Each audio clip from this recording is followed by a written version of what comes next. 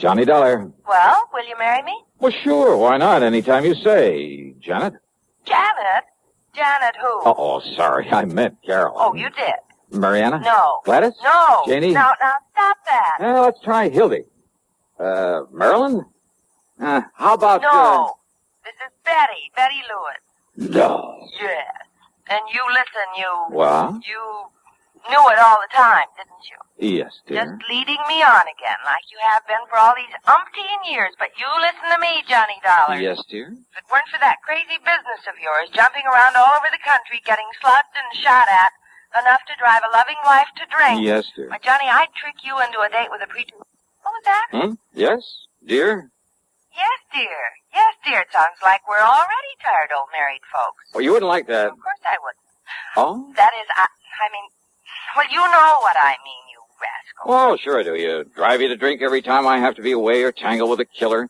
And if you'd just stop being so darned insistent about my popping the question, why, well, who knows? Maybe I'd, well... Yes?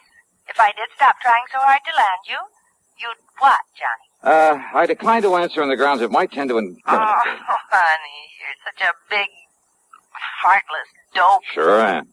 And I'm such a shameless hussy for admitting the way I feel. But if you ever do decide to become a normal human being, get into some safe, sane, honest business that only Johnny. Yes, sweet.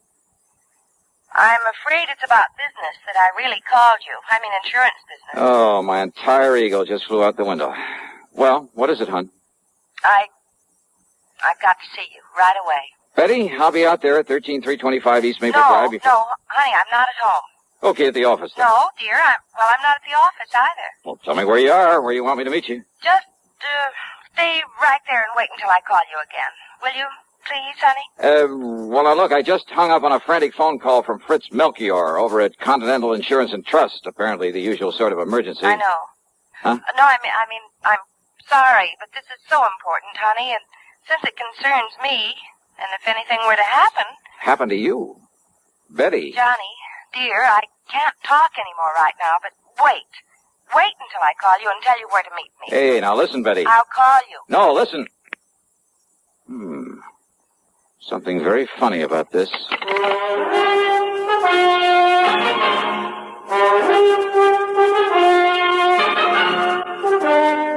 CBS Radio brings you Bob Bailey in the exciting adventures of the man with the action-packed expense account, America's fabulous freelance insurance investigator. Yours truly, Johnny Dollar.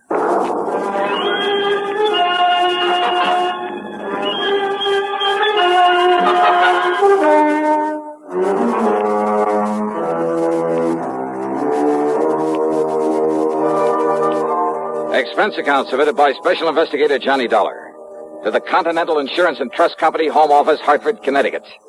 Following is an account of expenses incurred during my investigation of the Mystery Gal matter. There was something very strange about that call from Betty Lewis. Except for the end of it, I'd almost exactly the same conversation with her only a couple of days before, almost word for word. Oh, sure, the marriage talk has been going on for a long time. And why kid about it? If it weren't for this crazy, sometimes risky job of mine, I'd ask that girl to marry me in a second. And maybe someday... But she knows all that. She knows why it just doesn't make sense right now for either of us to think about it. We've agreed to that. So why bring it up again at a time when she actually had some important matter involving insurance on her mind? Important enough to stall me on whatever it was that Melchior at Continental Insurance and Trust wanted me for. I waited for her to call me back. Yeah, I waited over an hour, and then finally, though she told me she wasn't home or at the office, I called her house. No answer. I called her office, then to see if they knew where she might be. Much to my surprise, the switchboard operator told me she was right there, had been there all day. Betty Lewis? Yeah, hi, hon. Listen, I thought you were going to call me back. Johnny, hi, dear. Well? Fancy hearing from you at this? What was that about calling you back? And I thought you weren't in the office. Now, whatever made you think a thing like that, Johnny? Are you kidding? Are you? You said you weren't when I talked to you about an hour ago. Oh, gee. I might have known this would happen sooner or later. So many girls on the string, you can't even keep track Betty. of. You talk to one, probably even propose to her, and then you lose track of which one it was. Are you trying to tell me you didn't call me on the phone an hour and a half ago? You trying to tell about me... some insurance matter, some emergency? Johnny, you're kidding. You had to see me right away, that you'd call me back about where to meet you? You're serious, aren't you, hon? I'm dead serious. So let's cut out all this nonsense and... But I didn't call you. You're sure of that? Well, sure I am. The last time I talked to you was day before... What's this all about, dear? Honey, I'm sorry, I gotta hang up. Johnny, is something wrong? Yeah, I'm afraid so. I'll call you later. What, dear? What is it? I wish to heaven I knew.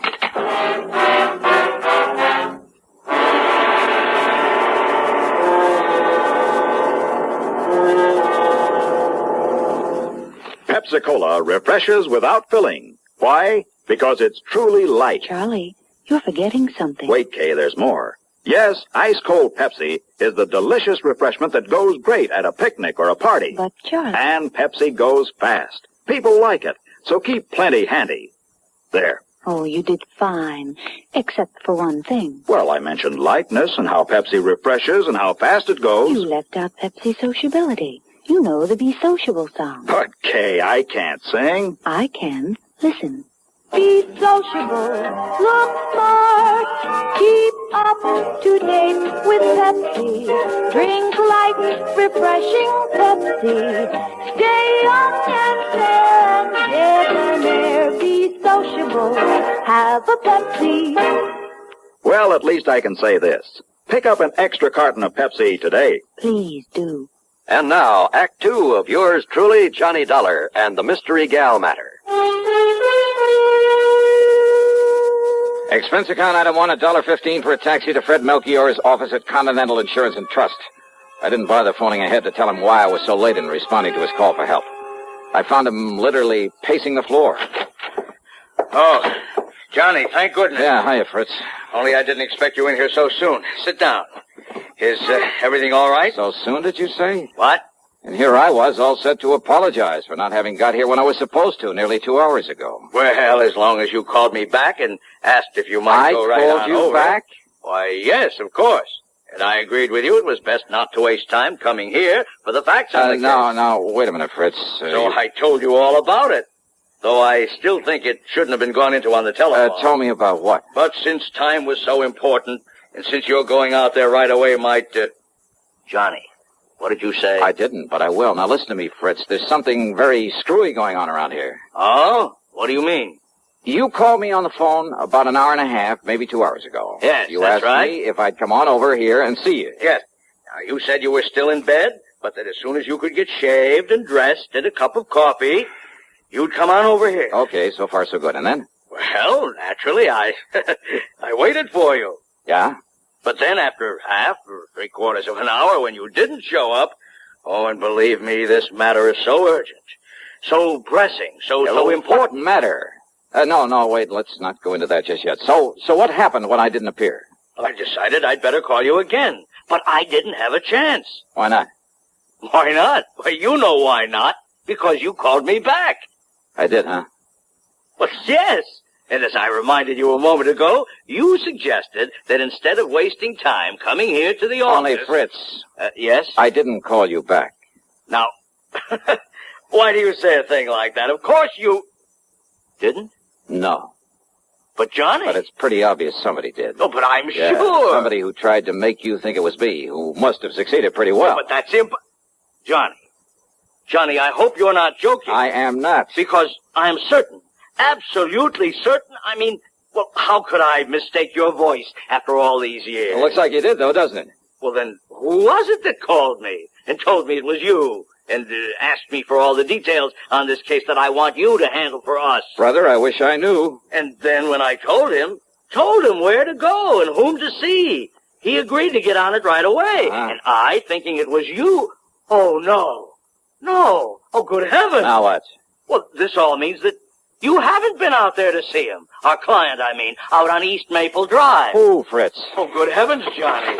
Oh, if we're too late. Well, come on, we've got to get out there and see him. Yes, right away. Yeah, sure, anything you say. But first, would you mind telling me who this client is and what's bothering him? No time, Johnny, no time. No, you just come along, and I'll tell you all about it on the way.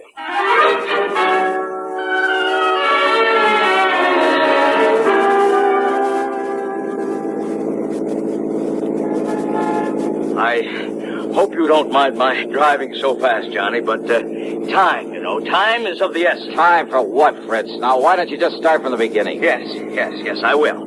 Now, when I called and I talked to you the first time... The only time, Fritz. Oh, all right, yes. It must have been somebody else who knew I'd called you before, who found out from me that... Well, now listen. I'm listening. Now, anyhow, when I talked to you, I told you I'd had a call from one of our clients. Yeah, only you didn't say who. Now, the call was from Mr. John Marshall Sawyer out there on East Maple Drive. Sawyer, the attorney? Yes, retired. Lives right across the street from a very good friend of mine. I don't know about that. I don't care. The point is that Mr. Sawyer, before he retired and came up here to live... Yeah, sure, the DA's office down in New York. That's right. Probably sent more hoodlums up the river than anybody else in the big town's history. Exactly. Including Andy Rinaldi. Andy the actor. That's right. Confidence man and suspected killer. Yeah, I had a hand in that case myself. I know. Andy the actor was a character right out of the old pulp magazine. Yes. And he was so clever at disguise, it's no wonder the police took so long to catch up with him. Yes. Now, hey, you know, Johnny, one time he did such a perfect imitation of some big financier, looks, voice, everything, that one of the big banks handed him nearly $250,000 in cash and... Wait a minute. You thought that I had called you back? Yes, Johnny, yes. And Andy Rinaldi got out of prison only a few days ago. So that's who it was. So Mr. Sawyer thinks he may come here and try to get even with him. Andy disappeared, contrary to all the parole regulations and so on. But being such an actor, such a master of disguise, well, I suppose he figures he can make it just as difficult for the authorities to track him down as he did some years ago. And he's probably right. Oh, a con like that ought to be kept in the clink forever. Oh, of course, he's been reported here and there. Half a dozen innocent people have been picked up all over. Why, as far west as Los Angeles. Ah, he's too smart to travel far. The longer the trail, usually, the easier it is to pick up. The point is, Mr. Sawyer was awakened last night by somebody prowling around outside his home, apparently just casing it. Well, it could have been a common burglar. He thinks it must have been Andy the actor. Did he notify the police? No, he wants you on the job. You know Andy, and you're on to some of his tricks. Well, maybe some of them. What's more, Andy may have reason to feel the same way about you as he does about Mr. Sawyer. That phone call to you pretending to be me. Somehow he must have found out you'd call me. But how, Johnny? But that girl who called me. Girl? Who? A perfect imitation of Betty Lewis. I'm afraid I don't understand. Hey, Fritz, you better step on it. You say a girl called Yeah, you? to stall me off. It had to be. To maybe keep me away just long enough for him to get out here. Come on, faster, Fritz. Anything you say, but listen, Johnny. The point is that if Andy comes around again The point tonight... is that he may have decided not to wait until tonight. What? Come on, let me take the wheel, Fritz. We gotta make time. We made time, all right. But all along the way, I kept reminding myself that if those phony calls had been meant to delay me, they couldn't have hoped to keep me away for long. In other words, Andy the actor was ready to take care of Mr. Sawyer right now. I hoped and prayed we wouldn't be too late. Sawyer was an old man, hardly a match for a killer. All right, now, here we are. And now look, Johnny, the front door of his house is wide open. Now, that isn't right. Come on, Fritz, don't waste time talking about it. Oh, no, we're too late. Fritz, flat against the wall. Stay flat against the wall. No. Look. What? Body. Fallen there in the doorway. Yeah.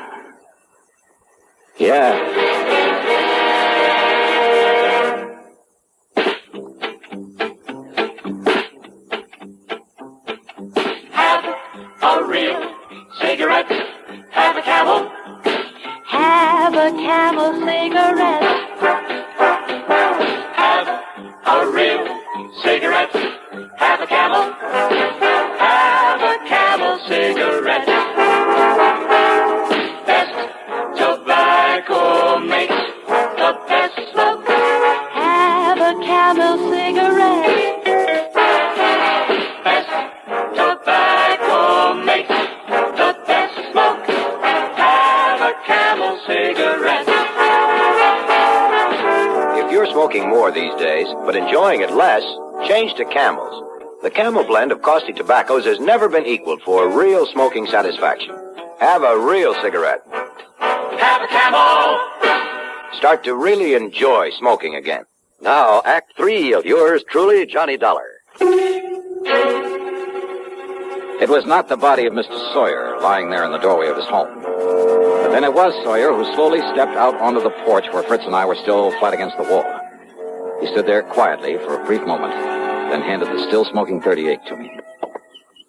Here, Johnny. Yeah. Thanks, Mr. Sawyer. Only one shot? The first one you heard was from his gun. I'm sorry about this, about killing a man, but I'm afraid he gave me no choice. It's Andy the actor, all right, Johnny. Yeah. Look, here, these false sideburns, the mustache. Is he still alive, Fritz? Yes, he's still alive. Thank you. Then you better call an ambulance and the police. Yes, sure. Well, Mr. Sawyer? Hey, and you know something? You may have saved my life, too.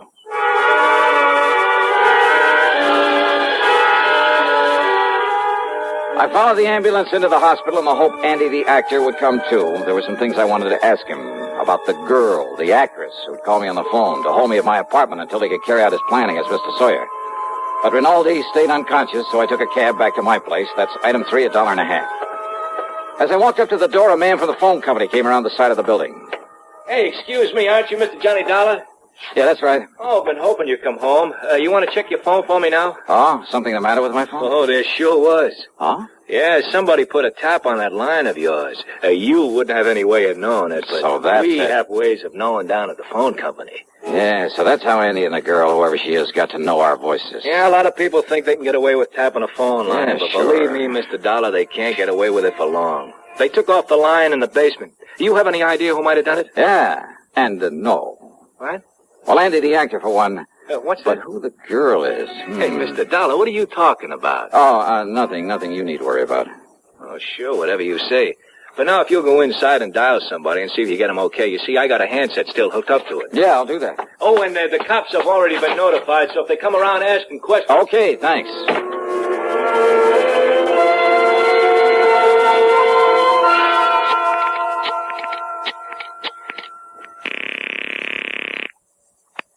Hello? Okay, fella, you can get off this line. It's all right now. Yeah, sure. What?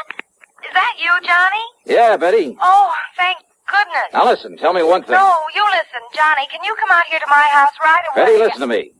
Night before last, we went to the movies. I know, but Johnny... We got there in the middle of the picture. I know. What part of the picture? What? If it was you with me, you know what part of the picture. Well, it was right when Jimmy Stewart walked up to the front of the courtroom to the judge. Okay, you're you, all right. Oh, Johnny, I haven't the least idea what this is all about, but can you come out here and see me right away? I've got a surprise for you, and honest, honey, it's a really important one. Betty. I mean, she's a really important one. She? Yes, dear. Well, you don't mean to say that you... I'm on my way.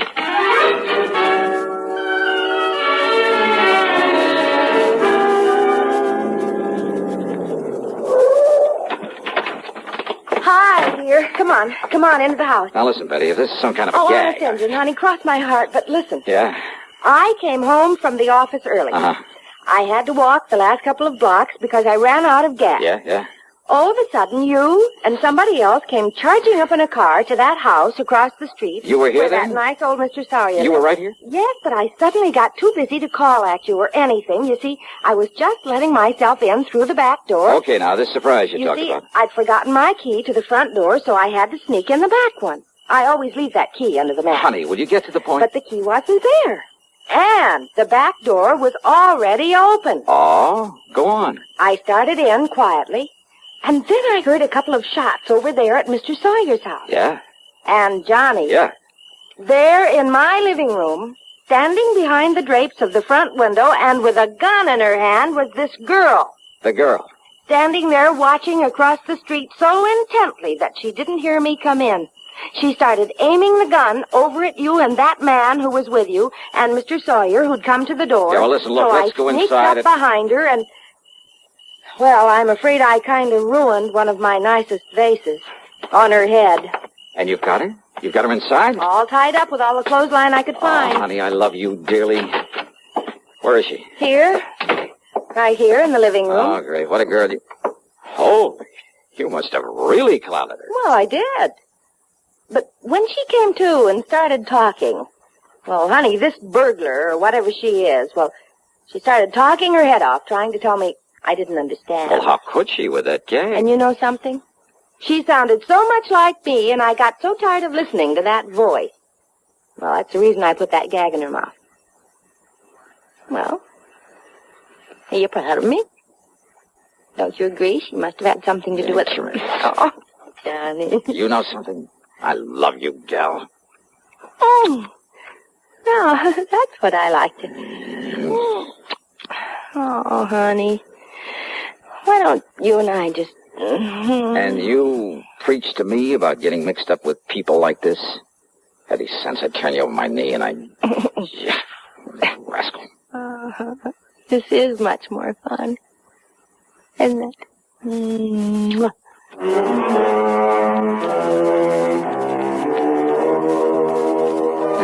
What a gal. And maybe someday... Yeah. Expense account total including... That's funny. Something or someone seems to have somehow diverted my attention for the moment from anything as trivial as an expense account. Trivial? Yours truly, Johnny Dollar.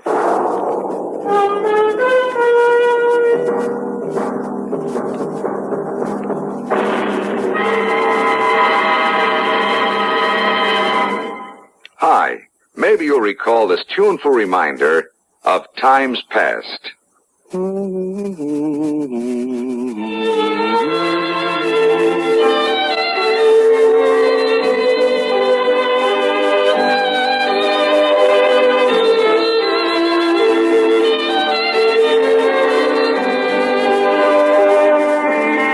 This is Dennis James with something else worth remembering. It's this. You're so right to stay regular with Kellogg's All Brand. See, it's the normal, natural way to youthful regularity. The whole brand content of Kellogg's All Brand supplies your system with all the bulk-forming food that you need every day. There's only one All Brand. It's Kellogg's All Brand. So relieve irregularity from lack of bulk, as millions do, with a bowl full of Kellogg's All Brand each morning. ALL-BRAN. It's Kellogg's All Brand. Now here's our star to tell you about next week's program. Next week, I'll tell you about the biggest deception that was ever pulled. By me. So join us, won't you? Yours truly, Johnny Dollar.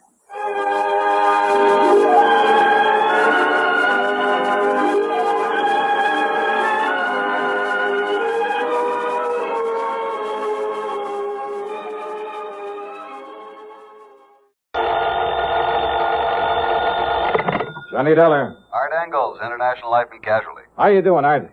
Hey, listen, Johnny, are you free to take something on for us? Arthur, my boy, as long as a nice, big, wealthy company like yours just can't wait to pay my expense account. Now, Johnny... Plus a sizable fee for my superlative services. Okay, what's it all about? Murder, fraud, arson? No. Okay, then what? I don't know. Oh, you want me, but you don't know what for. That's right, yeah. Well, that's a switch. Actually, Johnny, it's one of our very important clients wants you. Art, that's not a switch. He has demanded that you and only you be sent over to see him. But he hasn't told you why. That's right. Uh-oh. Now, what do you mean by that? Well, I mean, the last time I took on one of those I don't know why matters, I got slugged, shot at, and thrown off a bridge. Well, Johnny... But okay, Art. I'll run on over and see you.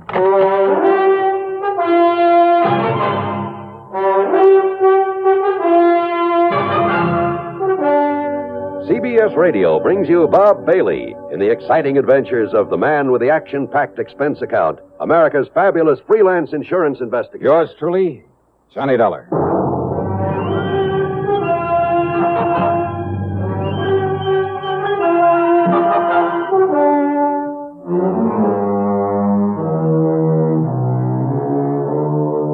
Expense account submitted by Special Investigator Johnny Dollar to the International Life and Casualty Insurance Company, Hartford, Connecticut office.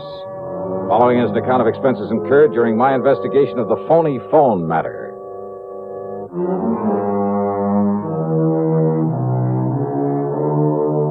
I don't really go for these vague assignments, but International has always paid off pretty well. So expense account item 1, $1.25 for a taxi over to the office of Art Engels. He was waiting outside the building for me in his car. We took off and headed back across town again. Where to, Art? Mr. Wendell's office is in the Clay building. Wendell? J. Ransom Wendell, the important client I told you about, who wants to see you right away. But who hasn't told you why he wants to see me? He hasn't told me. How important, Art? Well, he owns and runs the Crown Lithograph operation. Never heard of it. When he inherited that plant, it must have been, 40 years ago. It was just a small outfit, not worth more than $400,000 or $500,000. Oh, you call that small? And now it's worth millions. Then Wendell is loaded. He certainly is, Johnny. And that means he carries a lot of insurance. One of our biggest accounts. Life insurance on himself. How much? $500,000. Wow. Insurance on his wife for the same figure. Policies on his home, his cars, plant, personnel. Well, I make no bones about it. Even if his calling for you is only to satisfy some sort of a whim, we can't afford to turn him down. Some sort of a whim? Yeah. You mean it could be? Yeah. Johnny, he's so used to having his own way. You know, because of all his money. Oh, wait now. Hold everything. Yeah. J.R. Wendell. Alimony Wendell? That is our boy. Married 5, 6, 7 times? Had one. And always to some delectable dish he picked out of the chorus line of a nightclub on some Broadway show? That's the one, Johnny. Marries them, finds out all they want is his money, pays them off, then goes ahead and does the same thing all over again. Oh, brother. But according to the newspaper stories a couple of years ago, he swore he was through with those gold diggers, that he'd never again pay off another one of them. Mm-hmm. So what happened? What happens? 9, 10 months ago, he puts a ring on that dancer, Levon Laverne. Yikes. Whereupon she promptly puts a ring in his nose and starts making the usual dent in his bank account. Oh, now, you don't think his wanting to see me has anything to do with his trouble with this Levon Laverne? Oh, now, Art, I want to... We'll soon find out, Johnny, because this is his office building.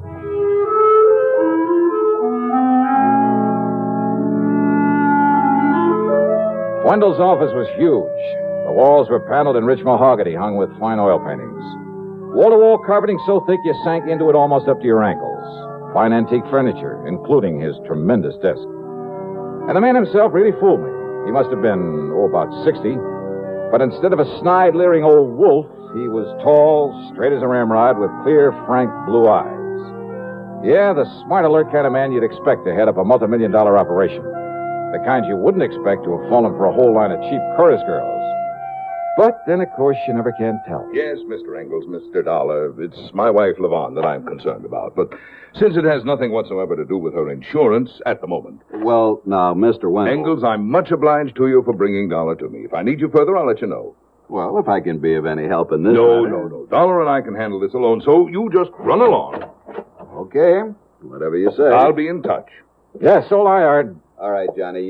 You let me know just... Goodbye. All right, Dollar.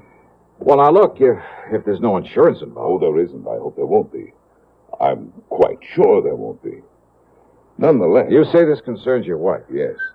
Yes, it does. Well, far be it from me, Mr. Wendell, but I had a notion you were through with marrying all these pretty young girls. I made some bad mistakes, Dollar. 7 of them, to be exact. Cost me a lot of money, a lot of heartache. Took a lot out of me. Well, let's face it, I pretty much made an old fool of myself. Instead of paying off those girls, those leeches, to get free of them, I should have... I at least profited by the mistakes I made. What do you mean, sir? I mean Levon. Young, beautiful. Maybe she is no mental giant, but she's made me a good, a loving, a devoted wife. Well, I'm glad to hear that, Mr. Wendell. But now what's the problem? Fear. Fear? Yes, Levon's. But fear of what, sir? Fear, Mr. Dollar, of being murdered.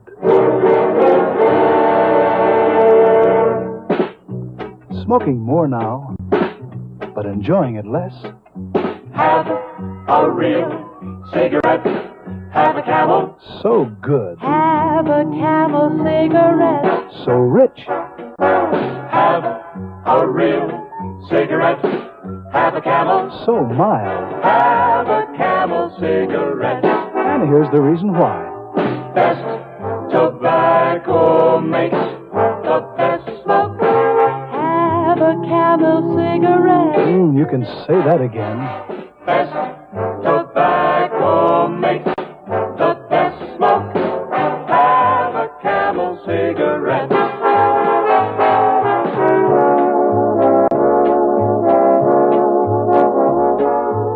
If you're smoking more these days, but enjoying it less, then change to Camels, the best-tasting cigarette of all. Have a Camel. Start to really enjoy smoking again. And now the second act of yours truly, Johnny Dollar.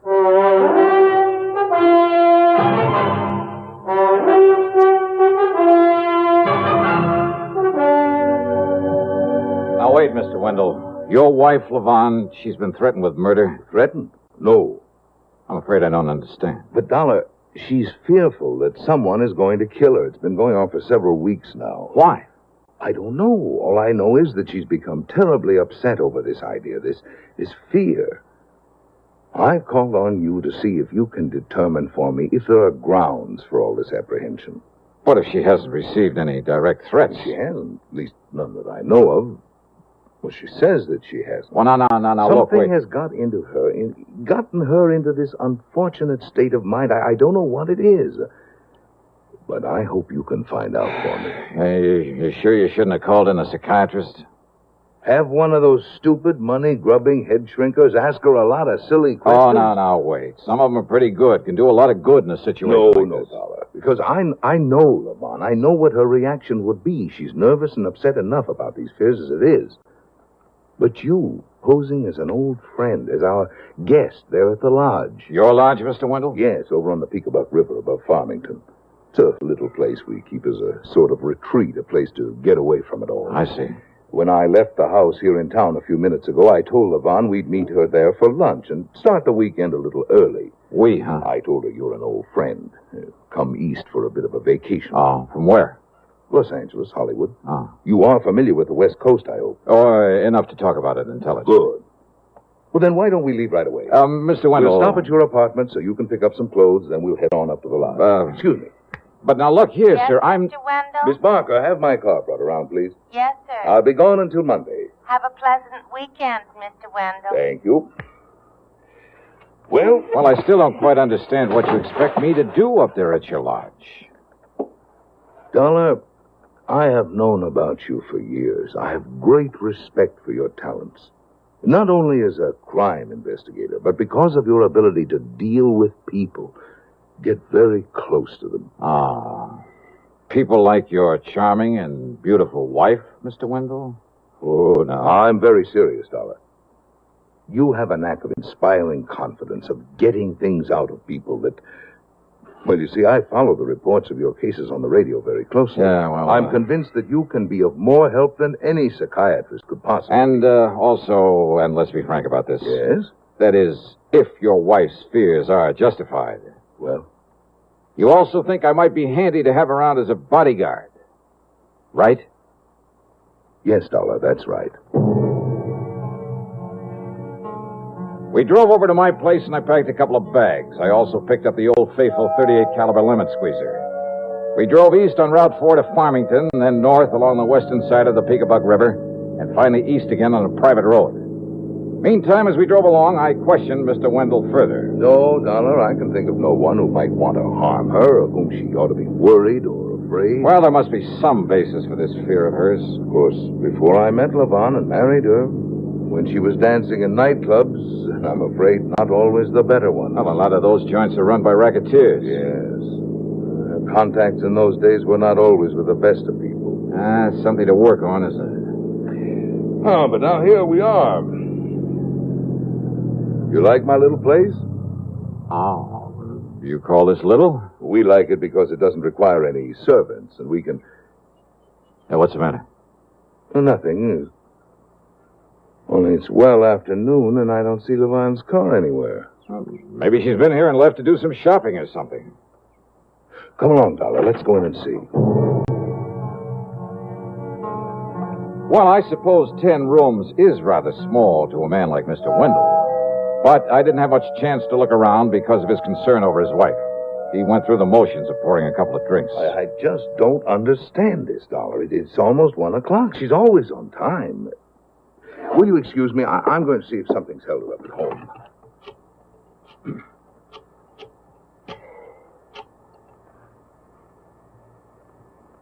Oh, Levon. I'm just silly, I suppose, but I'm here at the lodge with Mr. Dollar, and I was beginning to get worried about you. Why, you weren't here when we... Visitor? Anybody I know? Vonnie, you sound worried about something. What is it, dear? Vonnie? Vonnie? Hello? Hello? Hello? What's wrong, Mr. Vonnie, that sound I heard, what was it? Hello? Hello? Vonnie, what is it? What? All right, now, Mr. Wendell, what happened?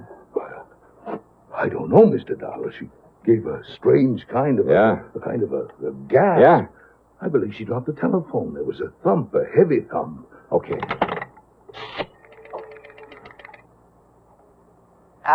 Operator, give me police headquarters in Hartford. Make it a homicide.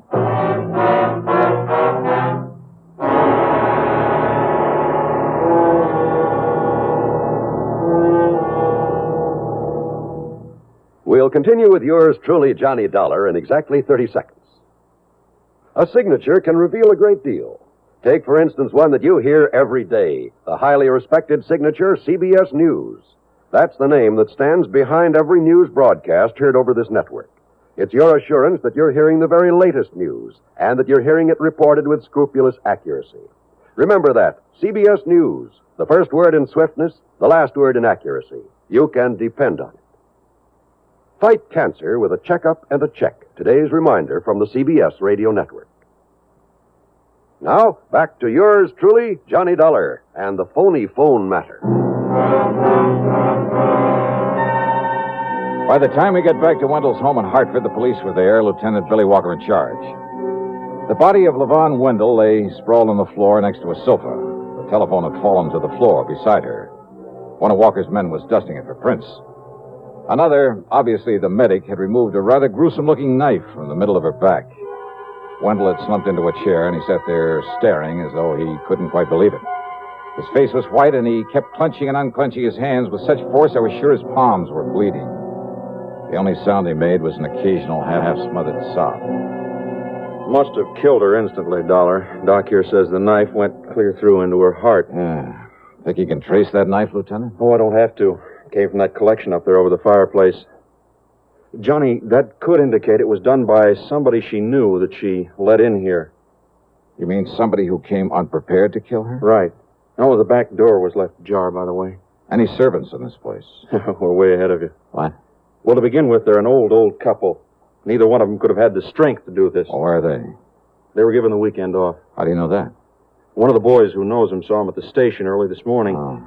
Said they were heading down to New York to see some relatives. Yes, we let them go, Lieutenant, because we planned to be up in the country for the weekend. Okay, Mr. Wendell. Only we hadn't. If only there'd been someone here when whoever did this. Easy now, sir. A visitor, she said. She told me over the phone it Yeah. was a visitor. Yeah, if only she'd I been heard able you to say tell that. me who it was before. Dollar, you gotta find him. You gotta find this killer. Don't worry, Mr. Wendell. We'll do everything we Spare no possibly... expense. I'll do anything. I'll give you anything you want, but you must find him. Yeah, your attorney, Mr. Wendell. Dollar, I don't care what it costs or what you have to do. My attorney? You'll have to be notified of this immediately. Who is he?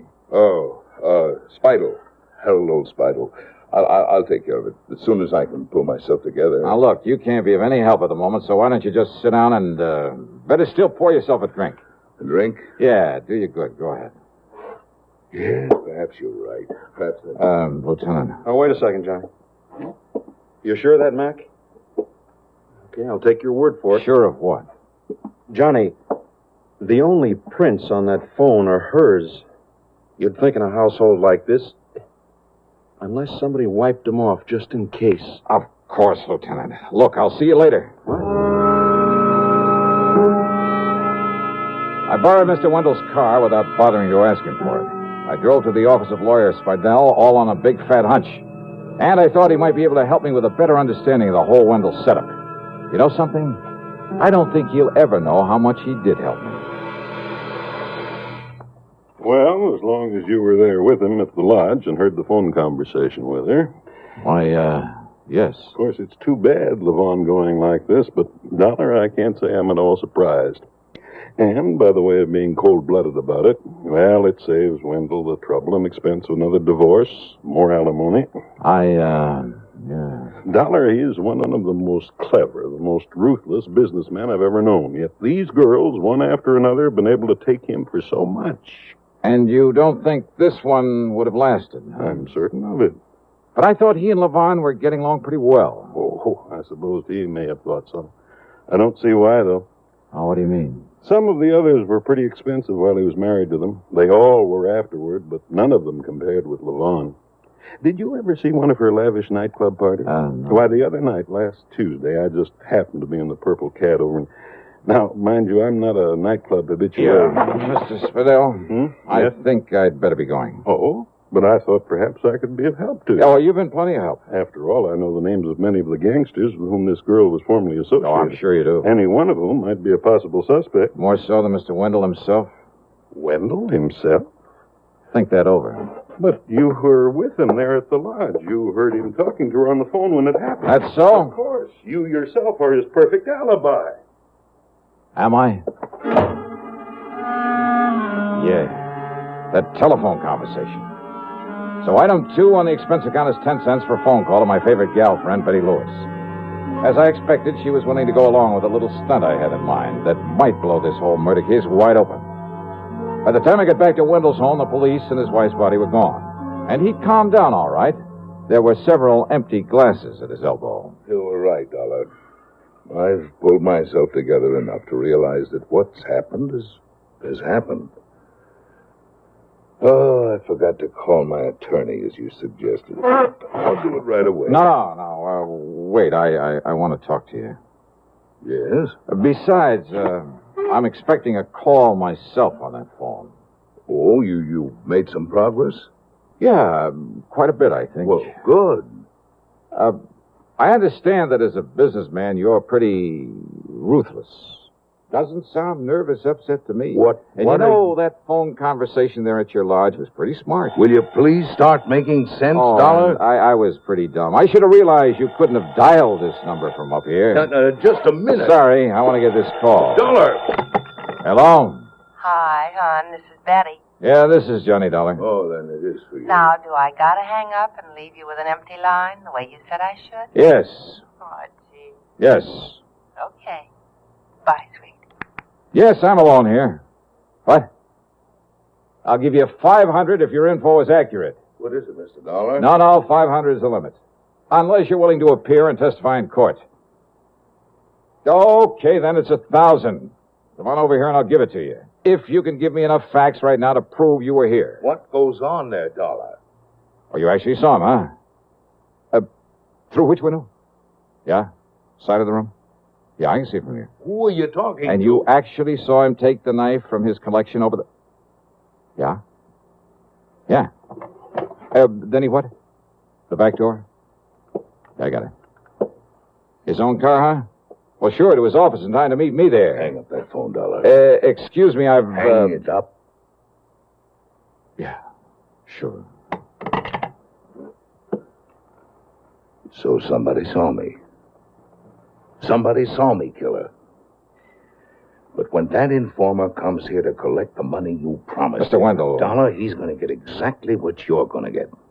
A bullet in the head. You see this gun? Well, now, Mr. Wendell, my name isn't Matt Dillon. What? But if you think you can outdraw me...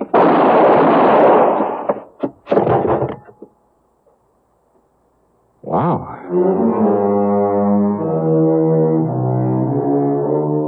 Well, I hope Wendell never finds out that my phone conversation with a mythical informer was just as phony as his. His talk with his wife after he'd killed her. Had left her there at the telephone at his home. Had set me up for an alibi at the lodge. But then what's the difference where he's going? Expense account total? $1.35. Oh, let's talk about the fee on this one. Yours truly, Johnny Dollar.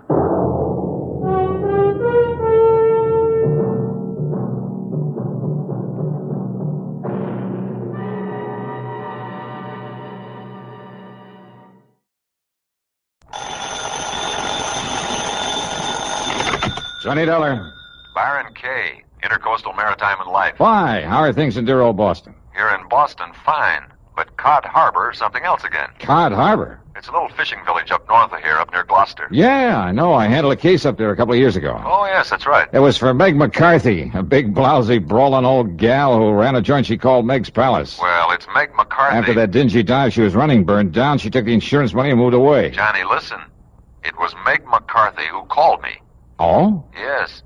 Insisted that I have you go up there and see her right away. Well, she's back in Cod Harbor? And running another restaurant and rooming house. We wrote the insurance on it. What's happened up there? All she'd tell me was that if you didn't show up in a big fat hurry, she'd cancel out on us. So what do you think? I'll tell you this. Meg is used to handling things pretty much by herself. I mean, she wouldn't have called for help unless there's something pretty serious going on. The last time, it turned out to be a murder. I know. So if you're willing to pay my expenses... Go do it, Johnny. Right.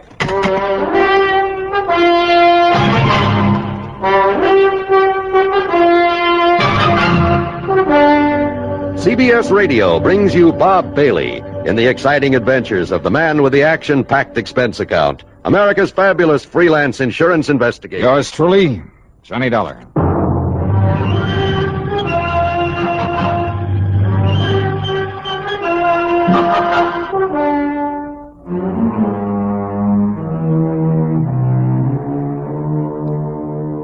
Expense account submitted by Special Investigator Johnny Dollar to the Intercoastal Maritime and Life Insurance Company, Boston office.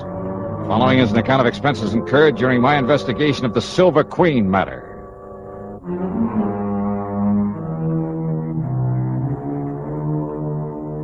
Cod Harbor is on the coast up near the famous old town of Gloucester, Mass. Transportation facilities are practically nil, so I decided to go up there in my own car. Item 1 on the old expense account then is $4.95 for gas, and having got an early start, I arrived there shortly after noon. Yeah, it's quite a colorful spot, Cod Harbor, if you could somehow manage to lose your sense of smell. Or maybe if you were an artist bent on painting a picturesque waterfront. The residential section on a low hill a couple of 100 yards back from the beach consisted of a scattering of weather-beaten shacks. On the long wharf at the water's edge was an ice plant, a packing house, and a ship's chandler. At the end of the wharf, the disreputable-looking cafe and boarding house known as Meg's Palace. Alongside the piers that stuck out into the harbor were the really important part of the village, the fishing boats. There were schooners dating back to the last century and still carrying sail. There were power boats in all shapes and sizes, from 18-foot outboards to 80-foot diesel jobs. All of them used for only one thing, fishing the banks far out in the Atlantic with seines and trawls and trot lines. I walked on over to Meg's Palace, wondering how much the old gal had changed since I saw her last. You know something? Meg McCarthy hadn't changed one bit. And you just listen here now to me, you lop-eared bladders. Hey, put down that blasted skin and leave me explain. Explain, huh?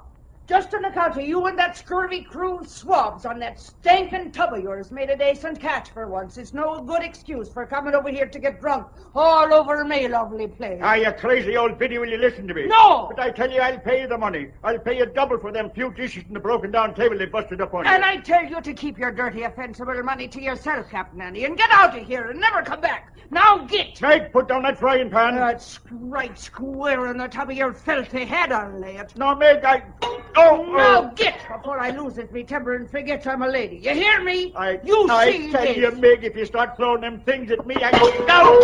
Back on here, and you stay out of here, or to help me, I'll kill how you from stem to stem. All right. I'm leaving me there as fast as I can. Leave me out of this here now, madhouse. Ha!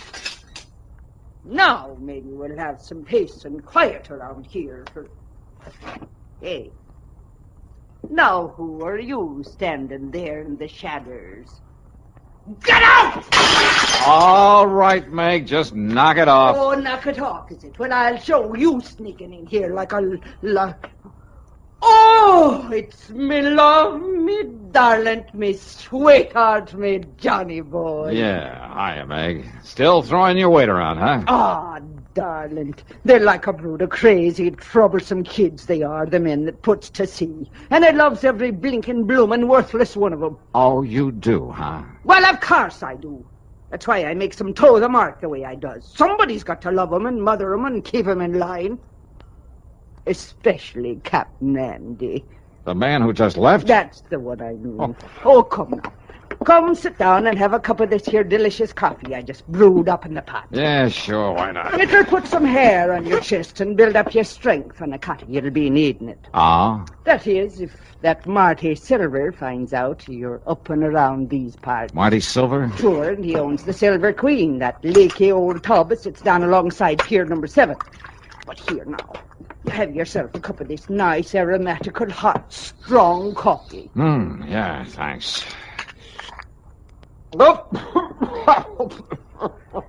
Holy, what are you trying to do, murder me? Hey? Good grief. Well, now, just a minute, me fine young, fair-feathered friend. Is it a snide and despairing remarks you be making about me lovely coffee, You is call it rat poison coffee? I'm most certain. No, just you look here, you hairy-brained young incompetent. No wonder there's trouble up here in Cod Harbor. Oh, is that so? Well, if you think I'm going to let you sit here and make degrading remarks about me cooking... Okay, Meg, okay, stop waving that coffee pot and settle down. Just you listen, you swab-headed young whisker Forget it, snapper. will you? Pipe down. Quiet, will you? Now, sit down.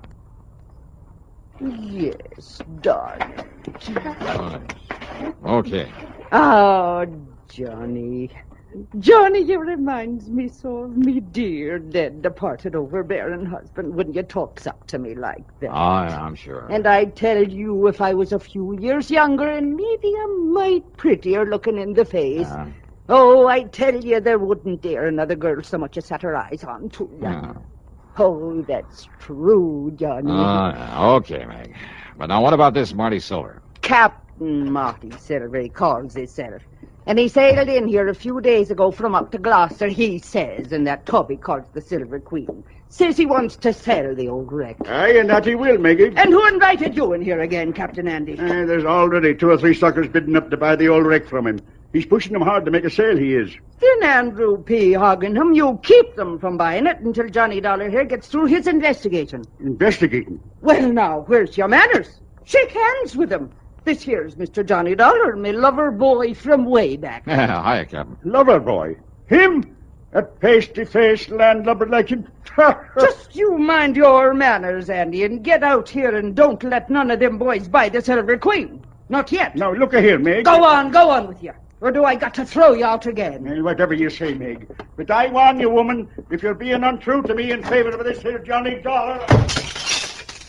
Ain't he handsome, Johnny boy? And we don't make it generally known, but Captain Andy is me very own fiancé. No. Yes, sir. And all this time I thought you only had eyes for me. Oh, well, now, Johnny... Okay. Now just tell me about this Captain Marty Silver. Well, now listen, darling. If Marty Silver finds out that I sent for you... If he finds out you're here to investigate him... Investigating for what? Come on, Meg, you're beating around the bush. Oh, it's because I hate the word. Because I'm afeard of it. What word? Murder. Oh, well, I can't say that I... What? Yes, Johnny. Murder. And now, Act 2 of yours truly, Johnny Dollar.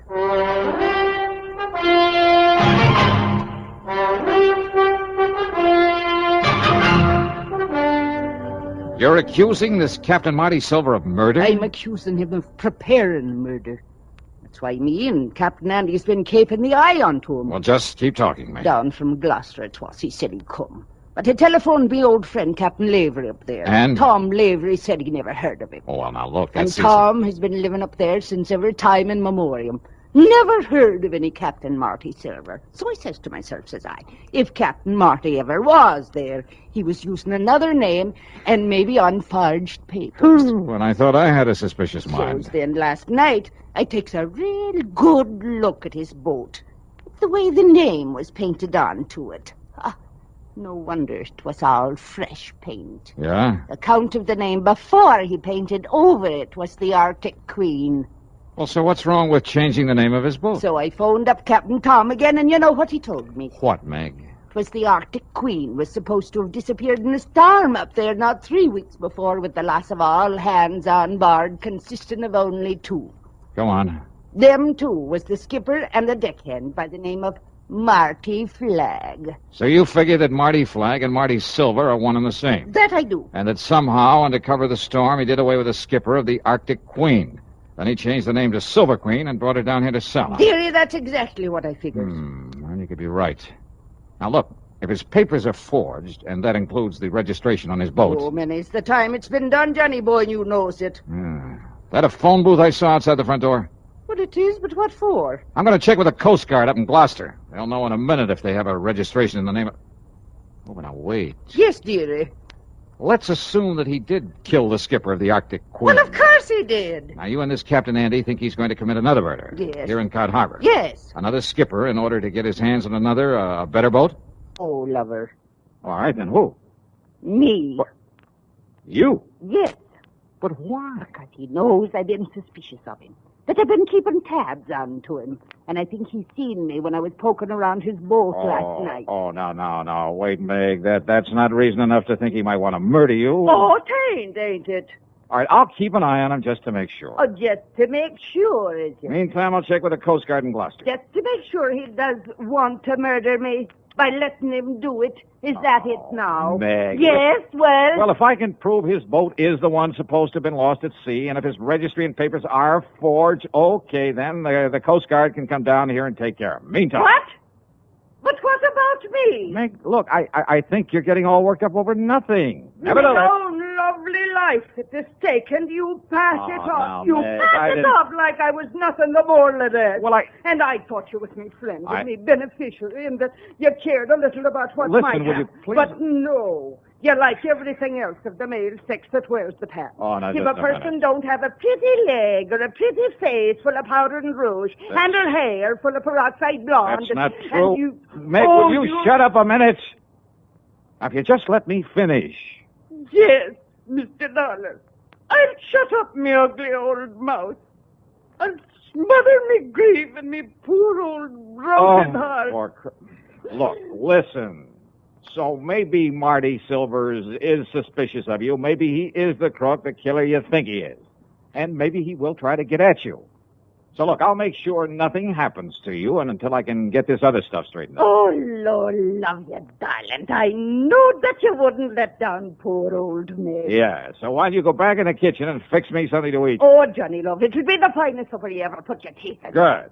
Only after I've called the Coast Guard, I'll come back here, and I'll make the coffee to go with it. See you later. No, just a minute. Yeah, now what? If you're trying to make some more cracks about me coffee, Johnny Dollar... Meg, put down that platter. I'll put it down, all right, you bug-eyed young. Get out of here. Get! Meg, you are a lousy shot. Oh, I am. Am I? Yep. Oh, God love that boy.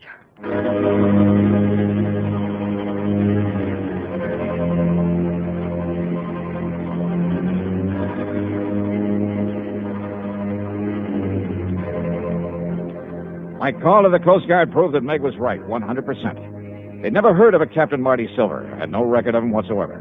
As for the boat, well, it was pretty obvious now that he must have killed the skipper of it in order to steal it, bring it down here to sell.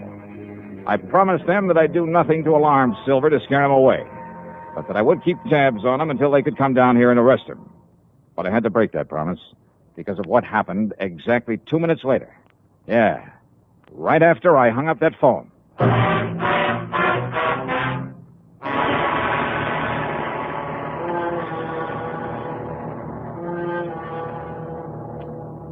And now, Act 3 of yours truly, Johnny Dollar.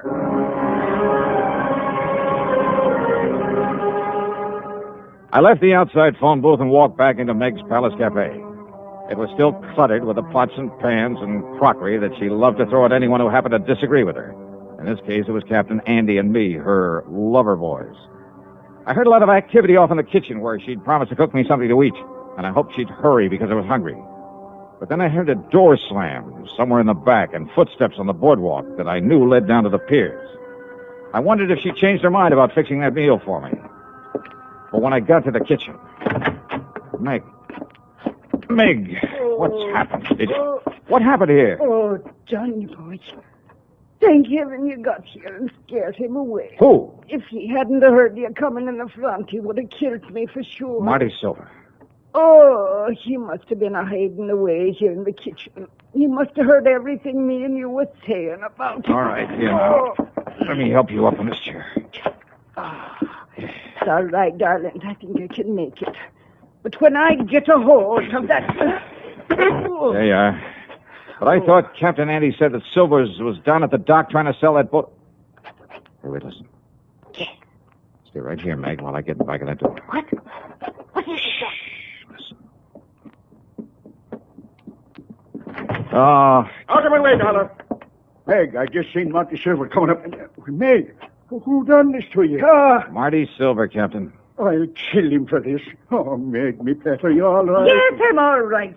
But where was you when Marty Silver come in here and attacked me? Like you told me to. I went back to the dock to keep an eye on him. He was right here in the kitchen. And when I went out to phone the Coast Guard... Oh, Maggie, darling, did he hurt you bad? I told you I'm all right. But if Johnny hadn't come back in here... Oh, I'll kill that dirty Hey, rotten... Captain, you said you saw him leaving here. That I did. Where'd he go? Down to the dock, to the Silver Queen. But he may have ideas for taking off, getting away from here. Well, of course, you barnacle-brained pair of... Look! Ah, what? Look there, out of the window. Yeah, you're right. Of course I'm right. That's the Silver Queen headed out to sea. Come on, Captain Andy, we're going after him. But he's got a start on us, a head start. And with the darkness and night coming on... Well, standing here talking about it won't get us anywhere. Come on.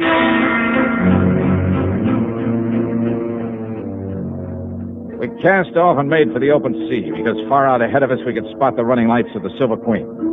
Andy put her on full power, and slowly the lights of Cod Harbor disappeared astern of us. I stood alone up at the bow, staring into the blackness of the night. You keep your eye on those running lights, Johnny. We lose them, we lose the Silver Queen. I think we're gaining on them, all right. Not very fast. Don't worry, boy. There's nothing out of Cod Harbor can outrun this boat of mine. Anything you can do to give us some more power? No. Oh, yeah. There, maybe it is. Come on back here, Johnny. Take the wheel. All right, you are. You see him? You see his lights from here, all right? Yeah, I see him. And then you take the wheel. All right, I got it. What are you going to do? I'm going to lift this engine cover and... There. Now I'll get to this carburetor and see if I can keep her wide open, Johnny. That she is. Oh, let's slow this down. Just keep an eye on the Silver Queen. Good, that's it. That's the best I can do with it. I'll take the wheel now. You'll get back up forward. Aye, sir.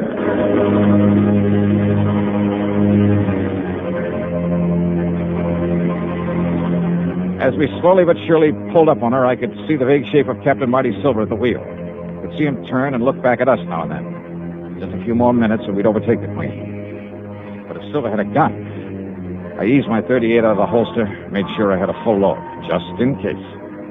And then it suddenly occurred to me that if he could see us and our lights were far brighter than those of the Queen. I went on back to Captain Andy at the wheel. You don't be long now, Johnny boy. Hey, where's the switch to the cabin lights? Yes? If Silver is armed, then when we get up close to him, he'll be able to pick us off like ducks in a shooting gallery. You're right. The switch is right there inside this... No, look! Huh? Silver has turned them off. Turned off all these lights. We lose him. We'll never catch him now. Won't we? Hey, doesn't the spotlight work? Sure it does. Turn it on. I'll put out the other light. Good. Hey, where's the switch for this spotlight? Here. Running lights. Now the cabin lights. The switch, Captain. Now we're just as black as she The is. switch for the... Oh, here it is. Now swing that lighter on, Johnny, so you cover the whole horizon with it. Right. When you get it on him, I'll... What's that? He's coming about. He's going to run us down. I see it. Shove the wheel hard to port. Give it a gas. I am. But he's got us in a turn. We're losing way.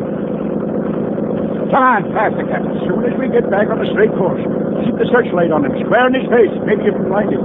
Maybe, if I'm lucky. On my other hand. Oh, we'll never make it, boy. We'll never make it. Now, hold it steady. But he'll ram us right across the Hold it steady. But, Johnny, don't you see?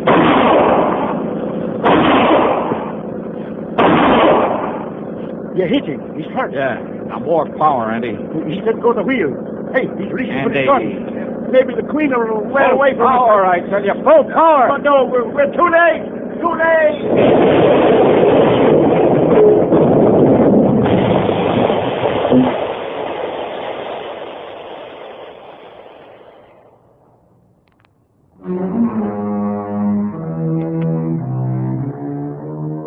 Well, I suppose I ought to make some crack about it being a long swim back to Cod Harbor. But I won't because it wasn't. The Silver Queen sank like a rock, and with the help of the spotlight, we finally managed to find and pick up the body of Marty Silver. Then, with both Andy and me bailing like mad, we slowly limped on back to port. And that's about it. Expense account total, including room and board at Meg's Palace and another tank full of gas, $58.35. Yours truly, Johnny Dollar.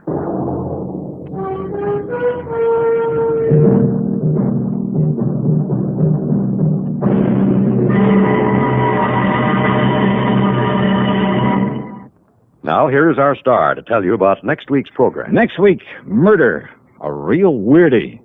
Because there was no one there to commit it. Join us, won't you? Yours truly, Johnny Dollar.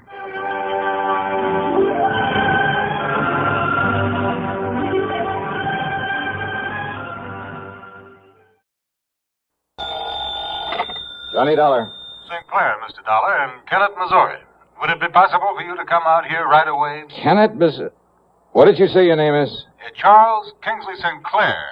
Oh, yeah, with Providential Assurance Company. Yes, that's right. Yeah, now wait a minute. I thought you were leaving the company. If you're such a gentleman, you just couldn't stand doing business with the poor, wretched clients you inherited. Mr. Dollar, I am a changed man. Well, good for you. It is true that some of the people that I've been sent down here to deal with, well, I consider them nothing more than poor white trash, ignorant, illiterate. Well, I'll say this for them. They sure know how to make some pretty powerful moonshine. Very true. Yeah, if one of those characters hadn't poured some of that white mule down my gullet, I doubt if I'd have been crazy enough to go out after that killer. But thanks to you, Dade Wupperman was indicted, tried, found guilty, and has been incarcerated. Yeah, that was the one, Dade Wupperman. Unfortunately, Mr. Dollar, Dade has a brother. His name is Daniel. I beg your pardon. Daniel. He's been making trouble, very serious trouble. Oh? Like what? Murders. I see. So if you take a plane to Memphis, I shall be more than glad to meet you there. Oh, now look, mister, I was lucky once. Got out of that swamp country alive. But I'd be nuts to stick my neck out again. And since those people already know who I am, what my job is... Okay, St. Clair, I'll grab a plane.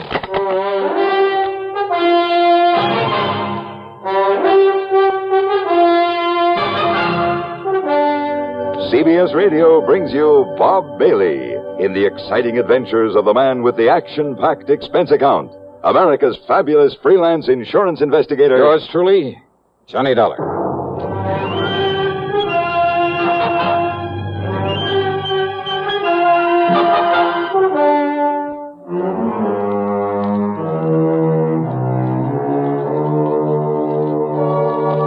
Expense account submitted by Special Investigator Johnny Dollar to the Providential Assurance Company office in Kennett, Missouri. Following is an account of expenses incurred during my investigation of the deadly swamp matter. Item 1 is 7645 plane fare Hartford to Memphis. Charles Kingsley St. Clair met me as promised. And apparently the man had changed considerably from the snooty, better-than-thou stuffed shirt I'd found him to be on my first trip. Yes, Mr. Dollar, in spite of my earlier feelings about the clients my predecessor had left me. Yeah, I know, Mr. St. Clair. But those moonshiners and such existing in that 20-mile swamp are hardly typical of the folks living around Kennett, where your office is. Oh, I realize that now, and I shall stay in Kennett, try to justify the company's confidence in placing me there. Very good. Nevertheless, when I came to this part of the country, the swamp people were the only ones with whom I had to deal. They were the only ones to whom he had sold insurance. And when I saw the horrible, dirty, squalid way in which they lived, in those broken-down shacks full of vermin... Kind of turned your stomach, huh? Quite frankly, it did exactly that. That's why I requested transfer to our New England offices. But now, of course, I plan to stay down here. Now, when you came here before, you taught me a great lesson in how to deal with them, how to understand them. Yeah? By having my car wrecked for me, by getting shot at and nearly drowned in that swamp. But you succeeded in enlisting the help, the cooperation of the good ones among them, earning their respect. Well, I had to do something to get out of there alive. The point is that you did. You have friends among them now, and you'll be willing to help you again. Yeah, well, that's something that...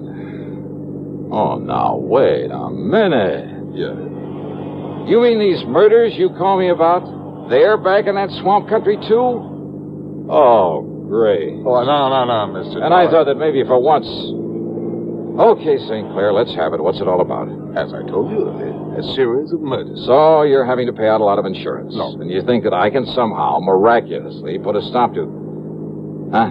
Did I hear you say no somewhere along the line? No, the victims of these murders have, they've been, relatives of some of my clients. Up in the swamp country? Up in the swamp country. Well? Clients whom you know, whom you met when you were here before. Go on. And thanks to you and what you did for them, they regard the company, and therefore me, and you, as a kind of, as a protective agency. A protection for them, with only their best interests at heart. That sort of thing is very good for the company. Yeah.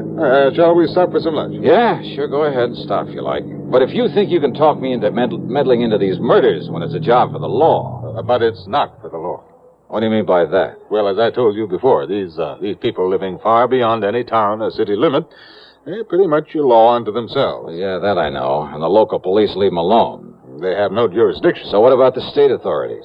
Well, that region of the big swamp pretty much straddles the state line. Oh? Neither state wants it. And I can't blame them. In any event, when a murder occurs, by the time jurisdiction is established... Miss Dollar... Well? Do you remember the beneficiary of the policy you came down here to pay off with the insurance money? A Eupha Crump. That's right. Yeah, real sweet, pretty young kid. Yes. St. Clair, I'll never forget the look in her eyes, the almost childish, unabashed gratitude when I gave her that money. Yes. Now she can have pretty clothes for a change, good food on the table. Oh, she can fix up that little house she and her kids live in, buy some lace curtains for the windows, and... Oh, what do you mean, no? Eupha was the latest victim of this killer. What? Come on, St. Clair. Tell me what you know so I can get to work on this thing.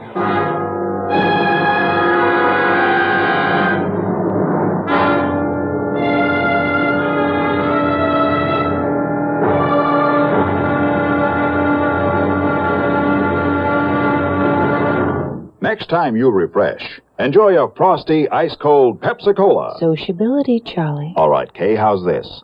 Pepsi is light, refreshes without filling. You like to refresh? Have a Pepsi right now. Well, offer it to everybody, Charlie. I will. Enjoy Pepsi at the fountain. It's delicious at home, too. Have one at lunch or with a snack. Charlie. At the beach or at dinner. Wherever you go, Pepsi is there. It's here, too, in our Be Sociable song. Be sociable, look smart, keep up to date with Pepsi. Drink light, refreshing Pepsi. Stay young and fair and debonair. Be sociable, have a Pepsi. For the weekend, have plenty of Pepsi around. Pick up an extra carton today. CK, I'm sociable. With Pepsi, everyone is. And now, Act Two of yours truly, Johnny Dollar.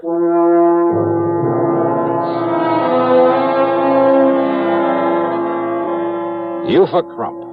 Yeah, what a name. But that cute, intelligent little girl, really out of place in the swamp country. Well, regardless of how you or I or the law might feel about it, her inheriting that moonshine still, when her husband was killed a while back, had meant something to provide for both her and her children. Then the insurance she received on top of it. And she planned to marry Cass Dingle, the character who'd befriended me, who'd helped me run down her husband's killer. Cass, who was going to leave this desolate country, get out in the world and make an honest living for her. Yeah, but it was Cass who'd sacrificed his life out there in the swamp in order to save mine. No, Mr. Dollar. What? Cass Dingle is still alive.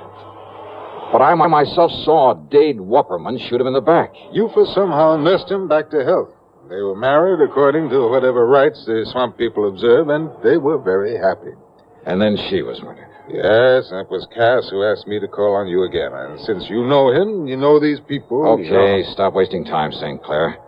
Get me on up to Kennett where I can rent a car and get on this thing. Now, if you'll drop me at my office, I'll be more than glad to let you have this one. But about some lunch. Lunch? Forget it. Let's get going. Item 2, $4.70 for a tank full of gas there in Kennett. And I headed west a few miles, then due north into the swamp country. Well, as I said before, the 20-mile swamp is one of the most dismal, uninviting places I've ever seen. The road, after a while, wasn't even a road, just a set of muddy wagon tracks. More than once, driving slowly and carefully along, I held my breath, hoping St. Clair's car wouldn't bog down in some mud hole. I passed a couple of shacks, falling apart and apparently vacant. But the distinctive smell of moonshine whiskey in the air told me otherwise, that a still was in full operation. If Cass Dingle had married Eufa, he'd gone to her place to live, so I headed that way. But a mile or so before I got there, edging the car around a thicket of wild blackberries, I had learned the last time I was here that when somebody starts shooting, the only thing to do is stop whatever you're in, whatever you're doing. So I did, fast. I ducked down under the wheel on the floorboards, and I pulled out my gun. And I waited.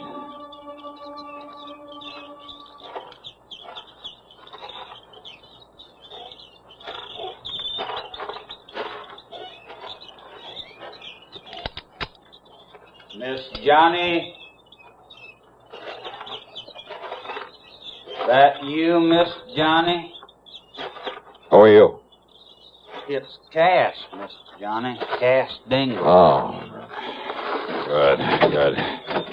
Only what was the idea of pulling off a couple of shots? Howdy, Miss Johnny. I'm glad you come, sir. Yeah, I knew maybe a shot would make you stop the car, Miss Johnny.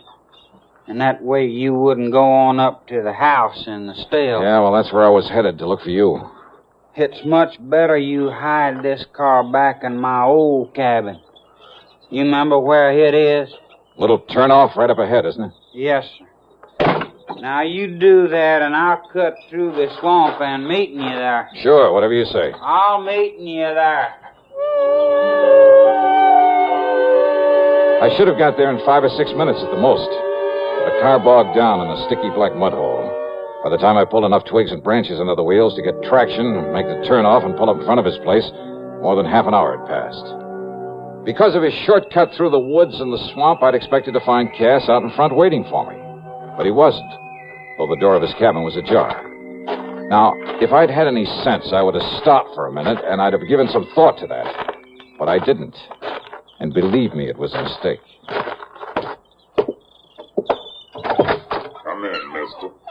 Come right In the dark, windowless cabin, I could see Cass Dingle on a bunk at the far end, tightly bound with ropes and rawhide, looking at me helplessly. I said, come in. And standing in front of me was the biggest, most ugly man I've ever seen. 250 pounds at the least, built like a gorilla. His face was covered with coarse black stubble. His long hair straggled down into the back of the collar of his dirty shirt. Aimed at my chest was an ancient rifle with a bore almost big enough for a shotgun. That's better, mister. Now, Peter, Luke, John. 3 specters came forward out of the shadows. Smaller men, also dirty, unshaven, looking no less menacing than the man in front of me. Each of them had a rifle. I could feel one of them against my backbone. Now listen, I took a course once from the FBI on the proper procedure for disarming a man who has a gun in your back. But they forgot to tell me what to do about 4 of them. So I raised my hands up over my head. That's right, Mr. Johnny. Now, you just keep them hands right up straight. You, Paul? Yes, Daniel? Daniel Wupperman. All right now, Paul. You taking Mr. Johnny's gun away from him. Yes, now will, Daniel. Yes, you taking it away from him, Paul. I gotten it, Daniel. Ooh-wee. It'n's a real pretty one. That's right, Paul. So you holding on to it real careful. So I won't damage it none. While and I kill him.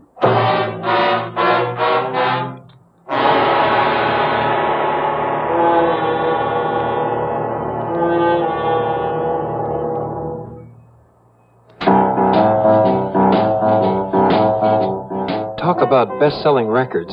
Here's a familiar tune about America's best-selling filter cigarette, Winston.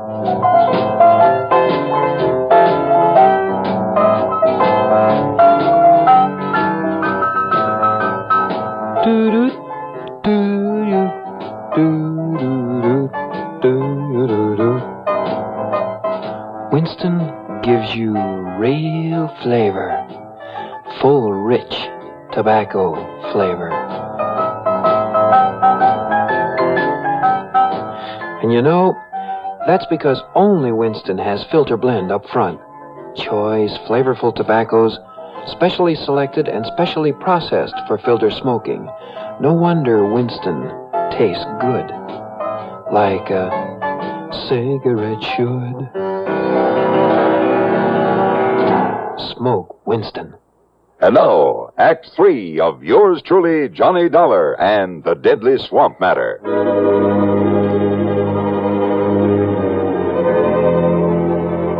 I've been in some pretty tough spots in this crazy job of mine, but nothing ever quite like this. 4 men, like 4 vicious animals who crawled up out of the muck of the 20-mile swamp. Armed with ancient rifles I was sure they knew how to use and use well.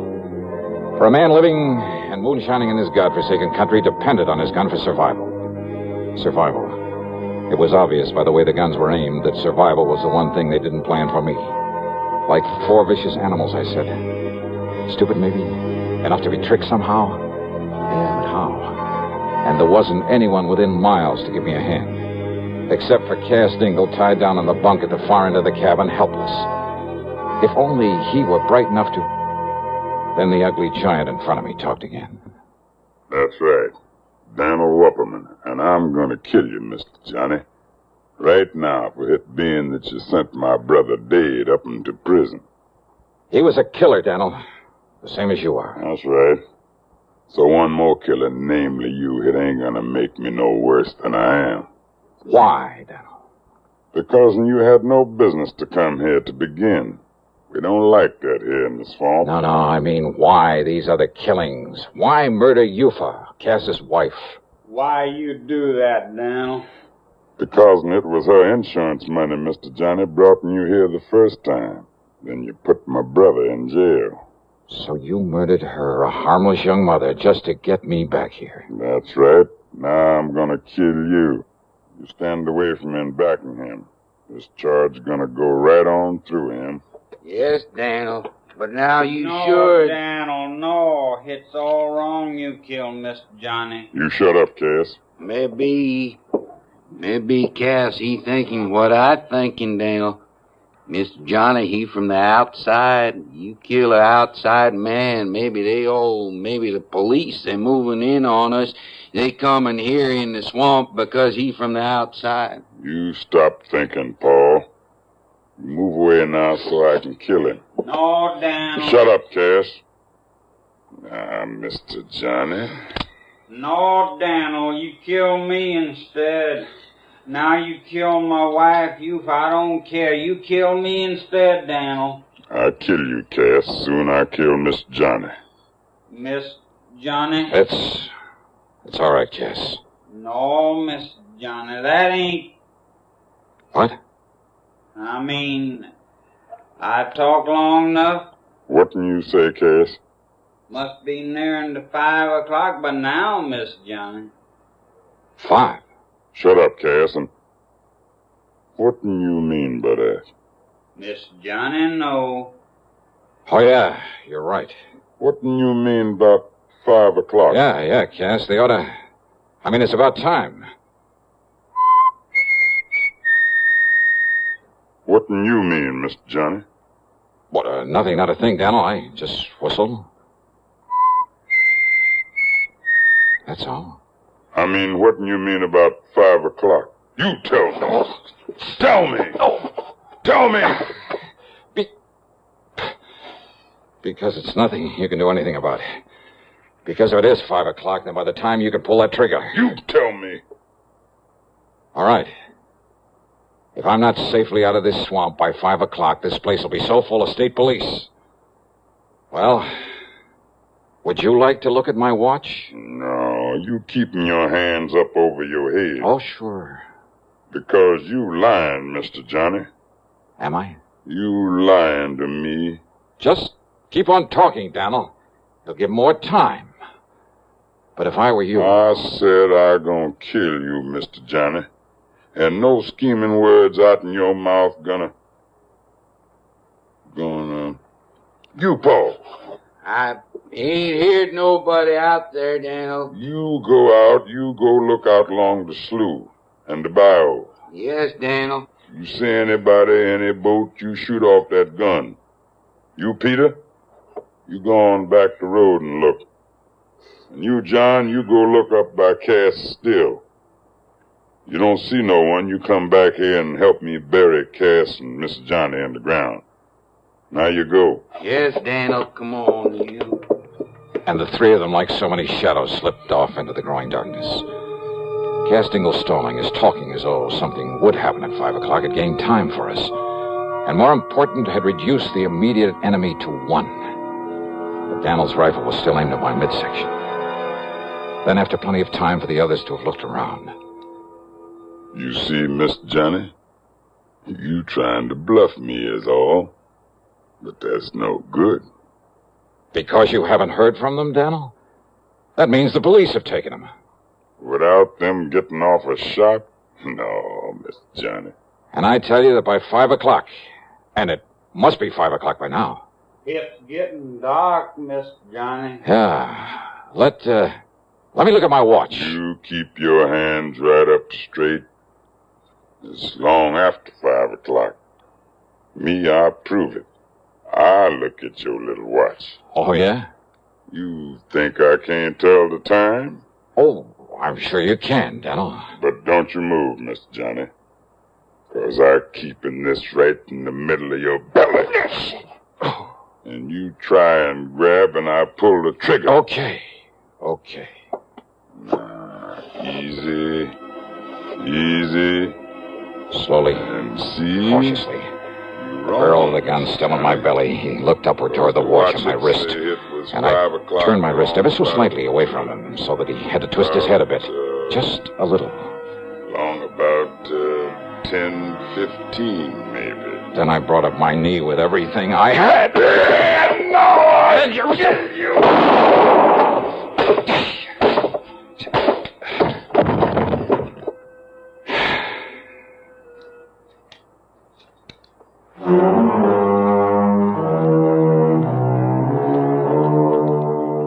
I knew the sound of the gunshot would bring the others back to the cabin. After all, they certainly hadn't found any sign of those mythical state police out there. So after setting Cass free, I lay down just inside the door, looking very dead. And then when Paul and John and Peter came in one at a time, Cass, who was standing back at the door, quietly and carefully took care of them, with the help of the butt of Daniel's gun. So now 4 more of the swampers have left that region to spend a long, long time behind the bars. Expense account total, including the trip back to Hartford, $161.60. Yours truly, Johnny Dollar.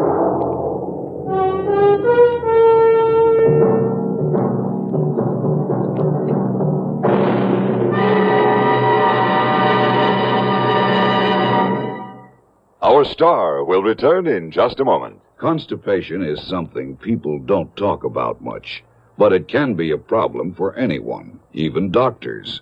And when constipation occurs, it's interesting to see just what doctors consider important about a laxative they might use or recommend.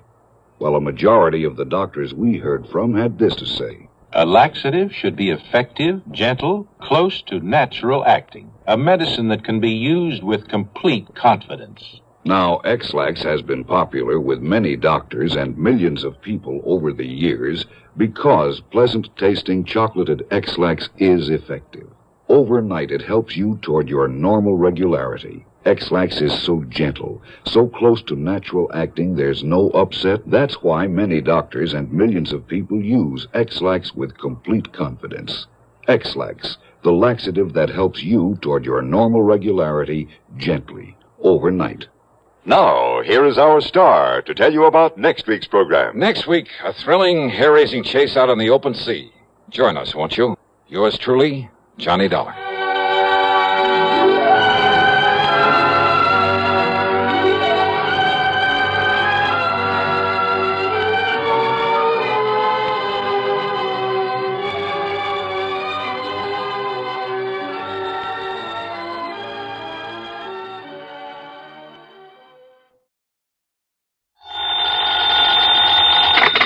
Johnny Dollar. This is Frederick Keeley at Masters Insurance and Trust Company. How are you, Mr. Keeling? Why, fine, thank you, but that's rather beside the point. I have a bit of a problem, Mr. Dollar. Haven't we all? Huh? Beg your pardon? Nothing, sir. Just go on, please.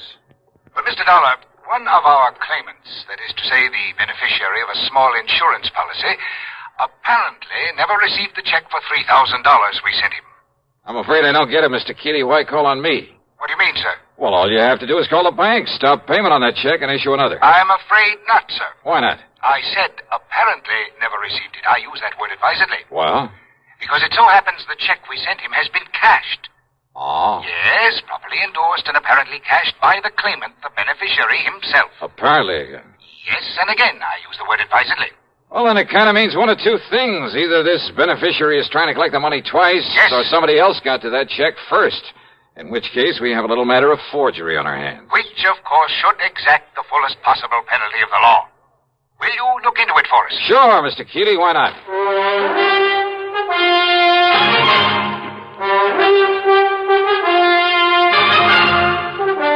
CBS Radio brings you Bob Bailey in the exciting adventures of the man with the action-packed expense account, America's fabulous freelance insurance investigator. Yours truly, Johnny Dollar.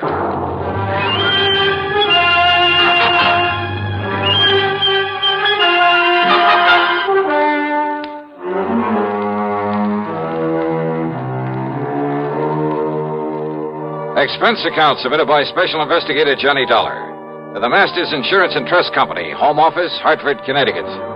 Following is an account of expenses incurred during my investigation of the double exposure matter.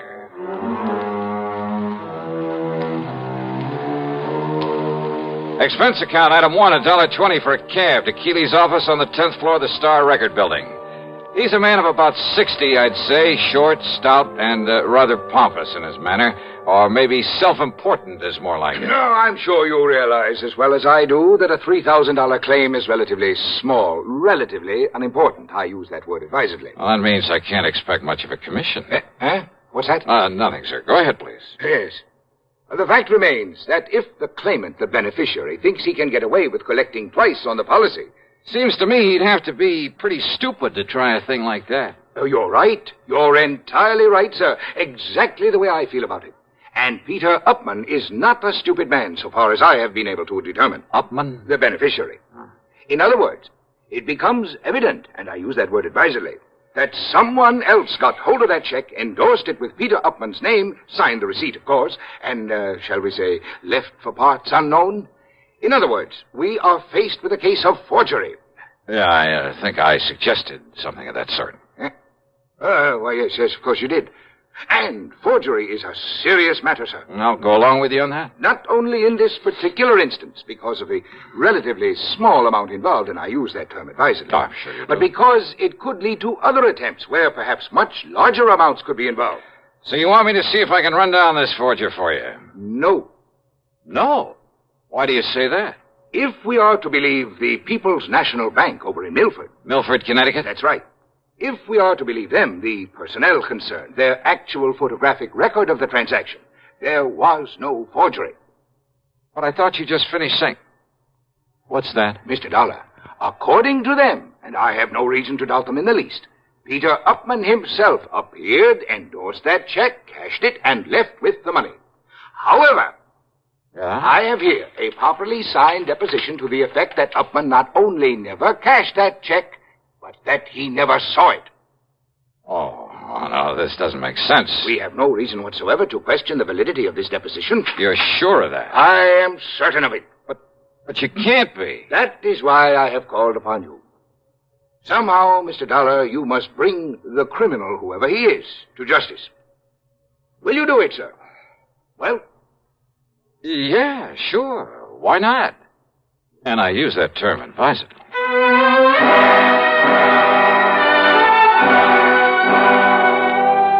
Naturally, my first move was to drive on down to Milford. On the expense account, that rings up item 2, $5.25 for a tank full of gas for my own car.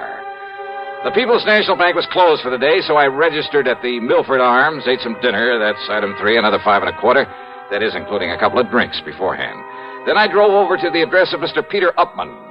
Pete, living alone in a small apartment on East Willow Drive, turned out to be about 33. He was tall, husky, good-looking. The football type with a big shock of red hair. Very nervous, though. The kind who doesn't stay put anywhere for very long. Yeah, sure. Come in, darling. Sit down. Okay. How about if I pour us a drink or something? How about it? No thanks, Upman. Upman? Sure you don't mean Mr. Upman? Now, don't be so formal. Just call me Pete. Sure you couldn't do with a little drink just to sort of celebrate. How about it, huh? Celebrate what? Celebrate what? You said the insurance company, didn't you? That's right. Then produce, man, produce. Just don't keep me hanging here. Only I'll sit down, too. Come on, man. Come on. Let's have it, huh? What are you talking about? The check. What else? Old Aunt Lizzie's insurance. Don't tell me you came all the way down here from Hartford without bringing me another check for all that lovely money, that $3,000. Now, don't tell me that. Oh, another check, huh? Why, sure. What else? Hey, now, look. What I mean is... Yeah. Now, what do you mean, Pete? I mean another one to take the place of the one the company was supposed to send me, but I never got it. That's what I mean. They said they sent it to me, but, man, I never saw it. Oh, they sent it all right, and they got a receipt for it. That's what they say, man. That's what they've been saying to me ever since I put in that claim for it. Now, look. Maybe the Upmans are kind of funny about some things, but they aren't liars, see? And I'm telling you, I never got that check. Pete, that check... You don't believe me? You asked that lawyer, that Alfred R. Price. He took my statement and made me swear to it. And I don't swear to something unless it's true, see? That's all very well, Swear to something isn't true is a one-way trip to the jailhouse. And, man, that's not for me. I'm beginning to wonder... Sure, that's the fastest way to get yourself into trouble, but... Oh, look, Dollar. You be careful what you say. Yeah? I'm a nervous man, darling. Sometimes I got a pretty quick temper, and if somebody's trying to pull a fast one on me, well, don't try it. I don't care who you are, just don't try it, Dollar. Maybe it wouldn't be very healthy for you. See what I mean? Is that supposed to be a warning, Pete? Warning? No. No, man, I don't fool around. That's a threat. Pepsi-Cola refreshes without filling. Why? Because it's truly light. Charlie, you're forgetting something. Wait, Kay, there's more. Yes, ice-cold Pepsi is the delicious refreshment that goes great at a picnic or a party. But, Charlie... And Pepsi goes fast. People like it, so keep plenty handy. There. Oh, you did fine, except for one thing. Well, I mentioned lightness and how Pepsi refreshes and how fast it goes. You left out Pepsi sociability. You know the Be Sociable song. But, Kay, I can't sing. I can. Listen. Be sociable, look smart, keep up to date with Pepsi. Drink light, refreshing Pepsi. Stay young and fair and debonair. Be sociable, have a Pepsi. Well, at least I can say this. Pick up an extra carton of Pepsi today. Please do. And now, Act Two of yours truly, Johnny Dollar. Trying to reason with Peter Upman didn't work. He was much too anxious to use his fists. And from the looks of him, he might have done very well with them. He maintained he'd never received the insurance check, that he wanted the money, wanted it fast, and that's all there was to it. That I had my choice of getting it for him or else. He made it plain that if I didn't like his attitude, he'd be perfectly willing to pound some sense into my head. So why stick my neck out? When I figured I could get all the information I needed from the lawyer, Mr. Alfred R. Price. And Price, living in a lonely home on the north side of town, was somewhat different from his hot-tempered young client. I'm afraid you'll just have to forgive Peter his somewhat belligerent attitude. He comes from a very wealthy family over in New Haven. I was their attorney for many years. They tried to spoil him, make him the same lazy, indolent sort that his sister and his two brothers are. One of those things, huh? But Peter would have none of it. He was determined to make something of himself entirely on his own. I see. As a result of his stubbornness, his defiance, and his father's unreasonable attitude, well, his father blandly told him he was cutting him off without a penny. Well, how do the other kids feel about him? Well, there's no love for him, believe me. But how's he made out? Very well, Mr. Dollar. He owns a little electronic shop. More important, he's the only member of the family who has any real knowledge of the value of money, simply because he's the only one who's gone to work for it. Which explains, I suppose, why he's so anxious to get his hands on the $3,000 insurance that his aunt left. Oh, he can use it, too. That is, if he hasn't already got it and is simply trying to bluff his way into another $3,000. No, don't you believe it, Mr. Dollar. Peter could no more think of such a thing. Well, you seem pretty sure of that. Well, I've known him since the day he was born, and have liked him in spite of his hot temper. And I'm absolutely certain he would never attempt anything out of line. Well, you're pretty convincing, Mr. Price. Well, after all, I'm a lawyer, Mr. Dollar. But the fact remains the company sent him a check. It was properly endorsed. The money was paid out. But not to him. Well, how can you be sure? Because he says it wasn't. And that's good enough for me. But in that case... Have you talked to the people at the bank, to the teller who made the payment? No, I haven't. Have you seen the photograph of the actual transaction as it took place? See, you're the second one to mention such a photograph. Very ingenious device there at that bank. I suggest the first thing in the morning you go down there, see it, talk with the president, Mr. Oliver, and then see what you think. So first thing in the morning, I was at the bank talking with Mr. Barton Winfield Oliver, the president. Yes, a very ingenious device, Mr. Dollar, when it works properly. Oh, what do you mean by that, Mr. Oliver? It's called a photo register. One of the very first models to be installed in a place of business. Actually, it was an experimental model. Well, just what is it? What does it do? Comparable devices, much improved, of course, are in use throughout the whole country now. What does it do, sir? It automatically takes a picture of everyone who steps up in front of the teller's cage. Oh, yeah, I think I've heard of such things. Of course. Yeah, aren't they used in a lot of supermarkets, places like that, to make a photographic record of people who cash checks in them? Yes. And as a result, the incidence of bad checks in those places, why, they're almost a thing of the past. All this means that you have a picture of the man who cashed that insurance check. Yes, I have.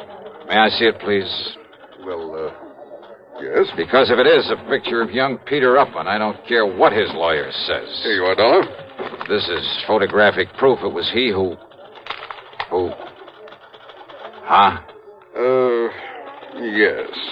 Oh, now, wait a minute. Well, that was an you early... mean to say this is the best that fancy machine of yours can do? It was an experimental model. Why, this could look like almost anybody. In the beginning, it was very good. Made very clear pictures. Well, it certainly doesn't anymore. But only the head cashier and I know that. Huh? The general public don't. They think it operates as well as ever. So it serves its purpose. Yeah, how? Because anyone thinking of trying anything is scared by it. Oh, great. Then this photo doesn't really mean a thing. Oh, sure, in a way it does look somewhat like Peter Upman. Same build, same general sort of face, even the same shock of hair. But it's so blurred, so indistinct, like a double exposure. Yes, I know. But when Mrs. Eberhardt says that it was Peter... Who's Mrs. Eberhardt? She's one of our oldest, most trusted employees. The teller who waited on him. Oh, let me talk to her, please. Certainly. Mrs. Eberhardt, will you close your cage for a moment and come here, please? Certainly, Mr. Oliver. That's the one? It is. She's been with the bank much longer than even I have. Almost from the beginning. She knows more about the people here in... Mr. Dollar, what does this mean?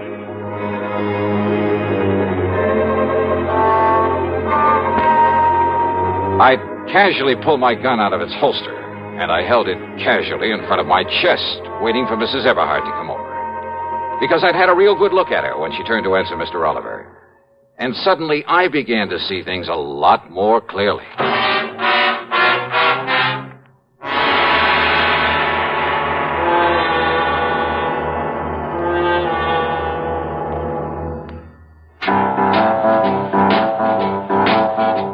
Talk about best-selling records. Here's a familiar tune about America's best-selling filter cigarette, Winston.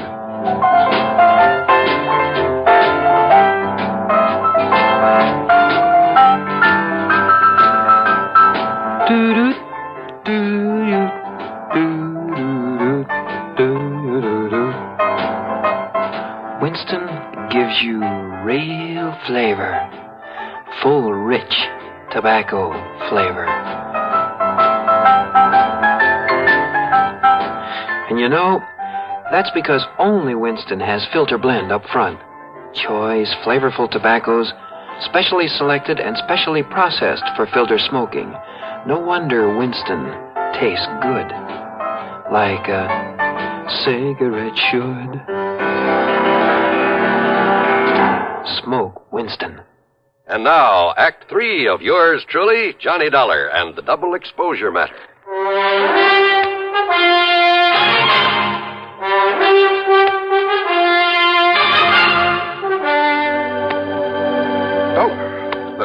Just take it easy, Mr. Oliver, and don't mention it to her when she comes over here. But good heavens, man. Wait now. Here she comes. Yes, Mr. Oliver, you wished... Oh, I'm so sorry, Walter. Okay, Abby. Only I'm not Walter, I'm Jim. Oh, yes, of course, Jimmy. Right over here, Mrs. Everhart. Oh, I know, Mr. Oliver. I can...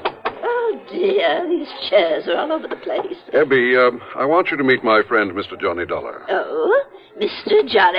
Oh, I am so sorry. I didn't mean to bump into you, Mr. Dollar. That's all right. But how do you do? Oh, and I see you smoke a pipe, too, just like Mr. Oliver does. Yeah, you'd better take a real close look at this, Mrs. Everhart. What? The way you look real close at all the money you handle there at the counter, at the deposit slips and so forth. A real close look, huh? Oh, why, it's a pistol. Yeah. But good heavens. How long since you've had a new prescription for those glasses of yours? Oh, look here, young man, if this is a holdup... How long? Shall I cry for help, Mr. Oliver? No, Abby. Better answer my question. Young man, I don't see that it's any of your business. I thought so. And if you're here in the bank for any nefarious... And this is the person who identified Peter Upman for you. Now, look here, Dollar. Yes, you look here, young man. Look, huh? That's right.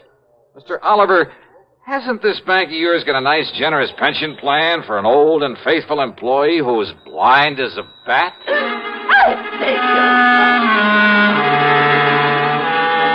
I Item 4, 10 cents for a telephone call to the lawyer, Mr. Price.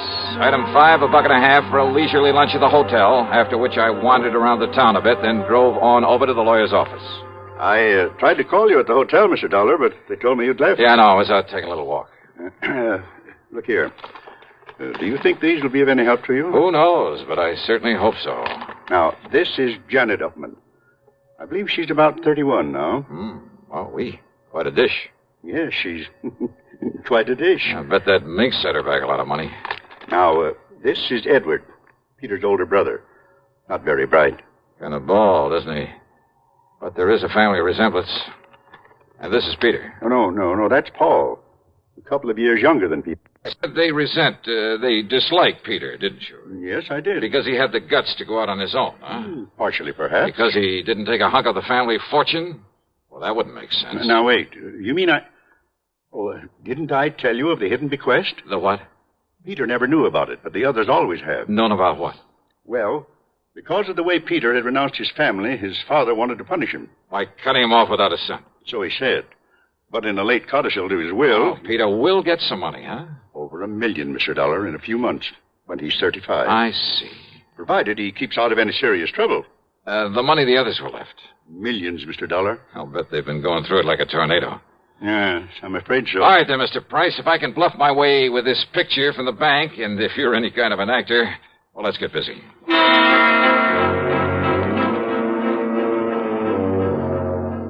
I telephoned to Peter, told him to come over. Mr. Price called the others. They didn't care particularly about seeing Pete again, but Price told them some of the as-yet undistributed money was at stake, and they quickly changed their mind. So, about an hour and a half later, there was a gathering of the Upman clan there at the office of the old attorney. Look, Dollar, Mr. Price says you're okay and all that, but I still don't like your company's stall on the insurance payment. Just keep your shirt on, huh, Pete? And another thing, I didn't like your attitude when you came to see me. Now, look, you may be a little bigger than I am, but I've decided you'd be very foolish if you tried to take me on. Oh, yeah? It might even cost you $1 million. Well, all I care about is Aunt Lizzie's $3,000. Okay, just take it easy, huh? Take it easy? You say that to a redhead? redhead? Then shut up. Okay, now, all of you, listen to me. Yes, Johnny? I'm sure you all know that Pete here inherited a few $1,000s from his Aunt Elizabeth, I guess it is. Yes, and we've heard about how he's tried to collect it twice over. Well, if you ask me, Johnny... Thank you, Janet, but I am not asking you. Well, if you ask me, Pete ought to be locked up for trying such a silly, childish thing. Yeah? Paul, with all the time in the world on your hands, it was real easy for you to pick up that insurance check over where Pete lives while he was at work, wasn't it? What's that? What? And forging a signature, well, after all, you're his own brother. Just a minute, please. And there at the bank, why, dear old half-blind Mrs. Everhart couldn't tell which was which. Now, look here, Dollar. But A little machine put the finger on you, Paul. Absurd. Yeah, a little device at the bank that photographs everybody who goes up to a teller's cage. Dolly, you mean that... Oh, now, Johnny, you've been taken in. Have I? That whole thing is just a bluff. It hasn't worked right in years. Oh, what makes you think that? I know. Because the cashier is a boyfriend of mine. Oh, that bank had better check its books. What? He didn't tell you it's been fixed recently? Fixed? No, he didn't. I mean, Paul. Now, wait a minute. Like to see the picture it took of you, Paul, collecting that money? Here, Mr. Price. See what you think. Why, yes, Mr. Dollar. It's about as clear as it can possibly... Okay, Paul, you dirty... No, stop him. Somebody stop me. And not you, Paul, or anybody else. Good heavens, Mr. Dollar. Peter will kill him. Oh, I doubt it, Mr. Price. Can you think of a better way for justice to be done?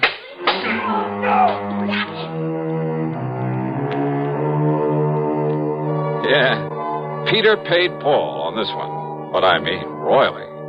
And I must confess it did my heart good to watch him. And Pete, bless his fighting Irish heart. Yep, he'll be a millionaire one of these days. He's earned it. Expense account total, including hotel and food, $17.20.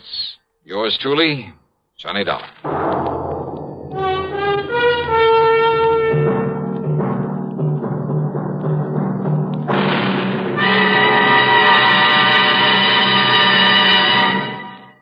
Our star will return in just a moment. Constipation is something people don't talk about much, but it can be a problem for anyone, even doctors. And when constipation occurs, it's interesting to see just what doctors consider important about a laxative they might use or recommend. Well, a majority of the doctors we heard from had this to say. A laxative should be effective, gentle, close to natural acting. A medicine that can be used with complete confidence. Now, X-Lax has been popular with many doctors and millions of people over the years because pleasant-tasting chocolated X-Lax is effective. Overnight, it helps you toward your normal regularity. X-Lax is so gentle, so close to natural acting, there's no upset. That's why many doctors and millions of people use X-Lax with complete confidence. X-Lax, the laxative that helps you toward your normal regularity gently, overnight.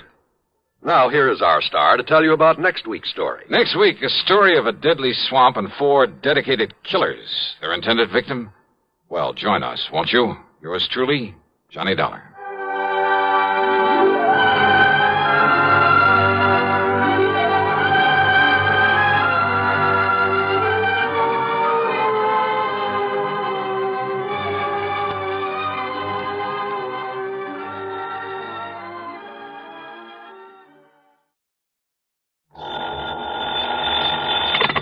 Johnny Dollar. Told him to drive carefully, and he usually does.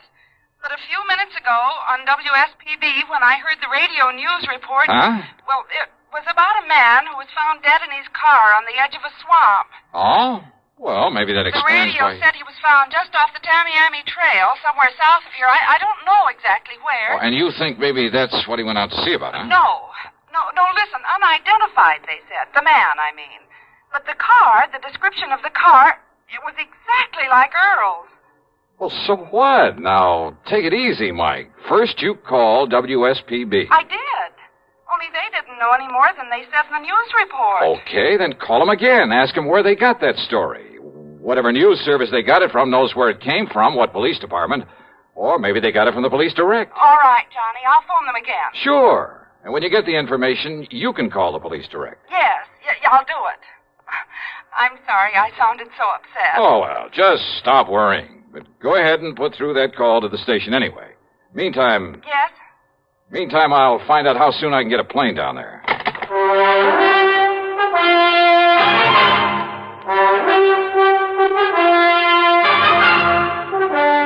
CBS Radio brings you Bob Bailey in the exciting adventures of the man with the action-packed expense account, America's fabulous freelance insurance investigator. Yours truly, Johnny Dollar.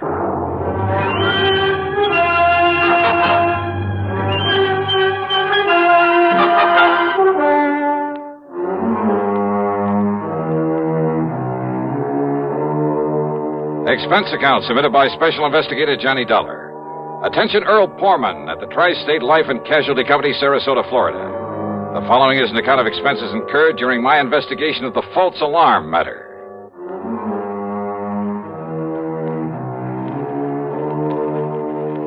Expense account item 1, $79.60, taxi and a plane out of Hartford.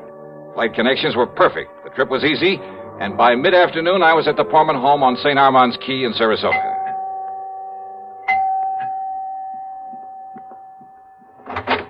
Johnny, oh, you sweet guy. Okay now, Mike, you better tell me what you learned when you called back to that station. Oh, Johnny, I'm so sorry. I don't know what got into me, being so worried about him. You mean that Earl is okay? But the way he rushed out of here this morning without telling me where he was going or why, and when I heard that awful report on the radio... You did check back with WSPB? They called me. Oh? Yes, right after I'd finished talking to you. And, Johnny, they were wonderful. How do you mean? Well, they'd realized I was upset because of my having called them before, so they'd checked that news report all the way back to the police who'd found that man dead in his car from a heart attack. And? Well, it was the police in Bonita Springs. That's down below Fort Myers. Yeah? And yes, the car was like Earl's. But the dead man's name was Jensen or Benson or something, so all my worry was for nothing. Oh, well, I'm glad. You kind of had me worried, too, on the way down here. I love that guy, Johnny, like nobody else in the world. Well, I don't blame you a bit. And now you've come all the way down here for nothing. Well, maybe I'll talk him into taking me fishing. Where is he, then? What? Well, after all, if he left early this morning, you still haven't heard from him? No. No, Johnny, I haven't. And look, it's after 4 o'clock. Ah, easy, and gal. Johnny, this isn't like him. Not to at least call or something. Now, don't start worrying that pretty head of yours again over nothing. But if he'd told me where he was going or why, he was in such a hurry Mike, to get... And with all these crazy drivers on the road this time Mike, of year... behave yourself. But Johnny, Look, now, I kind of like that guy, too. And if you'd given me just one honest reason to be concerned about him... Oh. You see? That's probably Earl calling you right now. Oh, dear, I hope so. Sure, of course it is. I'll bet on it. Well, go ahead, answer it. But if it isn't? If it's the police or something... Okay, I'll take it. Mike, listen to me. Who is it, Johnny? Look, listen, I'm sorry not to have called you. It's Earl. But I've been tied up on a pretty serious matter down here. What kind of matter? It could be a murder, one of my policy holders. So put in a call for me to Johnny Dollar up in Hartford. Johnny. Ask him to get here as fast as he can. You get that, Mike? Tell him not to bother stopping there at the house, but to meet me down here. Down where, Earl? Or maybe you can meet him at the airport and drive in... What? What did you say? Well, I simply asked you down where. Oh, well, down here... What? Who's that? Well, keep talking, Earl. No, wait. What is this? I mean, who are... Johnny? That's right. Oh, now look, somebody's trying to... Is this some kind of a gang? Well, just exactly where are you? You haven't been very definite so far. Okay. It's 9727 Sunnyvale Road. It's off the highway below Venice. But now listen... Well, if Mike will let me use her car, I'll be down there in jig time, okay? Who are you? I told you. But it isn't possible. Just keep your shirt on. How could it be? Why don't you sit there and patiently try to figure it out, huh? You rascal. But, Johnny, if you really are Johnny... Look, say something more. Talk to me some more. Or else I'll down in Venice. What? Yeah, try figuring that out, too. Well, I know I can. Oh. Well, everything okay now, Mike? Am I relieved? Sure. But you rascal, have you ever put Earl into the Department of Utter Confusion? Oh, I tried. I'm sure you succeeded. So if I may use your car... Of course you may. Then maybe I'd better hit the road before Earl has a chance to call back. Yes, you do that.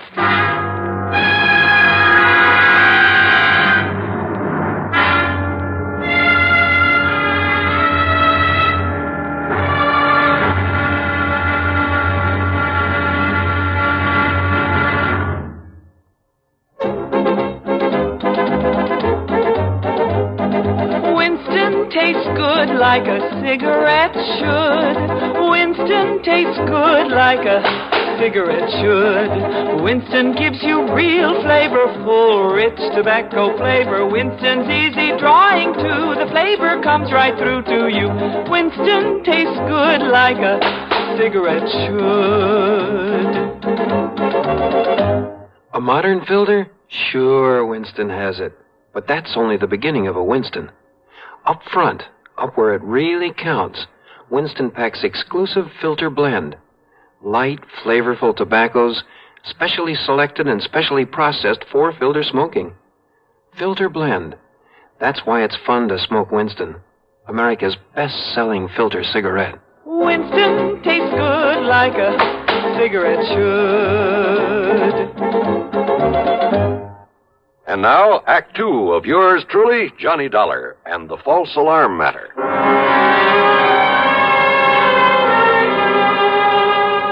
The address Earl had given me on Sunnyvale Road turned out to be a huge, expensive home of white brick and stucco, surrounded by well-kept lawns and gardens with a lot of statuary. Tall palm trees lined the driveway, and there was every conceivable kind of tropical tree. Yeah, quite an estate. 2 cars were parked out front, Earl's and another one that looked familiar with a doctor's tag on it. Earl met me at the front door. After learning how come I happened to be in Florida, he got straight to the point. But now come inside, Johnny. Yeah, sure. It was Dr. Crutcher who called me, dragged me over here. You remember him? Sure do. Lives just up the street from you and Mike. Yes. Well, Doc is here now, and he can probably tell you more about this than I can. Well, Earl, you said something about a possible murder. Crutcher has been the family doctor. Has taken care of Linda ever since she was a little girl. Linda?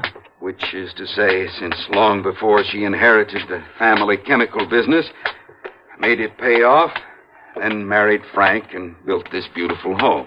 Frank who, Earl? As wrong a marriage as there could possibly have been. Frank was after Linda's money, that's all. And everybody in the world seemed to realize it but she. Yeah, but who's to argue when love comes along? Love? Don't kid yourself. It was out of pity for Frank that Linda married him, made him president of the plant. Typical of her, though. What do you mean? Harry Forrester, chief chemist and VP. Not because he knows anything about it, but because she felt sorry for him after she turned him down in favor of Frank.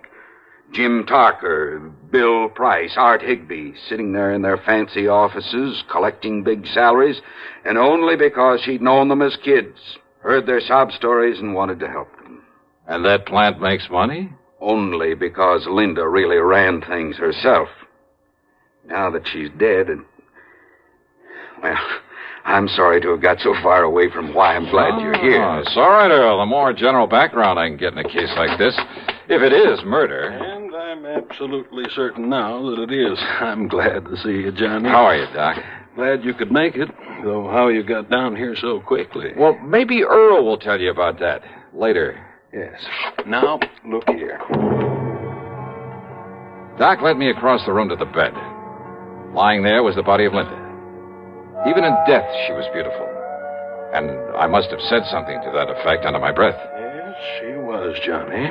She is now, but not when Earl and I first arrived. Oh? Her body was twisted as though in pain, eyes wide, the pupils dilated. That sounds like cyanide. But look at her now. That's right. So, I decided it must have been something far more subtle, something that would leave no obvious indication after a couple of hours. Possibly potassium theramolysilate. Oh, I'm afraid I never heard of that. Immediate symptoms are much the same as for cyanide, but now, as you see, the body is relaxed, and what color is left? Well, another doctor, not knowing her history, might have come to the same conclusion as the maid when she called me and said that Linda was having a heart attack. That's why Doc had me come along with him, Johnny, in such a hurry. What do you mean? A heart attack, Linda? Oh, I see. So, I immediately made some tests. Well, ever since you got me interested in forensic medicine, Johnny, well... Oh, I told you you'd make the best medical detective in the world, Doc. Well, I carry quite a bit of equipment about in my car. And I'll bet it even includes that ubiquitous microscope of yours. Yes. Anyhow, I found definite indications now of potassium theramolysilate. Well, how was it given to her? I said indications, Johnny, not traces of it. So? I doubt if even an autopsy would show traces of it. But then how are we going to... Well, isn't poison usually given in food? I've checked the silverware, every piece of china, every utensil in the house. No sign of it. And she hadn't been out of the house. But now, don't forget this, Johnny. Yeah? Just one good breath from a PTM crystal could produce death in a matter of minutes.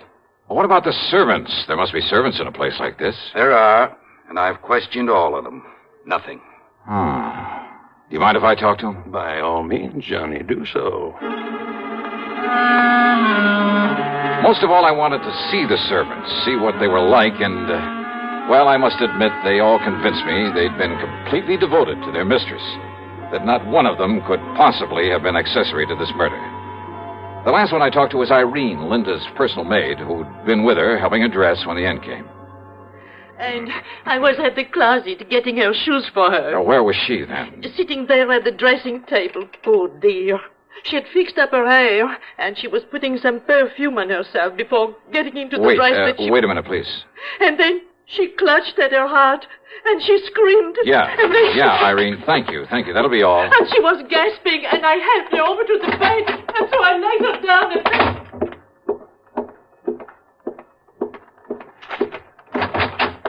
Hey, listen, Doc. Yes, Johnny? Now, let me see. Yeah, here. This perfume bottle with the stop bar lying here beside it. Yeah, here you are, Doc. Yes. No, don't sniff it. Looks to me like it's empty. Sure it is. Now. But, Doc, can you run a test? Can you tell if it's ever had a crystal of that potassium thera stuff in it? Well, yes, Johnny, immediately. Okay, now, Earl. You seem to have known quite a bit about Linda, whatever her name is. Well, I should. So maybe you can come up with some idea about who might be suspect in this thing. Of course I can, if you and Doc will give me half a chance to get a word in it. Who? But it's the proof you've got to get for us. Who, Earl? Look, I told you about her marriage, the reason for it, didn't I? Huh? And who else would have access to this rare drug that Doc is talking about? And who else will get hold of the chemical plant now that she's gone? Earl. Of course, Johnny. Her husband, Frank Hansen. He's the only suspect. Earl is right, Johnny. Then where is he? He left here early this morning, ostensibly to go to the plant. He hasn't been seen there. Hansen. That means only one thing. He skipped. But if you can find him, if you can prove he did this... Johnny, there was potassium theramolysilate in this bottle. Wait a minute. Hansen. What? She said a name like Jensen or Benson or something. Who? What are you talking about? Earl, I'm sorry, but I got a hunch this prime suspect of yours is also very dead.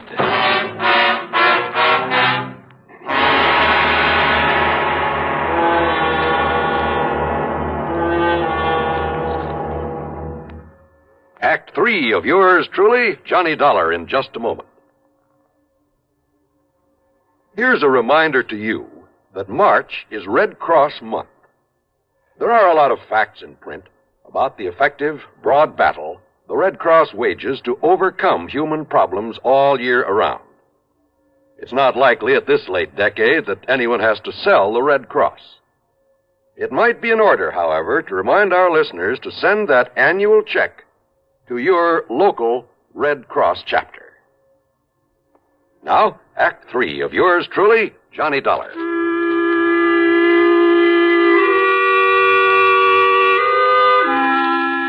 I made a phone call to Police Lieutenant Paul Briscoe at Bonita Springs. Yes, it was the body of Frank Hansen they'd found in that car off the Tamiami Trail.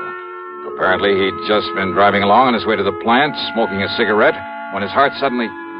Huh? That's right. The cigarette just fell to his lap and burned up to ashes. I told him to run a test on the other cigarettes they'd found with the body, a test for PTM. About an hour later, the lieutenant called me back. You were right, Mr. Dollar. It was no heart attack that killed him. It was that poison. Then I talked with Doc and Earl about the personal side of Linda's life, about her love affairs over the years. And yeah, sure enough, the one man who threatened all sorts of things if she married somebody else. But there was still the matter of getting proof for a confession. Yes? What is it, Johnny? What are you thinking of? Doc, I'm going to need your help. You know I'll do anything I can. Now, let me think. Let me think for a minute. Yeah. Hey, listen. Can you concoct something out of those chemicals you have there? Something that will, say, make a kind of stain after a few seconds if you put it on your hand? Well, I don't know, John. Yes, maybe there is. Yes, a combination of this colorless dye with a small amount of ferrous hide. Yes, of course it will. A combination? Good. But what for, Johnny? Because I'm going to play this hunch of mine to the end. But we need some proof. Oh, and Doc. Yes? A tiny sponge or a piece of gauze that'll absorb one of those two chemicals that I can tape it inside a finger on the left hand. Why? Anything you say, Johnny. The other chemical, well, just keep it in the bottle until I'm ready to use it. Johnny, do you mind telling me what you're up to? Sure I mind. Just get that stuff ready for me, Doc, and we'll take off. A few minutes later, the three of us in Earl's car drove down to the chemical plant. Fortunately, the chief chemist, Harry Forrester, was still there. I was introduced, shook hands with him, with both my hands. Then we took him into a private office, and I went to work on him. I'm afraid I don't understand what this is all about, Mr. Dollar. Insurance investigator, did you say? Yeah, that's right, Forrester. Now listen to me. Oh, very well. If Linda Hanson were to die... Linda? Die? Heaven forbid. Oh? I was in love with Linda one time. Very much in love. With Linda or her money? I beg your pardon. You know that's true, Harry. Pullman, I resent that. Just sit down, Forrester, and take it easy. Okay, now. If Linda were to die, I would assume that her fortune, including this plant, would go to her husband, Frank. Frank? Well? Well, of course it would. But why do you bring up the thing? Suppose Frank were to die, too. You'd kind of be next in line, wouldn't you? I? Of course you would. After all, you were next in line in her affections, weren't you? Well, Dollar, I don't see that Smart, ambitious guy like you?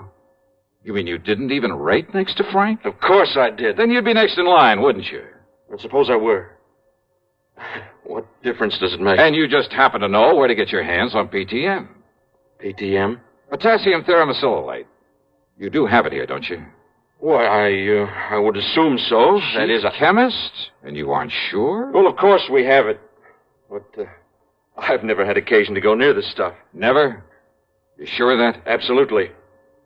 Quite frankly, I'd be afraid of any proximity to such a drug. Never touched the stuff, huh? Never. May I have the bottle, please, Doctor? There you are, Johnny. That is PTM. Now you know it comes in crystal form. Oh, yes. No, Forrester, this is just a harmless... Oh, I'm afraid I spilled some of it on your hands. You certainly did. Oh, that's all right. Wipe it off. It's already begun to do its work. What? That bluish tinge. Positive proof that you've been handling PTM. You sure? Yeah, that you somehow got into Linda's perfume bottle on some of Henry's cigarettes. Well? And you know. That's right. Want to call the police, Earl? Sure. No. So you're right. So I killed them both. But I'm not going to be dragged through the filthy courts. And neither you nor anybody else... No, you don't...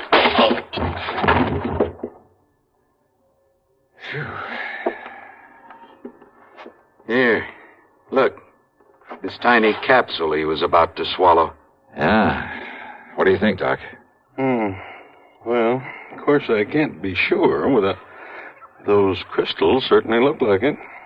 PTM. PTM.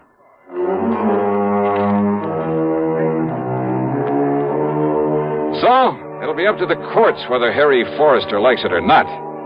And believe me, I'd hate to be in his shoes. Well, I keep wondering, why don't they ever learn?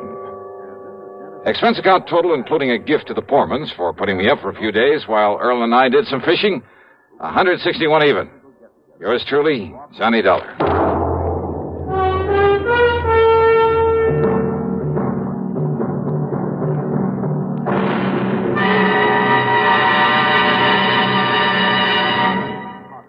Our star will return in just a moment. Constipation can be a problem for anyone, even doctors.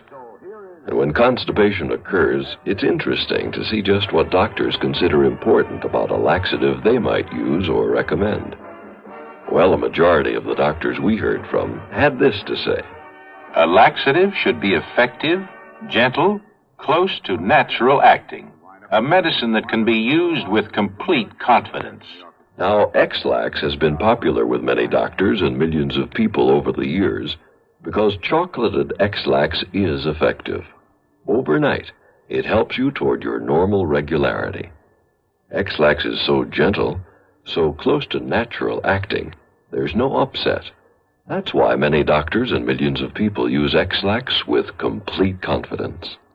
X-Lax. the laxative that helps you toward your normal regularity, gently, overnight. Now, here is our star to tell you about next week's program. Next week, a lesson in how to rob a bank. You think I'm kidding? Well, I'm not. You see, it's also a lesson in how to get caught doing it. Matter of fact, it involves a modern, clever, scientific device that not very many people know about. If more of them did, well, believe me, there'd be a lot less futile attempts at bank robbery. And it's this very device that helps me solve the case I investigate by providing a picture, a simple snapshot that didn't turn up, but that gave me all the evidence I needed. Join us, won't you? Yours truly, Johnny Dollar.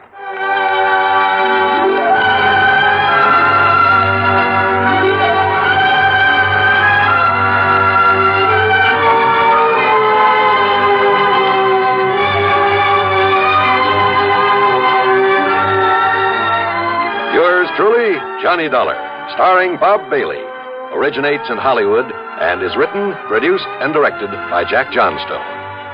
Heard in our cast were Shirley Mitchell, Virginia Gregg, Vic Perrin, Lou Merrill, Paula Winslow, Frank Nelson, and Dick Crenna.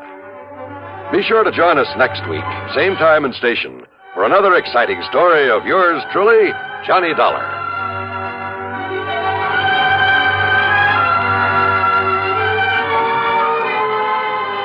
This is John Wall speaking.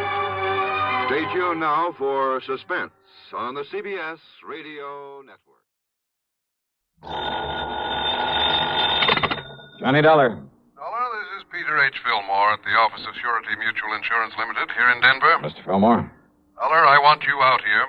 I've just uncovered a racket that has been costing our company a lot of money. What kind of a racket? Robberies, grocery store robberies, whole series of them. What's being taken, cash or goods? Cash, on Saturday nights, with most discouraging regularity.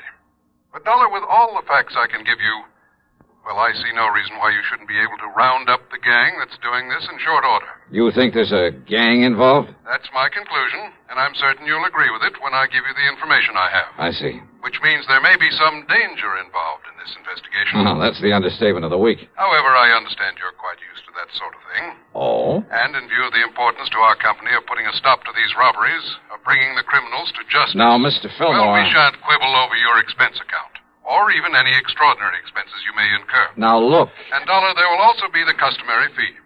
The commission for any recovery of actual money you may be able to effect. Listen, would you please? More than ample compensation, I would say, for the fact your own life may be endangered.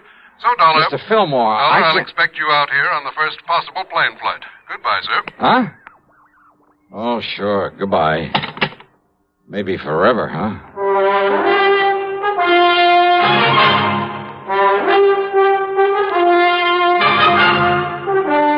CBS Radio brings you Bob Bailey in the exciting adventures of the man with the action-packed expense account, America's fabulous freelance insurance investigator. Yours truly, Johnny Dollar. Thirsty people everywhere prefer ice-cold Pepsi-Cola. And because it's light, it refreshes without filling. Charlie, be sociable. I am, Kay. Pepsi is a favorite of thirsty people from Maine to Hawaii, from Alaska to Florida. Charlie. It's perfect for parties or picnics, so serve Pepsi to your guests. That's helpful, but... This is the sociable part. Keep plenty of Pepsi ice-cold and ready. Remember, it goes fast because everybody likes Pepsi. Singing still sounds more inviting. May I? Be sociable, look smart, keep up to date with Pepsi. Drink light, refreshing Pepsi. Stay young and fair and debonair. Be sociable, have a Pepsi. But singing doesn't say, pick up an extra carton of Pepsi today. Better yet, get a case. You do that. And now, Act One of yours truly, Johnny Dollar.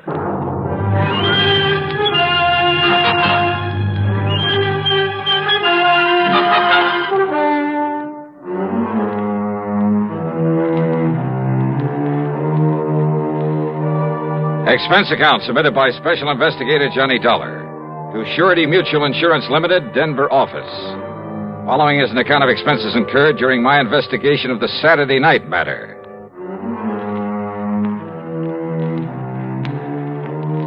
After including an extra box of 38 shells in my luggage, I spent item 1, $77, plane fare, Hartford to Denver, Colorado. Item 2 is $1.95 for a cab to the office of Surety Mutual and Mr. Peter H. Fillmore. Here in Denver, no dollar, all over the state, in a regular pattern. A pattern that has finally, today, enabled me to realize there's a connection between these robberies. Well, you better tell me all about it, Mr. Fillmore. Well, in the first place, you must understand that insurance against loss of actual cash, well, not many companies issue it. Without limit, that is. So I understand. However, since virtually all of our accounts are the commercial type, you understand what I mean by that? Yeah, I think so. Instead of individual life and home policies, endowments, that sort of thing. Exactly. Manufacturing plants, merchandising organizations, that sort of thing. Including a great many stores, both large and small, including 50 or more grocery stores, supermarkets. I see. Dollar, it was my own idea to insure them against unlimited loss by robbery. And I must say it's increased our number of clients considerably. Yeah, I think so. But don't the premiums for that kind of protection have to come pretty high? Oh, very high. As a result, the company has shown a very nice profit over the past couple of years. But of course, if these robberies continue... Yeah, you say there's been a definite pattern to them. Yes. To begin with, Dollar, every one of them has occurred on a Saturday night. When the markets are likely to have more cash on hand than usual, huh? Exactly. How many robberies have there been? So far, 8. Well, that's about time you were catching up with them. Exactly. So, on with the pattern. The robbers have forced their way in at gunpoint, just as the owner, alone, was about to lock up and leave.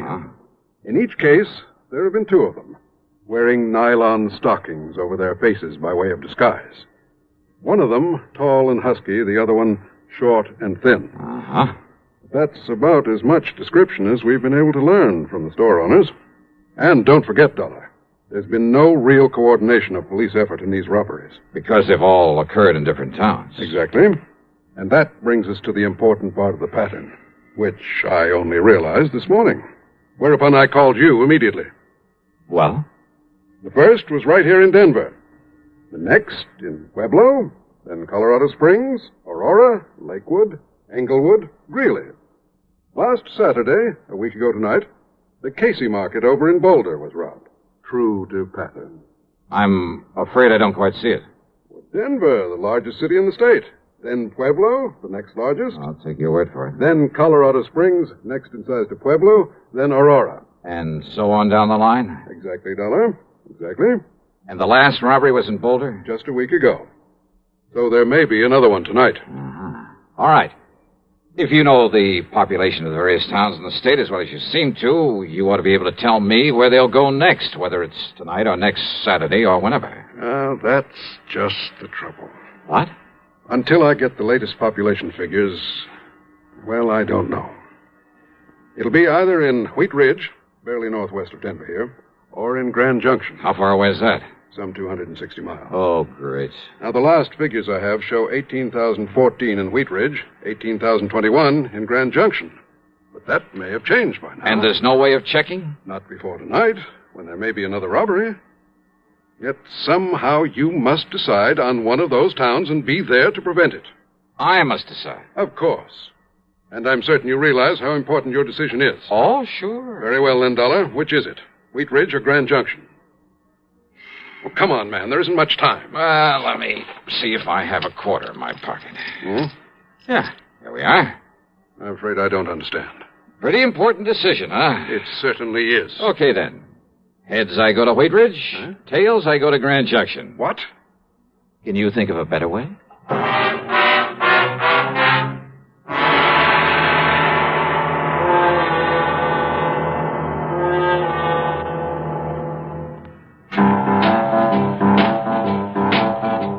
Talk about best-selling records. Here's a familiar tune about America's best-selling filter cigarette, Winston.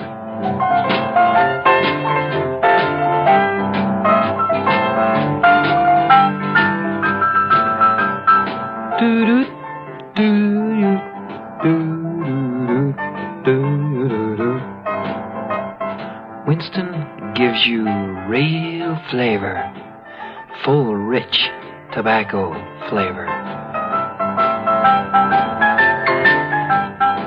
And you know, that's because only Winston has filter blend up front. Choice, flavorful tobaccos, specially selected and specially processed for filter smoking. No wonder Winston tastes good. Like a cigarette should. Smoke Winston. And now, Act Two of yours truly, Johnny Dollar, and the Saturday Night Matter.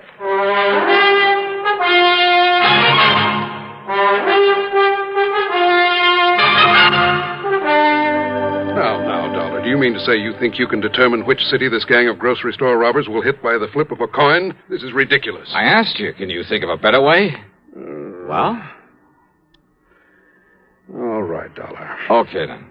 But don't you see, if you go to Wheat Ridge, they strike in Grand Junction. Be kind of too bad, wouldn't it? Exactly. We'd have to pay off another big insurance claim. Perhaps thousands of dollars. And, Dollar, I'd hold you responsible. Me? Yes. Responsible for what, Mr. Fillmore? Huh? And I take it you're Johnny Dollar. Now, look here, Dollar, this is the most... Easy, PH. Dollar, this is Albert Berry, my assistant. How are you, Johnny? Al? Albert is the one who really built up this plan of mine for insuring the stores against loss of cash. I see. And if you want my opinion, PH, and I've said this before, we'd better stop issuing any more such policies right away. No. Cancel those that are outstanding. Give them a rebate and forget this whole thing. No, Albert. Admit that we're beaten by a bunch of crooks? You know I wouldn't. Yes, I know you wouldn't. But I still think you should. If we have to face any more of these losses... Let me worry about the losses. You just keep running up your nice big commissions on those policies and be glad you're getting them. No, sir. What do you mean by that? I mean that I won't let you. P.H. Well? P.H., I'd rather leave the company than have to continue feeling responsible as I do. Responsible? For what? Don't you understand, sir? I'm the one who sold the policies. And if any more of these robberies occur... Oh, don't worry, my boy. They won't. Thanks to my perceptive mind, little ingenuity, my own deductions... Dollar here is going to put a stop to them. Well, I knew you were sending for Mr. Dollar, but how will you know where the gang plans to operate next? Well, of course he will. At least, well... Very easy, Al. Look here. What? Tails. Okay, that means that I'm about to head for, Yes? Where? Dollar, good heavens, Just man. keep your shirt on, Mr. Fillmore. What if these criminals... If they hit the other town on the list, they won't stand a chance of getting away with it there either. How can you be sure? Just leave it to me, huh? Dollar. Now, I'll see you later. I gotta get busy. The coin had come up tails. That meant I was to head for Grand Junction. Yeah, I know it's crazy, but that's the way it was. Since it was afternoon, I'd have to make good time to get there before dark. So, expense account item $350 deposit on a rental car. But first I drove to Wheat Ridge, to the police headquarters there. I talked with the Sergeant Keesley. Oh, sure. The supermarket's just a couple of blocks south of here. You must have passed it. Yeah, I did. Well, don't worry, Dollar. If they hit again tonight and that's their target, they won't stand a chance. We'll have that place so well covered. Good. Well, now, wait. What if they pick Grand Junction? You want me to phone the boys in the department over there? No, that won't be necessary. I'm heading on over there right now. Good. That's better than me trying to explain this complicated pattern you've stumbled on. Yeah. Your man there in Grand Junction is Lieutenant Dick Speidel. Okay. You tell him you've talked to me, and he'll do anything you want. Good. He's a nice, cooperative guy, and he knows his way around. First, we can't be sure they'll operate again tonight. Maybe they'll skip a week. We'll still be ready for them if they follow their pattern. So will the boys in Grand Junction. Okay. Thanks, Sergeant. I'll be in touch. I picked up Route 6 and headed on west. Fortunately, the traffic was light, and I made good time over the broad winding highway. And I'll say this, it's a mighty beautiful drive through that country. More than once I spotted clear, cold streams where I knew darn well there were plenty of fighting trout to be taken during the season. And maybe with luck, I'll be able to go back someday and wet a line, there in the shadow of one of the imposing mountain peaks. I stopped at Glenwood Springs long enough to gas up and grab a sandwich. That's item 4, 5 1/4. Then drove on, hoping an early sunset wouldn't spoil the view of the scenery. But you know something? Keeping at that scenery was my undoing. Yeah, too much attention to it had caused me to disregard another car on the road following me. And it finally caught up with me at the beginning of a short detour only a few miles from Grand Junction, about where Asbury Creek joins the Colorado River. The highway was wet from the melted snow. It slowed down to cross a narrow temporary wooden bridge when the other car pulled up to me, then swung into my left rear and threw me into a skid. Hey, what the devil?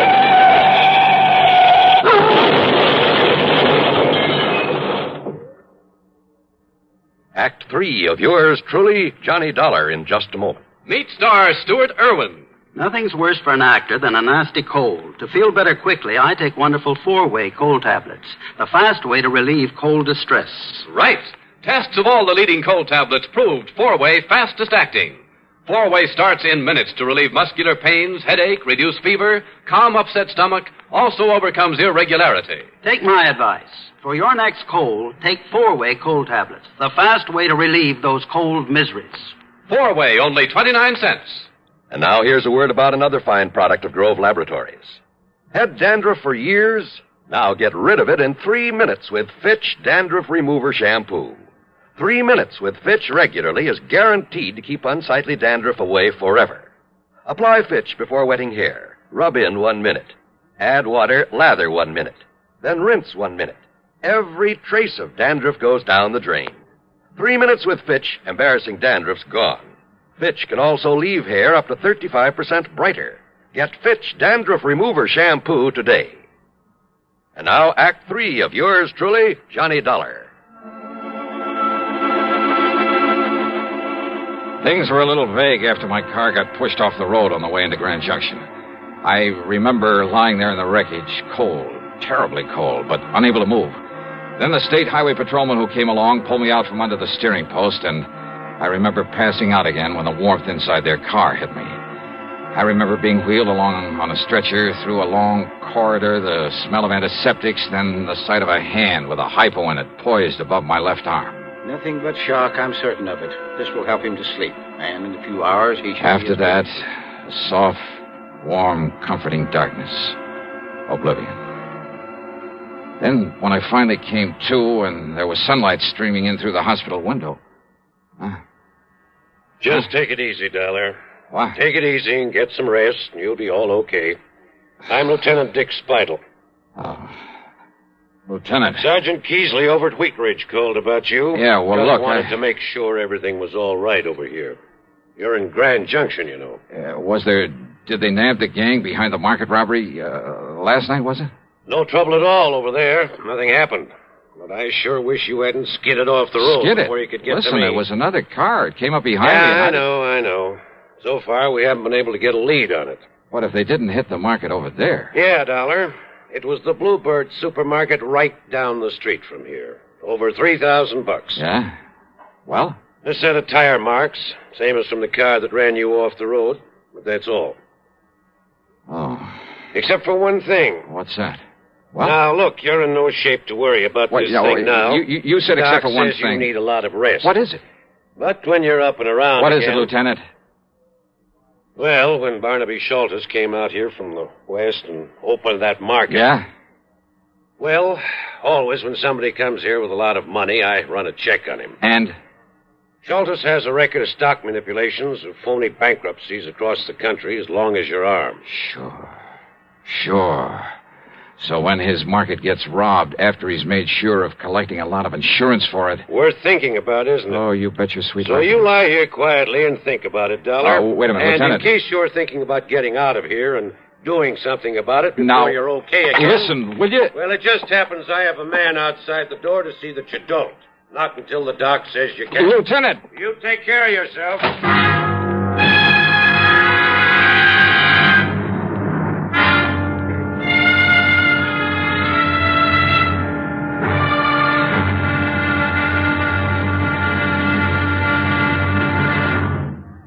Munch a bunch of Fritos, corn chips. It's not polite to smack your lips, but you can't help it with Fritos, corn chips. Munch a bunch of Fritos, corn chips. Fritos are the perfect after-school or between-meal snack. Golden chips of corn just made to munch. A nutritious treat for children and grown-ups alike. Fritos corn chips are full of such good, crisp flavor, such good-for-you nourishment. There's contentment in every munch.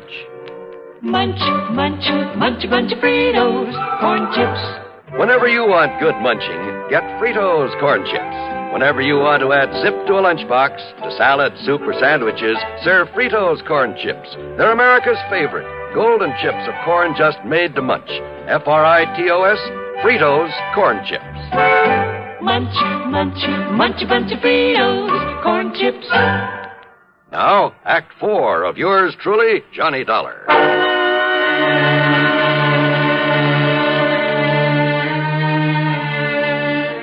Early the next morning, I was out of the hospital and back in Denver at the office of Peter Fillmore. I was sure I had a lot of the answers to this case and told him so. Yes, go on, Dollar. Well, sure, it's an open invitation to robbery.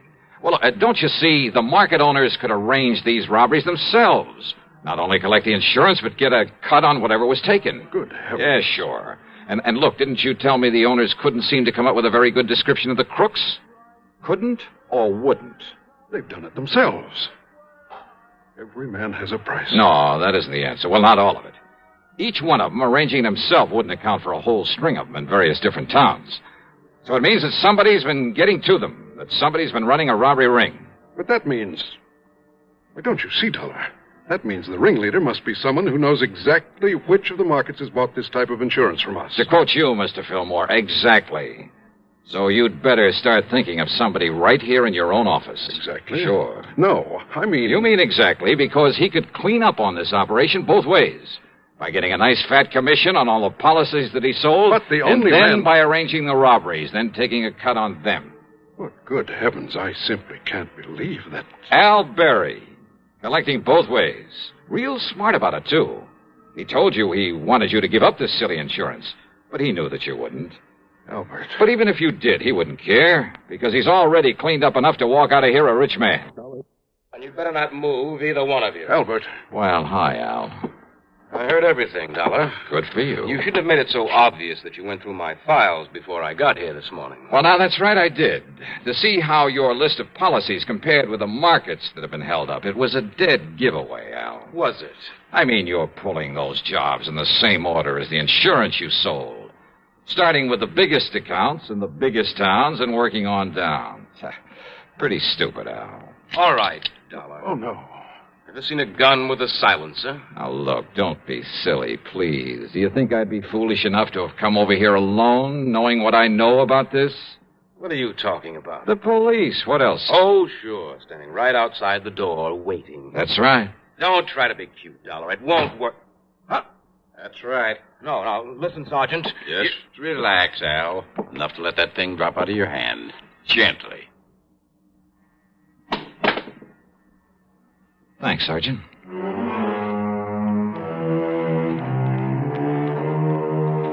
Sure. In the hope it might make things easier for him, Al produced the punks who'd been working with him, who'd actually pulled the jobs. And then he came up with most of the dough from the robberies. But you know something? I doubt if it'll do him any good, nor the store owners who'd played along with him. Expense account total, including hospital bill on the ride back to Hartford, $30101. And I'll leave the car that was wrecked to you. Yours truly, Johnny Dollar.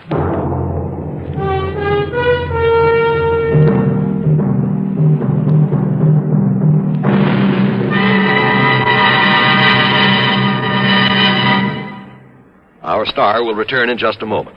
Constipation is something people don't talk much about, but it can be a problem for anyone, even doctors.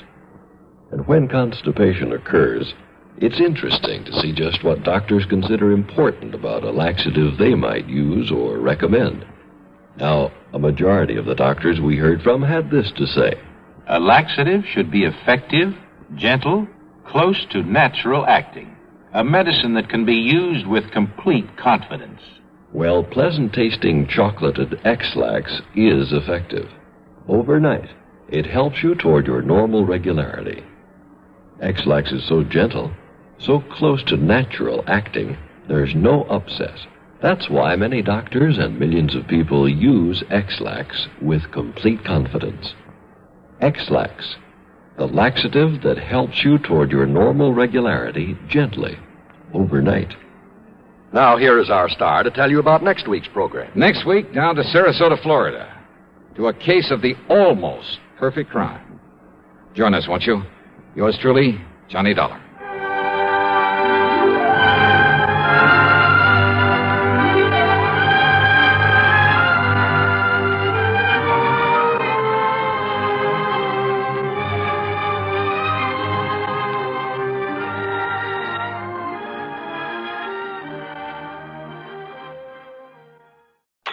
Johnny Dollar. Well, here I am. I'm home. Huh? Who, I said I'm home from my vacation. Wow, great. Good for you. So, when are you going to come over and ask me to marry you? Oh, it's you. Who else? Well, I don't know. How about if I pop the question right now? Well, go ahead. Will you marry me, Paula? You bet your life. What, Paula? Who else? Why, you two-timing. This is Betty Lewis. Yeah, I know. Come clean with me, Johnny. Who's Paula? Oh, now, does it make any difference? Paula who, Johnny?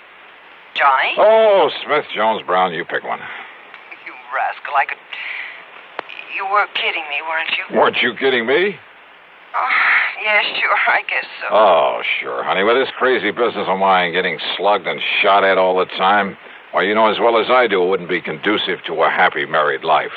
Not for either of us. Yes, I know, honey, but someday... Yeah, someday. Anyhow, I'm home again for my extended vacation, so... So, how about dinner and a show and a big night all around? I'd love it. Say 7 o'clock? Make it 6:30 and I'll have cocktails ready and waiting. Right here at 11-3-25. Betty, my love, it's a deal. Good. I'll see you in exactly 7 hours and 31 minutes. On the nose. Bye, honey. Yeah. Well, let's see now. Yeah, honey. Huh? Don't give me that honey stuff. This is Randy Singer. Randy, how's the old New York Police Department these days? Johnny, I gotta see you. Okay, I'll run on down there first thing in the morning. No, I mean now, right now. Oh, well, now, look, Randy, I got a date tonight, important one. And I gotta go out of town with the chief on a murder case, leaving in a couple of hours. Maybe gone a week, maybe longer, so grab a train, will you? Well, if I could be sure of getting back here by early this evening. Back there in Hartford is where you should be, as quickly as possible. Huh? After I've talked to you. So if this timetable I have means anything, you can grab a train in about 20 minutes. Well, now listen, Randy, I'll have the boys in the prowl car pick you up at Grand Central Station. Listen, will so you? Grab your hat and come on. See you, Johnny. Randy!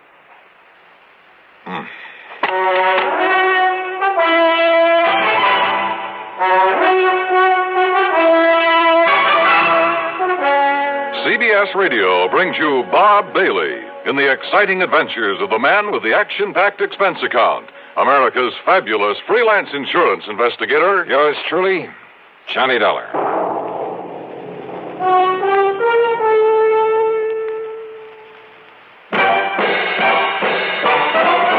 Are you smoking more now, but enjoying it less?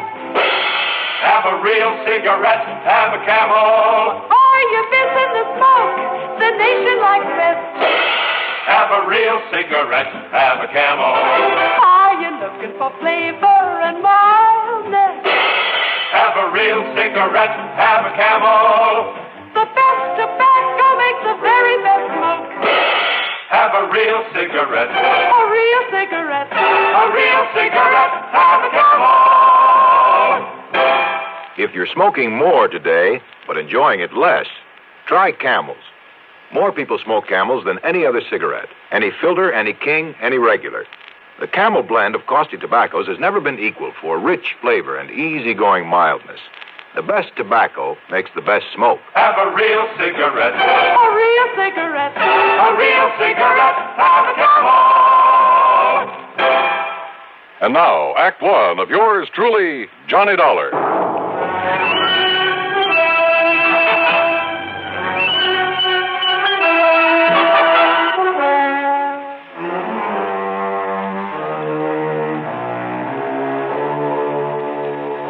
Expense account submitted by Special Investigator Johnny Dollar to the Universal Adjustment Bureau, Hartford, Connecticut. Attention, Mr. Pat McCracken.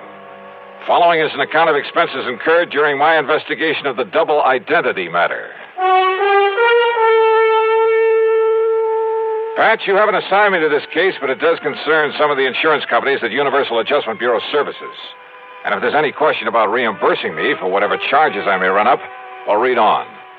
Expense account item 1, $4.95, taxi to the station and a train down to New York. As promised, Lieutenant Randy Singer had a prowl car waiting for me at Grand Central, and a few minutes later I barged into his office in the Homicide Division of the 18th Precinct. Okay, Conroy, okay. Just go tell the chief I'll be ready to leave by the time he is. Now, go ahead. Yes, sir, Lieutenant. Sit down, Johnny. Glad you could make it. All right. Tell me one thing, Randy. Is this an insurance matter? It sure is, or rather, they are. They? Maybe you weren't called in on them, but, brother, you should have been. Here, look here. Fall 1956. John R.V. Brownfield. Lived in a small apartment over on the east side, but the old boy had a lot of money. So what happened? Somebody knock him off? His death was pronounced a suicide, overdose of sleeping pills. Yeah, happens all the time. Does it? The insurance company that paid off was Eastern Casualty and Trust. Oh? How much? $41,000. Beneficiary? His wife. He'd only been married to her a couple of months. And after she collected, well, she just sort of dropped out of sight. Ask me, a lot of those companies of yours pay off too fast. Now, what do you mean by that? Listen, September 1957. Franklin P. Ogborn died the same way. Insurance paid to his widow was $30,000. Tri-Mutual Insurance Company. Well, now, Randy, the mere fact that he also died from an overdose... Listen, will you? August 1958. Peter William Gerhardt. Same thing. His widow collected $50,000. Are you trying to say you don't think they were suicides, Randy? I'd bet my bottom dollar on it. Why? Now, here's the last one, middle of last month. William Earl Chadwick. $25,000 to the widow. I said, why? Johnny, in every case, the marriage was only a few weeks old. A good-looking young girl and a wealthy old man. Also, circumstances of death were exactly the same. Exactly. You investigate them all yourself? No, they all occurred in different precincts.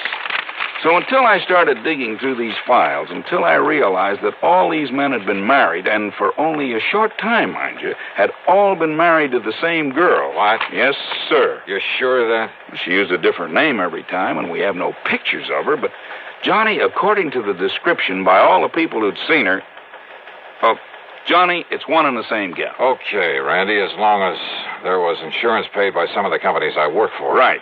Now, so far, I've been running this down alone on my own hook until I could really spot her. So what happens when I finally do locate this dame? I'll bite. What happens? She turns up outside my bailiwick. Also, I suddenly got to go out of town for a week, maybe longer.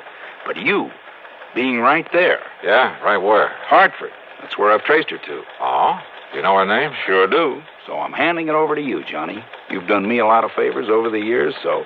Well, maybe you can collect yourself a nice commission. Oh, what is her name, Randy? She lives at 11325 East Maple Drive. 11325. That's right, and she goes by the name of Lewis. What? Yep, Betty Lewis. What's the matter, Johnny?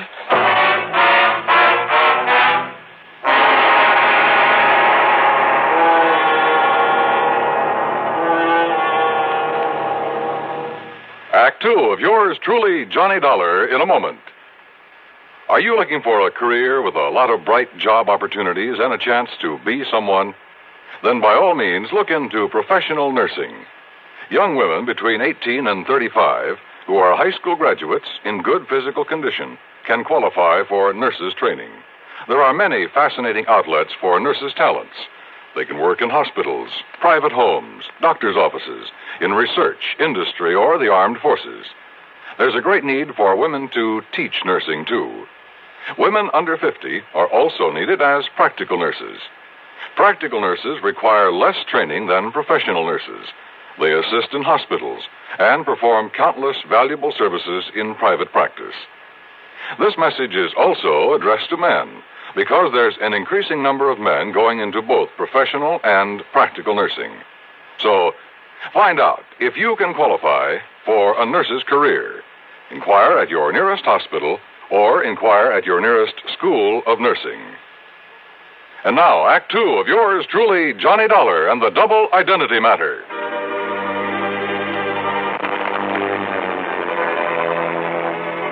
I went over the files on the so-called suicides word for word. I read and reread the descriptions of the widows. They all were the same. No question about it, the same girl had been married to each of the 4 victims, had been married to each of them only a very short time. Then after death, from an apparent overdose of sleeping pills, she had collected the insurance and quietly dropped out of sight. But Lieutenant Randy Singer, NYPD, had tracked her down and traced her to Hartford. And according to him, according to the description, she was Betty Lewis of 11325 East Maple Drive. Betty Lewis, the girl I knew and palled around with. The girl I had a date with that very night. The one girl in the world I almost took seriously. What is it, Johnny? You know her? You know this girl? Yeah.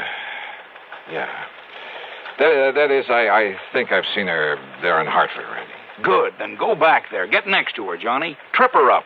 Make her spill the beans about these murders. Murders? Well, don't you agree she must have fed those old codgers all those sleeping pills just to collect their insurance? Kind of looks that way, doesn't it? What's the matter with you, Johnny? It's as plain as the nose on your face. And boy, how those descriptions of her all tie together. Yeah. Height, weight, build, complexion, eyes, everything. Of course, she dyed her hair differently a couple of times. Blonde. When she married her last victim, she was a redhead. What'd you say? She's a blonde? She's a blonde now? Randy. Yeah? How'd you get onto her? It's a long story, Johnny, but somewhere along the line, I got suspicious about those sleeping pills. They were all the same, a special prescription. Are you listening to me, Johnny? Yeah, I'm listening. Well, then I found out that not one of those old men had been given a prescription for them. So to make a long story short, I finally ran down a kid working in a drugstore who'd been getting him to her. I see. But instead of nabbing him, that would have spread the alarm, you see. Johnny, I got real lucky. In the trash barrel where the kid lives, I found some letters for her, all written within the last month, telling him to start making some more of the stuff for her. In other words, Johnny, as soon as she can trick some other guy into wedding bells, somebody up there in Hartford. But if you can grab her first, pin those 4 murders on her, huh? Hey, Lieutenant. Yeah, Conroy, what do you want? That newspaper reporter that was here to see you. Huh? What newspaper reporter? I told him you was tied up with Johnny Dollar on that suicide run. You what? Well, I seen them files there on your desk. Conroy, you dope, when the chief and I get back from this trip, That's another thing, Lieutenant. Huh? The chief said if you don't want to start pounding a beat again, well, you see, he's been waiting out front for you for about 5 minutes. Conroy, you crazy? Why did you say so? Tell him I'm coming. I'm coming right away. Yes, sir, I'll tell you. Johnny, will you take it from here? Down? Sure, Randy. Attaboy. It's truly Johnny Dollar in a moment. Meet star Stuart Irwin. Nothing's worse for an actor than a nasty cold. To feel better quickly, I take wonderful 4-way cold tablets. The fast way to relieve cold distress. Right. Tests of all the leading cold tablets proved 4-way fastest acting. 4-way starts in minutes to relieve muscular pains, headache, reduce fever, calm upset stomach, also overcomes irregularity. Take my advice. For your next cold, take 4-way cold tablets. The fast way to relieve those cold miseries. 4-way, only 29 cents. And now here's a word about another fine product of Grove Laboratories. To get rid of embarrassing dandruff in 3 minutes, change to Fitch Dandruff Remover Shampoo. 3 minutes with Fitch regularly is guaranteed to keep unsightly dandruff away forever. Apply Fitch before wetting hair, rub in 1 minute. Add water, lather 1 minute. Then rinse 1 minute. Every trace of dandruff goes down the drain. 3 minutes with Fitch and embarrassing dandruff's gone. At the same time, Fitch can brighten hair up to 35%. Get Fitch Dandruff Remover Shampoo today. And now, Act 3 of yours truly, Johnny Dollar. Hi, Johnny. Betty, what are you... what are you doing here? Hey, don't I even get a kiss after being away for a solid month? Betty, tell me. And don't you think I'm the one who's entitled to ask the questions? After all, honey, you stood me up. Or did you completely forget about our date for this evening? Listen, will you? Much as I hate to admit it, I guess maybe you were right, darling. Yeah? About what? No decent kind of a married life, that sort of thing. You wore out on some case, I suppose. Yeah. But you know something? I'm just not going to give up on you, Johnny Dollar. One of these days... Yeah, Betty. Now listen. Well, what is it, Johnny? What's the matter? How did you get in here, Betty? Well, when you didn't come for me as you promised, and when you didn't answer the telephone, well, I was afraid something terrible might have happened to you, so I drove on over here to see you. The door was wide open, so I just came on in. I started looking around for you in the den and the bedroom, and then... that's when you came in. Betty, your vacation. Well, it's about time you asked me about that. I missed you while I was away, honey. A whole long month. Where did you go? You didn't get all those pretty postcards I sent you? From the Poconos and Atlantic City and New York? New York. How long in New York? Oh, a couple of days going and a couple of days coming back. That's all? Of course it is. Johnny, whatever's the matter with you? Your hair, Betty. What? What color was it before? Well, I like that. What color? Tell me. You mean to say you think I'd dye or bleach it or something? You know very well that I... Johnny, what's come over you? My desk there. Well, yes, I wondered about that, darling. I hope you're not always that sloppy, leaving things scattered around that way. All right, Betty, listen. And do you always leave that window to the fire escape open when you go out? That window? To say nothing of leaving the front door open, too. Hey, Betty, look. Look, it's been jimmied open. See the marks here. Well? Yeah, see, look. Here, where it was pried open. See there. Well, it's just like my mailbox. Sure. You seem almost happy about it. Well, maybe I am.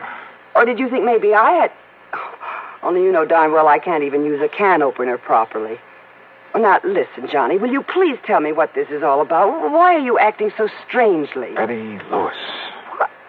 Listen, darling, has all this big mystery anything to do with that newspaper headline I saw? Some kind of a suicide case? You don't know anything about that. So that's why you were so late. And Johnny, does it have anything to do with your window being forced open, your desk being rifled this way? Yeah, I think so. And maybe you're coming here. Maybe you scared away whoever it was. Wait a minute. What? Wait a minute. Did you say that your mailbox out at your little house, did you say that thing had been forced open, too? While I was away. I don't know whether anything was taken because I don't usually get much mail, but the tiny lock on it was broken. You came back yesterday? Late last night. And then today, well, you see, the mail's always delivered during the day while I'm at the office. What time, Betty? Oh, I don't know. 10, 11 o'clock in the morning, I think. So what happened today? Well, you know that rain, that drizzle we had this morning? Yeah, go on. Well, I got back from the office and went out to see if there was any mail. Now, you love mysteries, Johnny, so maybe you can solve this. Go on, Betty, go on.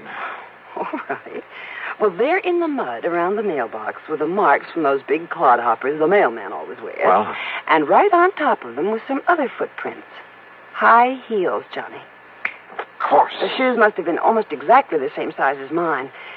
So, do you suppose maybe somebody else, some woman, has been using my mailbox and my address while I was away? You bet I do. Betty Lewis. What? 10 or 11 o'clock, you said. Oh, you mean the mailman? That's exactly what I mean. Now, listen. I want a key to your house. Oh. Will you marry me? I'm serious, Betty, and tomorrow morning you go to the office as usual. Don't you mean if I feel up to it after we finish celebrating my homecoming tonight? That party's going to be tomorrow night. Tomorrow? Because I have a sneaking suspicion that by then we're going to have something to really celebrate. Oh, like what, dear? The solution of 4 murders. Oh, Johnny. Shortly after Betty left for the office the next morning, I established myself in a little house on East Maple Drive. I parked myself behind the filmy curtains at one of the front windows, and I waited. At 10:31, the mailman walked up. In addition to a couple of letters, he left a small package in the mailbox. It didn't take much to guess what was in it. I waited some more. An hour and a half. Did whoever that package was intended for, and I was sure it wasn't Betty, did they know the mailbox was being watched? After all, they knew from the newspapers that I was on the case. But unless they appeared to collect this package, I had no case. Then it suddenly occurred to me, the important thing was to be sure of having that package myself as evidence. So after making sure the street was clear both ways, I slipped out the front door, walked casually out to the mailbox.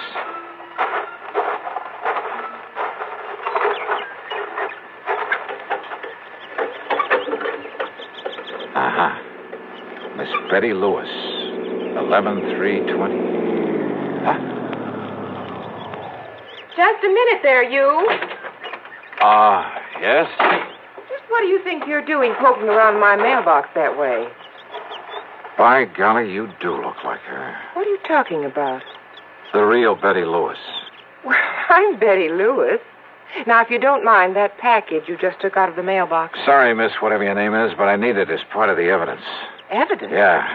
That'll pin the murders of 4 husbands on you. Johnny Dog. That's right. All right. Give me that package. Oh, put that thing down, lady. I'll pull the trigger, Johnny, if you don't give me that package. Give it to me. Okay. Whatever you say. You dirty... Maybe you're a lousy shot. No, you're hurting me. Oh. Okay, now back in your car. Now listen. Johnny, listen. Get in. Listen, Johnny, I'll make a deal with you. And you're driving, lady. Right straight to police headquarters.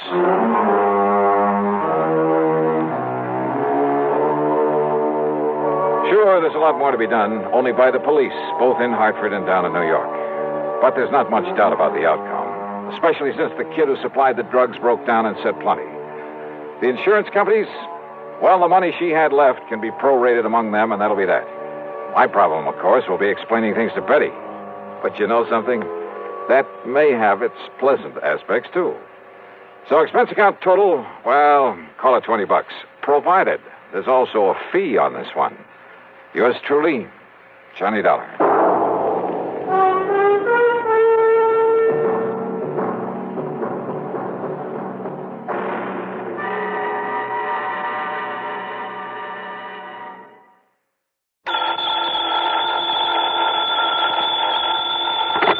Johnny Dollar. Pat McCracken, Johnny, Universal Adjustment Bureau. Pat, haven't had an assignment from you in, several days. Yes, I know.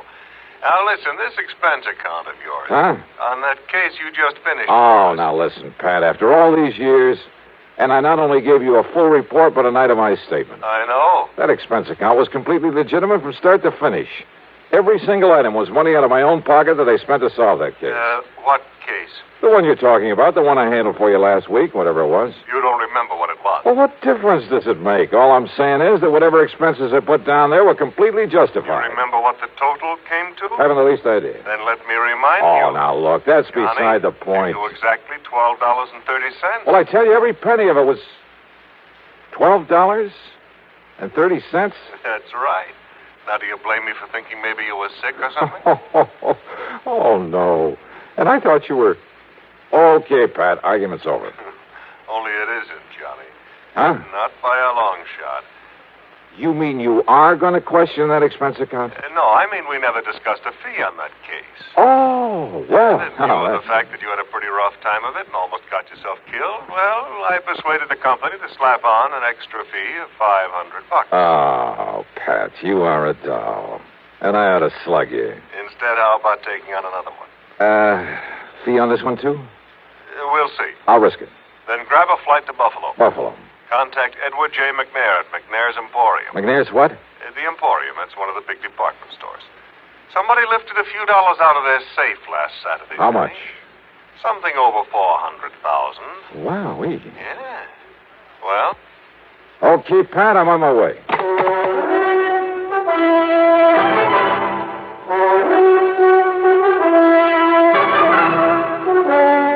CBS Radio brings you Bob Bailey in the exciting adventures of the man with the action-packed expense account.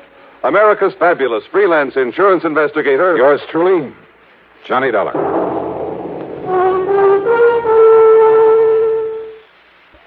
And now Act One of yours truly, Johnny Dollar.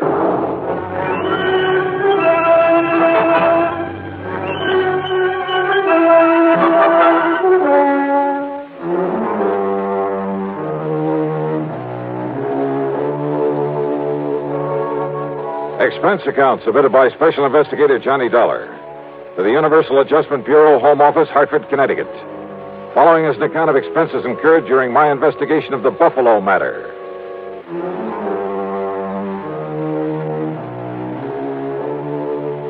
Expense account item 1, $49.50 plane fare and incidentals to Buffalo, New York. Item 2, $8 even for taxi fares. After dropping my luggage at a hotel, I went over to the Emporium. In the big office on the top floor, I talked to Mr. McNair himself. $421,216, according to the books. Well, that's quite a loss, Mr. McNair. And I suppose, Mr. Dollar, that to some extent it's my own fault. My fault.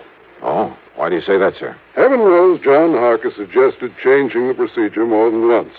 John Harker? Yes, my young personal assistant. Also company treasurer. Oh, I see. But I've run things single-handed the same old way for so long, and nothing like this ever happened before. Mm-hmm. What do you want to tell me about it? We've followed the same procedure every Saturday night for over 28 years, which is to say that as soon as the store was closed, each department head, in turn, brought his cash receipts up here to the treasurer. This, John Harker. Then Harker gave the department head a receipt, put the money in the vault, and that was that. Well, sir, it seems to me it would have been a lot safer to have an armored car deliver that money to the depository of some bank during the day, maybe several times a day. Exactly what John suggested some time ago. I suppose I should have listened to him. Well, go on, sir. Last Saturday, after we closed, things went along quite as usual.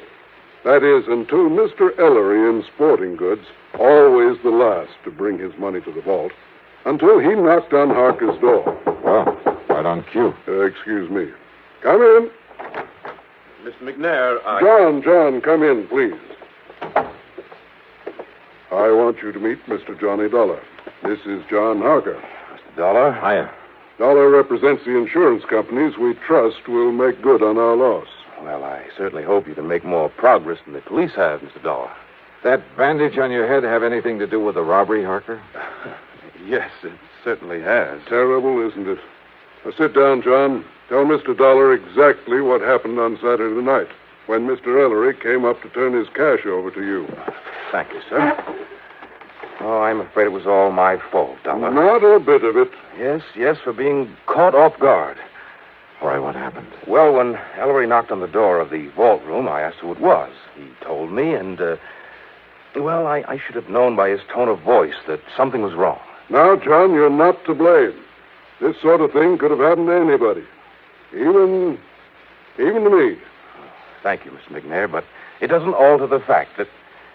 Well, Dollar, I went over and unlocked the door for Ellery. But instead of walking in, he was forcibly thrust into the room. The door was thrown back so hard, it knocked me down, knocked me unconscious. Terrible. And when I came to, the cash drawers of the vault were empty. The keys had been literally torn out of my pocket. You shall have a new suit for that, John. Thank you, sir.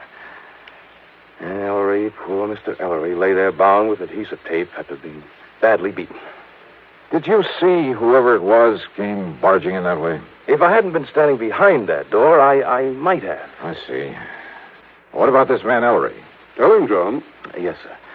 Well, poor Ellery did catch a glimpse of him, but the man was wearing a sort of mask over his face. He gave what description he could to the police, of course. And, that's about it. Thank you, John. Now go along. Yes, sir. Well, now, wait a minute. Don't misunderstand me, Mr. Dollar, but I don't want to keep John around here any longer than necessary. Well, but I don't want to be around. I'll cancel the trip gladly.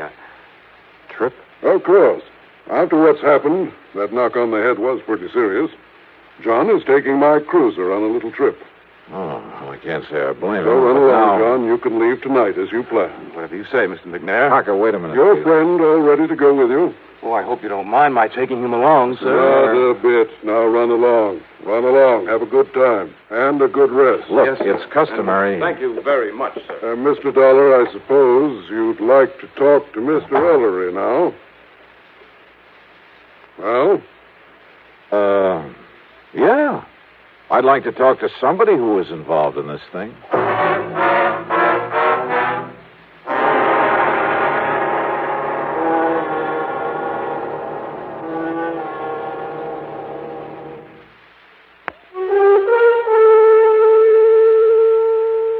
David Ellery, the other victim of the robbery, was still out to lunch, so I grabbed a bite myself. That's item 3, $1.75, and checked with the police.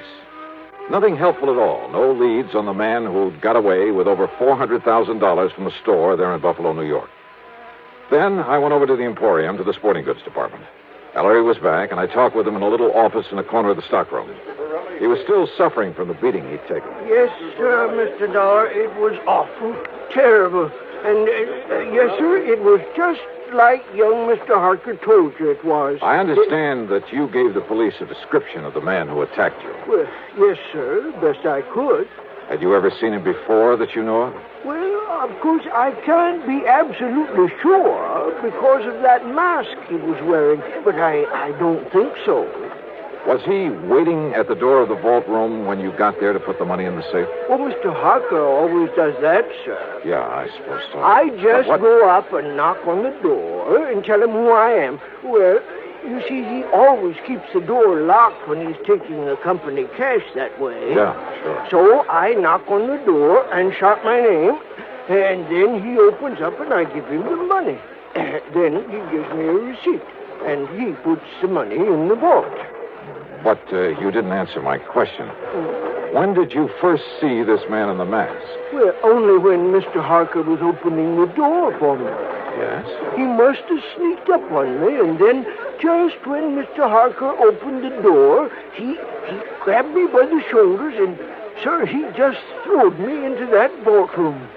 And John Harker was struck by the door as it was banged open. Poor young fellow. It must have hurt him something terrible, knocking him out that way. Looks to me like you got the worst of it, though. Oh, I'm so sorry for John Harker. What? Nice young fellow like him, trying so hard to make his way in the company, and then to have a thing like this happen. Now, Mr. Ellery... Doing real good for himself, too. Doing real good for the Emporium. Yeah, well, now tell Lots me... of good ideas for building up the business. And Mr. McNair liked that, and kept pushing him ahead. Oh, yeah, sure. So that someday John could be earning himself a lot of money. Not that us old-timers ever complain. Mr. Ellery... I mean about the wage scale here at the airport. Wait a minute, please. Yes, sir. How long has John Harker been with the Emporium? About a year now, and he's lived up to the recommendations he come with so well. It's just no wonder Mr. McNair... Recommendations? From where? Macy's and Gimbel's in New York, and John Wanamaker in Philadelphia. Oh, from lots of big stores. A couple in Chicago, too. Yes, sir. Mr. McNair told us about it himself when he hired Mr. Harker and explained that's why he'd give him a better job than some of us old-timers have. Macy's, Gimbel's, Wanamaker. You don't believe me, you ask Mr. McNair. You know something, Mr. Ellery? What, sir? That's the one thing I believe I'd better not do. What? Well, thanks a lot. You've been a lot of help. Well, now, Mr. Dollar. I had suddenly begun to wonder about the way Mr. McNair had gotten Harker out of his office before I could thoroughly question him. About the possibility that McNair might have engineered this robbery himself. Because it had to be somebody completely familiar with the procedures, the routines of that store, because of the timing. Somebody who knew the place would be virtually empty at that time of day. Who knew that Ellery was always the last to take his money up to the vault. I'd noticed a checkbook on Mr. McNair's desk and made a mental note of the name of the bank. But it was now after 5 p.m., so rather than push things until I was sure, I went back to my hotel room to clean up, eat some dinner, and get a good night's sleep. But as I started to open my handbag, wondering, by the way, if I'd forgotten to lock it for the first time in my life... Yeah, I'd heard that sound before. I grabbed the bag, made a dash for the open window, and threw it as hard and as far out from the building as I could, out over the empty lot beside the hotel.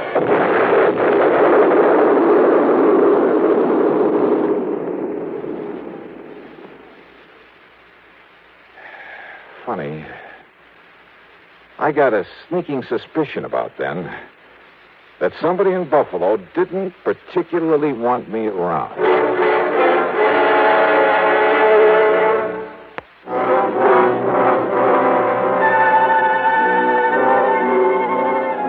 Needless to say, I had to do a bit of explaining to the police about the infernal machine in my handbag that I'd tossed out of my hotel. And the company will have to pay for some broken windows in that neighborhood.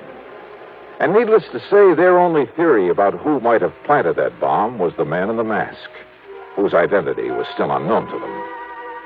But I had an idea. Besides the police, only 3 people could have known I was there. Mr. Ellery, hardly the type. Young John Harker. No, he was off on a yachting trip. And that left Mr. McNair. But like I said, rather than push things without some proof. Well, item 4 is $7 for drinks and a good dinner, and I hit the sack for some much-needed rest. But first thing in the morning, I was in the cashier's office at the bank. Yes, sir. What can I do? Johnny! Holy Barton. Now, what under the sun are you doing here? I'll have you know that I'm not only cashier of this bank, but a vice president, too. How are you, boy? Congratulations. Well, look, I got to get right to the point. I want to know all I can about the financial condition of not only Mr. Edward J. McNair, but also the store he owns, the Emporium. Oh, now, Johnny, you know that things like that are of a confidential nature between a banker and his client. Oh, I can see you're going to be a lot of help. I'll tell you this, though. McNair is worth millions. Millions, Johnny. How about outstanding debts against the store? McNair's old-fashioned. He pays cash. Cash on the line for everything. That store hasn't owed a penny for, I'd say over 25 years. Nor has McNair himself. So, Johnny, if you're by any chance thinking... $400,000 is still a lot of money, Will. To him, it's only a drop in the bucket. But, of course, he's entitled to recover it, and if one of the companies you represent has to pay Wait a minute. Let me use your phone. Why, surely, here.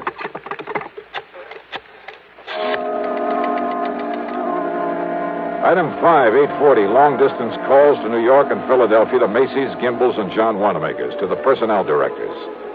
And from each of them, I get the same answer. They'd never even heard of John Harker. I left the bank and went over to the Emporium to the office of Mr. McNair. I know, Mr. Dollar. I haven't the least idea where John and his friend are going in my cruiser. He simply asked if he might have it for a few days. Asked for it? I thought it was your idea that he take that trip. Well, of course I agreed that he should get away for a few days to rest, recuperate. A few days? Yes. Huh? And also get away with your $400,000. What? Played right into his hands. You know anything about this friend he's taking along? Well, I presume, being a young man with lots of lady friends. Well, I presume it's the guy who helped him with that robbery. What are you saying, Mr. Dollar? Oh, brother, how nicely things are beginning to add up around here. To begin with, it had to be somebody here in the store. And listen. I'm listening, sir. Harker told me, right here in your office, he told me that when old man Ellery knocked on the door of the vault room, that Harker should have known something was wrong when Ellery called to him and identified himself. Mr. Dollar. I should have known by the tone of his voice that something was wrong. Now, those were the words that Harker used. You heard him say it, too. But he was lying. Lying? Yeah. Because Ellery didn't know the robber was even there until after John had opened the door for him. You're sure of that? I'm sure. Mr. Dollar, are you trying to say that John Harker, that fine young man... I am trying to tell you that you have made an old fool of yourself, that you made your first mistake when you hired that smart young crook. I'll have you know that John came here with the highest possible recommendation. Yeah, well, Macy's and Gimbel's and the rest never even heard of him. What? So in your blind faith, you not only taught him how to stage the robbery, he and his pal, whoever he is, but now with your cruiser, you've helped him get away with it, with your money. But good heavens, Mr. Now, Dollar. if you'll just give me a hand, come up with some bright idea for finding that boat of yours somewhere out in the middle of Lake Erie. Yeah, and probably headed for some remote little port on the Canadian side of the lake. Believe me, if ever I needed a stroke of luck, it's right now.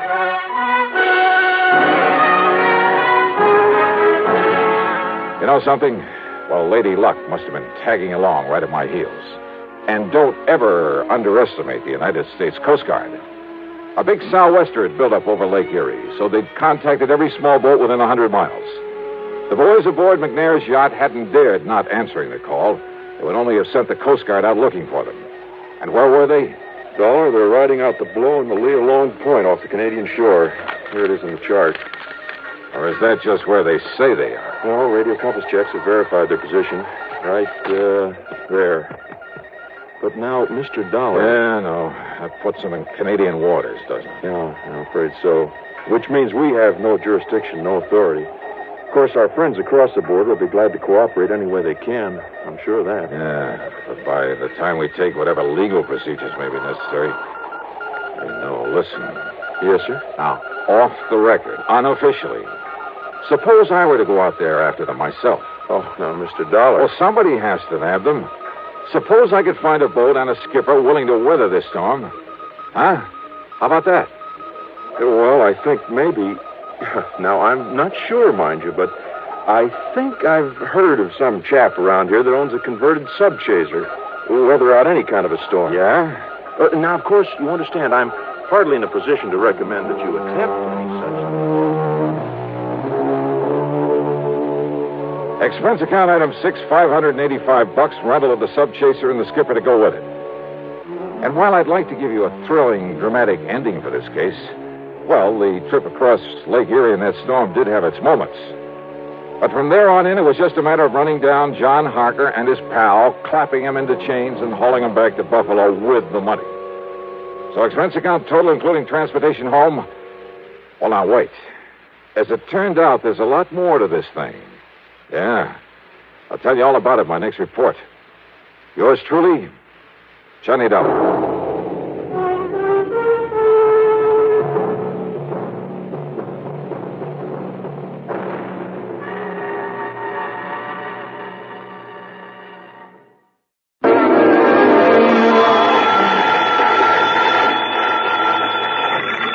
$20. Les Walters, Johnny, at Worldwide Mutual. Well, hi, Les. Say, I heard your report on that man who disappeared up in Eugene, Oregon a couple of weeks ago. Jonathan Doe? Yeah. The man who never really existed? That's right. That was a pretty rough one, Les. I can believe that. So it ought to be a lot easier for you to find a man who does exist. Or who did. Well, which is it? I wish I knew. His name is Elmer Leumas. Leumas. Leumas. So what happened? I told you he disappeared. I mean, what have you got to go on? Leads, clues, whatever you want to call them. Well, that's the funny part of it. Yeah? Nothing, Johnny. Absolutely nothing to go on. You call that funny? So maybe you better come on over here. We can talk about it. Well, now, Les. Yeah? So maybe you're right.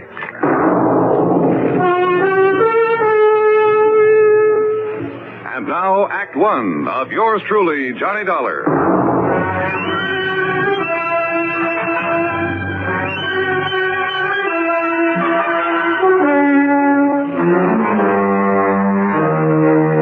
Expense account submitted by Special Investigator Johnny Dollar to the Worldwide Mutual Insurance Company, Home Office, Hartford, Connecticut. Following is an account of expenses incurred during my investigation of the Leumas matter, spelled Leumas.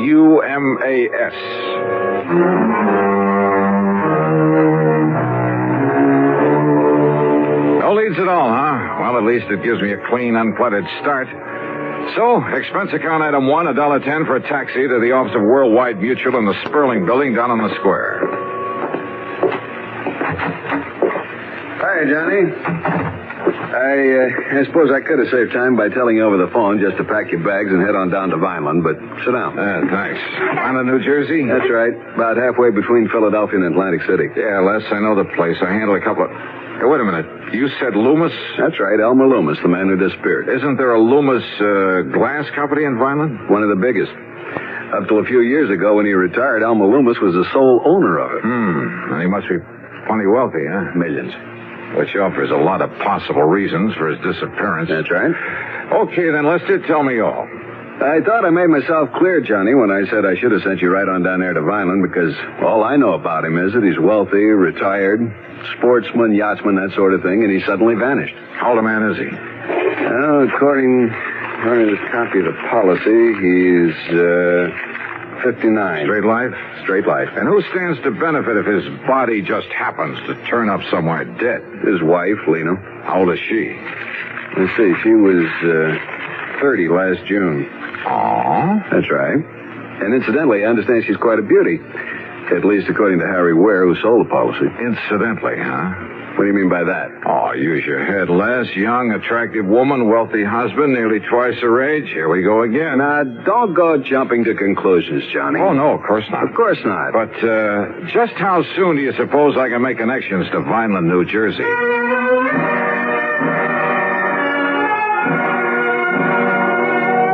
Item 2, $4 even for a couple of taxi fares. One back to my apartment where I packed a bag, the other out to Bradley Field. Item 3, $12.55 for a plane to Philadelphia. Item 4, there in the city of brotherly love, $50 deposit on a rental car. After a late and hasty lunch, that's item 5, $2.25, I drove across the Delaware River Bridge and picked up Route 47. South Jersey is flat as a pancake, but full of beautiful homes and rich farmland, occasional cranberry bogs, and lots of big poultry farms and peach orchards. So the drive was a pleasant one. Then, in Vineland, the so-called heart of sunny southern Jersey, I went straight to police headquarters, a block off Landis Avenue, the main drag. I contacted Sergeant Louis Tomaso, with whom I'd worked before. As usual, he was right on the ball. Kind of had a hunch you might be dragged in on this. How are you, Johnny? Well, pretty good, Louis. Or rather, I'm not so sure. You have any real leads on this case? Johnny? Yeah? Let me hand you a thought for the day. Okay, shoot. Don't be surprised when you find that Lena Leumas isn't at all broken up over this loss of her husband, because she isn't. If you ask me, she's downright tickled to death about it. Is that your snide way of telling me that she's interested in somebody else? Somebody closer to her own age? Johnny, if I could find out who that somebody else is, but who knows, maybe there isn't any. Or maybe there's a dozen of them. I don't know. This gal is the social type. One big party after another, night after night, month after month, ever since they got married. And Leumas? Couldn't stay far enough away from it all. Spend most of his time off on hunting or fishing trips or out on his yacht. Funny that he ever married her in the first place. Well, when a gorgeous young charmer starts cooing at a poor, lonely widower, nearly 60, well, what do you expect? Apparently all she cared about was getting her hooks on his money. What else? When did he go? 10 days ago. Got up, had breakfast, announced he was going to spend the day in Philadelphia. Walked out the front door, and that was the last anybody ever saw. And what about enemies, Lou? Not a one that anybody knows. I mean, any reason to think he might have been hauled off and murdered? The only reason to think he wasn't is the fact he took some luggage, some clothing with him. Well, that doesn't prove anything. You've questioned his wife, of course. Yeah. When you get through talking to her, you'll know just as much or as little as I do. Well, how about his favorite hunting and fishing spots? Check them all, favorite and otherwise. Nothing. You say that he owns a yacht. Owned. Huh? A sailboat, a big one. Kept it down in the little town of Tuckahoe on the Tuckahoe River. So? He just happened to have sold that yacht 2 days before he disappeared. Johnny, we haven't a single solitary thing to go on. You sure about that, Lou? What do you mean? Not even his wife?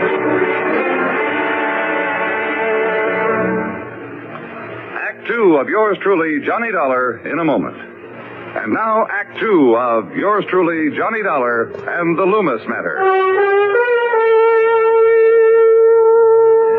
Expense account item 6580, dinner for Sergeant Louis Tomaso and myself at the East Landis Hotel there in Vineland, New Jersey. Then he gave me some directions, and I left him and drove east on Landis Avenue. In case you're interested, I found out that a guy by the name of Landis founded this fair city. The Loomis home was a massive red brick affair set in the middle of, well, it must have been nearly an acre of huge lawns and trees and flower beds. 25 or 30 rooms, I'd guess, really a mansion. And the long, broad driveway was lined with maple trees. In other words, there was money here, plenty. As for Lena Loomis, wowee. If she was 30, believe me, she didn't look it. And, brother, she had everything. She was tall, lithe, and brunette, with just enough makeup to enhance her soft and gently tanned complexion. She wore a pair of sleek blue velvet capris and a light silk blouse. A subtle touch of arpege that, well, at the risk of sounding repetitious. Wowie. Well, come in, Johnny. Yeah. How an old codger, wealthy or not, could ever rate something like this. And framed there in the doorway and a trace of moonlight filtering through the trees, believe me. Johnny? Oh, I'm sorry, Mrs. Loomis. Mrs. Loomis? And with that look in your eye? It's Lena, and you know it, and come in. Yeah, sure, thanks. Oh, darn it, you would come the one night when I'm not having a party. In here, Johnny. Yeah. The place is dead as a doornail. Then I suppose I have to give the servants some time off. Sit down, huh? Like a drink? Yeah, I think I could use it. No, thanks. Not even to keep me company? Scotch and soda? A light one. Now, I just knew that was you I saw down on Landis. What? What'd you say? I say I just knew you'd be coming down here to investigate Elmer's disappearance. So when you rang the doorbell just now, I wasn't the least bit surprised. Oh, that's so? Elmer was always a great fan of yours. Your radio program, I mean. Where you tell about all those cases you solved. That's why I knew you the second I saw you. I see. Well, now, Lena. Johnny, I'm so fed up with answering questions about him. That Louis Tomaso from the police department has just about driven me crazy with him. He is kind of a cute guy, though, isn't he? Do you know him? Well, as a matter of fact, I talked with him just before. Here's your drink. Oh, thanks. Bottoms up. Huh? These glasses must hold about a quart. Oh, well, you know what I mean. Skull. Yeah, skull. Now, Johnny, I don't know how much Louis told you about Elmer vanishing this way, but whatever it was, there's nothing more I can tell you. He's gone. That's all. And you know something? I don't mind a bit. Yeah, well, I kind of had a If notion. they find his body lying around somewhere, well, just look at all it gets me. This home and property and all the stock in the glass company he sold and money. More money, Johnny, than you could even imagine. Yeah. And I believe that his insurance amounts Oh, to the quite a lot. insurance. Oh, that's nothing compared to all the money he has lying around in banks all over the place. It'll all be mine. And if you don't think I know how to use it. You know, there are a couple of things that might put a crimp in your plans, Lena. What Lena wants, Lena gets. Why do you think I ever married Elmer in the first place? Ooh, Elmer. Isn't that a terrible name? Suppose I find out that he's been murdered. Now, who would ever want to murder poor, sweet old Elmer, and why? Oh, maybe to get hold of all this money you've been talking about. Of course not. I told you I get everything. That's exactly what I He was... just doesn't show up after 7 years. Well, you know, the statute of limitations. Oh, yeah, I know. And what if he does come back? You know, suffering from amnesia, or maybe he was in an accident somewhere, you know. Wow. So I'll do what I can to keep him happy as long as he lives, and then I'll have it all. I don't love him, Johnny, not a bit. But I do try to keep him happy. It's the least I can do. Lena... And then when he dies, well, like I said... Lena, listen to me. He's a handsome old dog. I'll say that for him. You see? There in that picture on the table beside you. Yeah, I see. But now listen... Tall and wiry with that big shock of hair. Yes, I see it. But why he kept that mustache and Van Dyke? Well, they made him look even older than he was. I mean, than he is. What did you mean, was? What? Now, Lena, listen. There are some things I want to know. How about another drink? For instance, your husband had a yacht. Oh, didn't you know? He sold it just before he disappeared. To whom? Does it matter? Yes. Well, it was some man by the name of... Well, here's the bill of sale. His name is Samuel Remley. Remley. Right here. R-E-M-L-E, Samuel Remley. At Tuckahoe, New Jersey. So now you've asked a question, you've got an answer, so let's have another drink, huh? So help me, I simply couldn't pin her down to answering my questions. After a solid hour of trying, all I ended up with was an invitation to stick around for a big party she was throwing the following night. Young, charming, attractive, yes. But trying to make sense with her was a lost cause. Finally, standing out at the front door ready to leave, I decided to switch my tactics. You can't mean that. That is exactly what I mean, because from what you've told me, what little you've told me, there's only one conclusion I can draw. John. And you've somehow contrived to have your husband done away with, to get your hands on all that money you've been yapping about. Don't you see I get it all anyway, sooner or later? Why wait, huh? Even if I have to wait out the 7 years for that statute of limitations. Now listen, Johnny. Yeah? I don't like this. I don't like the way you're accusing me. You're threatening me. That's right. I gave you all the chance I could to cooperate, but you wouldn't take... Now, you just get out. You get out of here. Sure, for the time being. No. You stay away from me. Don't you ever come back You here. better play it my way, Lena. No. Get out. Oh, well.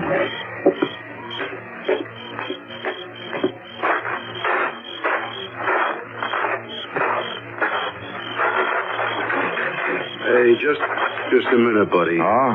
Who are you? Me? I just happened to be looking out for Mrs. Leumas. Yeah? Yeah, and I don't like what I was hearing just now. Oh, that's too bad. Now, if you get out of my way... Oh, no, you don't, Buster. Oh, no. Jerry? Jerry. That's right, me.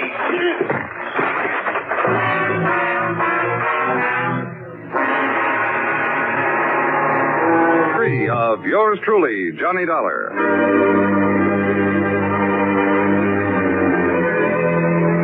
When I came to, my card case was gone. There was a lump on my head that must have been made by a blackjack. And inside my head was the solid conviction that Lena Leumas was, without question, responsible for the disappearance, possibly the murder of her husband.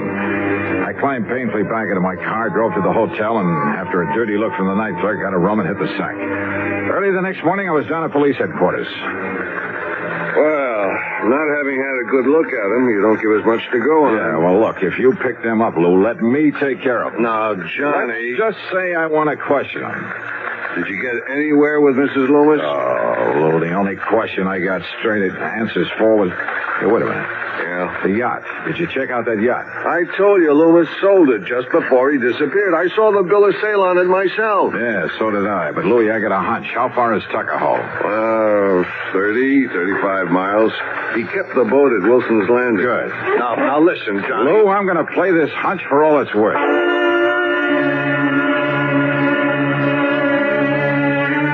It was more than a hunch, because it had to do with a rather strange and interesting combination of names. And the more I thought about it, well, I made tracks to the little town of Tuckahoe, to Wilson's Landing on the Tuckahoe River. Here you are, Mr. Dollar. Right here is where the Lena was tied up. But the owner, this Mr. Remley, he took it out last night? Yes, sir. Did you know the previous owner? No, I'm kind of new here. But the boss must have. Captain Wilson. Where is he? Been down to Atlantic City the past week. All right. What does this Samuel Remley look like? Well, Mr. Remley's an old man, about 60. Yeah? Tall, slim, kind of wiry. Full head of hair, a mustache, and a little Van Dyke beard? Oh, no, sir. Mr. Remley's clean shaved and wears a butch. Well, now listen. Yes, sir? Do you know where he headed for when he took off last night? No, I don't, sir. Then show me the nearest telephone. Item 7, $3 for telephone calls. I hit pay dirt on the fourth one to the Coast Guard station at Cape May. Why, yes, Mr. Dollar. The Lena pulled in here a couple hours ago. Good. She's tied up at the clubhouse dock. I can see her from here. Then, Captain, I'll be right down there.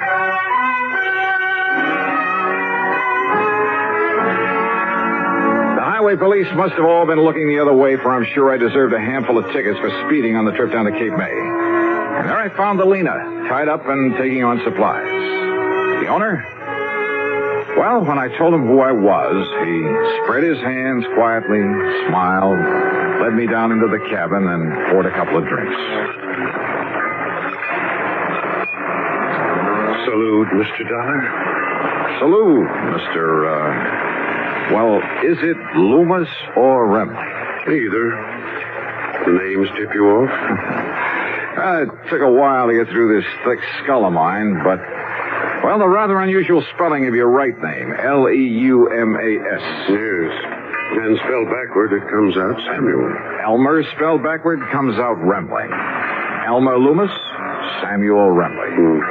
So obvious, I hoped it might be overlooked. But...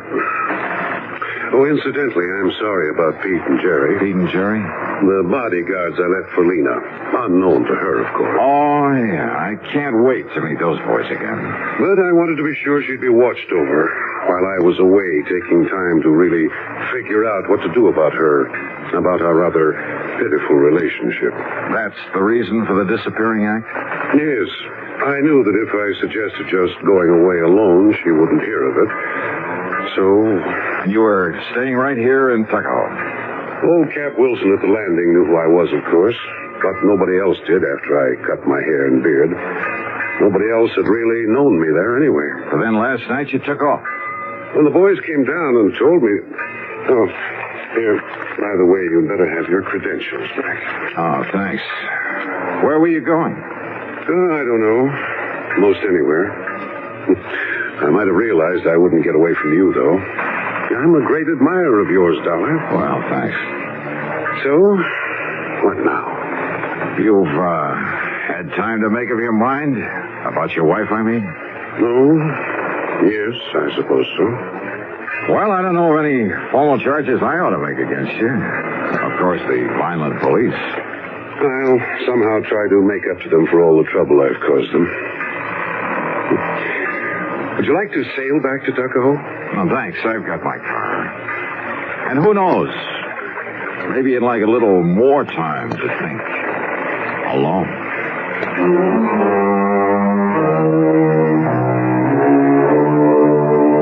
So, it wasn't much of a case after all. The two thugs, Sergeant Louis locked them up for assault, and I guess that'll have to do for them.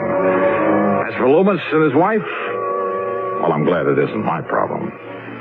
Expense account total, including the trip back to Hartford, $89.50. Yours truly, Johnny Dollar.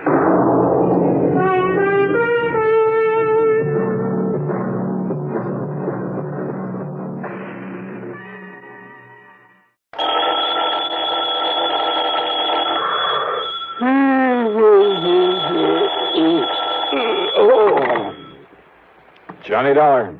Betty Lewis. Huh? Oh, hi, honey. Marry me? Well, what's that? I said, will you marry me? Oh, just round up a preacher and I'll meet you at the church. Serious, Johnny? Oh, I wish you were, you rascal. Well, with you, Betty, I sometimes wish I could. No, wait a minute. Catch me still half asleep this way. Betty, why did I say you do it up at the crack of dawn? What are you talking about? It's almost 8 o'clock. Exactly what I said, the crack of dawn. You're just spoiled, Johnny, and, well, I don't know whether to forgive you this time or not. Uh-oh, now what have I done? My housewarming party. Oh, no. Oh, yes. It took me 3 months of hard work to get my new little house fixed up out here. No visitors, no fun, no nothing but Betty. work. And then when I do invite you and you accept... Betty, honest, listen. This is crazy business of mine. Better be good, Johnny. Well, I was out in Eugene, Oregon, and there was no way... Eugene, Oregon? Yeah, one of those last-minute things, insurance investigation. There was no way I could get out of it. Honest? Honest. I only got back late last night. But I'll make it up to you. I swear I will. Well... Let's see. Today is, What? Betty. Hello, Betty. What's the matter, Johnny? You're asking me, those gunshots. And if I suddenly groaned and dropped the telephone, would you come running out here? Are you kidding it? What? Only I cannot tell a lie. That was just some hot rod kid with a cut-down convertible. Oh, Backfire, huh? Yes. Every morning at exactly 8 o'clock. You can set your watch by it. Are you sure that's all it was? Well, if you don't believe it, why don't you come over here and see for yourself? Tomorrow, maybe? At 8 o'clock in the morning? Sure. And, honey, I'll cook you the greatest breakfast you ever had. Yeah, but... Maybe even convince you that married life isn't such a bad idea after all. On the strength of a platter of ham and eggs? Tomorrow. Johnny. Hey, look, why don't we go somewhere tonight? I'll take you out to dinner and... No. If you're really sorry about missing the party, if you really do want to see me... Well, sure I do. All right, then. Tomorrow morning for breakfast. Betty. Bye, honey. So, why not?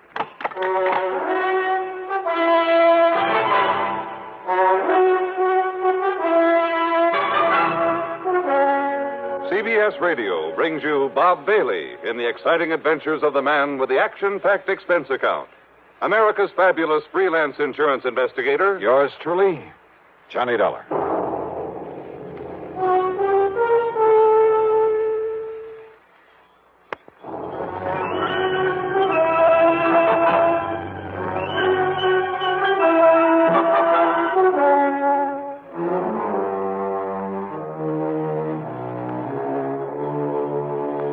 Expense account submitted by Special Investigator Johnny Dollar to the Universal Adjustment Bureau, Hartford, Connecticut. Attention, Mr. Pat McCracken. Following is an account of expenses incurred during my investigation of the Backfire that Backfired matter. I know, Pat, you haven't assigned me to a case. I also know I hadn't the least idea that having breakfast with my best gal was to be only the beginning of an insurance investigation. That before it was over, I'd be lucky to get out of the whole mess alive. But believe me, that's the way it worked out. So if there's any question about your company paying this expense account, well, just read on.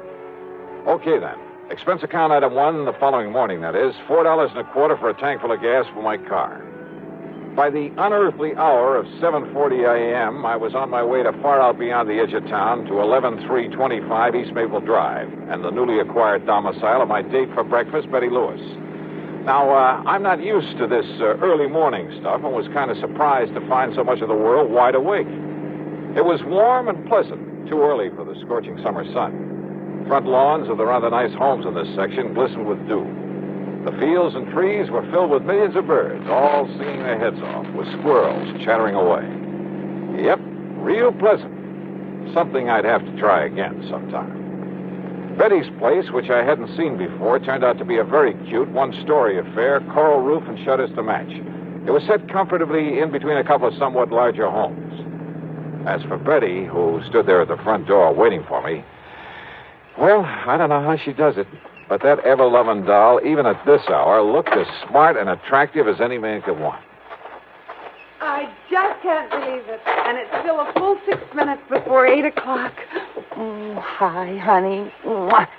Yeah, so early in the morning? You mind? I do not. Come here, yeah. Johnny. Gee, what this morning air does to you. Come in, huh? Said the spider to the fly? Oh, sure. I make no bones about it. Your neighbors used to seeing this sort of thing? Oh, sure. I've been having strange men in for breakfast every day. You know, just so the neighbors wouldn't be shocked when I finally dragged you into my trap. How do you like it, Johnny? Oh, yeah. Hey, looks real nice, Penny. Of course, if I had some nice guy to share it with. If you had any sense, you'd marry me, you know. Yeah. And if I had any sense, I'd get out of this crazy business of mine. Then maybe I could settle down to something like a normal life. 9 to 5 in some air-conditioned office, a nice home to come home to, maybe raise a family. Johnny, you know darn well you'd never be happy with that kind of a routine, humdrum existence. Oh, no? You know it as well as I do. And I guess a gal could get pretty miserable wondering where you are, if you're getting slugged or shot at, maybe dead somewhere. But we do have fun together. And I'm all for it.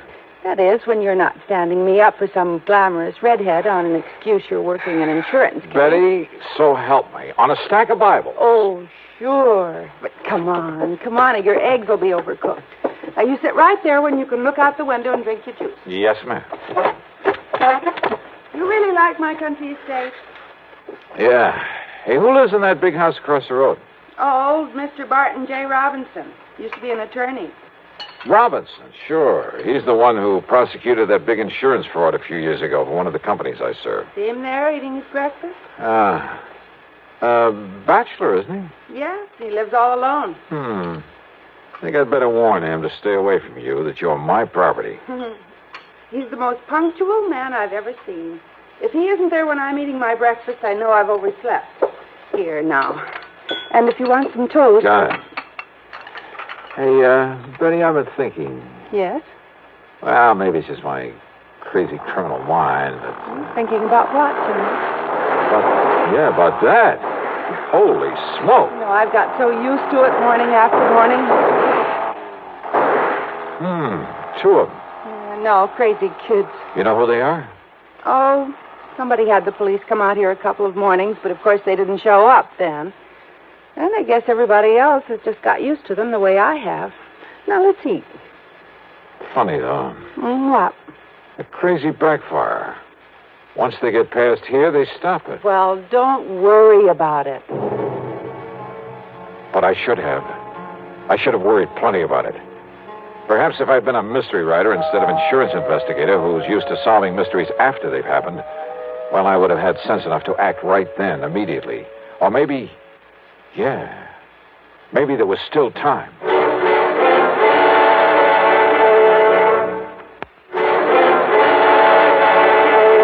And you have no idea who those two are. The ones who go barreling by in that hot rod every morning? Nobody could seem to find out, Johnny. And as I said... Yeah, everybody's got used to the noise of that backfiring. But listen, Betty... Why don't you eat your breakfast, Johnny? You call them kids, but they aren't. Honey, please. I thought we were just going to have breakfast and talk and sort of make up for lost time. Yeah, I'm sorry for them. But now look. Honestly, do you have to dream up a lot of mystery and intrigue about even the most normal things that happen? They cut the backfiring just as soon as they got around that curve. 3CFU 160. What?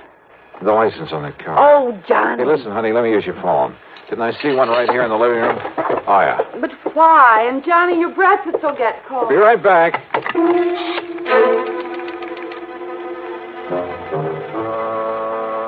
My phone call was to Jerry Wilson, who worked in the Department of Motor Vehicles. It took him a few minutes to dig into the files for me, but when he came back to the phone, his answer was short and to the point. Sorry, Johnny, but you must have made a mistake. You're sure about that? Absolutely. But what happened? Why do you want to know? Well, just curious, that's all. Oh, now, Johnny, I know you better than that. Back, Jerry, and thanks. Thanks a lot. Now, Johnny... Oh, sorry, buddy. Oh, I guess you're right, Johnny. About driving a wife crazy, I mean. I was right about that car. What? That license on it is a phony. There ain't no such number here in Connecticut. All right, so a couple of kids didn't have enough money to buy a license. I tell you, they aren't kids. Now that I've had a chance to think about it, I'd swear there was something familiar about the looks of the one beside the driver. Oh, sure. Some nasty criminal you've tangled with and... Oh, Johnny, listen. This isn't why I asked you out here, to cook up some deep mystery. Hey, Betty, this lawyer, this Barton Robinson, who lives in the big house across the road. I don't care about him, Johnny. I care about you. You say that every morning at the same time he's there beside that window eating his breakfast? The same time that car comes roaring by? Yes. When he's here, that is. He was away for 5 or 6 weeks. Until when? He must have come back last night. This morning's the first time in 5 or 6. And when did those hot rodders start coming around? Oh, well, I guess it was about a week after Mr. Robinson went away. Casing the joint, huh? What? Johnny, for heaven's Betty, listen to me.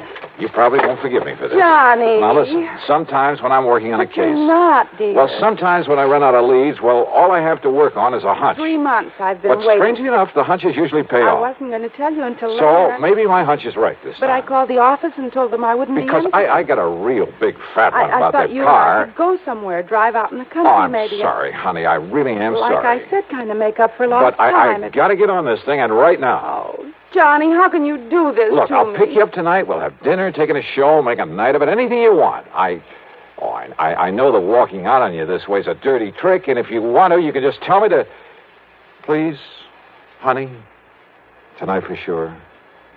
Oh, sure, Johnny. You know what a pushover I am. Thanks, hon. See you later.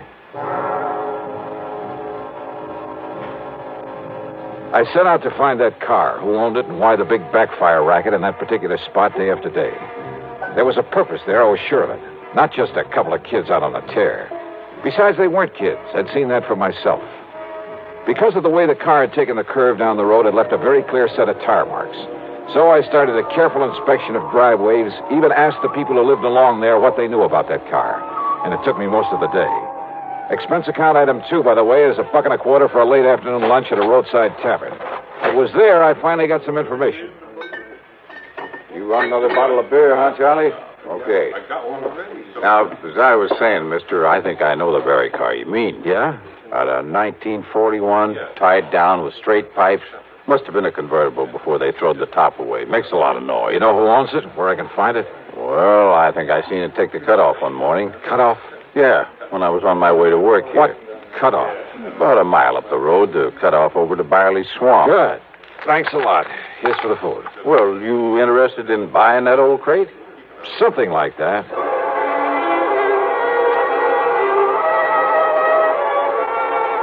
The cutoff to Barley Swamp wasn't much more than a pair of wagon tracks through the woods. But the tire marks I was looking for stuck out like a sore thumb.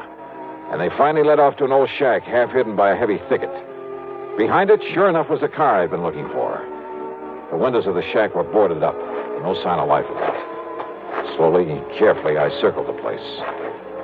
Then I walked over to the door, turned the knob, opened it. And you know something? I'd been awfully wrong about there being nobody around. Okay, mister. Oh, no, you... Kill him! You asked for it. Clip him, Ringer, clip him! Yeah. Oh.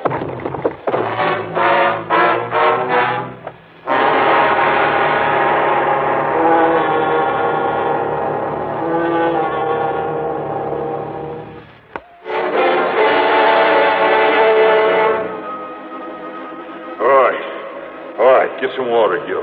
Bring him to. We'll find out what he's doing around here. Let me go through his pockets, Ringer, see who he is. Yeah, go ahead. The one called Ringer was too big for me. So rather than take any more of it for the moment, I lay there and let them go through my pockets. And of course, they took my gun. When the little one, Gil, started pouring water not only on but into me, well, I had to come to or choke to death. Oh, give him the whole bucket. Yeah, sure. Johnny Dollar, huh? Insurance stick. No, don't try getting up on your feet. You think I could if I wanted to? Yeah, you really clipped him, Ringer. Shut up. So the coppers have been after me since I got out of their clink, huh? But they couldn't find me, so they had to send you out. Is that it, Dollar? What do you think? I think you're going to be awful sorry. And awful dead. You think you or anybody else could keep me from knocking off that fancy mouthpiece after sending me up the way he did? Well, nobody's smart enough. You're gonna knock him off, Ringer, huh? You're gonna kill him? After we get that lawyer. Well, why not now, huh? Anything goes wrong, I might need $1 for a hostage. Oh, sure. Only what's a hostage? Only nothing is gonna go wrong. I'm too smart for that. Yeah, I guess you are at that, Ringer. That business of driving by his house every day, the Backfire. That's right, so nobody worries about it no more. And the Backfire will cover the shots when you murder Lawyer Robbins. That's right. Nobody will even notice. And all it takes is one good shot through his window. Just a little hole in that window nobody will notice unless they go up and look at it. An elaborate scheme like that just to show how smart you are? No, because knowing I'm on the loose again, he has that house locked up like a bank vault. Not even Gil and me could get in without setting off an alarm. And he keeps the blinds down at night. Can't even see him in there. But every morning at the same time, he's there at the window. So now that he's home, we get him. Tomorrow morning... Shut up, Gil. Soak up some of that rawhide so we can tie him up and get out of here. Yeah, sure, Ringer. I want to get some food and some sleep. Then, Dollar, we'll be back to see you in the morning. And after we do, you won't see anything anywhere anymore. Wet rawhide that shrinks when it dries, cuts into ankles and wrists like a steel band. By the time they finally left in their hot rod, the pain was excruciating. Sure, I could roll around a bit, maybe even out the door. What good was that? There was nobody ever came around this neck of the woods. So I lay there straining against the bonds, hoping they wouldn't cut off the circulation completely as the rawhide slowly, inexorably... Wait. It was raining hard. I rolled myself painfully out the door into a puddle in front of it. It seemed like hours. It was hours. It was long after daylight before the rawhide finally stretched enough for me to get a hand free and take off the rest of the thongs that bound me. I looked at my watch. 8:15, which meant they'd done their job. And yeah, now they'd come back here to... Then I heard it. The hot rod coming down the soggy wagon road. Quickly, I ducked back into the shack, waited behind the door.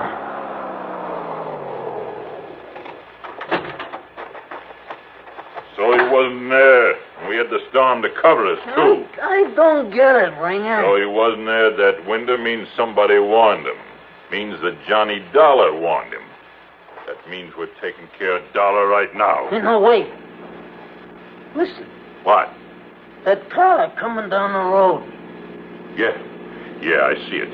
It's a girl that lives across the street from that mouthpiece. What's she doing out here? I don't know. If she pulls in here, we start shooting first and find out afterwards. Hey, she is. Here she comes. Look out. Shoot. Let her have it. Yeah. Oh, no, you don't, baby. Dollar, I'll kill you. I'll blast you. Hold on. No. Betty. Johnny, if I hadn't run into him, he would have killed me. That's okay, honey. You did the right thing. Johnny, when you didn't come last night, and this morning when the man at the roadhouse told me where he'd sent you to find that hot rod. Honey, now. So I told Mr. Robinson to stay away from his window, and I came as fast as... Oh, are you all right, honey? Are you all right? Yeah, sure. A little wet and tired. Johnny, I was so worried. I was so worried about you. I'm sure glad you were. Thanks, honey. Oh, do that again. That's the sweetest kiss. Run over me. Try to kill me. Shut up, Ringer. You think I'm gonna... Yeah. Oh. Can't you see I'm busy? Yes. More, Johnny.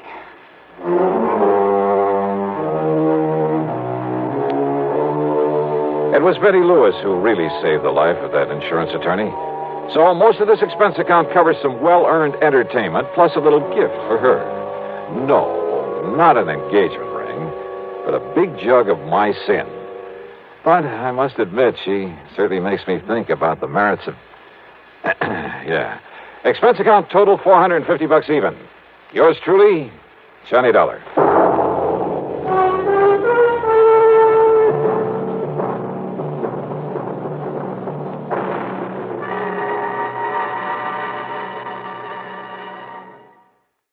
Percival Leslie Fairfoot. Percival, what? He's head man at Tri-Western Life Insurance Company in Eugene, Oregon. Oh, brother, with a name like that. What's bothering the dear boy, Pat? Exactly $50,000. Yeah, how'd he lose it? He didn't. He wants to give it to the beneficiary of a life insurance policy. What's the name of this beneficiary? Jonathan Doe, also of Eugene, Oregon. Jonathan. John Doe? That's Now, right. wait a minute. That's You right. sure this isn't a gag of some kind? Hardly. I have a photostat of the policy right here in front of me. Okay, Pratt, I'll take your word for it. I also take it that Percy wants to hand over the money but can't find this John Doe. Right. But maybe you can. Expense account and my usual commission based on face value of the policy? Well, now, Johnny, we usually make that percentage deal on whatever you may be able to save the company. But in this case... you'll stretch a point and give it to me. I didn't say Okay, that. Pat, it's the deal. I'll be in touch. Johnny!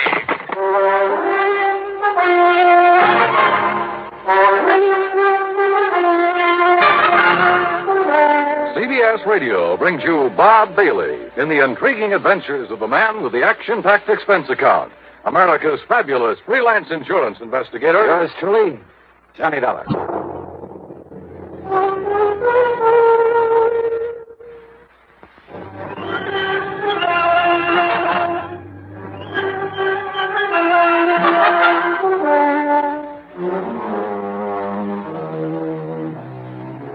Expense account submitted by Special Investigator Johnny Dollar. To the Tri-Western Life Insurance Company, Eugene, Oregon. Attention, Mr. Percival Leslie Fairfoot. Wow. Following is the account of expenses incurred during my investigation of the really gone matter. Percy Fairfoot. And a missing beneficiary by the name of John Doe. Oh, well, it's a living. So in spite of the late hour, item 1 is $162.85 plane fare, Hartford to New York to Portland, Oregon. For some reason or other, I couldn't get to sleep during the cross-country flight. Of course, it may have had something to do with the good-looking redhead in the seat next to me. In any event, by the time we pulled into Portland a few minutes after 4 a.m., I was bushed. Then I had to wait some 4 hours for the local flight to Eugene. It was after 11 a.m. when I finally walked into the office of Tri-Western on Jefferson Street. I was tired, hungry, and in no mood to bandy words with anybody by the name of Percy. The office straight ahead, Mr. Dollar. Thanks. He's expecting you. Very anxious to see you. Oh, yeah, I'm sure. Well, come in, Dollar. Close the door and come in and sit down. You're Percival Leslie? Yeah, that's right. Call me Les. And come in, come in. Yeah, sure. Well, you look like you've been run through a ringer, Johnny. How about a little drink? Think that might help? No, thanks. Or is it because you've been nipping at the jug all the way out here? Oh, hardly. Of course, there was that redhead in the seat next to mine. Oh, yeah, those redheads, they'll do it to you every time. Good looking. Well, I told you I didn't get any sleep. Oh, baby, you're a man after my own heart. But now, listen. Did Pat McCracken tell you why I wanted to see you? Something about a missing beneficiary. Now, here's a story in a couple of nutshells or two. But we got a lot of farms around here. Big ones, little ones, all kinds. A few years ago, Harvey Wakeman and his family came out here. That's Mrs. Wakeman and his 20-year-old son, Ben. It's Wakeman's policy that's involved? Just let me give it to you my own way. It'll save time. Yeah, shoot. Well, Wakeman used to be a professor at some agriculture college somewhere back east. When his doctor told him if he didn't stop teaching and retire, he'd die before his time, why, he came out here and bought this farm up this side of Coburg and went to work on it. He called that retiring? Oh, he did wonders with it. And when he died a few weeks ago... Les. Yeah? A wife and son? That's right. But he left the insurance to somebody by the name of... That's right, to a man named Jonathan Doe. Just who is this John Doe? Ask me, Johnny. He isn't. Well, what do you mean by that? You ask me, Jonathan Doe is dead. Now, he must have known old man Wakeman was leaving him this money, so why isn't he around to collect it? Yeah, I see. Tell me one thing, Les. What's that? How did Wakeman die? Sound asleep in his own bed in his own house. Nothing to be suspicious about, if that's what you meant. Okay. Now, let's get back to Jonathan Doe. Wakeman's best friend, Johnny. Had a farm just north of Wakeman's on a little side road. The way I understand it, Wakeman spent almost as much time this past year over at Jonathan's helping him out as he did on his own farm. His best friend? Yeah, that's why he left him the insurance money.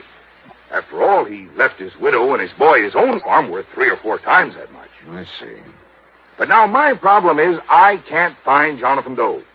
Well, he just disappeared? Just disappeared. When? About the same time Harvey Wakeman died, near as we can figure it. That was 3 months ago. What did the police think? Well, they decided the only thing we can do is wait. Maybe he'll show up again. But you ask me, Johnny. Yeah? That means wait for 7 years until he's legally presumed not to be alive, and then give the money to the secondary beneficiary. Legally presumed not to be alive? That's a funny way to put it. Well, that's the way Harvey Wakeman had me write it in his policy. But you know what it means, Johnny. Sure, the statute of limitations. When someone fails to show up for 7 years, the law presumes him to be deceased. But this company doesn't like that sort of stuff hanging over its head. So, Johnny, it's up to you. Either find this Jonathan Doe or, more likely, prove him dead. So how are you going to start? You know something? Yeah. Well, you've given me so much to go on. Right. That, Les, I haven't the least idea.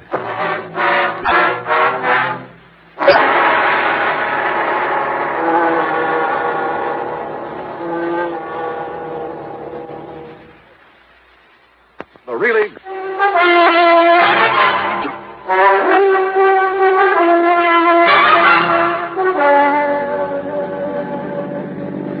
Expense account item 2, $50 deposit on a rental car after a big lunch at Les Fairfield's expense.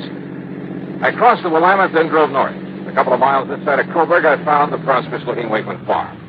As I pulled up in front of the house, a clean-cut young fellow in blue jeans came over to the car. Afternoon, mister. Can I help you? I'm Ben Wakeman. Yeah, hiya, Ben. My name's Johnny Dollar. Dollar? Insurance investigator. Oh. Oh, then you must be here because of Jonathan Doe. Yeah, that's right. Sure saved you people a lot of time and trouble if Mr. Doe showed up, wouldn't it? Any idea what might have happened to him, Ben? Me? Why, no, sir. Well, I have, Mr. Dollar.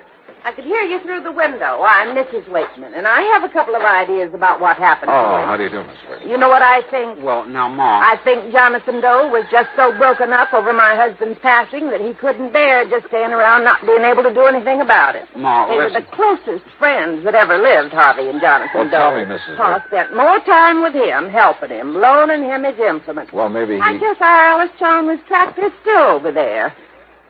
Ben... I know it is, Ma. And as soon as Mr. Waverly says it's all okay, right, all right. Yes, Pa spent more time with him lately than he did here. And with the shock of Pa's going, well, I just think he went away. Ma, I don't mean to argue with you, Ben, the more you say no, the more I believe it's true. You just know the best way to keep me thinking something is to say it isn't so. You're just like your father was. You said you had 2 ideas, Mrs. Wakeman. Well, of course, Mr. Dollar. Any reason why this Jonathan Doe wasn't just, murdered? Ma, please. Any reason you know of why somebody might have murdered him? Well, no, but just the same, it's a possibility, isn't it? What sort of a man was Jonathan Doe? Well, according to Pa... No, I mean in your own opinion. Well, you see, I just never did get around to meet him. Goodness knows I told Pa to invite him over here to Sunday dinner often enough. Ben? Sir? Well, that is, I never met him either. I offered to go over there with Pa a couple of times and maybe help him out, but... You want the truth. Neither Ben nor I ever really saw his farm close up until they told us he'd disappeared.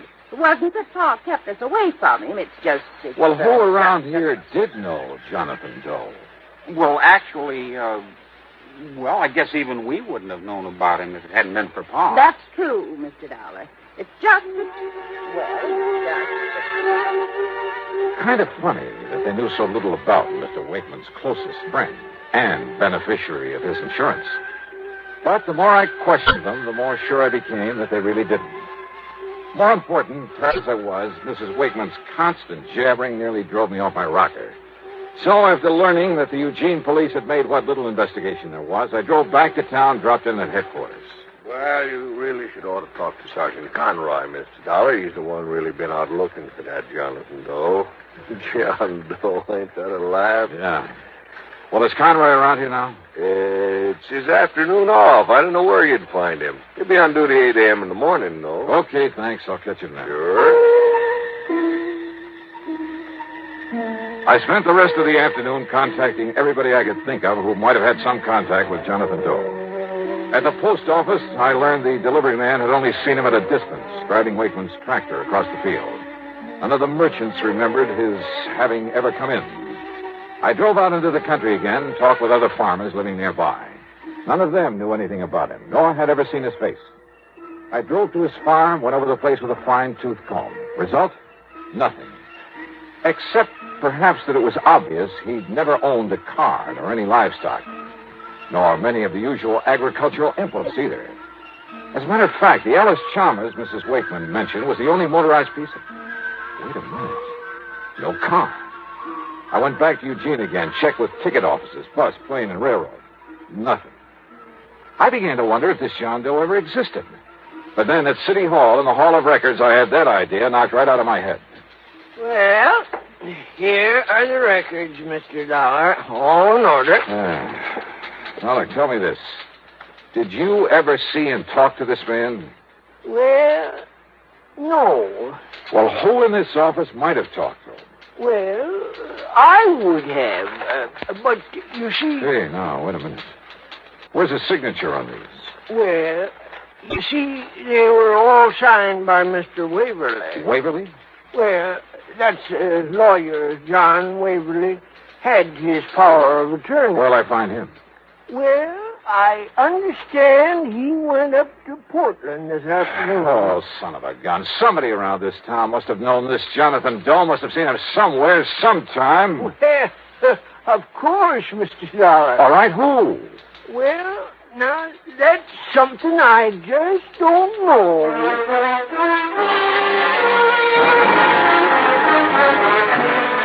It was late, and I was beat, so I grabbed dinner in a room at the Barclay, that's item 3, 1170, and spent the next 9 hours getting some much-needed sleep.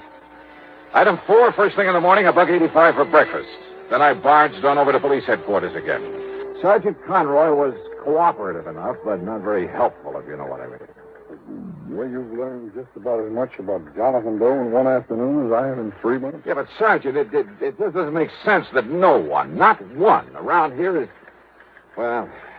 If only I didn't know young Ben so well. Man? You've seen him? Chip off the old block. Just as hard-working, just as honest as his father was. Well, what about him?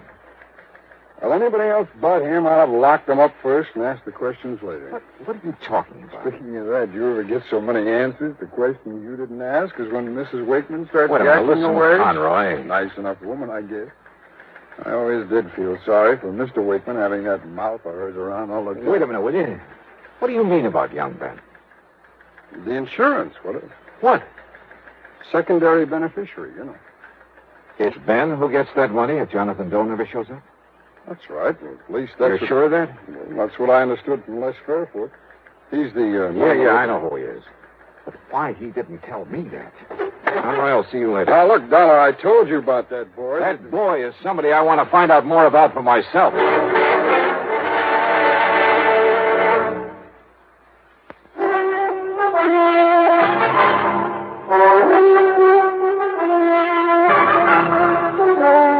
Expense account item 5, 10 cents for a telephone call to Les Fairfoot. Johnny, you're not trying to tell me Ben could have killed Jonathan Doe to get that $50,000 7 years from now? Didn't he? Oh, I know that boy. I've known him for years. Or maybe he paid him off to disappear this way. When by simply staying around, he could get $50,000. Are you sure that Jonathan knew he was beneficiary of that policy? Well, I'd certainly imagine old man Wakeman would have told him so. Wakeman never say he did? Well, no. You ever tell it to Jonathan? I never even met him. Not you nor anybody else, and I've been wasting all this time trying to find someone who did, who knew something about him. But, brother, that's all beside the point now. What are you going to do? Go out to that farm for a showdown with Ben Wakeman. Showdown? I'm afraid I kind of made a fool of myself trying to trick that boy into confessing that he disposed of Jonathan Doe. He had an answer for everything. But I mean a straightforward, honest, eye-to-eye answer.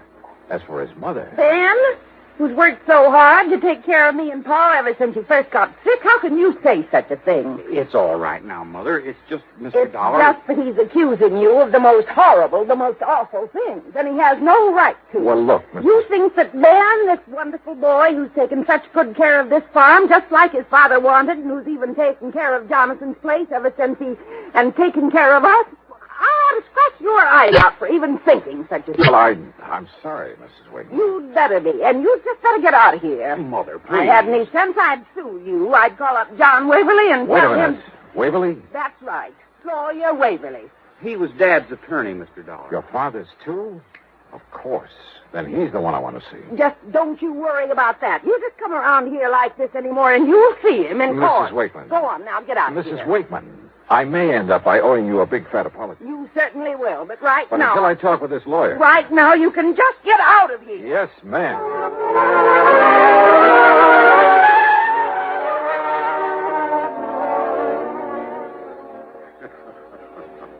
Well, I can't say that you were very wise, Mr. Dollar, trying to, shall we say, cross swords with Mrs. Wakeman. You see, she was one of the reasons Harvey Wakeman spent so much time on the farm of Jonathan Doe. Just to get some peace and quiet. Yeah? Now, Mr. Waverly, let's stop beating around the bush. Are you going to tell me something about this John Doe? No. No. You're the one person I found. You had his power of attorney. You're the one person who must have seen him, must have known him. No, Mr. Dollar. No, what? What are you talking about? Did you see Wakeman's insurance policy? I know about it, naturally. First beneficiary, Jonathan Doe. Right. The money to go to the second beneficiary. That's Ben Wakeman. Yes. At such time as Jonathan Doe legally is presumed not to be alive. Sure, when the statute of limitations runs out at the end of 7 years. But it's kind of a screwy way to put it. I hadn't put it that way. Huh? To said until such time as Jonathan Doe legally is presumed deceased would have meant nothing. What? That's right. For the simple reason that he was never alive. Huh? Ben is a young man. His father loved him very dearly. The boy meant everything to him. Mr. Waverly. Wakeman knew he didn't have long to live. He arranged it so that his farm and the profits from it would pass to his widow and his son. Well, of course. But he wanted to do more for the boy after Ben had really reached maturity. And do it, incidentally, without seeming to slight his widow.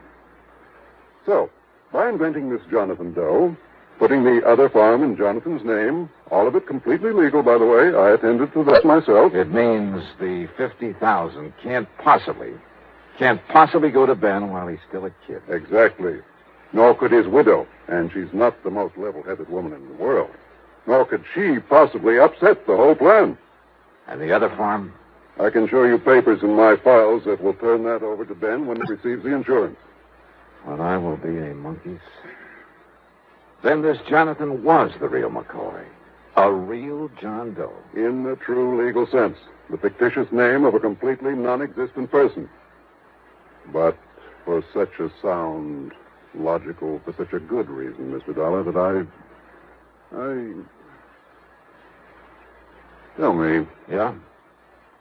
Don't you agree it's best if neither Ben nor his mother find out about this until, say... until about 7 years from now? Yeah. Sure.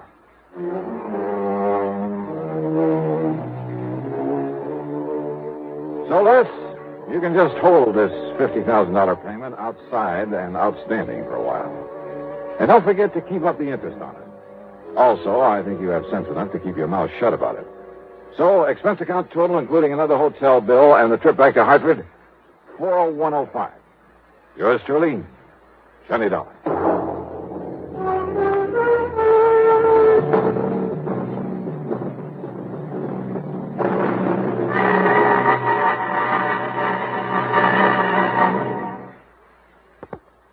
Now, here is our star to tell you about next week's story. Next week, a very clever device to cover a murder. And it almost worked. Join us, won't you? Yours truly, Johnny Dollar.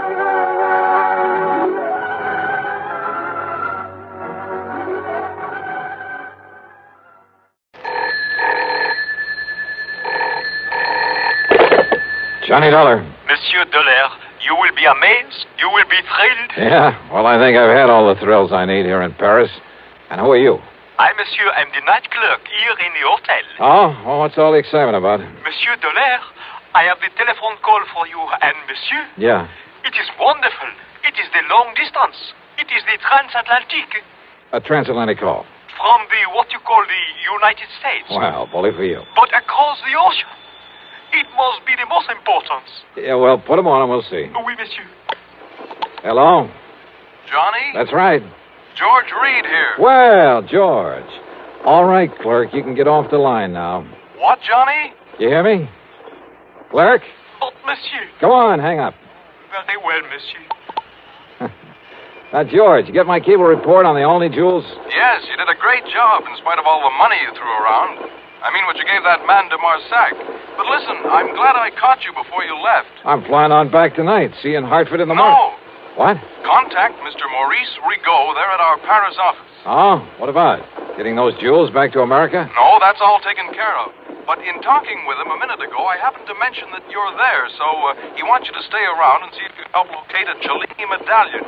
Cellini, the famous Italian artist? Yes, and the medallion was stolen from the galleries of the Louvre 2 or 3 weeks ago. Priceless, so it has to be found and returned to them. Well, I'll do what I can, George. Good. Now contact this man Rigaud at our office there immediately. Contact Rigaud, huh? That's right. But why do you say it that way? Because maybe I won't bother him. What? George, maybe I've got a better idea.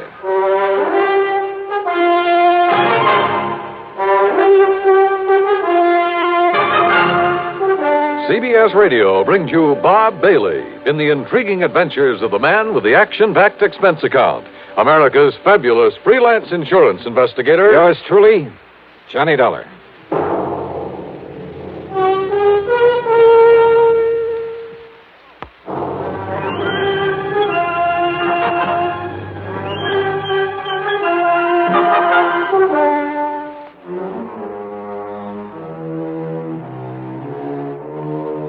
Expense account submitted by Special Investigator Johnny Dollar to Floyd's of England, North American office. Or maybe it's the Paris office. We'll see.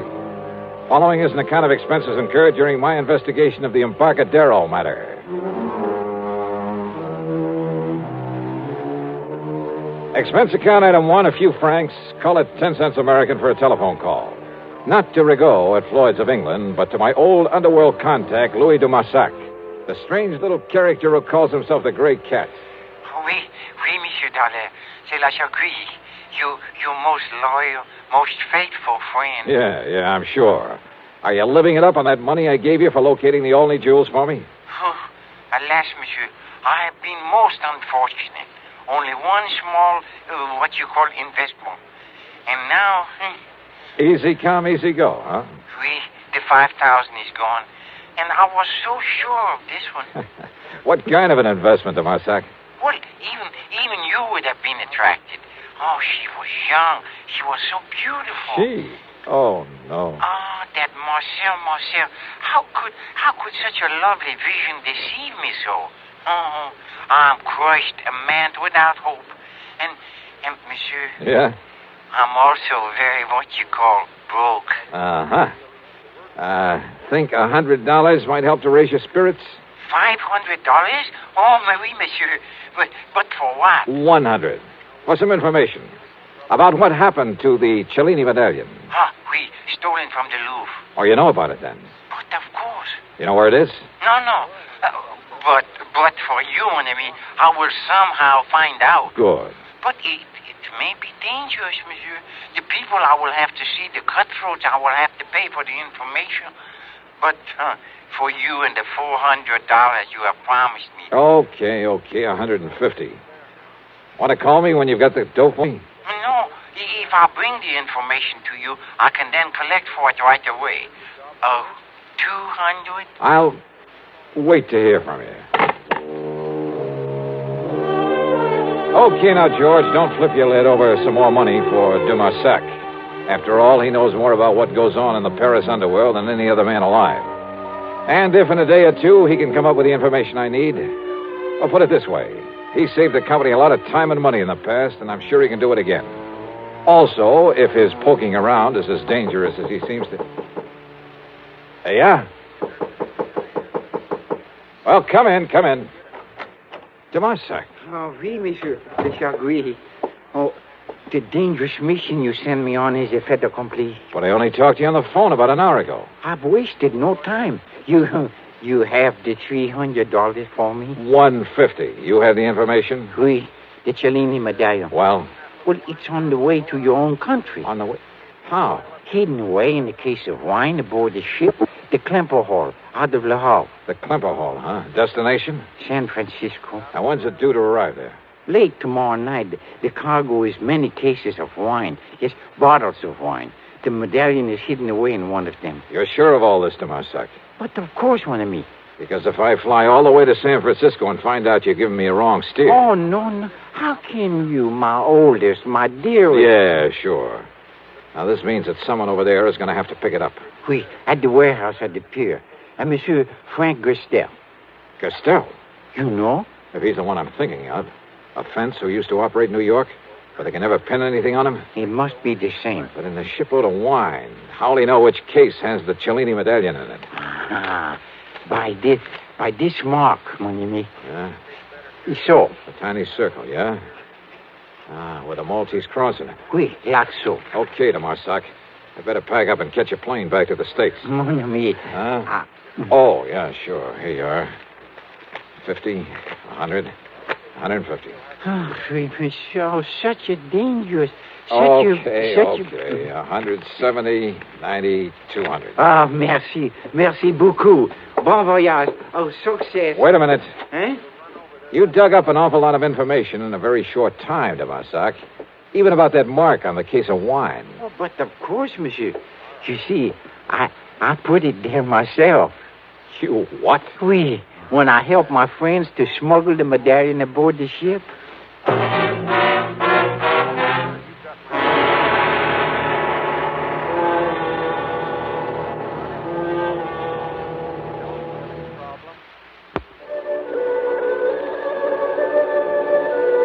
Expense account item 2 is the couple of $100 to de Marsac for the information about the stolen Cellini medallion.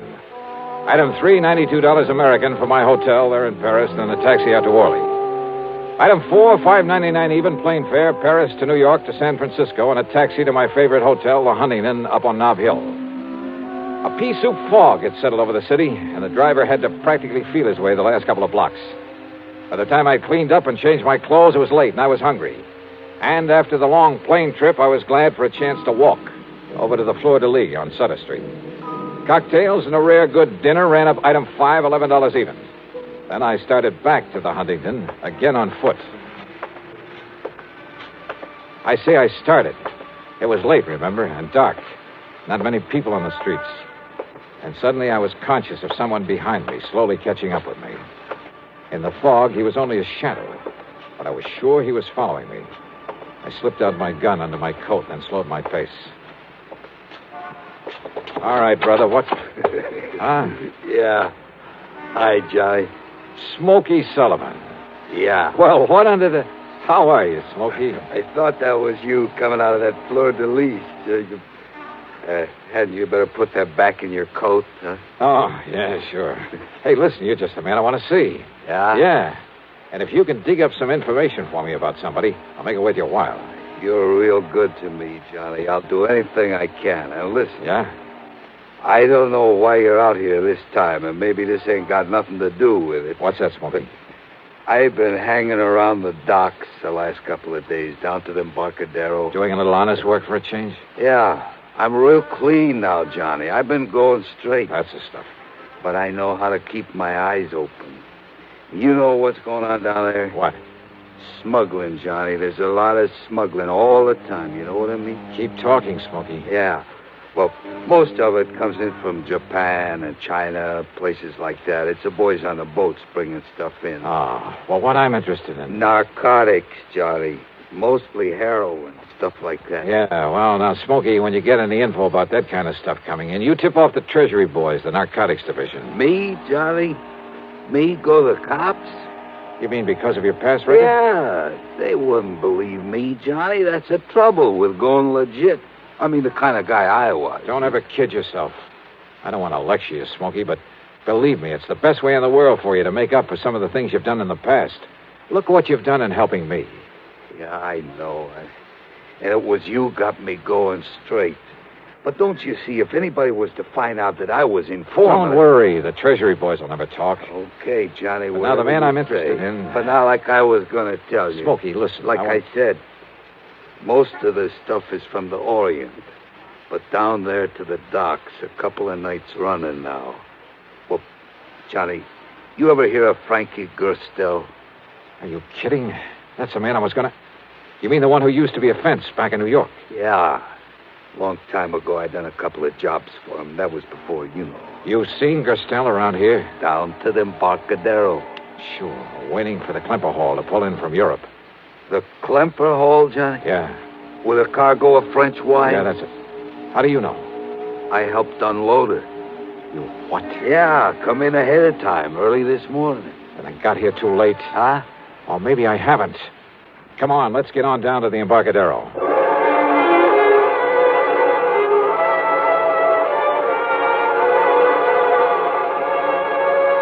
Item 6, $1.50 for a taxi. Pier 93, where the Klemper Hall was berthed, was dark. Except, that is, for a dim light in the office on the street side. Back in the huge warehouse, extending out over the waters of the bay, there wasn't even a glow from a nightlight. Sure funny, Johnny. They're not having some kind of a light in the warehouse. Yeah. Well, we'll find out about that from the watchman there in the office, if we can wake him up. Yeah. Sleeping on a job like that, why, Hey, watchman. Watchman, come on, open up. Johnny. Yeah, I see. Come on, Smokey, give me a... Here we go, now. All right, wake up, mister. Come on, I said wake up. Yeah, Johnny. He's asleep, all right. For good.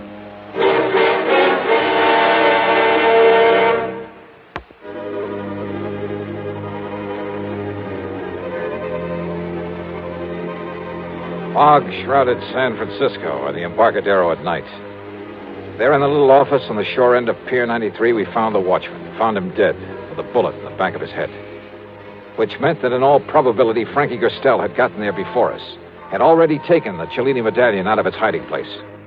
Or was it still there, one of the cases of wine stacked up in the warehouse in the long, dark pier? There was only one way to find out. Oh, we better get out of here, Johnny. If the cops come around to find this watchman laying here dead, even with Johnny Dollar to explain Reach up and pull off that light, will you? But, Johnny... All right, here, I'll do it. But, look, don't you see, if the cops come around, they see this office dark. Yeah, we got to chance it. Now, if this watchman had a flashlight on him... Yeah, in the side pocket of his coat. Side pocket. Yeah, here it is. What are you going to do, Johnny? I'm going back into that warehouse. But, Johnny, don't you see, if you put on the lights back there... That's why I've got this flashlight. I've got to locate a case of wine in there with a peculiar mark on it. Something else in that case? A priceless medallion that was stolen from the Louvre. It was smuggled in so Gerstel could pick it up. But if he's already been in here and taken it... Well, I gotta make sure. Now, you wait right here. Johnny, if a prowl car comes down the street... Okay, shove the watchman's body under the desk. Turn the light on again and sit there in that chair with your hat pulled down over your face. If a prowl car comes along, wave to it. Whatever you say, Johnny. If anybody else comes along, tries to get in here, yell bloody murder and get out the best way you can. I'm going back in the warehouse. And don't switch on the lights in there. But be careful, Johnny. Yeah.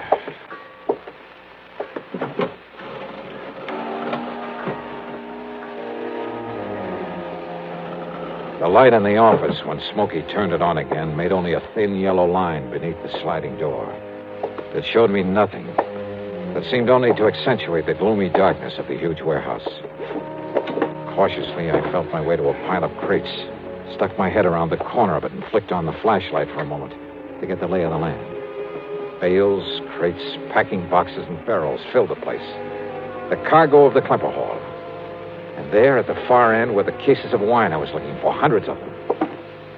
After mentally plotting a course through the mass of shipping, I turned off the flashlight and worked my way back to them in the darkness. Finally reached them. Yeah, when I tilted one of them, it gurgled slightly. I was about to flick on the light again when I realized that if Frankie had come here, if he'd killed the guard but hadn't left, yet somehow I had to find the case with the identifying mark on it. I put on the light again. And there in front of me was a case that someone had pried open. The cinch bar was lying beside it. On one corner was the mark that... Someone. I heard someone else in there. Behind me.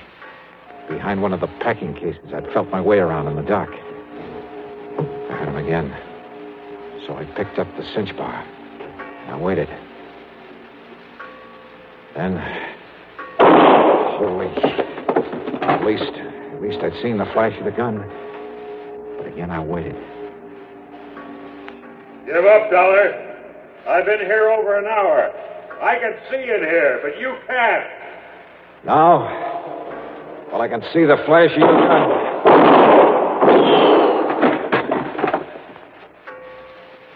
You see what I mean? Dollar?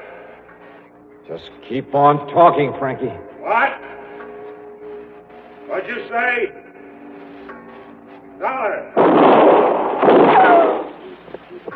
The cinch bar. All right, here, Frankie. Ah, that's a stupid trick.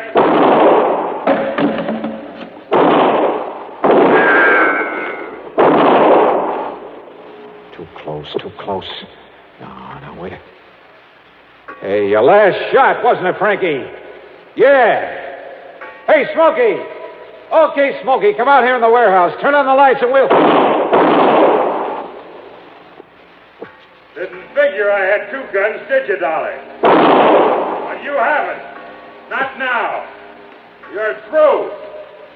And by the time you can reload... Yeah, Smokey, put on the lights. I can use them now. No, Smokey, no. That's right. And leave them on. And, Dollar, I'm going to dig you out from behind those crates and kill you. You hear me, Dollar? You can't get away. Yeah, because now I see you. So I pull this trigger. Smokey. Johnny, I took the gun off the dead watchman. Are you all right, Johnny? Yeah. Are you all right? Yeah, sure I am. You saved my life, Smokey, thanks. Yeah, you're welcome, Johnny. But listen, the cops are coming. Yeah, I heard them. Well, then, Johnny... Stop worrying, Smokey. But don't you see... You're on their side now, remember? But if they...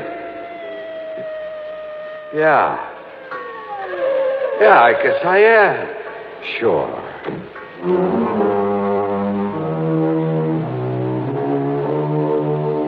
The Cellini medallion in Frankie's pocket. It was pretty obvious that he'd killed the watchman, taken the medallion out of the wine case and was about to leave when we'd showed up. Smokey's shot had killed him. Had Smokey a bit worried, too, when the police barged in on us. But now he's a public hero. Oh, sure, there'll have to be some kind of a hearing on the whole affair. My deposition's already in. But Smokey's really in the clear. As for the couple of $100 I gave him, well, forget it, George. It came out of my own pocket. So, expense account total, including the trip home, $1,174 even. Yours truly, Johnny Dollar.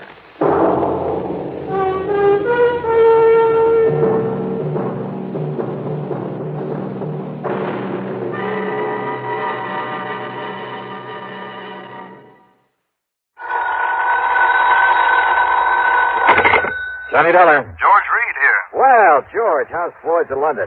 And how are you holding up in this hot weather? Johnny, all I can say is I wish I could make a trip to France at somebody else's expense. Now, what's that supposed to mean? I just received a transatlantic telephone call, collect, by the way, from that underworld friend of yours in Paris. De Marsac. Louis de Marsac. Yes. Calls himself Le Chagris. That's right, the gray cat. Why he ever chose to call himself that? Because at night all cats are gray. So he's hard to see in the dark. Well, free enough yourself. Paris after dark. De Marsac knows more about the dark alleys and sewers and back streets. But what did he call you about, George? He wants to talk to you about the Olney diamond. The what? $750,000 worth of diamonds and necklace that was stolen from the Earl of Olney during a recent visit to the United States. Le Chagris has a lead on him? He wouldn't say, but if he has, you can get them back. Well, believe me, we shan't quibble over your expense account. Including whatever may be necessary to grease the palm of de Marsac? His information usually comes pretty high, you know. I understand that. And a bit of an allowance, shall we say, for my own entertainment while I'm there? Well, now, don't go overboard, Johnny. George, I'll be in touch.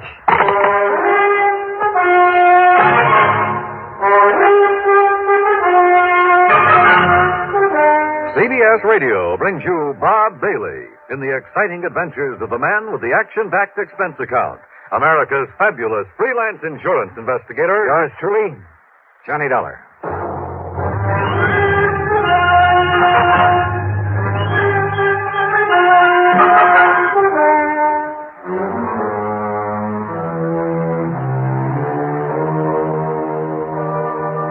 Expense account submitted by Special Investigator Johnny Dollar. To Floyd's of London, North American Office, Hartford, Connecticut. Following is an account of expenses incurred during my investigation of the night in Paris matter.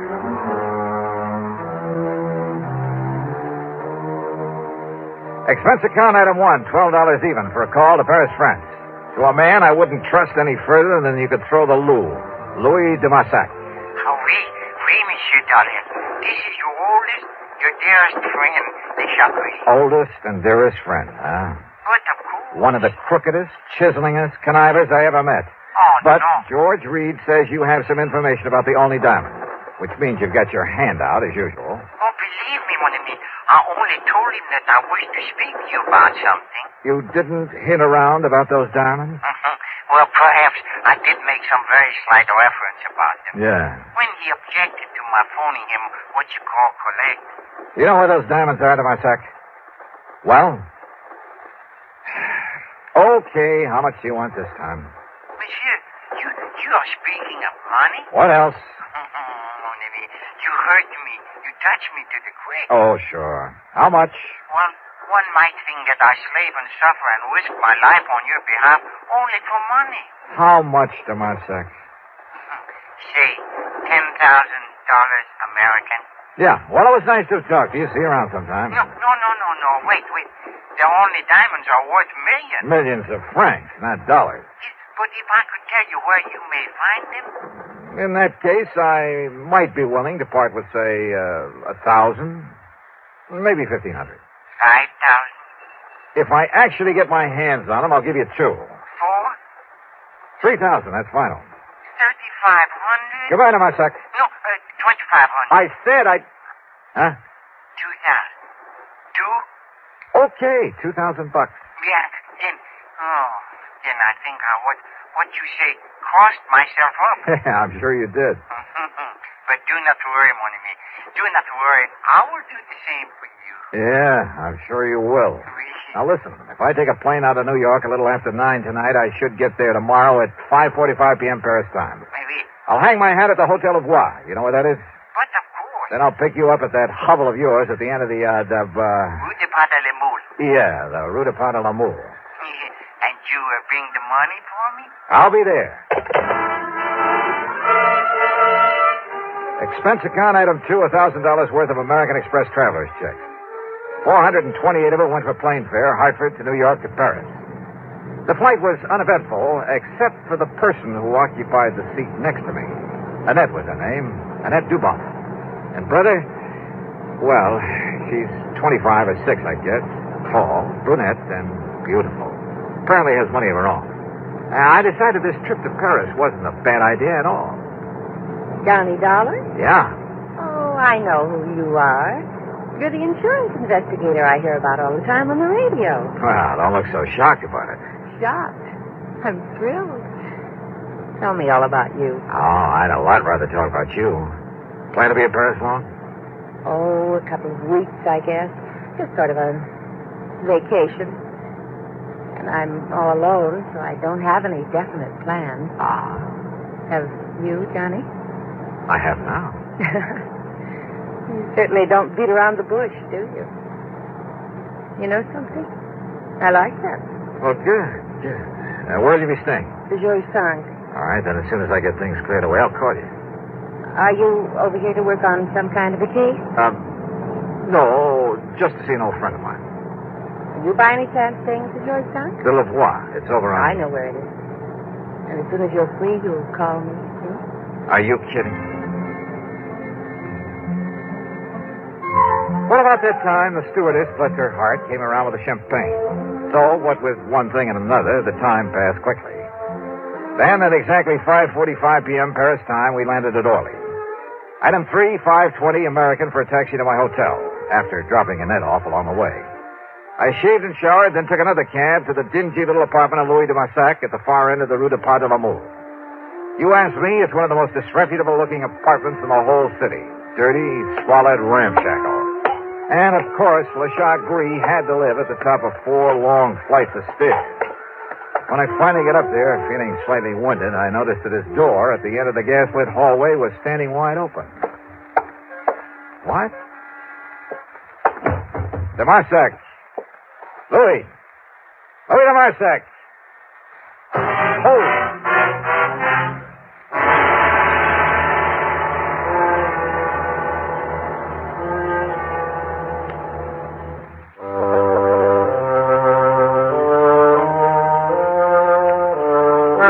The dingy, dark apartment of Louis de Marsac looked like a tornado had struck it. It was a shambles, as though somebody had come in and simply done as much damage as possible, and yet at the same time was looking for something or someone. As for de Marsac, there was no sign of him anywhere. I stood there for a moment, wondering what to do next. Huh?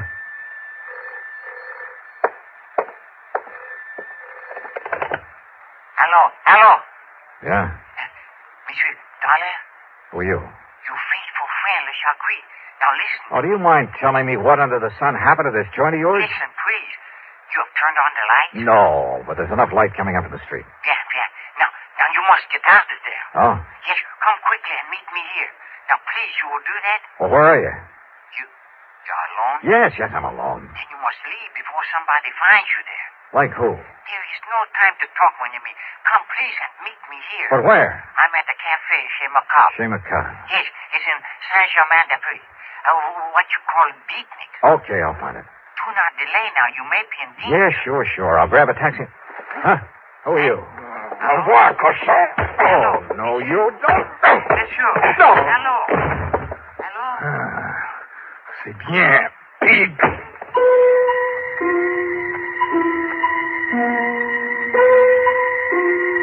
When I came to, I found myself propped up in the remains of a chair.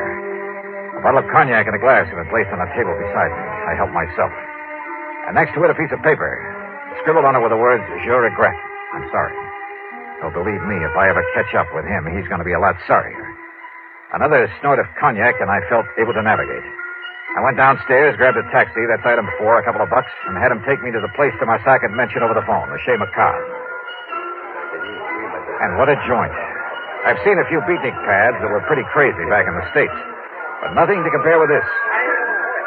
It was a smoky, dark, and dirty place. The beatniks packed into it were dirty, too. Characters who made a business of being characters, including a gaunt chick chanting some poetry in a corner.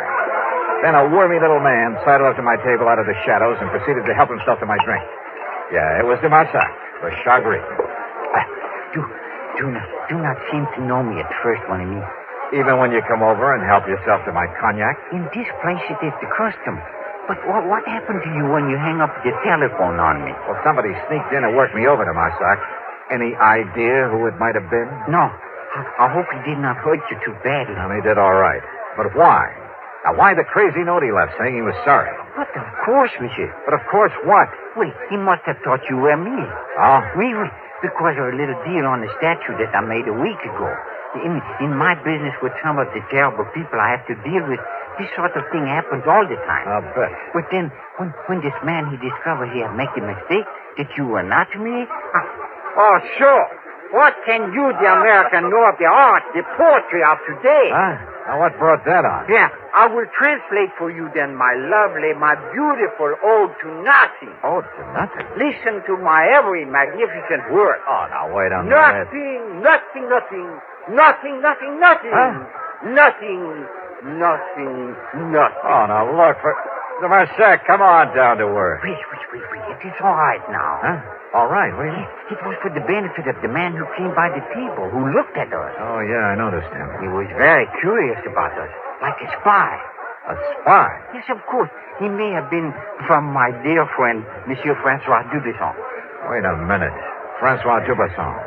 Isn't he the fence who got hold of that painting that was stolen from Vincent Price a while back? That I helped you to recover for a slight fee. And it was through him that you located the Blue Madonna that was taken from the gallery in Philadelphia. Oui, the same. And now it is Dubuisson who has the only diamond. You're sure of that? I am sure. Also, it was Dubuisson who arranged to have them stolen back in your United States. Your good friend, huh? But of course. But you're perfectly willing to double-cross him. Why?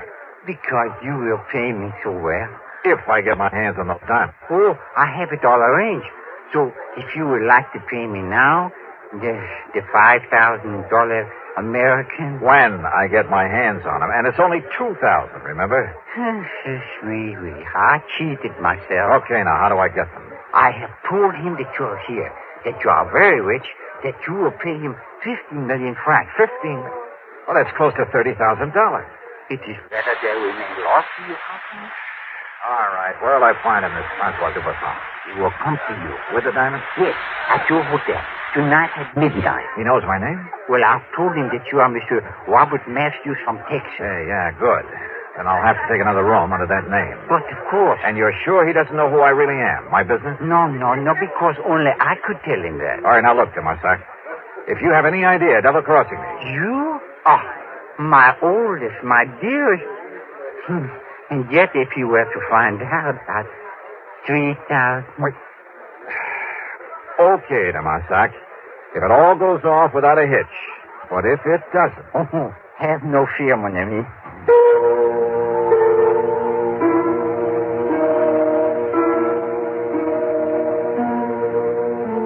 Sure, it was a kind of shady deal to have to make.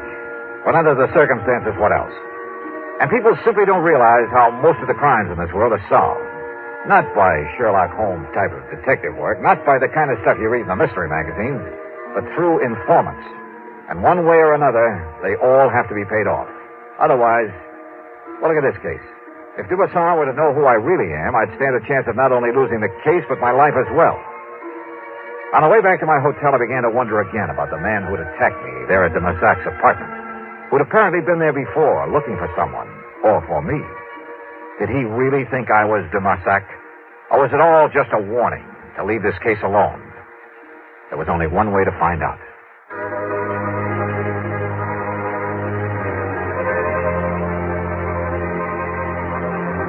Back in my hotel, I arranged for another room under the name of Robert Matthews from Texas, USA. It was a room adjoining my own with a connecting door. In it, using my best Texas drawl, I'd meet Francois Durango when he came at midnight with the Olney diamonds. 15 million francs, Demasak had told him. Little enough for a necklace worth $750,000. But I've never yet paid a thief for the return of stolen goods, and I had no intention of doing so this time. I settled down to wait for midnight. And then I suddenly realized why I'd felt only half-dressed ever since I was attacked over in Demasak's apartment. Sure, my gun was missing. Without it, and if Durango was wise to me, was the phone in the other room, the one where I'd act out the part of the rich Texan, if there was any point in it.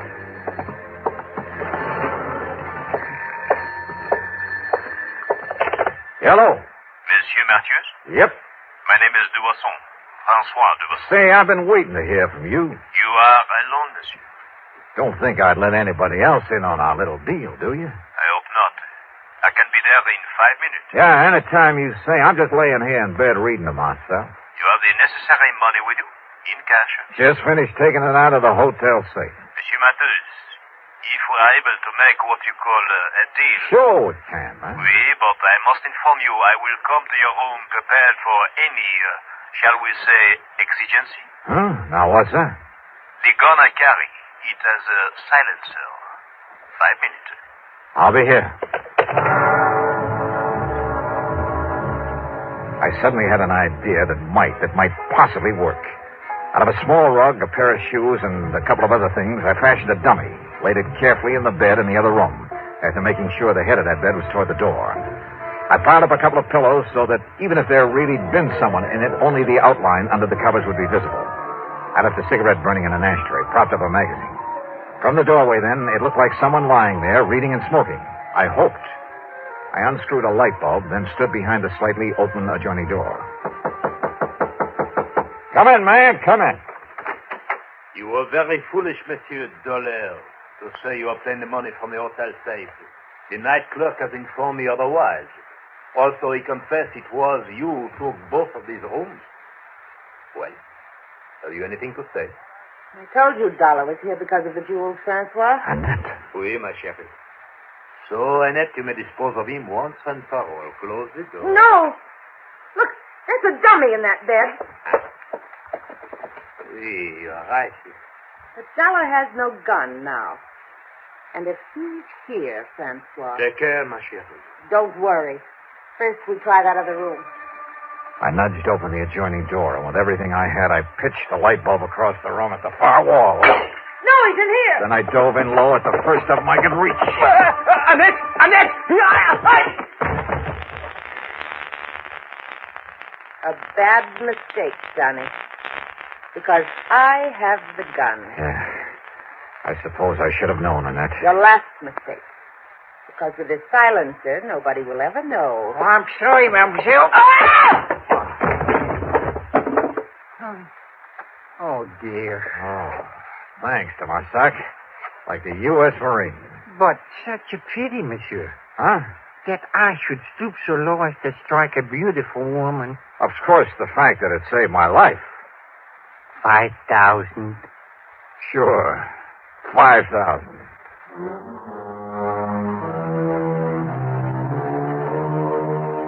Of course, there'll be some fancy international legal procedure necessary, but I'm sure the company can arrange for return of the necklace to the United States. As for Dubuisson and the lovely but treacherous Annette, well, the Paris police are making the arrangements for them, and I'm sure they won't be very pleasant ones.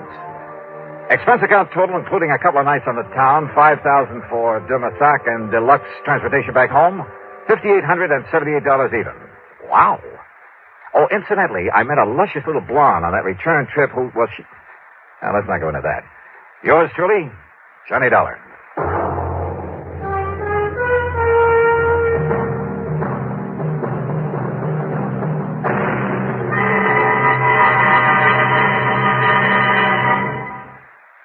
Here's our star to tell you about next week's story. Next week, a foggy night on the Embarcadero in San Francisco. In the shadows, a killer. Join us, won't you? Yours truly, Johnny Dollar.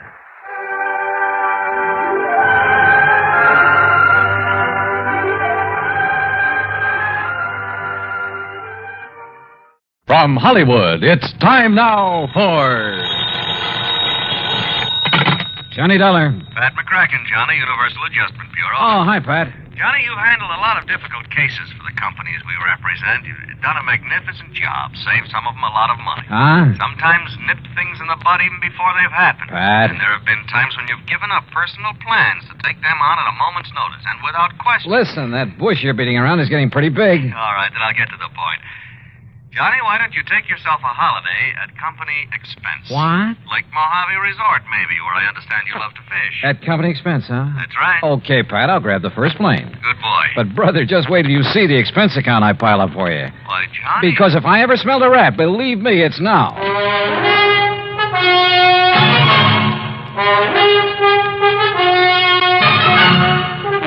Bob Bailey in the exciting adventures of the man with the action-packed expense account. America's fabulous freelance insurance investigator. Yours truly, Johnny Dollar. And now, Act One of yours truly, Johnny Dollar.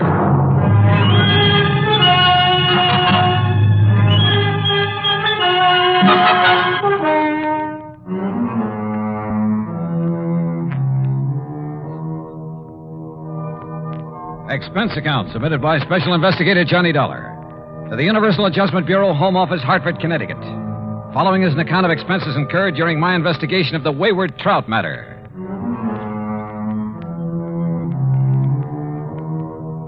Expense account item 1, $174.50, plane fare, Hartford to Los Angeles and Los Angeles to Las Vegas. Item 2, $50, deposit on a rental car. I headed south on Route 95. The Mojave Desert. Thousands of square miles of sand, sun-bleached gravel and rock, of cactus, sage, and Joshua trees. High flat mesas, towering crags. Countless trails leading off from the highway. Long abandoned roads leading up into the harsh, bleak mountains, with their promise of infinite wealth to the prospectors who scratched away in their hungry search for silver and gold. And who knows, perhaps some of these were trails of the pioneers who beat a tortuous path westward to the great Pacific, who, with their oxen and heavy wagons, were lucky if they made 6 miles a day. Yet here I was, cruising along at an easy 60 miles an hour. And above me, a jet plane, lazily tearing off 600 miles an hour. Yeah, it made me think about the men who lived and struggled here, the men who died of hunger and thirst following the same path I was taking, never knowing that only a few miles away beyond the mountains was the mighty Colorado. Water, food, and life for those lucky enough to find it. But let's get to more practical things, like Davis Dam and huge Lake Mojave. On the east bank at the lower end, Lake Mojave Resort, with its clean, modern cabins, boathouse, dock, and harbor. Everything for a fisherman. It was after 9 p.m. when I pulled in. My old friend Buster Faber was waiting for me. By golly, Johnny, I'm glad to see you. Yeah, same here, Buster. How are you? Before you start on why I'm here, how's the fishing? You remember Ham Pratt, the general manager? Sure do. How is he? Went out 3 days in a row, got 3 limits, 5, 6, 7 pounders. Oh, and I have to come here on business. Yeah, but as soon as you clear it up, you and I are going to do some fishing. Believe me, we'd better. Now, what's the problem? Oh, here, let me take your bags. You're in number 8. Okay. I'll put you right next to Mr. Hatch. Hatch? Old-time confidence man, Johnny, and just plain big-time thief. Oh, Gordon Hatch? That's the one. Used to operate up in San Francisco, over in Reno? Tried Las Vegas, too, but they ran him out. Sure. He served a couple of short stretches for petty theft, things like that. But they could never nail him for anything big. That's right. Sit down. Yeah. Well, what's he doing here? Oh, ordinarily, we'd give a man like that some excuse about being full up, something like that. I should think so. But Ham and I decided if we let him stay, and with somebody like you here, well, maybe we could do a kind of public service. Keep talking, Buster. Well, Tuesday morning, I got a call from some wealthy folks in Los Angeles. They wanted accommodations for themselves and their wives beginning tonight. They're doing now. So? Well, Tuesday afternoon, this Gordon Hatch came barreling in. My wife, Marilyn, not knowing who he was, put him in number 7. What are you getting at, Buster? Well, those folks from L.A. have been here before, Johnny, and the women always come with enough furs and jewelry To a fishing resort? Well, you see, every night they drive up to Vegas to gamble and take in the fancy night spots. Ah, but what makes you think Hatch would come here just because of them? One of them's a lawyer that got him sent up for embezzlement once, and Hatch always swore that someday he'd get even. Oh, well, now, Buster... I don't think he'd try any rough stuff, anything like that. He isn't the type, but... Well, that's why I called Hartford. Well, what's the insurance angle? There isn't any. Unless a lot of heavily insured jewelry suddenly disappears from around here. And your man in Hartford was willing to play along with that. Yeah, I see. Well, so do I. I see we have another guest, Buster. How do you do? My name is Gordon Hatch. Mr. Hatch, this is Johnny Dollar. He's come for a few days fishing, same as you. Excellent. We must go out together, Mr. Dollar. I found a couple of wonderful spots. Yeah, I understand you had pretty good luck, sir. Oh, didn't Ham Pratt tell you about the big one I got over near Sculpture Rock? Nearly 10 pounds. I'm keeping him in a live box so I can take him back to Los Angeles and have him stuffed. Live box? Yes. It's a big sort of box made of heavy screen, Johnny. You leave it in the water, it'll keep the fish alive for days. That's right. Well, aren't you afraid somebody will walk off with them? Oh, the nice people who come to this nice place? Of course not. And as a fisherman, I'm sure you know that even the worst crook in the world wouldn't touch another man's catch. Yeah. Look, excuse me, I hear some cars coming down the road. Must be the folks I'm expecting. Why, of course, Buster. I'll see you later. Right. Any plans for the evening, Mr. Dollar? Oh, not particularly. I'm a little tired. Well, then come along into my cabin next door. Have some excellent scotch and plenty of soda. Oh, well, I've had a pretty long day. Now, look, we can relax and regale each other with tall tales about the big fish we've caught here and there. After all, there isn't anything else to do out here of an evening. Oh, I kind of thought I'd wander down to the dock and see if Ham Pratt is about. Oh, save that for tomorrow. Now, come along, Mr. Dollar. I won't take no for an answer. Actually, I was glad for the invitation. I wanted to know more about this man, sound him out if possible, about his real reason for being here. As it turned out, we spent a very pleasant evening talking entirely about fishing. Only once, in answer to a pretty direct question, did he speak about what I wanted him to. That is all water over the dam, Mr. Dollar. If it's possible to make amends for some of the, shall we say, questionable things I may have done in the past, well, I can only assure you that I'm sincerely trying to make such amends. Please don't embarrass me this way again. Yeah, sorry. Now, tomorrow we'll go fishing. Well, I'll not only take you to one of the hottest spots on the lake, but I'll show you the beauties I have in the live box. You'll turn green with envy. Night, Cap? Well, it's been a pretty long day, and I really should hit the sack. So should I. Well, here we go. Bottoms up, and may tomorrow bring us each a limit. That I will drink to. Now, there we are. And I'll see you at the crack of dawn. Sleep well. Right. Right? Wrong. Sure, I was tired. It had been a long day. But not long enough to make me drop off to sleep almost before I could get out of my clothes. That nightcap had a lot more than scotch in it. Yeah, I'd fallen for one of the oldest tricks in the world. And until I woke up, anything could happen.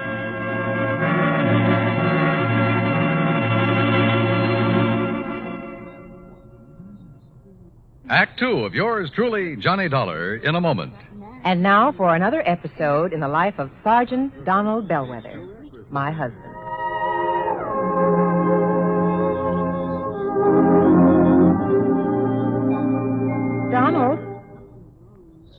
Donald? Sergeant Donald Bellwether.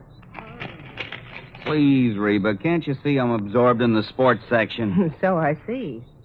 Who's the girl in the bikini? A shot putter? Look, what's the difference if she's an athlete or a Hollywood celebrity? Why do you insist on disturbing me while I'm reading? Did you drop off the laundry this morning? Yes, dear. Did you mail my letters? Yes, I mailed the letter. Did you know that angry, brooding, and impatient drivers are the major cause of many accidents? Yes, I know. What? I said angry or impatient drivers behind the wheel cause many serious accidents. And when a driver is emotionally upset, he's more apt to make an irrational decision or take unnecessary chances. My dear wife, you ought to know by this time that I am a well-adjusted individual. I have complete control over my emotions. You didn't have this morning. Now, just because I burned the toast, you stormed out of the house in a fit of rage. You didn't even kiss me goodbye. Mm-hmm. You're determined to pick a quarrel with me, is that it? No, I just want you to drive safely. I don't want you to be under any emotional strain when you drive a car. I want you to return home safely. I love you. Come here, woman. Yes, darling. You sit right here on my lap, and I'll give you that kiss you missed this morning. And you promise you'll never again drive the car when you're angry? I promise. Oh, that's my Donald. That's my doll.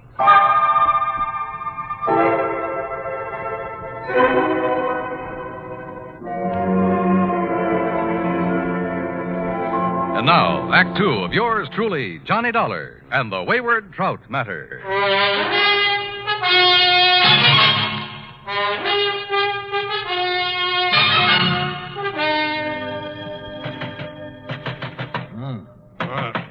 What is it? Hey, Johnny. Huh? Oh, it's Buster. You all right in there, Johnny? Oh, sure, I'm all right. Here. Holy, what time is it anyway? Almost 9 o'clock. Oh, look at those big red eyes. You weren't kidding. I feel as though Where's Gordon Hatch? Went out fishing at the crack of dawn. Said you'd promised to go with him, but he pounded on your door and finally gave up. Johnny, you look like you... Hey, Buster, the folks you were expecting in from Los Angeles. Yeah, they came right after I left you and Mr. Hatch last night. 6 of them. I figured you wanted to be alone with Hatch to sort of feel him out. Yeah, I did. But is everything all right? Yeah, so far as I know. And the point is, did you learn anything from Mr. Hatch last night? Only that he claims to have turned over a new leaf, is now the soul of integrity. Yeah? Well, I wonder. You say he's out fishing, huh? That's right. Know where he went? Well, one of his favorite holes, one I told him about, is in the big basin about 10 miles up the lake. What about the folks from L.A.? They're still asleep in their cabins. Look, Johnny, like I told you, Hatch isn't the kind of trying any rough stuff, even against Mr. Fellows, the lawyer who sent him up one time. And he's here with that party? He's the one that organized it, made the reservations. Now, listen, Johnny, I may be all wrong about Hatch. In spite of his threat to get even with Fellows? Well, I mean, maybe he's gone straight. He certainly acts like a nice enough guy. Yeah. Well, the only thing I can do is keep an eye on him. If he makes a play, I'll nab him. If he doesn't, well, my trip out here will have been wasted. Wasted? I thought you and I were going to do some fishing. Oh, well, now that's different. Ooh. Hey, I better get some breakfast in me. Yeah, sure. I'll tell Mary over at the cafe to have it ready for you. Yeah, okay, Buster. Sunny side up and with plenty of strong, dark black coffee.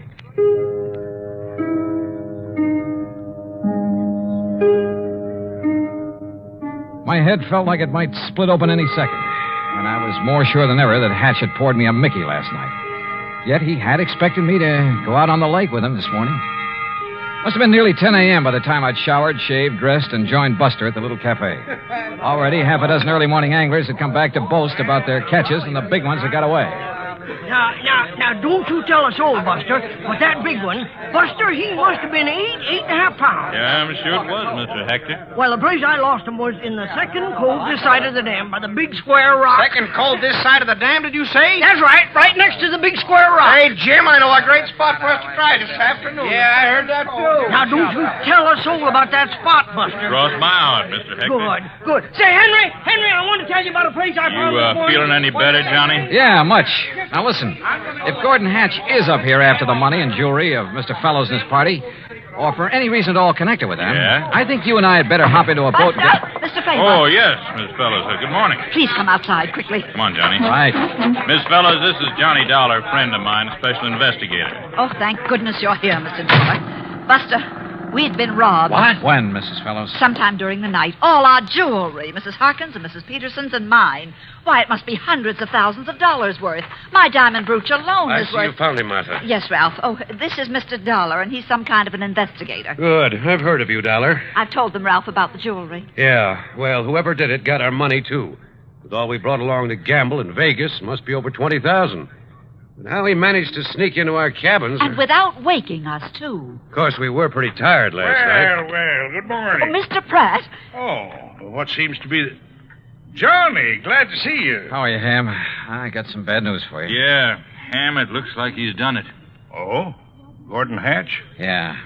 Better make a thorough search of his cabin. Gordon Hatch? Oh, no. I'm afraid so. Great Scott. So, Ham, look in his luggage, under the mattresses, anywhere else you can think of. Right, Johnny. Mr. Dollar, do you mean to say that Gordon Hatch is here at this point? Better look in his car, too, Ham. Under the car and the upholstery. Look here now, Mr. Dollar. Sorry, Mr. Fellows. I'll have to talk to you later. Come on, Buster. You and I are going for a boat ride.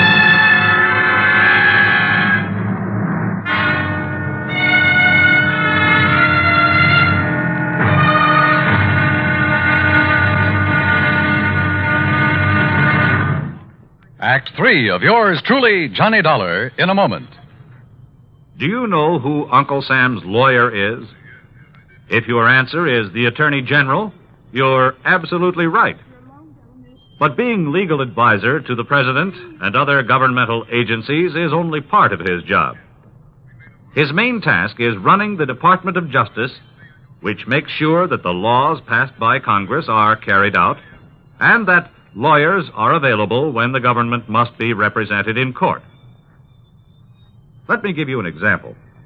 Suppose there is some question concerning the amount or kind of tax you should pay, or suppose you and the government don't agree as to which of you owns certain land. That's when the Department of Justice steps in to represent the government side of the case. If anyone is brought to trial for counterfeiting, smuggling, gold hoarding, or passport forging, the Department of Justice prosecutes the case. It also handles all matters dealing with legal immigration. And all of this activity is the responsibility of an important member of the President's Cabinet, the Attorney General. Just as it is the duty of the United States government to protect each and every one of you, it is the duty of the Attorney General to protect the government of the United States. And now, Act 3 of yours truly, Johnny Dollar, and the Wayward Trout matter.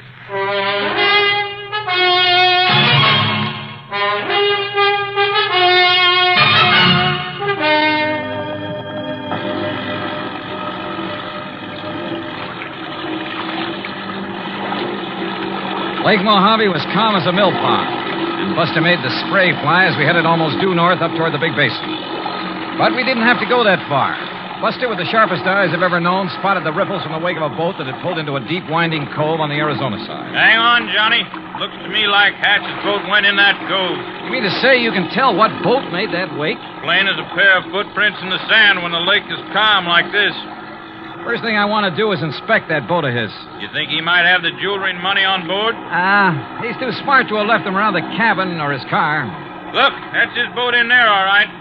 Tied up that low, rocky ledge that sticks out. What under the sun is he doing there, between his boat and that ledge? Well, it looks to me like he's trying to hide something there in the water. But we'll soon find out. Well, Buster, Mr. Dollar, it looks like you've caught me in the act. Yeah, it kind of looks that way, doesn't it, Hatch?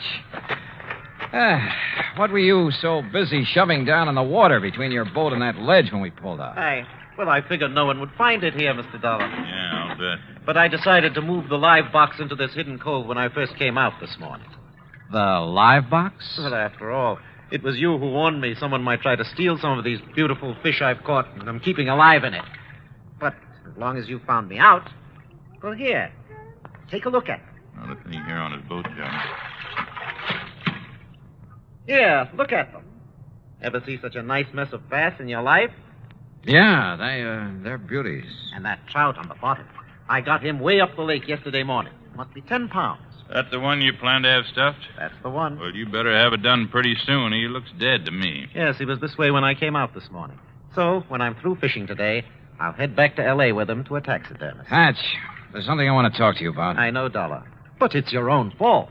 Huh? I pounded on your door till I thought I'd wake the dead. Oh, no, that isn't what However, since you're here now, well, why not keep our fishing date now? Mr. Hatch, will you Darn please... it, though, I don't have an extra rod in my boat. Well, come on, Johnny. I'll give you one out of my boat, rod and reel. Oh, yeah, sure, okay. Dollar, I'll take you to fishing spots even Buster doesn't know about.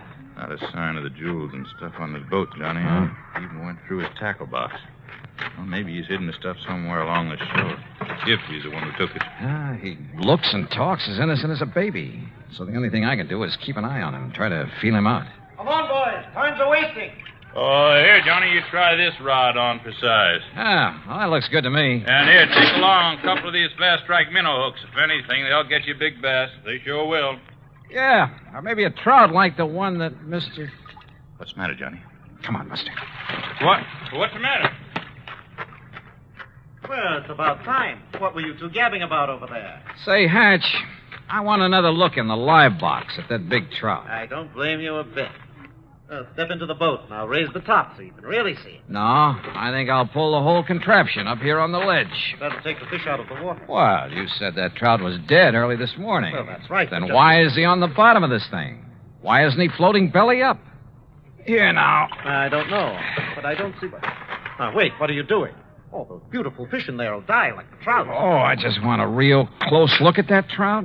Oh, just a minute.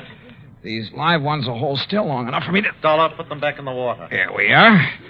Ooh, 10 pounds? Look here now. Why, this fish weighs 20 pounds if he weighs an ounce. Dollar? And no wonder the way you've got him stuffed full of... Oh, how about this? A beautiful diamond brooch. No wonder you decided to get back to L.A. And not to stuff this trout, but to unstuff him. And how about this bracelet? Emeralds, aren't they? And look at these nice new $100 bills. A bit wet, perhaps? You're holding more than money and jewels in your hand, Dollar. Oh, now, put that thing away. I'm talking about your life. And I won't hesitate to pull this trigger unless you toss that money and those jewels into this boat. While I toss this over at you, Mr. Hatch? Put it down, Buster, or I'll shoot you, too. Toss me the jewels, Dollar. Toss them. And Buster, stay where you are. How about the whole trout, Mr. Hatch? All right, drop that. Boy, Johnny, you really clobbered him. Yeah, but... Oh, Buster, if you hadn't thrown that oar... And if you hadn't hit him in the face with that wet fish, Johnny, he would have plugged you. Yeah, Buster, I always did like trout.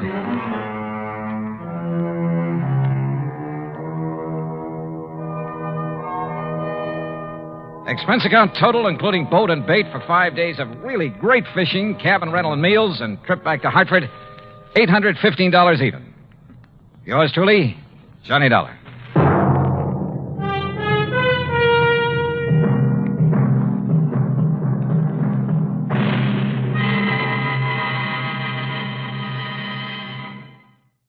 From Hollywood, it's time now for... Johnny Dollar. Fred Norwood, Northeastern Indemnity Association. Oh, hello, Fred. I haven't heard from you since that case down in Managua, Nicaragua. Got another nice long trip lined up for me? I'm afraid not this time. But if you can leave right away, I wish you'd run down to Baltimore for us. Baltimore? That depends. Depends on what? How free I can be with my expense account in the seafood department.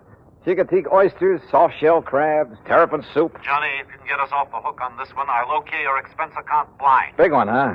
Over 100,000. Murder? Arson? $111,421 missing from a safe. Wow, and you're liable for it if it isn't recovered, huh? For the full amount. But who'd keep that much cash in a safe? Outside of a bank, that is. The Trillingham Tobacco Company. But why? Better get the details from August Trillingham, if you'll take this on. On a freewheeling expense account? Freddie, I'm your boy.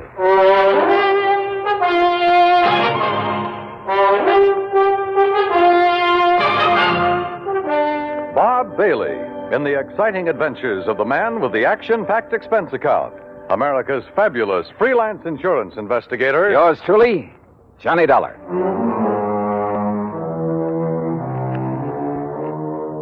Expense account submitted by Special Investigator Johnny Dollar to the Northeastern Indemnity Association, Hartford, Connecticut. Following is an account of expenses incurred during my investigation of the Wayward money matter.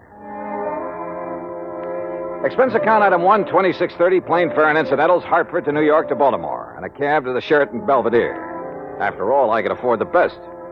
Item 2, a 10-cent phone call to Mr. August Trillingham. He'd be glad to see me. Somewhere that name rang a bell. Item 3, $1.20 for a cab to the Trillingham Tobacco Company on Conway near Charles Street. It was a huge old brick building with what I guess you'd call a vaulted roof. Offices at one end of it, and the rest looked like a kind of warehouse. I'm glad you could get here so quickly, Mr. Dollar. The loss only occurred last night, you know. Well, I left Hartford the minute the insurance company called me. So, somebody blew your safe and walked off with a lot of... Opened the safe, Mr. Dollar, and took over $104,000. You always keep that much cash on hand? Yes, because of the nature of our business. What do you mean? Well, the tobacco was grown by the farmers hereabouts, barn cured for a month or 2 or 3, and then brought here. Uh-huh. We graded according to quality and color and tie it into hands. Hands? Bunches of 20 or 30 leaves, depending on size. Oh, I see. Then we pack it in hogsheads and ship it to the auction warehouses. We're kind of a middleman between the small farmer and the auction. I said small farmer, Mr. Dollar. Well? People for whom tobacco is only an incidental crop. There are a lot of them. And since we buy from them outright, they want cash.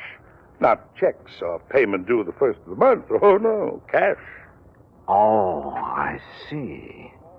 And you're always gambling on what you'll be able to get at the auctions. That's right. How's business, Mr. Trillingham?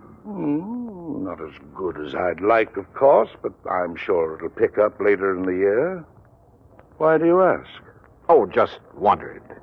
In a matter like this, I want to know all I can. Yes, but you said that as though you meant to imply that perhaps... I meant to imply nothing. Look, you said that safe wasn't cracked. I said it was opened. And I'm sure I know by whom. You what? Well, then why send for me? Well, after all, the liability is now your company's. Well, who did it?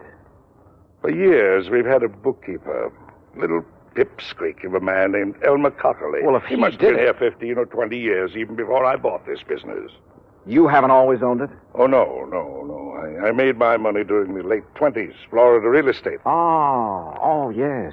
Seems to me I've heard something about your success down there. I retired, traveled around till the mid-40s, and then decided to get back into the swing of things, and I bought this business. Yes, okay. Now, about this Elmer Cockerly. Oh, a mild, timid, ineffectual sort of little man.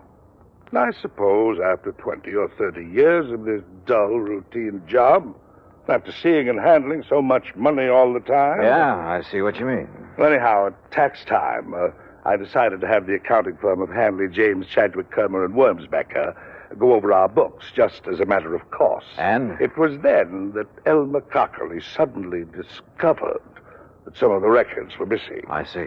Things balanced out at the end of the year, mind you, but those 3 or 4 months were missing.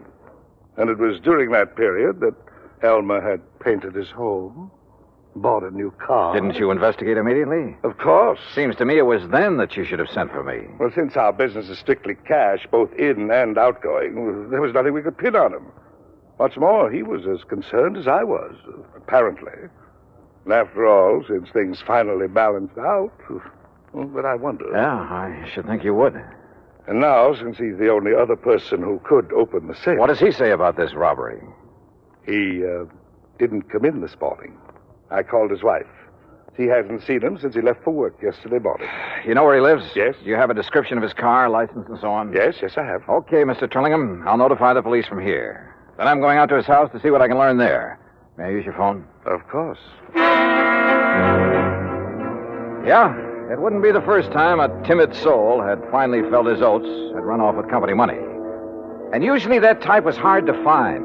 The methodical mind always planned things well, including a getaway. Item 4, 80 cents, taxi to a car rental agency. Item 5, $50 deposit, and I drove to Elmer Cockerly's home, a few blocks off Wilkins Avenue west of town. I wondered why the old fellow had done it. Sometimes the why can be the best clue as to where to hunt for a man. And you know something? A good part of the why became very clear when the door of Elmer's house was opened.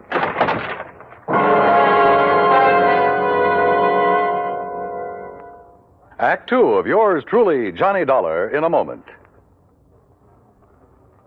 And now, Act Two of yours truly, Johnny Dollar and the Wayward Money Matter.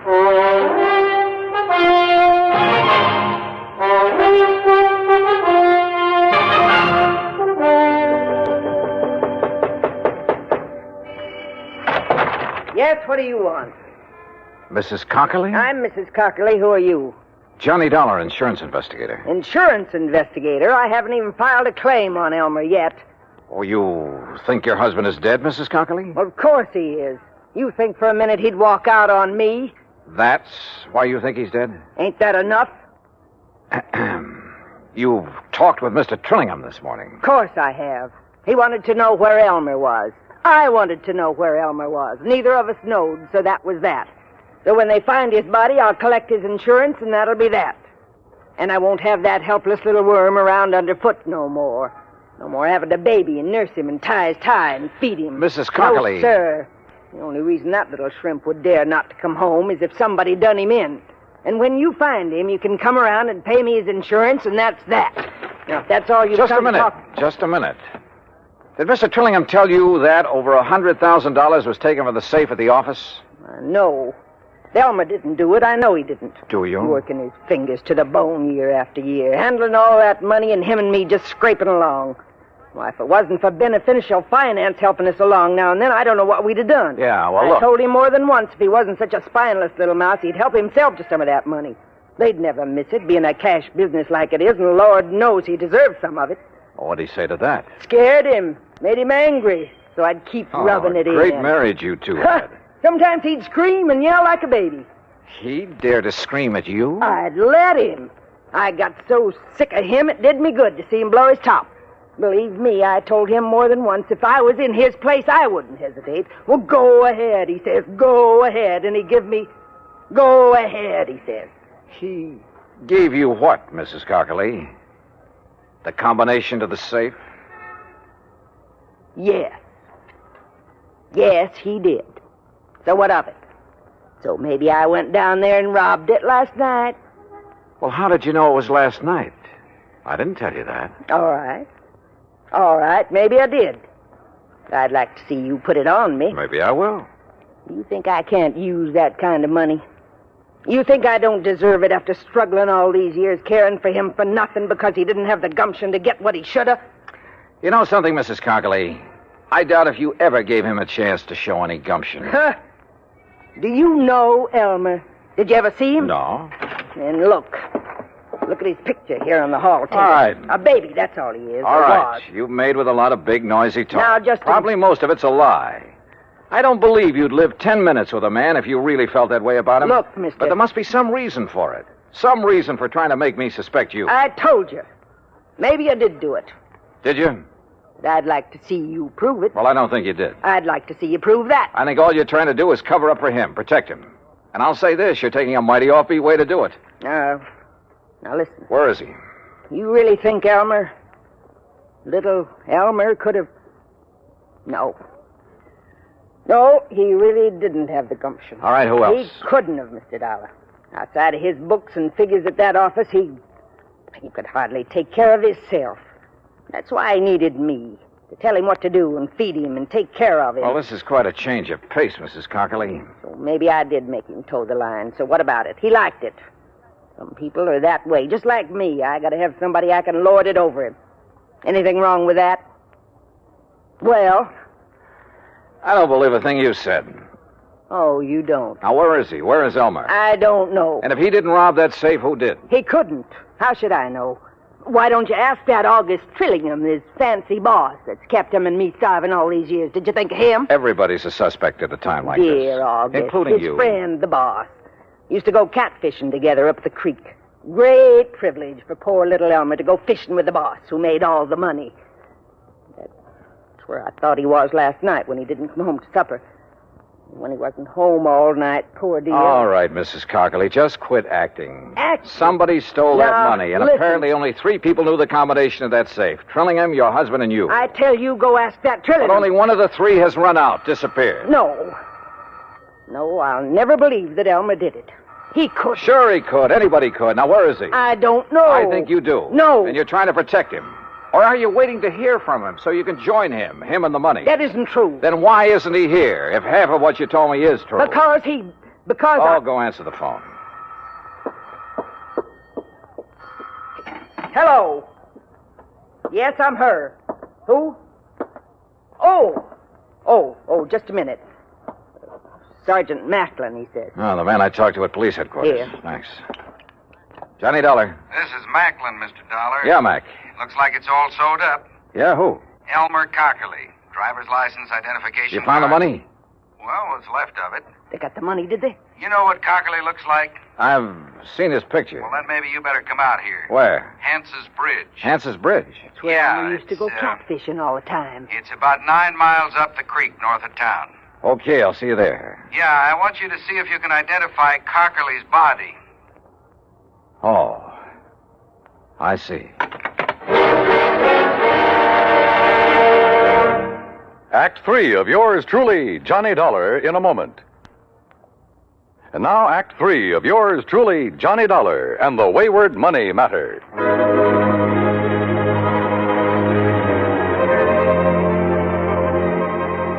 Without telling Mrs. Cockerly what I'd learned over the phone, I took off in my rental car for the creek north of town for Hance's Bridge. Yeah, this was a crazy case if ever there was one. Elmer Cockerly, bookkeeper for the tobacco company, was the only real suspect in the $104,000 robbery. And where there's only one suspect, I always begin to wonder. But who else was there? His wife? Maybe. She'd done everything she could to confuse me. The owner of the company, Trillingham? Yeah, I thought of him too. Until I got the word from the police that they'd found Elmer Cockerly, or what was left of him. They'd found the money, too, or what was left of it. What's left of it is right, Dollar. I'm afraid most of that 100,000 went floating down the creek when Cockerly and his car rolled over into it. Well, we'll see how much of the dough is still inside when we get the car up on the bank. How do you figure it happened, Sergeant? Well, the old boy was making his getaway is all. Going too fast when he hit the turn onto the bridge and plop-o into the creek. Wouldn't there be skid marks, Mac? Well, he wouldn't have to be going very fast. Now, look. Car's up on the bank now. Come on. Yeah. How do you know it's Elmer Cockerly inside of it? License number. And one of the boys dove in, brought up his wallet. Well, here she is, Sergeant. High and wet. Okay, Les. We'll have a look. Only a few small bills in there. Rest of the dough must be out in Chesapeake Bay by now.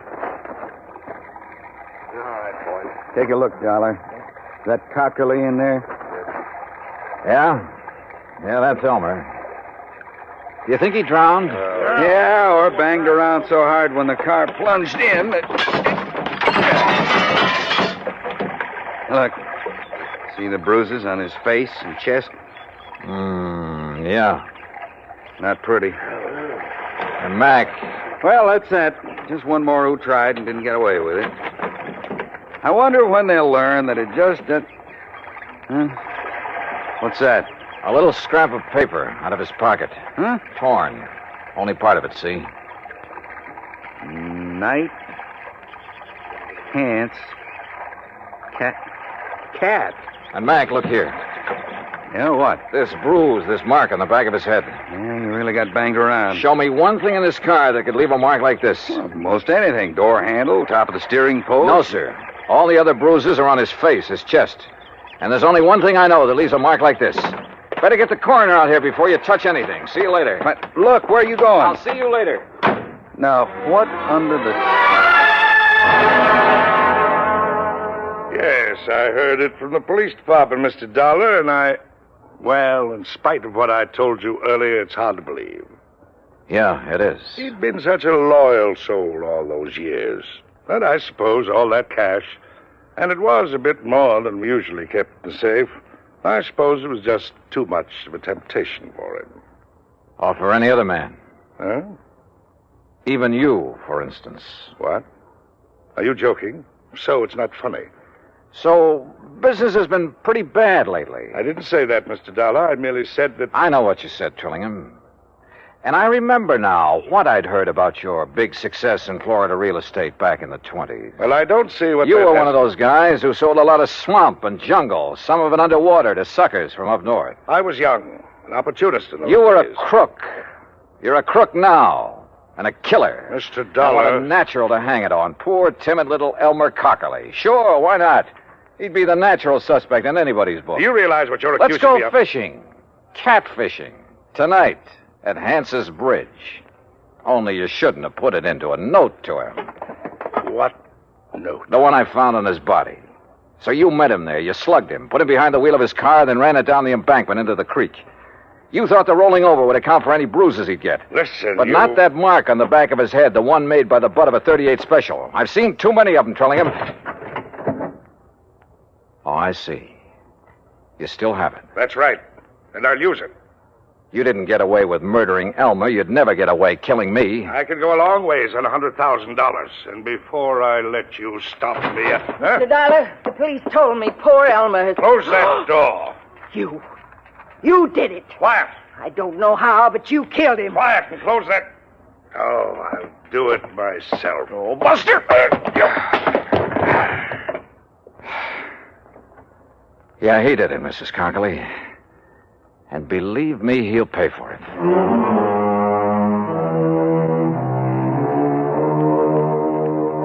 Well, so ends another dirty chapter in the history of crime.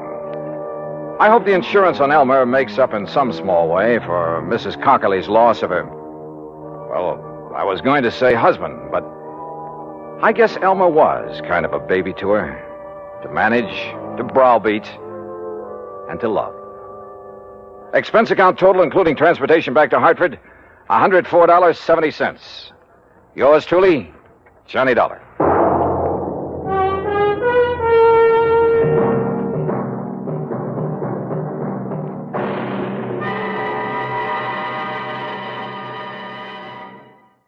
From Hollywood, it's time now for... Johnny Dollar. Earl Poorman, Johnny, down in Sarasota. Don't tell me, Earl. The Florida weather's finally behaving itself. The water in the Gulf is warmed up, so I'll grab my fishing clothes, tackle box, couple of rods and reels. Maybe you better grab your Levi's, boots and saddle, and a couple of 6-guns instead. Huh? What is this, a Western? It may be an Eastern Western before we're through. Listen, Florida is the leading cattle state here in the Deep South. I had heard something to that effect. Okay. The freezing weather a short while back hit some of the ranchers pretty hard. To say nothing of the tourist trade. Right. Ordinarily, the year-round pasturage makes it unnecessary to lay up a lot of hay and feed for the winter. That figures. But this year, thanks to the freeze, the cattle were so weakened by malnutrition and then sloshing around in soggy pasture land that, well, at least a couple of 100,000 of them have died. Well, what's your problem, Earl? Outside of the high cost of steak. A rancher's just hit me with a big fat claim. Oh, how much? $78,750. Says that he lost his entire herd. Well, I knew a lot of them had lost quite a few. But the entire herd? Yeah. You coming? I sure am.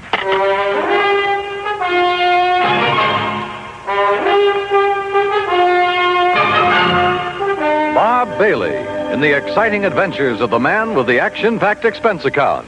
America's fabulous freelance insurance investigator. Yours truly, Johnny Dollar.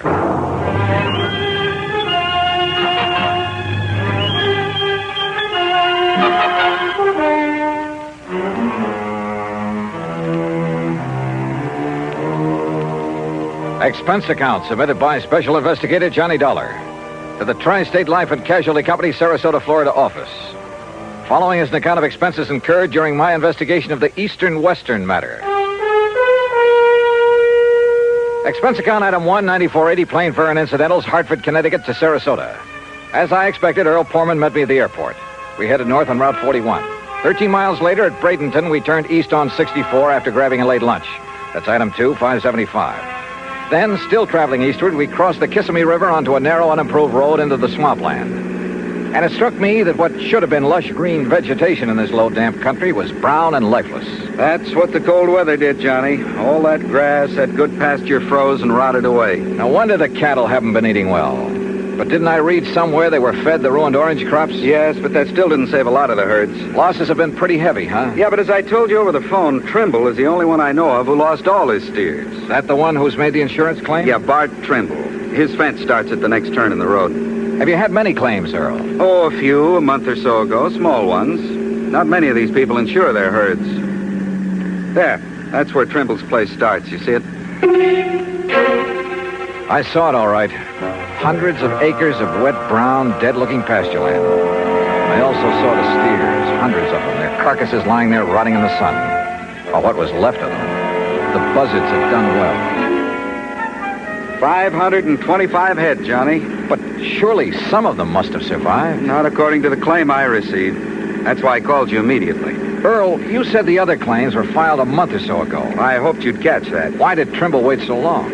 That's another reason I called you. Yeah, I see what you mean. Here's his gate. Let's see what he has to say. The Trimble place was unexpectedly new and tidy looking. The main house was a concrete block affair, all white with a slab roof. Behind it was a barn and a corral. The stack of bale hay was obviously for the horses and hardly big enough to feed a herd of steers. A few chickens pecked around here and there. Coming. The woman who opened the door was about 40, tall and nice looking, well made up, almost out of place on a cattle ranch. Yes. Oh, Mr. Foreman, how are you? And her voice was soft, gentle, pleasant. How do, Mrs. Trimble? It's nice to see you, Mr. Foreman. Won't you come in? I hear you say Foreman, Betty? Yes, Bart, and he has a friend with him. Well, I won't kid you, Mr. Foreman. I'm glad to see you. Howdy. I hope you brought me a nice big insurance check. This is Johnny Dollar, Mr. and Mrs. Trimble. He's with our company. Well, how do you do, Mr. Dollar? Won't you please come in? Thank you.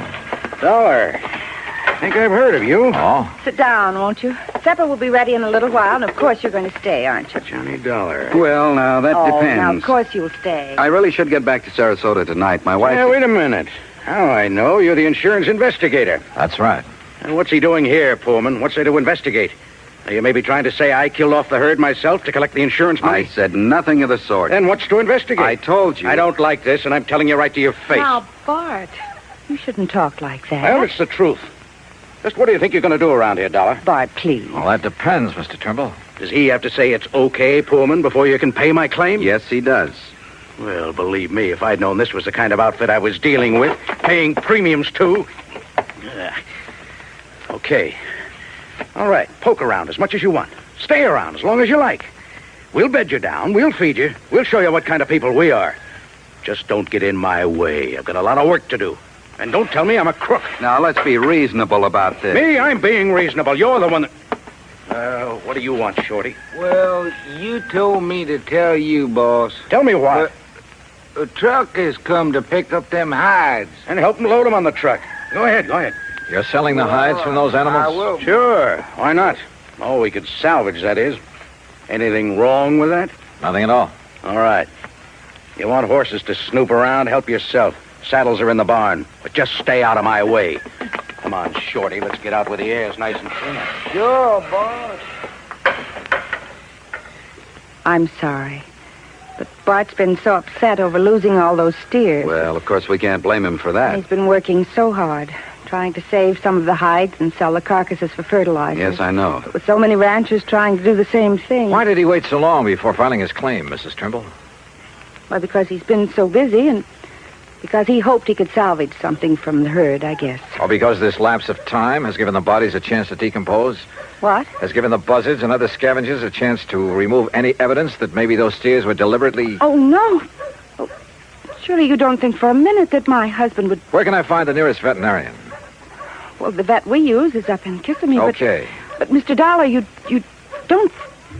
Well, you can't possibly think... I'll let you know what I think. After a good cow doctor has a look at those animals.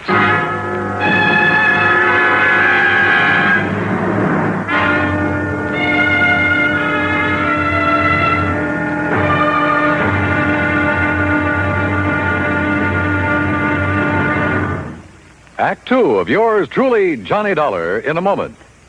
From the halls of Montezuma to the shores of Tripoli is an exciting beginning to a stirring song. It is an historic salutation to the efforts of a valiant group of fighting men. Why is their history glorious? What spurred them on? Patriotism and desire for excitement are sometimes given for reasons, but these are not the answers. The answer is, these were men of vision, men who understood our country's needs. Respect, honor, and prestige are things that go hand in hand with a country's greatness.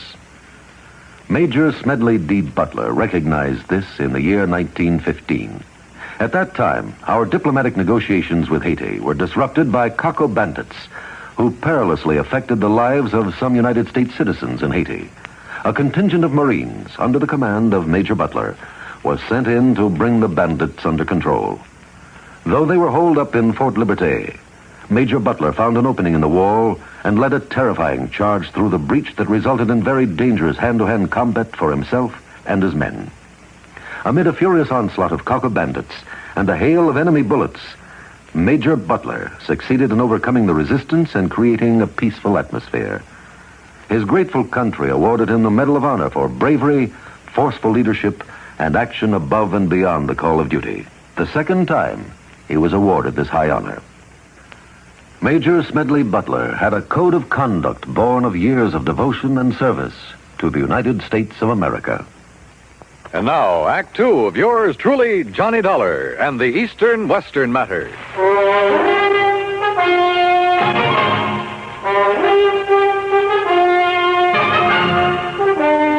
At dinner that night, Bert Trimble had changed his tune, was very apologetic.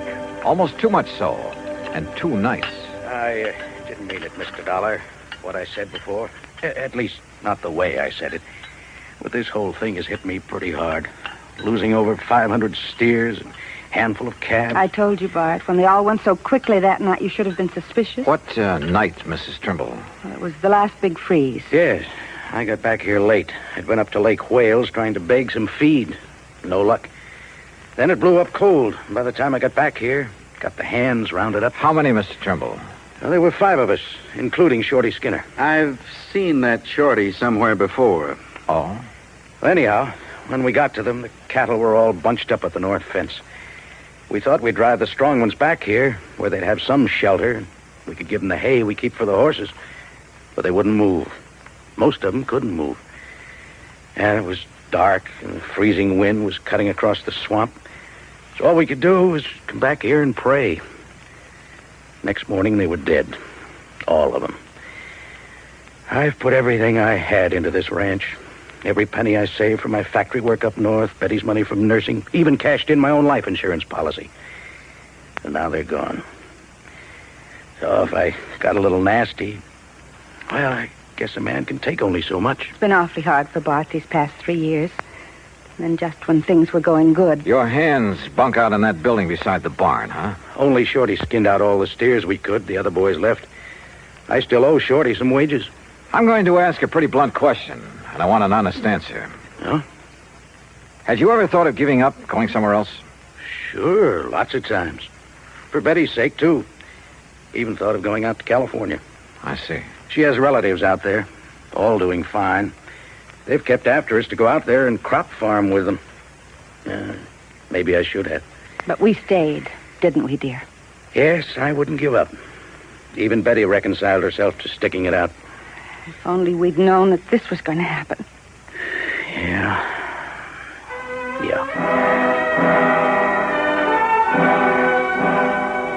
We talked on for a couple of hours, but got nowhere, and finally Earl and I plunked into our beds in the guest room. Mine was beside the open window. Now, when Earl Poorman sleeps, he's dead to the world, but he snores mightily. So after throwing a couple of shoes at him, I gave up and managed to drop off with a pillow wrapped around my head. That was a mistake, an almost deadly mistake. Johnny, wake up. Johnny, you hear me? Johnny! What? Wake up! Oh, my head. Stand up. I'll help you. Breathe deeply. Can't you smell it? What are you talking? Deep breath. Come on. What are the... It's chloroform. Yeah, on your pillow. Holy hell. I threw it out the window, your pillow. It was saturated with chloroform. Give me a hand, Earl. I'm dizzy. Oh, somebody came in that window. The pillow was over your head. You see him? No, but Johnny... Oh, let me sit down again. Yep. Here, by the window. Now breathe deeply. Yeah. I rolled out of bed in my sleep, that narrow bed, or I'd never have wakened. I heard the door slam, then I smelled it. But who? Johnny, I knew I'd seen that Shorty Skinner somewhere. Yeah? It was on a road gang over near Sarasota, a prison gang. You sure? I was driving my brand new cat. As I passed him and the rest of that glowering bunch, he let fly with a handful of mud. Now, if you ask me, he's the one who came in here and tried to chloroform. But why? That's what I'm going to find out right now. No, wait. I'll be feeling okay in a minute. Let me handle it.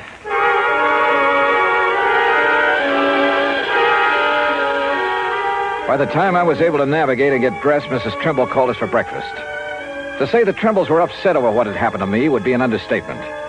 Breakfast waited while we all went out to the bunkhouse. Shorty was gone. Took what little he owned with him, too. Has either of you any idea why he'd attacked me? Good heavens, no. But I never did really trust that man. He was such a sneaky-looking... like a little rat. Yet he was the only one who stayed when I couldn't keep their wages up to date. Where would he ever get hold of chloroform? That's the part I don't understand. From the locker, dear. Back in the barn. Huh?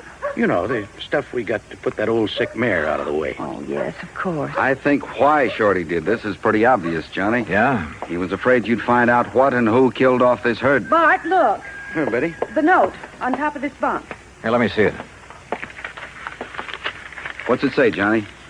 I'm tired working for no pay. I will leave you know where to send my pay when you collect on that there insurance. Shorty. Shorty Skinner. The crazy fool. Wanted his money. He knew I had none, but I could collect plenty on the insurance if he poisoned my herd. Oh, was it poison, Trimble? What? You didn't seem to think so before, but now that you have somebody to pin it on... No. Now you seem pretty sure of it. Mr. Dollar. No, Johnny, it must have been Shorty. Maybe not. When the vet arrives, if he decides the herd was poisoned, okay, we'll take it from there. Act 3 of yours truly, Johnny Dollar, in a moment. Our flag now numbers 50 stars, and behind each star there stands yet another flag, representing one of the 50 states. Wyoming's state flag pays homage to the monarch of the Great Plains, the bison, or buffalo as we call him. Set over the bison is the Great Seal of Wyoming, almost as a brand. The red on the flag's border represents the Indians who knew and loved the country long before white settlers arrived. It also represents the red blood of the pioneers who gave their lives in reclaiming the soil. The red, white, and blue border of the flag indicates Wyoming's oneness with the Union. Wyoming's state flag, the flag of the 44th state to enter the Union, was adopted on January 31st, 1917. And now, Act 3 of yours truly, Johnny Dollar, and the Eastern-Western matter.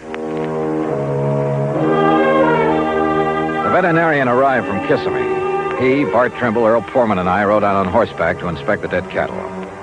As I had anticipated, the vet made it plain that the bodies were too far decomposed for him to tell anything. Until, that is, he noticed a pale purplish line around the inside edge of a watering trough at a far corner of the fence. Whoever used it didn't realize that it'd leave this telltale ring around the trough. Used what, Doctor? Well, let me scrape off a little, make sure. You think it's a poison, Doc? If I can taste it without getting enough to hurt me. Ooh. Well? Yeah, no doubt about it. Phenoic acid. That's what killed the herd? Yeah, beyond a shadow of a doubt. That's not a very well-known poison, Doctor. I know. It's used almost entirely in laboratory experimentation. I remember it well from my college days. But out here? Who did this to me? Who did it? You don't know? Shorty. Who else? Mr. Dollar. Look, I'm going back to the ranch house to a telephone. I'll see you when you get back there. I called the state police to get out on all points on Shorty Skinner. Then I started on the police in the neighboring towns. The second call to headquarters at Lake Wales got me unexpected results. Sure, we got him right here in the clink, sir. Oh? Well, what are you holding him on? Just vagrancy, no visible means of support. Found him sleeping on a bench in the park about 9:30 last night, so we hauled him in, let him put his X on a police blotter. His what? His X, you know. I certainly do. Thanks very much. The others hadn't got back from the pasture yet. Mrs. Trimble was in the kitchen making lunch. Quietly as possible, I sneaked into their bedroom. Carefully hidden in a desk, I found a lot of letters from the relatives in California. Letters urging that they give up the ranch, do something, anything, to get the money out of it and move to California. Those letters were addressed to only one of the Trimbles. They were addressed to... And then I saw it, neatly framed on the wall, a diploma. A diploma from the famous Lippenwall School of... Why, Mr. Dollar, what are you doing? Mrs. Trimble, I found out that Shorty Skinner has served time. Shorty? At least to the extent of working on a road gang. What for, I don't know. Then he is a criminal. then there's no question about who poisoned the herd. Oh, you know about the vet's findings, that they were poisoned. Well, no. No, but I thought it was understood. A lot of things have been understood, wrong things. Did Shorty give you a home address when he came to work here? Yes. Yes, he did. But do you think he'd go there after what I'd like he's to done? see it, please. Well, it's here in this top drawer. Yes, here. That's not his writing. No, that's mine. You see, Shorty can't write. Oh? So he couldn't have written this note you found in his bunk. But who... But look at it. Doesn't that curlicue on the letter T look like the one here when you wrote his address? And how about this capital I?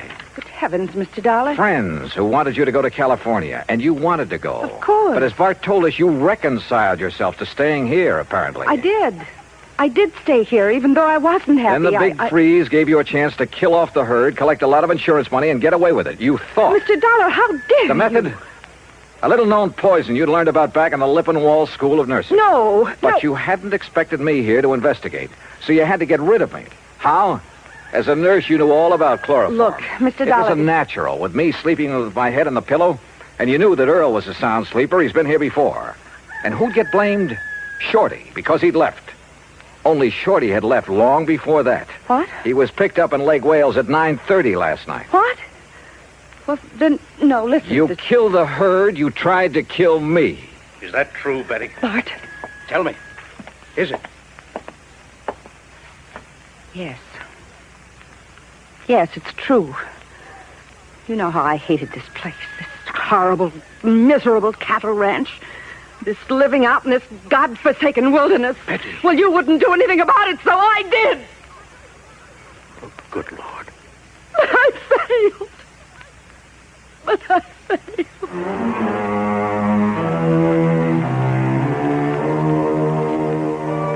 Item 3, $50 to a lawyer at the county seat who took my deposition. It'll be used in the trial of Betty Trimble. As for Bart Trimble, well, I'm sorry for him. Expense account total, including transportation back to Hartford, $207 even. Yours truly, Johnny Dollar.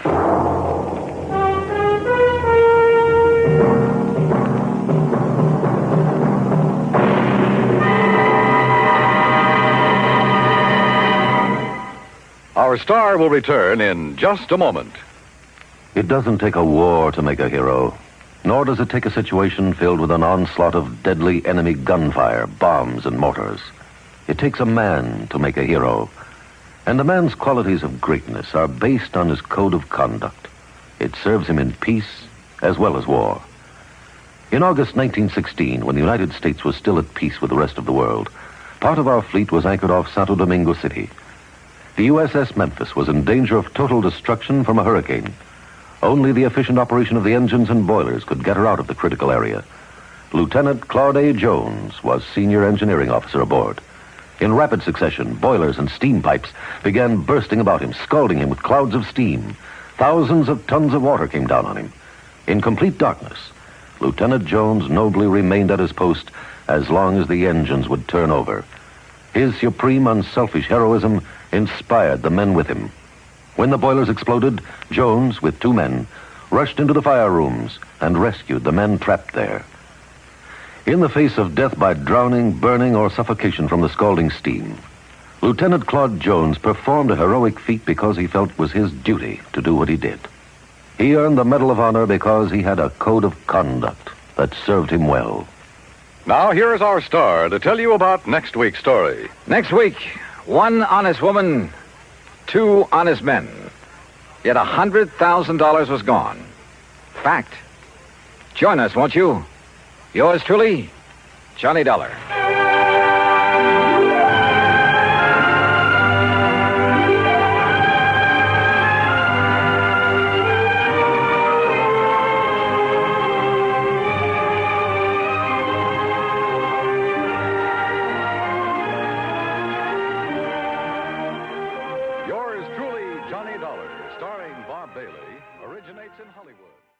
From Hollywood, it's time now for... Johnny Dollar. Pat Cummings, Inter-Allied Life. Hi, Pat. What's new with you? Johnny, ever hear of Everett Benton? No, I'm afraid not. In investment firm down in New York. Real estate, oil, mining, this and that. What about him? We're carrying a $100,000 life policy on him. So? So last night he fell out of a 14-story window. Oh, that's too bad. Accident, Pat, or was it suicide? Maybe neither. I think he got pushed. I'll be right over.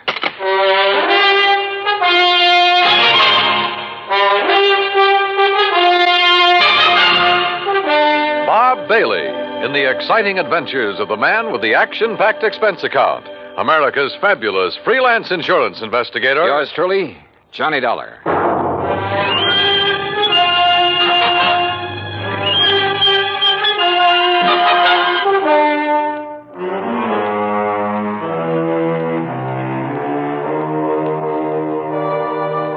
Expense account submitted by Special Investigator Johnny Dollar to the Inter-Allied Life Insurance Company, Hartford, Connecticut. Following is an account of expenses incurred during my investigation of the Killer's List matter.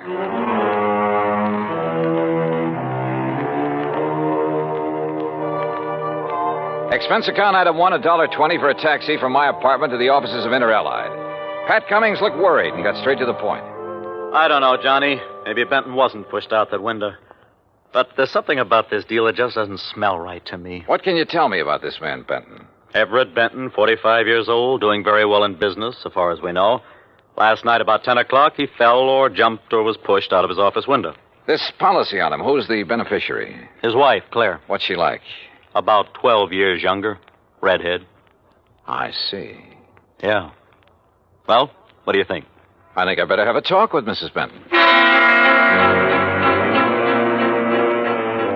Item 2, $14.40, transportation and incidentals to New York City. The Benton's apartment was on East 67th, very fashionable, very expensive. And Claire Benton looked right at home in her surroundings. Do you mind if I fix us a drink, Mr. Dollar? Not at all, Mrs. Benton. It's been a pretty wearing day. I imagine it has. Police, questions, reporters. You know. I'm sorry to be throwing more questions at you at a time like this. I'm used to it by now. Here's your drink. Thanks. Cheers. Yeah, cheers.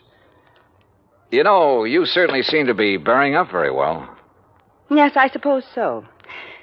Mr. Dollar, I think it would save time and embarrassment if we had a few things understood. Such as? You've heard of the ideal marriage. Well, Everett's and mine was not it. Oh. Naturally, I'm very sorry he did what he did, but...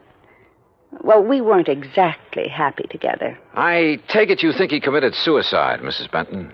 Is there any doubt about that? Apparently not in your mind. None at all. If it was suicide, why did he do it? I wouldn't know.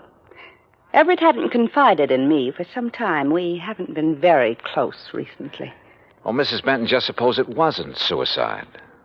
Everett had no enemies that I knew of. I see. About the insurance policy. Yes, about the insurance policy, Mr. Dollar. $100,000, isn't it? That's right, when you get ready to file a claim. I intend to in the morning. I see. Oh, and one other thing. It just so happens that I have an alibi for last evening. Oh? And it's the nicest kind of alibi there is, Mr. Dollar. What do you mean? It's airtight. And that was Claire Benton. Very calm and collected. And incidentally, anxious to collect. I thought her over all the way to the office of Detective Lieutenant Tovich of Homicide. That's item 3, $1.60 cab fare. Yeah, I talked to her, Johnny. She's a hard one to figure out. Well, what do you think, Tovich? Did he jump or get pushed? You got any ideas? How about financial troubles? He was in the investment business. Have you looked into that? According to his lawyer, his affairs are in good shape. Oh, he'd made his share of poor investments over the years. Wildcat oil leases, stuff like that. But in general, he was doing okay. He was worth a lot of dough, Johnny. Okay, let's assume he was pushed out that window. What was he doing in his office at 10 p.m.? I've wondered about that, too. Any indication anybody was with him? No. The night watchman was in another part of the building when Benton came in. Let himself in with his own key. There could have been somebody else with him, all right. But who? Claire Benton says she has an alibi. Yeah. Don't know as I care for it much, but I haven't been able to break it down. Who is her alibi? Larry Santis. Santis. Runs a supper club over in the East 50s. Yeah. The Ace of Clubs, he calls it. Larry Santis. Thanks, Tovich.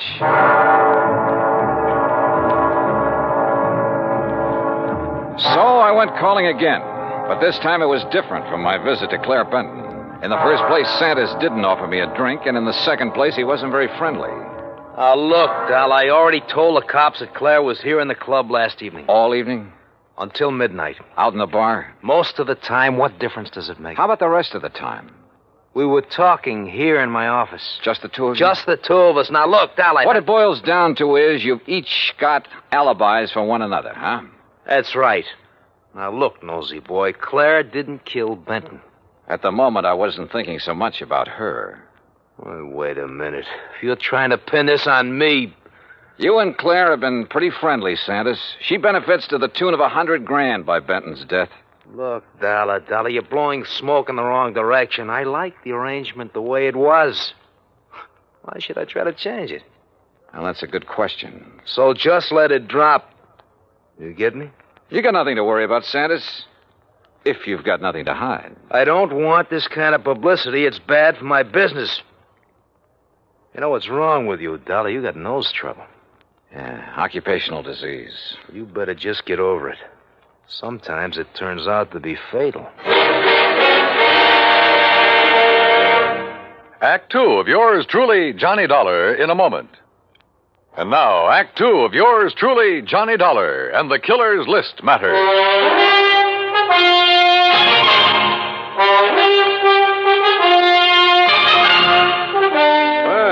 Looks like you didn't get any further with Larry Sanders than I did, Johnny. Look, Tovich, both Sanders and Claire Benton had a motive for killing her husband. Matter of fact, two motives. Money and getting Benton out of their way. Johnny, I'm with you. But we're not even sure yet it was murder. We do have something that indicates somebody might have been in Benton's office with him, though. Yeah, what is it? We found a cigarette butt in one of the ashtrays. Different brand than Benton smoked. Could it have been left there during the day? Janitor says he cleans out the ashtrays about 7 in the evening. Of course, he could have overlooked one. So I don't know whether it means anything or not. Oh, excuse me. Yeah. Homicide, Tovich. Oh? Where? Okay, I'll be right over. Johnny, looks like we've got ourselves a little epidemic. What do you mean? Ever hear of a guy named Arthur Mayfield, promoter? No, what about him? They just found him in an alley, dead. Wait a minute. Don't tell me. Yeah. Fell out of a 10th floor hotel room.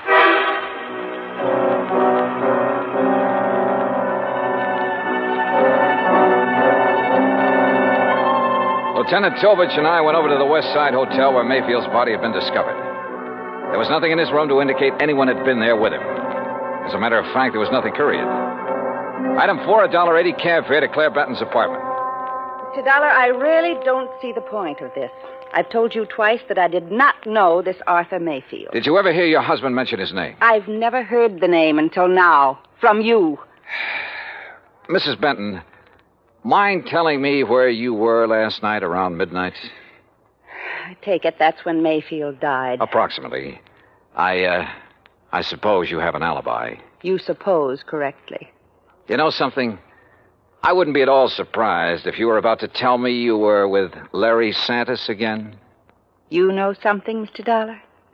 That's exactly where I was last night.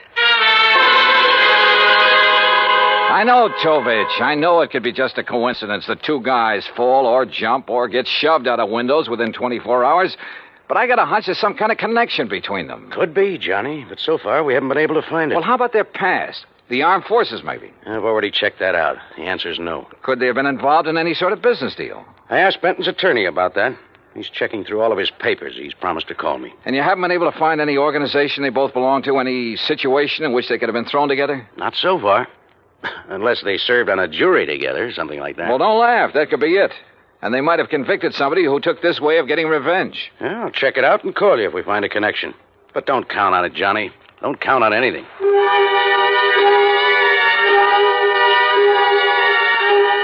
I went back to my hotel room and stretched out on the bed while I rehashed the whole deal in my mind. I thought about Claire Benton and Larry Santos. I didn't trust either of them. But as Tovich had pointed out, it was another thing to prove it. Okay, coming. Yeah? Mr. Dollar? That's right. You're investigating the murders of Benton and Mayfield? Well, I don't think they've been officially described as murders. No, but they are, Mr. Dollar. I'm certain of it. Who are you? My name is Alvin Whiting. I have some information that may be of value to you. May I come in? Come in. Thank you. If you don't mind, I'd like to look out the window a minute. You're being followed? I don't know, but it wouldn't surprise me. What is this information you have, Mr. Whiting? A couple of years ago, 3 men got together and bought an oil lease from a man named Tom Nolan. Did you ever hear of it? No. Well, he was a very eccentric man, hot-tempered, violent. He needed the money badly, so he sold the lease, which then was little better than worthless. Benton and Mayfield were in that deal together. I see. But I still don't understand what that has to do with their murders. I'm convinced their killer is Tom Nolan, getting revenge on them in his own warped way. Revenge? For buying a worthless oil lease from him? Last week, oil was discovered on that property, a lot of it. The property is now worth millions. Ah. I think that Nolan, with his twisted way of looking at things, probably feels that he was cheated out of that property. You're suggesting that this Nolan isn't quite all there, huh? Exactly. That's exactly what I mean. What's your connection with all this, Mr. Whiting? I'll tell you what my connection is, Mr. Dollar. I was in on the deal with Benton and Mayfield. I was the third man. Ah. So, you see, if my suspicions are correct, if Nolan is the killer, then I'm the next man on his list.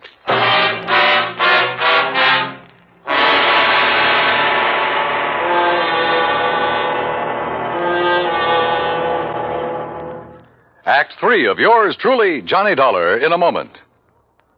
And now, Act 3 of yours truly, Johnny Dollar, and the Killer's List matter. I took Alvin Whiting down to Lieutenant Tovich's office, and he told his story again. I could see that Tovich felt the same way I did, that at last we were getting someplace. Matter of fact, Johnny, I was about to call you. Benton's lawyer just turned up the lease agreement linking Benton, Mayfield, and Mr. Whiting here. Question is, where's Tom Nolan? I don't think I'll draw an easy breath until he's been found and arrested. We have a bulletin out on him, Mr. Whiting. One thing we found out, about a year ago, he served time for assault and battery. Oh? Mr. Whiting, I'd suggest you take every precaution until we pick up Nolan. Don't worry, Lieutenant. I propose to remain in my apartment until you apprehend him. I'll post a man in the building to look after you. Thank you, sir. Homicide, Tovich. Oh, what's the address? Right. Thank you. We've located the little hotel where Nolan's been staying. Come on, Johnny.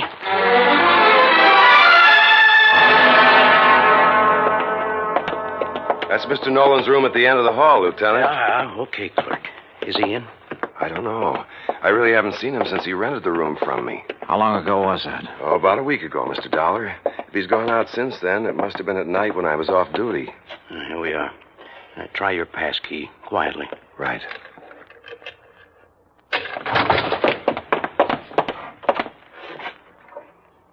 Well, gone.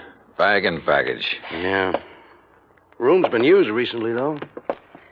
Hey, in this ashtray, cigarette butt. Same brand we found in Benton's office. Doesn't prove anything, but it might tie in. Yeah, Tom Nolan could be our boy, but where is he? You say he rented the room from you, clerk. What did he look like?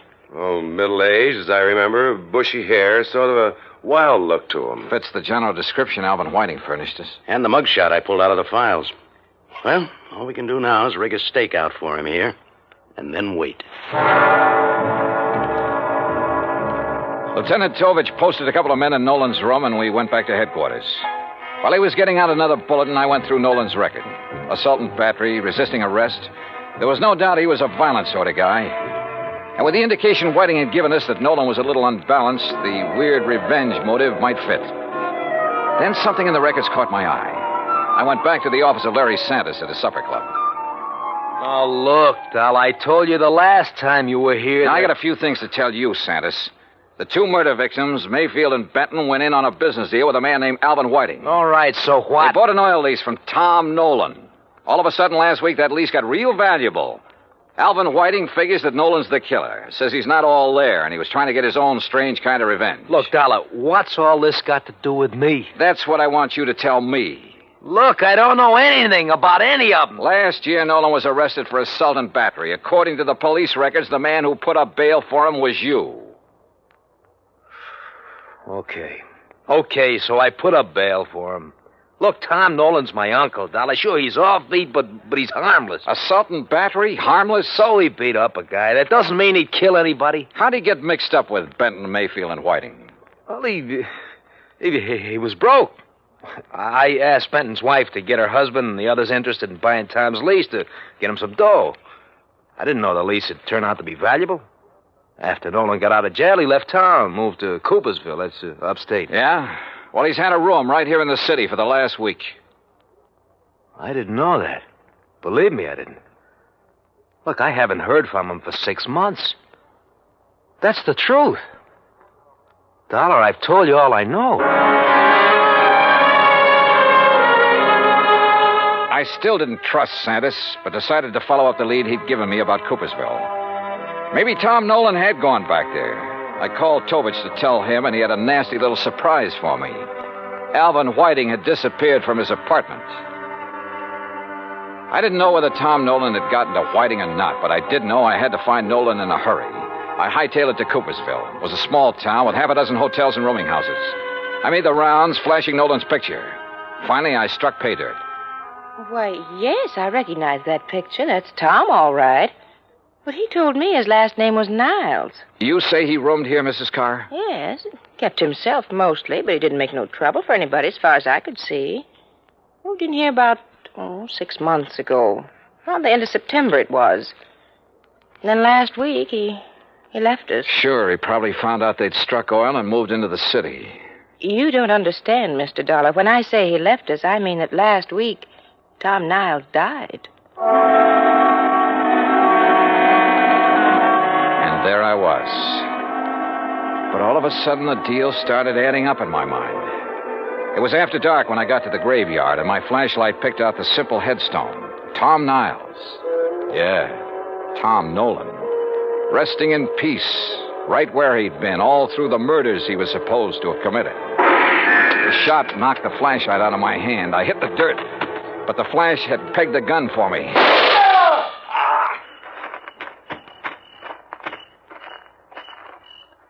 Well, Alvin Whiting.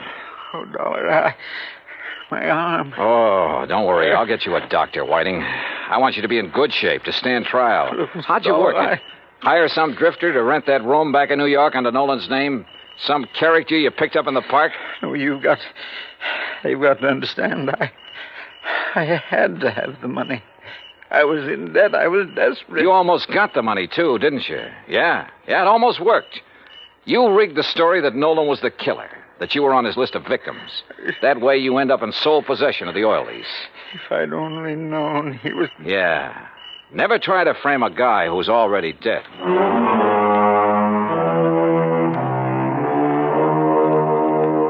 Expense account total $146.50. Remarks? I turned Whiting over to the police and he made a full statement. Yeah, his motive was money. He was in the hole, gambling debts and bills, high cost of living, you might say. But I guess he knows now it's still a real bargain compared to the high cost of dying. Yours truly, Johnny Dollar.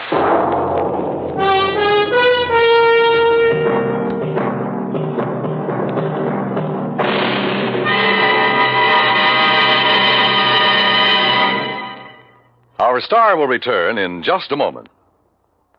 Now, here is our star to tell you about next week's story. Next week, Dame Nature takes a hand and helps me solve a crime. Join us, won't you? Yours truly, Johnny Dollar.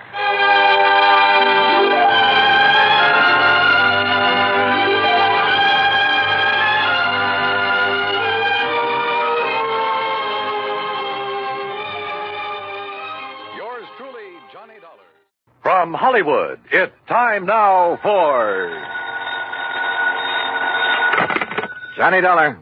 Perry Jameson, the Paramount Insurance Adjuster, Johnny. Hi, Perry. It's been a long time. I'd begun to think you're neglecting me. Oh, how you talk. Matter of fact, I've just been waiting for a nasty enough case to come along for you. Yeah, you do have a habit of handing me the dirty ones. What is it this time? 4-State, out in Denver. Oh, yeah, I've heard of them. Well, they're a small outfit. By contract, all their claims are routed through us. Damage appraisals, payment disbursals, and so on. So what's happened? Well, we've had to pay a lot of claims for them recently. Too many. What's more, they've all been big ones and on fairly young policies. Well, Perry, you know as well as I do that things will average out in the long run. Unless Something's wrong. 60,000 on one policy, 35,000 on another, 70,000, and a cool 150,000 on one just last week. Shoot. And the beneficiary in each case has been the same man. Then no wonder you... Just leave the door open, Perry. I'll be right over.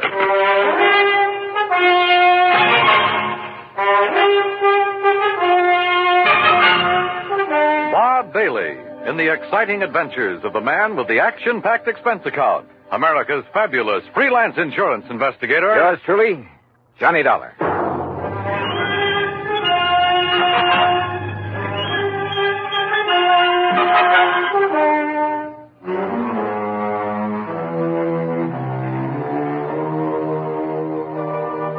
Expense account submitted by Special Investigator Johnny Dollar to Paramount Insurance Adjusters, Home Office, Hartford, Connecticut.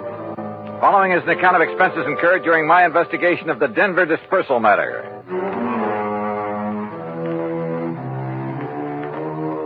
Expense account item 1, $1.10 for the cab that took me over to Perry Jameson's office at Paramount. True to form, the door was wide open for me. I kind of thought this thing might get you down here in a hurry, Johnny. Sit down. Yeah, thanks. And I took the liberty of calling TWA and getting you a seat on the plane to Denver. Good idea. When? Well, there's one leaving New York at 6 p.m. Okay. And I'll get you into Denver about, 10:30 Mountain Time. Uh-huh. Think you can make it? Sure. Charge your expenses to us. That's the deal we have with 4 states. All right. And the man to see you out there, it's almost a one-man outfit, his name is William Whitney. Got it. Now, look, Perry, I've been thinking on the way over here. Woo, wonders will never cease. Thanks, pal, but how well do you know this man, Whitney? Maybe he's in cahoots with this big beneficiary, this Don Ricardo. Is that his name? Yeah. Such things have happened. No, Johnny, you're wrong. Poor old Willie Whitney's a mild, timid milquetoast. His wife, an ex-chorus girl who probably thought he had money. Well, you can be sure she's the one who wears the pants in the family. Well, Willie would cringe at the thought of hurting a fly. Well, it was an idea. I don't blame you, but no, forget it. Well, what makes you so sure something's wrong? Well, I didn't say I was, but $215,000 to one beneficiary in a period of only 3 months. Oh, I just want to be sure it's okay. And I called you in because I am willing to pay to make sure. No, don't worry, Perry. You will.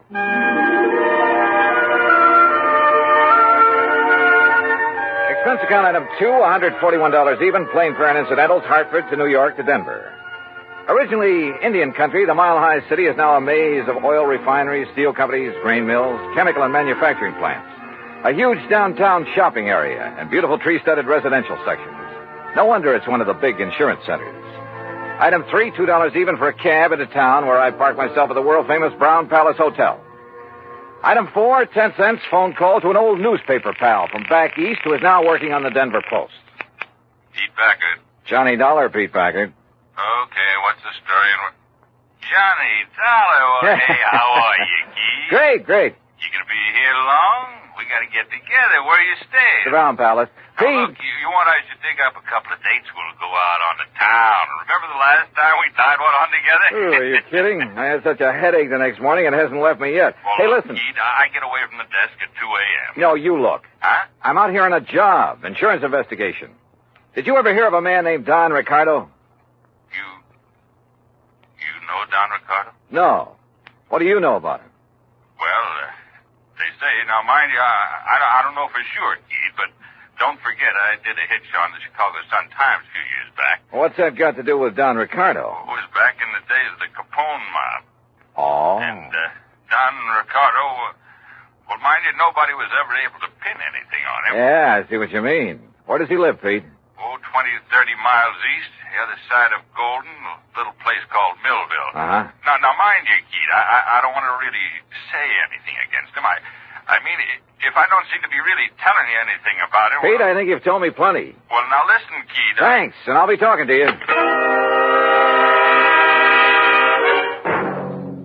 It was late, and I was tired, but I went downstairs to the cocktail bar, and with the help of a big fat tip for a nightcap, got some more lowdown on Don Ricardo. The bartender talked plenty.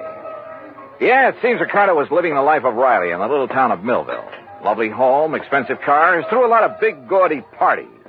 And always for people from out of town, mostly Chicago or Miami Beach. Yeah, the bartender talked plenty. Until he spotted a lean, well-dressed, rather too well-dressed man sitting alone at one of the tables watching him. A man who'd somehow forgotten to take off the light gray hat that shaded his features and slightly narrowed eyes. The bartender clammed up. I paid for my drink, that's item 5, and was conscious of being watched closely as I casually sorted out and took the elevator up to my room. First thing in the morning, I looked up the address of 4 State. Instead of the striking new mile-high center as I'd expected, it was a dingy old office building on South Broadway. William Whitney looked a little old and dingy himself. Johnny Dollar, the special investigator? That's right, Mr. Whitney. Oh, well, sit down, won't you? All right, thanks. Just here on a visit?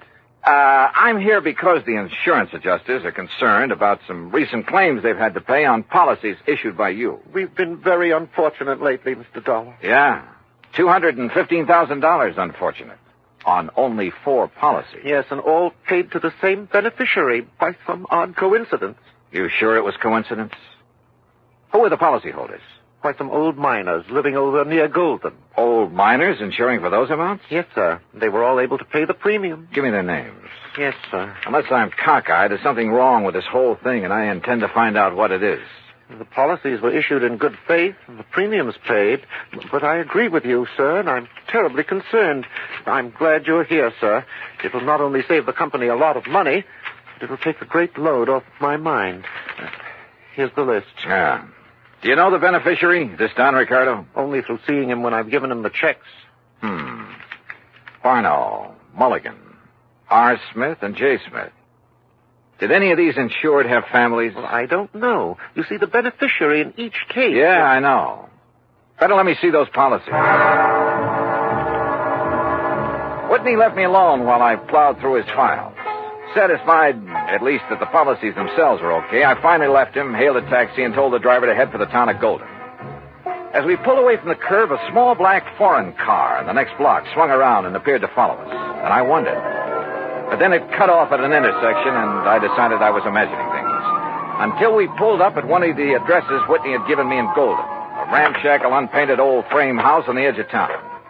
I told the driver to wait for me and walk up to the front door.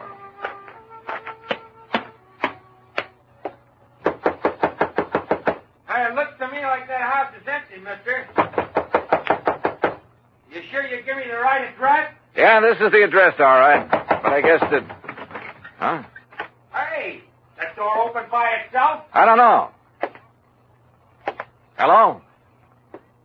Hello? Anybody? No! Mister!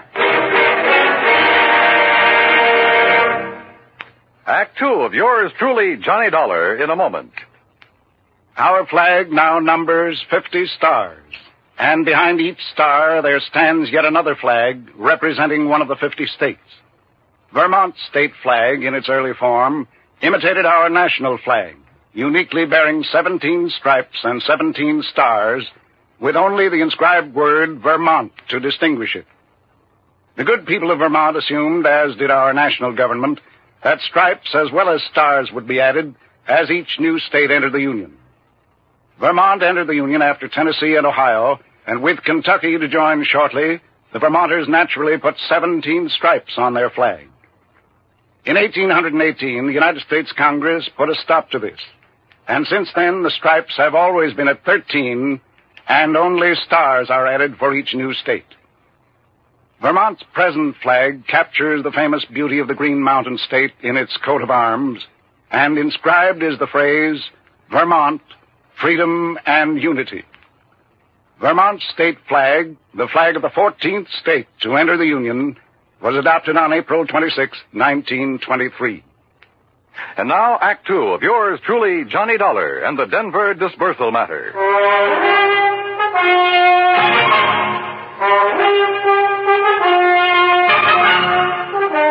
The old house at the edge of Golden, Colorado looked empty, but I knocked anyway.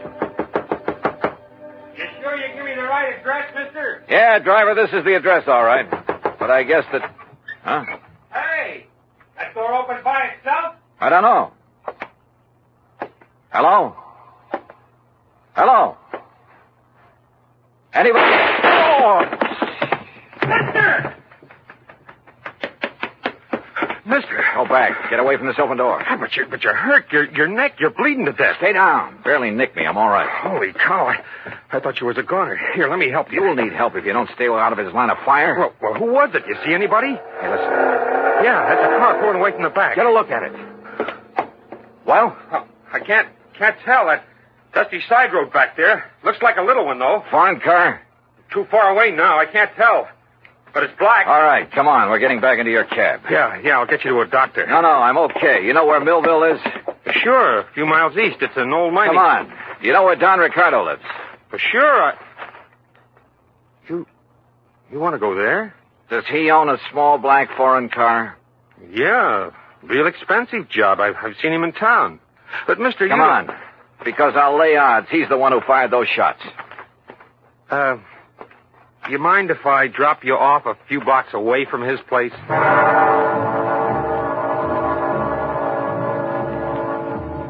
cab driver relented, dropped me off at Ricardo's front door, then hightailed it for other parts. It was a nice home, very modern, seemingly out of place in what had once been a prosperous mining center, but was now a little more than a ghost town.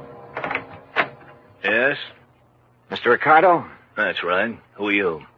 I think you know, but I'll tell you anyhow. I'm Johnny Dollar, insurance investigator. Oh, come in, Mr. Dollar. We can sit in the den. Would you like a drink? No, thanks. What happened to your neck there? It's been bleeding. We'll get to that later.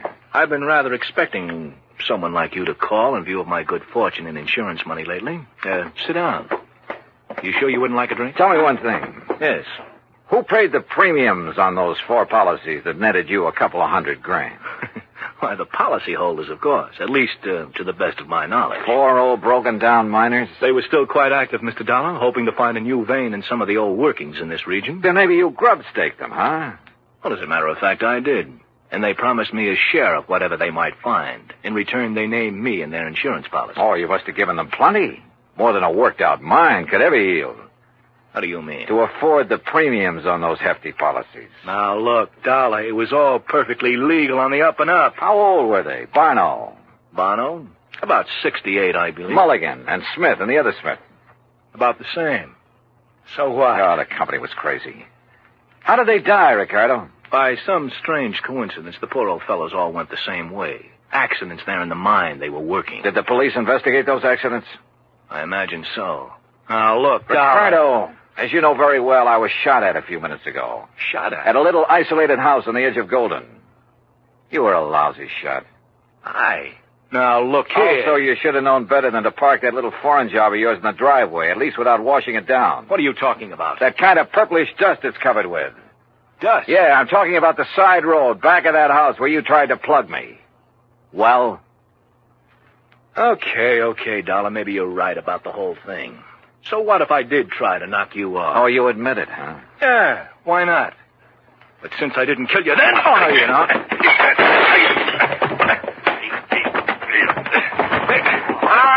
All right. Put him up. Face the wall, Ricardo. Hands off of me. Come on, get your hands Officer, off. I've never seen a prettier uniform in my life. What is this? We've been waiting a long time to nail you, Ricardo. Get him out of here, boys. All right, take it easy. Pete! So help me, Keith, I knew if anybody would bring Ricardo out in the open, you would. You mean to say that... Yeah, I figured I'd better bring these state police out here. Oh, Pete, you're a doll. Now let you and me go out and tear the town apart, huh? Later.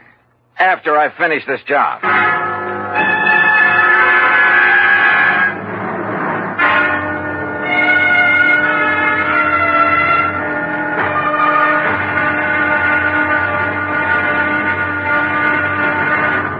Act 3 of yours truly, Johnny Dollar, in a moment.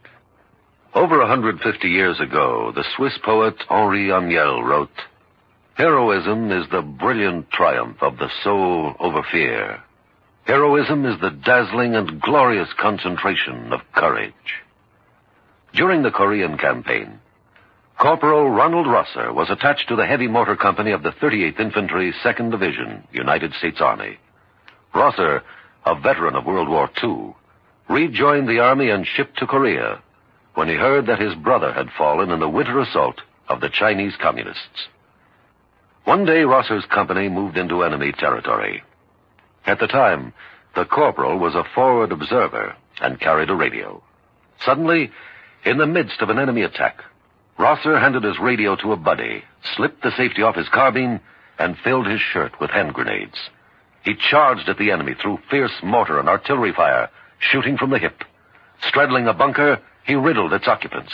Still advancing, he accounted for 2 more of the enemy, shooting one through the head and clubbing another to death. Continuing his one-man charge, he jumped into a trench full of enemy soldiers, opened fire, and forced his way relentlessly down the length of the trench, killing right and left with grenades and carbine fire. Out of ammunition, he returned to his company, where he replenished his supply. Then he charged the enemy again and again. Finally, he returned to his own area, and taking the radio back from his friend, he moved out with his company. Corporal Ronald Rosser was awarded the Medal of Honor for his action. Action which had shown the enemy that his personal code of conduct wouldn't let them push around either his kid brother or his country. And now, Act 3 of yours truly, Johnny Dollar, and the Denver Disbursal Matter. It took hours, even with Pete Packard's help, and he finally had to go back to his job at the Denver Post. But there in Don Ricardo's house, carefully hidden away under a drawer lining and a sideboard, I found what I was looking for, a handful of canceled checks.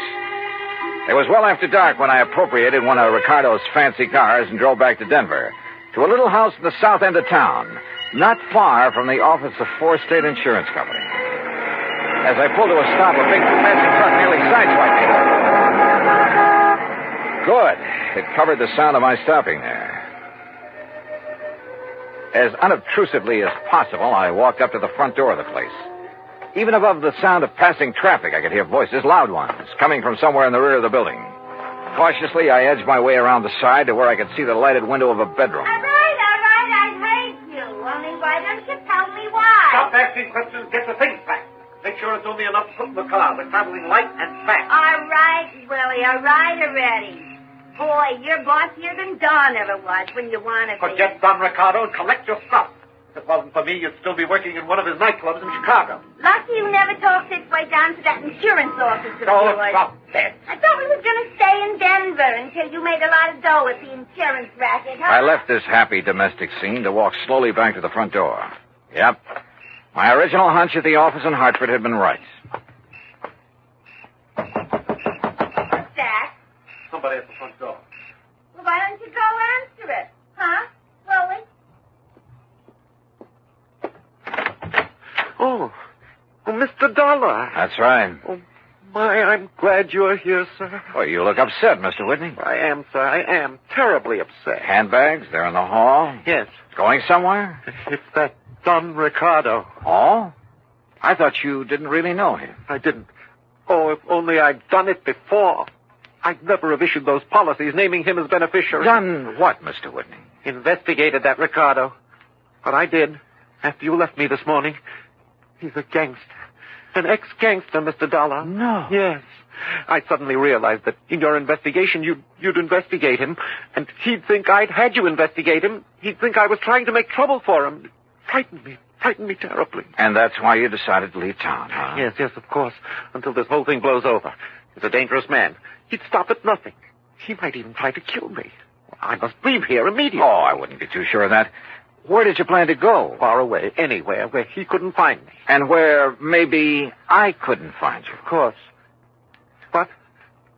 Why did you say that? Well, I was just thinking. This morning when I was going through the files at your office, you left me alone for a while.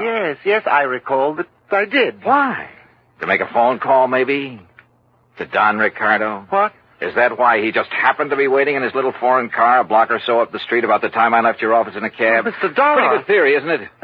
Especially when I have these little scraps of paper to back it up. What are those? Some of Don Ricardo's canceled checks. Made out to you. 20% of the take on those big, fat insurance payments. Where did you get those? Funny, too. They're all dated one day after you paid off on each of those big claims. Give me those. You don't. We're gonna need these in... No, I'll kill you. Mr. Milktoast, huh? You dirty... I'll kill you. Okay, baby. All right. Okay, Willie, get up on your feet. Yes, sir. Anything you say, Mr. Dollar. But please, you must believe me. Oh, I'm cut an it. innocent That man. timid soul Poles of yours may have sold insurance to a handful of suckers, wouldn't he? But it hasn't sold me a thing.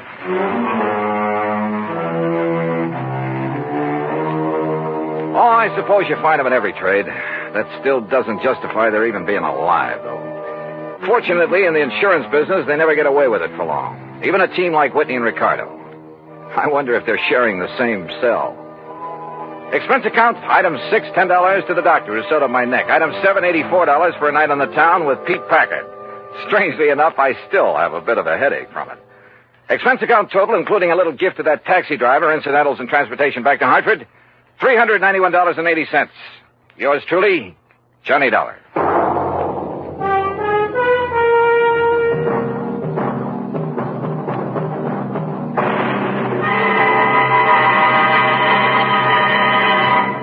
Our star will return in just a moment.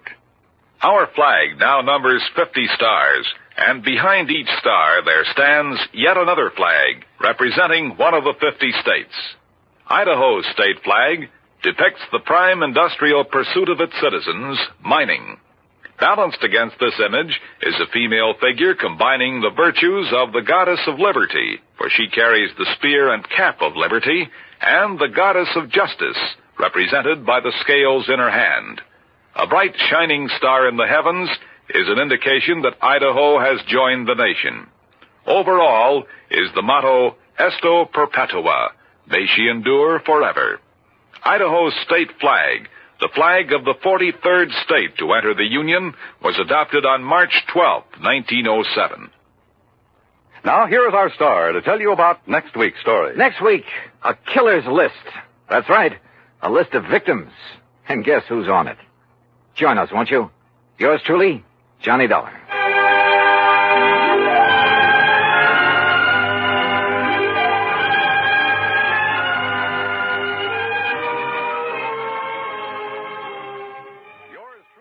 From Hollywood, it's time now for Johnny Dollar!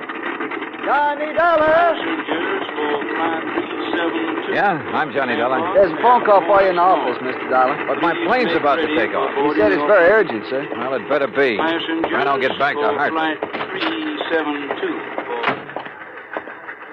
Hey, look, my name's Dollar. I understand you have a... Oh, thanks. Johnny Dollar. Todd Swam, Johnny, at the Chamber of Commerce. Oh, Todd, look, I'm sorry I didn't have a chance to say goodbye to you, and I appreciate all your Johnny. help. Like your city, too. Nice people, good fishing. But I barely had time to make my plane reservation, pack my stuff, Johnny, and... you've got to cancel your reservation. Cancel? My plane's all ready to leave. Earl Poorman is on his way to the airport now to pick you up and bring you back here. Look, we proved that the accident in that rocket fuel laboratory was an accident. I know. Dr. Allworth's technician, that Leon I know, Salkoff, is Johnny, not a I Russian know. spy. So the company will pay for the damage, and that's that. Will the company also pay a claim on Leon Salkoff? Don't see why not. Now, look, I gotta catch my... What? Salkoff is dead? Johnny, it looks like murder.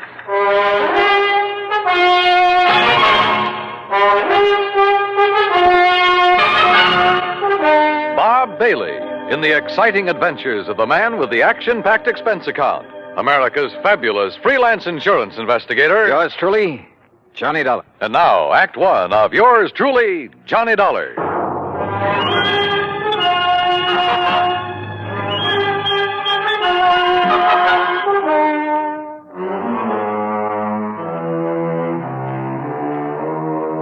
Expense account submitted by Special Investigator Johnny Dollar to the Tri-State Life and Casualty Insurance Company, Sarasota, Florida. Following is an account of expenses incurred during my investigation of the Salkoff sequel matter.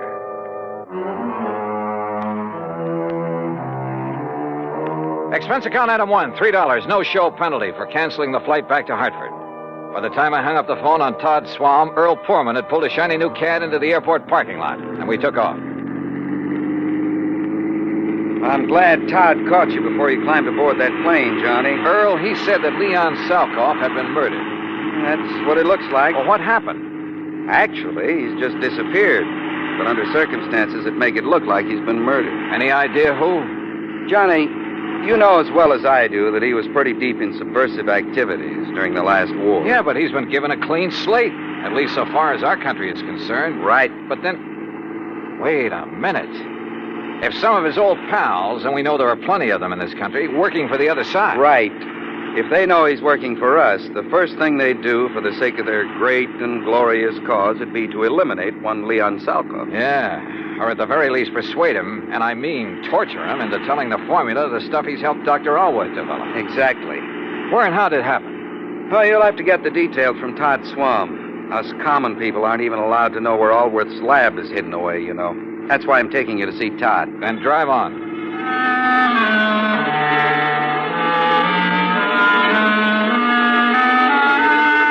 Todd was waiting for us at the Chamber of Commerce building. He thanked Earl for dragging me in from the airport. Earl left, then Todd and I walked out to his car.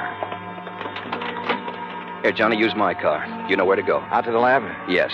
You still haven't told me what happened to Leon Salkoff. Because I don't know exactly. Dr. Allworth called me from the nearest phone down there, told me Salkoff is gone and that he's sure he was murdered. Have you dragged the police in on this? No, but I telephoned the FBI in Washington. They've promised to send a man. Well, do they know I'm here? They might not want any interference. Well, I told them about your investigation down there at the lab, and they said to give you a free hand. All right, good. Well, I better get going. Johnny, let me know what you find out.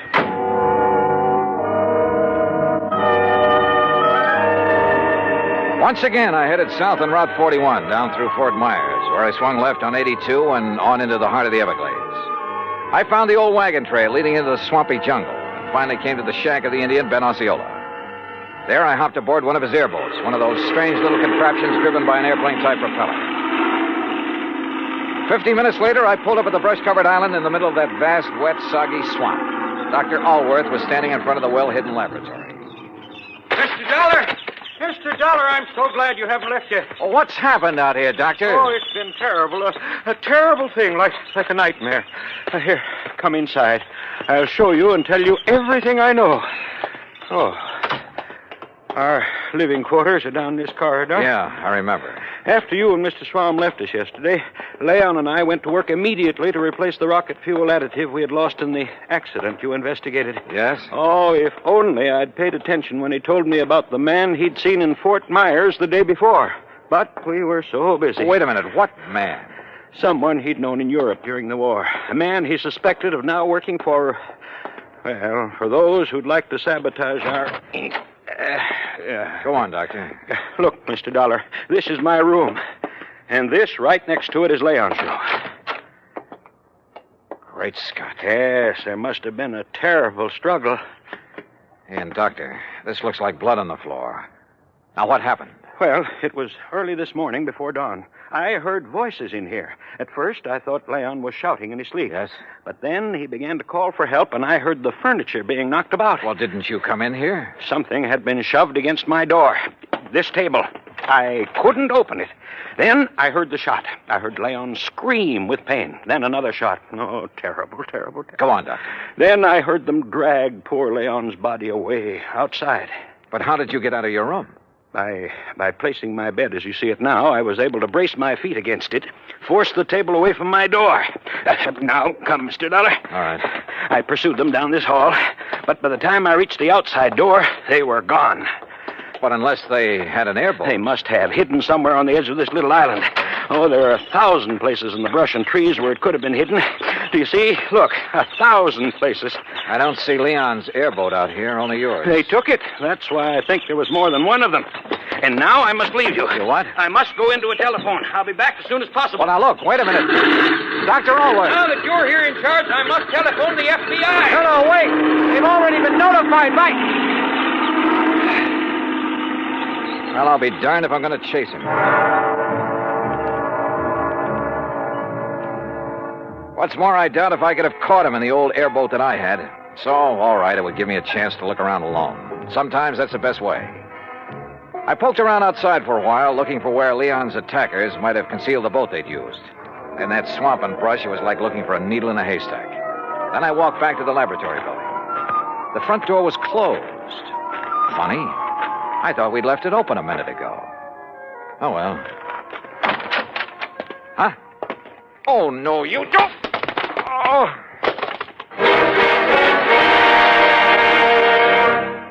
Act Two of yours truly, Johnny Dollar, in a moment. And now, Act Two of yours truly, Johnny Dollar, and the Salkoff sequel matter. I don't know how long I was out after the attack on me at the hidden laboratory in the Everglades. But when I came to, I was lying in Alwa's bed.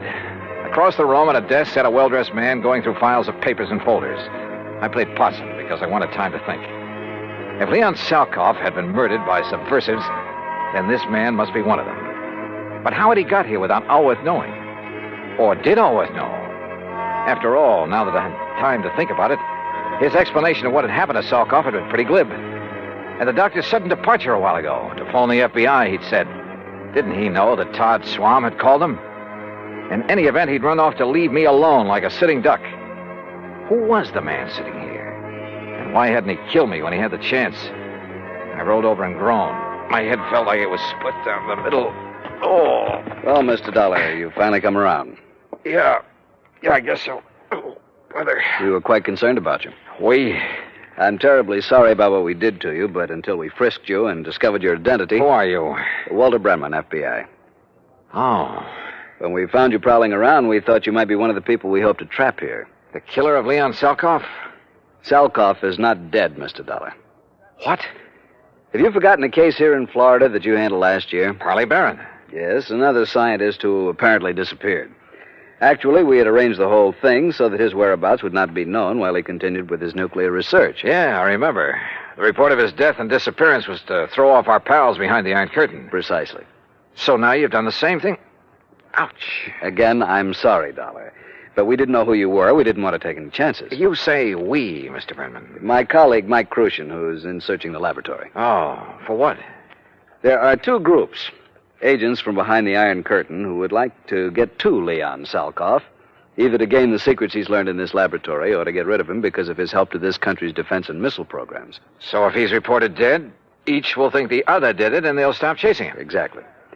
We had to act fast because Leon has already spotted some of his pals, as you call them, in this general area. Does Dr. Allworth know this whole thing was rigged? No, and you mustn't tell him.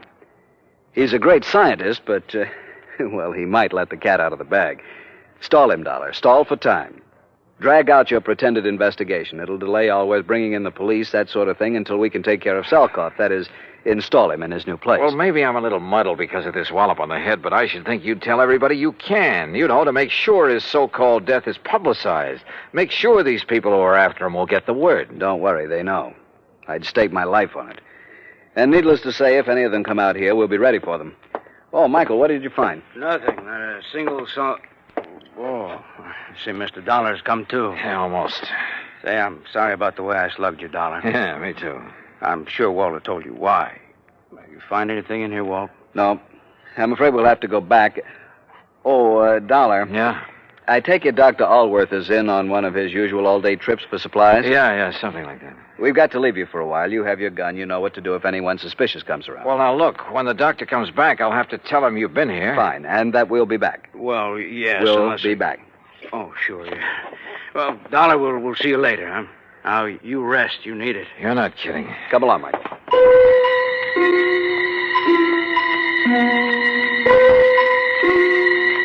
I felt so rocky, I didn't quite know what to make of it. I heard them leave by the outer door. Then a couple of minutes later, from off at one side, I heard their airboat leave. Wait a minute.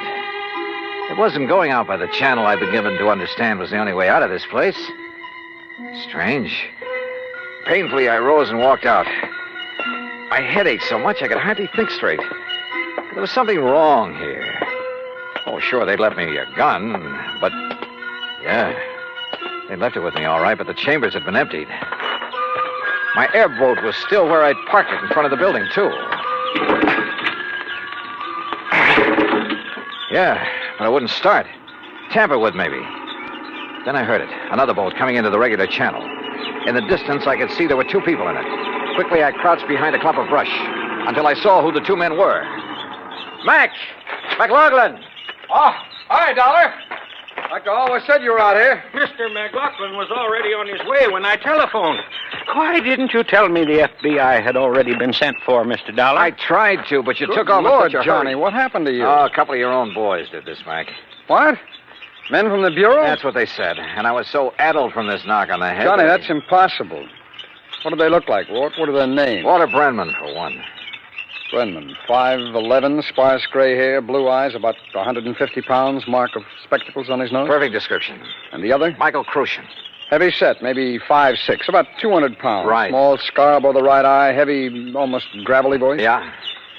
Brenman and Crucian, huh? So they said. We're in trouble, Johnny. What? Unless I'm completely cockeyed, those are the boys who kidnapped and probably killed Leon Salkoff.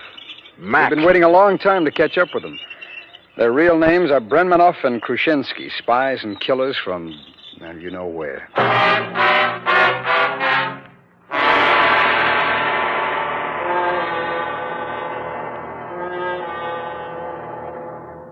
Act 3 of yours truly, Johnny Dollar, in a moment.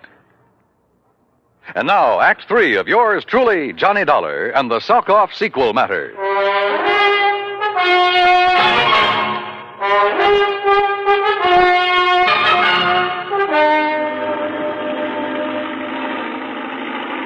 McLaughlin, my old friend of the FBI, gave Dr. Allworth a gun with instructions to lock himself into his lab and shoot on sight anybody who set foot on the island before we got back. Then we took off in the airboat. Briefly as possible, I told Mac what had happened to me at the laboratory there in the middle of the Everglades. Only a pair like Brenmanoff and Krushinsky would have the guts to impersonate FBI agents. After that beating, I was too muddled to even ask for their credentials. What I don't understand, Mac, is why they didn't kill me. They haven't yet learned the formula that missile fuels. So? They've got to leave every possible door open, Johnny. With you convinced that they're from the Bureau... So they think. Yeah? Well, it meant they could go back to the lab. After the doctor returned, maybe even get your help in obtaining the formula from him. What? Sure. The abduction of Leon Salkoff would indicate the doctor himself is in danger. Well, that's true. But if he wanted his work carried on, if anything should happen to him, well, who better to give the formula to than agents of the FBI? On the way out to the lab, he was ready to give it to me. Hey, Mac, B&K's little visit, they're prowling through the lab and Allworth's papers. It means they didn't get the formula from Leon Salkoff. Which probably explains their sudden departure. They couldn't find the formula at the lab, so they'll go back and put the pressure on Leon again. Makes sense, Mac. And I sure hope he's still alive. But where? Well, let's hope an all-points bulletin will help us catch up with them when they leave this swamp. Got to come out of it somewhere. They've had a big head start on us. Yeah, but this channel we're taking is the most direct route to the highway. Any highway. They carried off their foes pretty well. They even knew about that Farley Barron matter I handled with you boys. Well, why not? You broadcast the whole thing on your radio show. You gave me clearance. Sure. But just keep mum about this affair, huh? Until after the boys on the East Coast launch a space satellite successfully. Don't worry.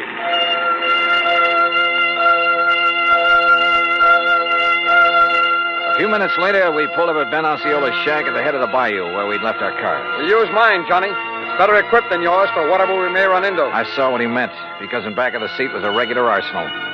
As we tore out of the jungle and headed south on Highway 29, Mac short-waved in all points to every town in the area and to the state police. Keep me posted. Over. We're heading south, Johnny, because you said that's the way they left the island by airboat. Right, Mac. But with the way those rivers and bayous twist around in the swamp, they could come out anywhere. Well, I know this country pretty well.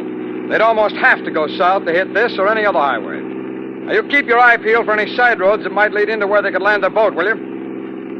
Hey, look, what about this car that's coming at us? Man, he's really stepping on it. That's okay, Johnny. It's a police car. Police, huh? Sure. Sure. But did you see who was driving it and who was sitting beside him? What? Yeah, Krushinsky and our old pal Brenman. Hold on to your hat. They must have heard the all points. Well, if they didn't, they're hearing it now in that car. And if that thing is souped up like most police Don't cars... worry, boy. They won't get away from this old boiler.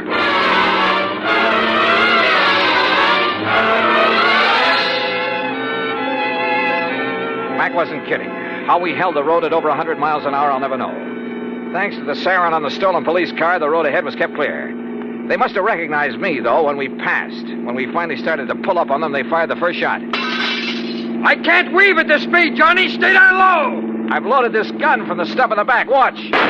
Put that lemon squeezer away. Grab the Tommy gun in back of the seat. Right. You got it? I got it. All right, Mac, keep your hands on the wheel. Those boys can really shoot. I told you, the killers. Let them have it. Right. Aim for the tires, Johnny. Aim for the tires. Hold it. Hold it. You've got them. They're going off the road. Mac, if they hit that row of cypress trees, they're gone.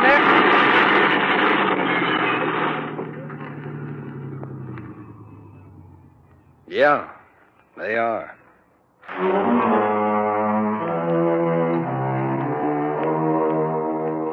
Beyond Salkoff, well, I'm afraid he gave more than his skill and efforts to the country he loved that had taken him under its wing. His body was found trussed up and floating face down in the bayou from which Brenmanoff and Khrushchevsky had launched the airboat. Dr. Allworth? Well, now that a U.S. space satellite is carrying out its mission, he's safely and officially working in a government laboratory. Expense account total, including incidentals and the trip back to Hartford? I'll forget it.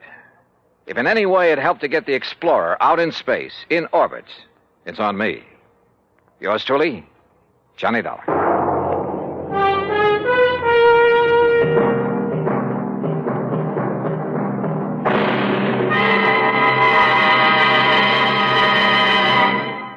Our star will return in just a moment.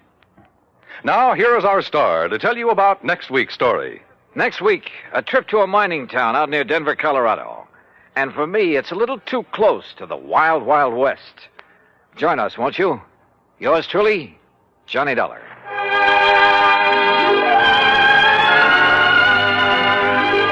Yours truly, Johnny Dollar, starring Bob Bailey, originates in Hollywood and is produced and directed by Jack Johnstone, who also wrote today's story. Heard in our cast were Herb Ellis, Vic Perrin, Harry Bartell, Jack Crucian, Lou Merrill, and Stacey Harris. From Hollywood, it's time now for... Johnny Dollar. Earl Poorman. Hi, Earl. How are things down in sunny Florida? How soon can you come down here, Johnny? You got troubles? Yes, over a $2,000 insurance claim. Oh, now wait, Earl. How can you justify my fee and expense account on a claim as small as that? Johnny. Yeah? The responsibilities of an insurance company sometimes involve far more than just collecting premiums and paying off on claims. Well, sure. Keeping your clients happy, a little good old public service now and then. That's right. Even a little attention to our national security. Sure. But on such a small policy, I still don't see how you can justify national security. Yes, Johnny. I'll grab the first plane.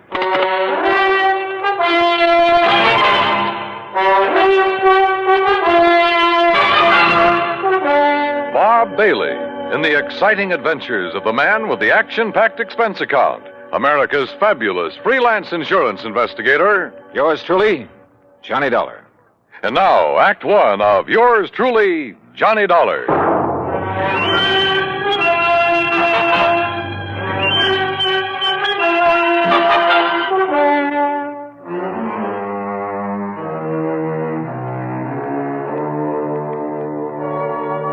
Expense account submitted by Special Investigator Johnny Dollar. The Tri-State Life and Casualty Insurance Company, Sarasota, Florida. Following is an account of expenses incurred during my investigation of the Wayward Moth matter.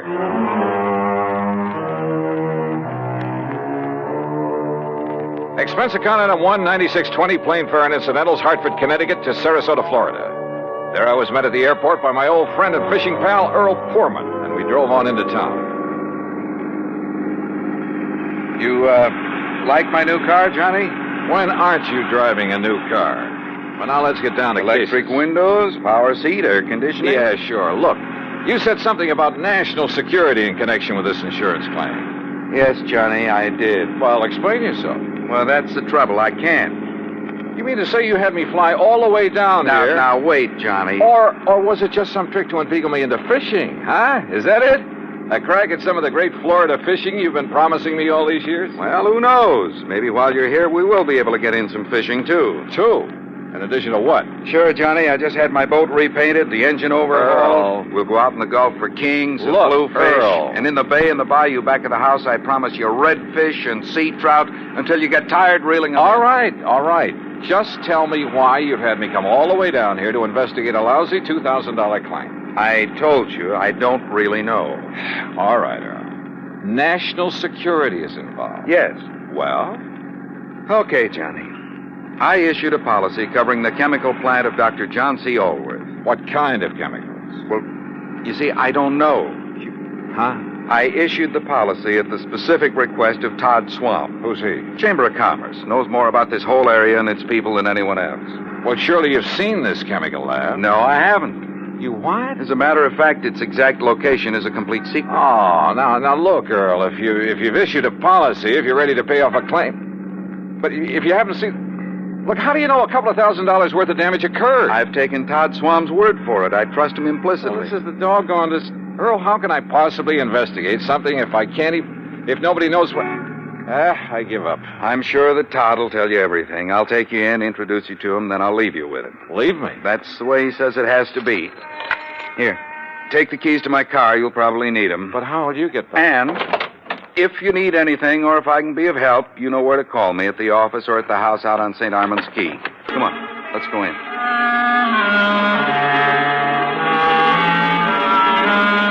Todd Swam is a young, pleasant, aggressive sort of chap. Serious, alert, perceptive. He thanked Earl for bringing me, then led me alone into his private office.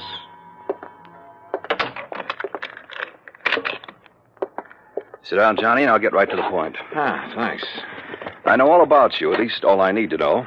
Not only from Earl Poorman, but from a lot of the cases you've handled. Well, then you one up on me. I also know that on occasion you've handled security matters, worked hand in glove with the FBI, and so on. So? All right. My job here is not only to promote Sarasota, tell the world what a nice place it is to live, nice people, good homes, ideal climate. Great fishing. Yes, fishing, boating, just about everything. Okay, I'm sold. But what about this Dr. John Allworth? My job is also to be of whatever service I can to the people of the city. All right. Dr. Allworth has lived here for years. Chemist, retired. Until recently, that is. Well, go on. Now, in his small laboratory, carefully hidden in the swamps of the Everglades, for security reasons, Dr. Allworth is producing an important rocket fuel ingredient. Oh? For use at one of the testing centers here in Florida. Cape Canaveral? He and his assistant work entirely alone, for obvious reasons. Look, Earl says there's been some damage at his place. That's why I asked him to have you come down. But only a couple of $1,000 worth. That is beside the point, Johnny. I think it's a case of sabotage. But if nobody's even permitted to know where the place is... And if you're ready, we'll go out there right away. Okay? Right.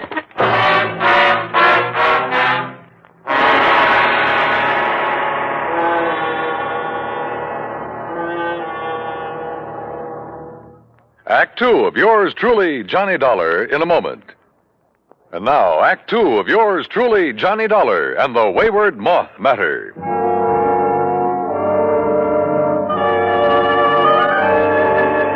Todd Swam, manager of the Sarasota Chamber of Commerce, suggested we use 2 cars, so I got behind the wheel of the one Earl Poorman had left for me and followed him. We drove south on Highway 41 through Fort Myers, then swung left on Route 82 into the Everglades, and finally into the Big Cypress Swamp Country. A few miles further south, I'm not permitted to say how many, we left the main road for a pair of wagon tracks leading into the swampy jungle. We stopped in a little clearing. From a small shack on the edge of a bayou, a tall, husky Indian emerged. He lowered his high-powered rifle as he recognized Todd Swam and walked over to where we'd parked. You bring a man, Mr. Todd. Ben Osceola, this is Mr. Johnny Dollar. Hi, Ben. How do you do, Mr. Johnny? Ben, he's to be let through here anytime he wants. Very well, Mr. Todd. Have you the airboat ready for us? Already. Back of my house. Good.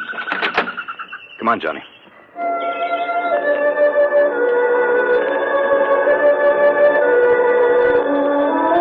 The airboat, parked on the edge of a bayou back of Ben Osceola's shack, was an aluminum hull about 12 foot long, square across the bow instead of pointed.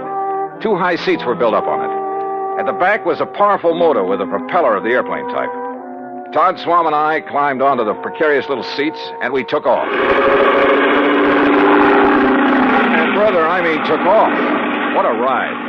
The airboat half planed, half skipped over the shallow water of the bayou. Perched up over the hull itself, I kept waiting for us to flip. After a quarter mile or so, we came on a vast plain of soggy, grassy marshland, splotched here and there with patches of clear water. Now and then, on half-submerged logs, big turtles quickly drew in their heads as we approached. More than once, a huge alligator gave us the beady eye, then quietly sank below the surface of a shallow pool. Plenty of rattlers and cottonmouths around here, too. Thanks a lot. Finally, we pulled up to an acre or so of brush and trees that looked almost like an island in the middle of the swamp. On it sat a long, low building made of concrete block. This is the place, Johnny. Unless you'd like to ride around a bit more. No, thanks.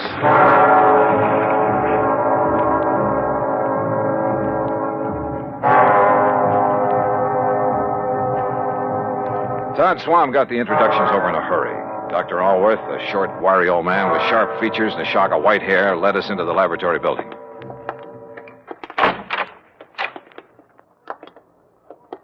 No, Mr. Dollar, not in there. Oh. No one is permitted in the laboratory except myself and my assistant. Oh, I'm sorry, Doctor. You lead the way. About your assistant, Dr. Allworth. It was in the vault that the accident occurred. It was an accident. Of course it was. Who would possibly want to... Plenty of people, Doctor, and you know it. May sound corny, but this whole country has enough enemy agents. You speak as though we were at war, Todd. Well, we're certainly in a Cold War. And speaking of agents... A moment, please, gentlemen, while I work the combination of this lock. This vault looks big enough for a bank. In it, I keep two things, Mr. Dollar. The finished rocket fuel component. Yeah? And the delicate apparatus with which I complete the final secret stage of its production. Apparatus no one but myself has ever seen. And you're letting us see it?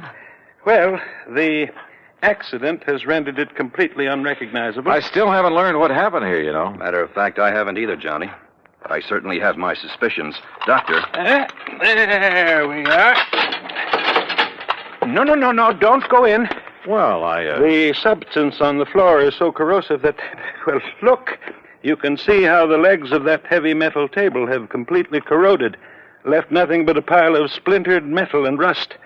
The rocket fuel did that? Now, there, in the corner at your left, are the rotting, tangled remains of the apparatus I mentioned. The apparatus the insurance money will replace so I can make up for valuable time lost. Doctor, I tell you, it was no accident. What happened, Mr. Dollar, is that the heavy glass flagon containing the finished rocket fuel additive... Glass, Doctor? A very special glass, over an inch thick. The flagon containing about 5 liters of it was on that marble slab there in the middle of the floor, ready to be crated and shipped to its destination. I see. I had completed processing it night before last. Early yesterday morning, for some reason I have not been able to determine, the flagon exploded. Well, I'll bet I can find a reason. Where's that assistant of yours? Leon? Yes, Leon Salkoff. Salkoff? Yes, Johnny. A man doing secret work for the rocket missile project hires an assistant with a name like that. No, Todd. Leon Salkoff. Doctor, there was a famous, well, I should say infamous character by the name of Salkoff during the last war, a young chemist. Yes, Mr. Dollar. Mixed up in a couple of industrial bomb plots. And if this is the same man... It is the same man. Well, then, good heavens. Exactly what I think. No. You're both wrong. This man was cleared in the war trials. Well, what difference does that make? I say a leopard can't change his spots. But don't you see that not even he knows the combination to this vault? Some other way to get in? Those little windows up there? 8 inches square and 2 inches thick.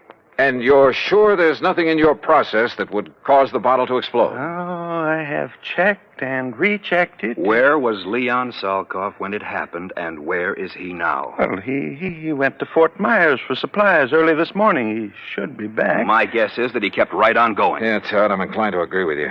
Because, Doctor, if what you've told us is true, well, somehow, someone must have got to this stuff. How high are those little windows above the ground outside? Oh, about 5 feet. Then a gun, perhaps, aimed in through a window. But they are all in place and unbroken.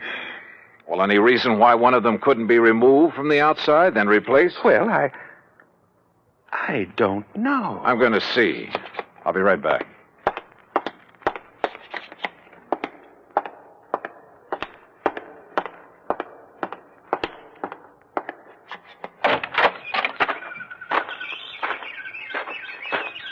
Stop! Don't move! What? Do not move, mister. Or I will shoot you right through the heart. Act 3 of yours truly, Johnny Dollar, in a moment. And now, Act 3 of yours truly, Johnny Dollar, and the Wayward Moth matter.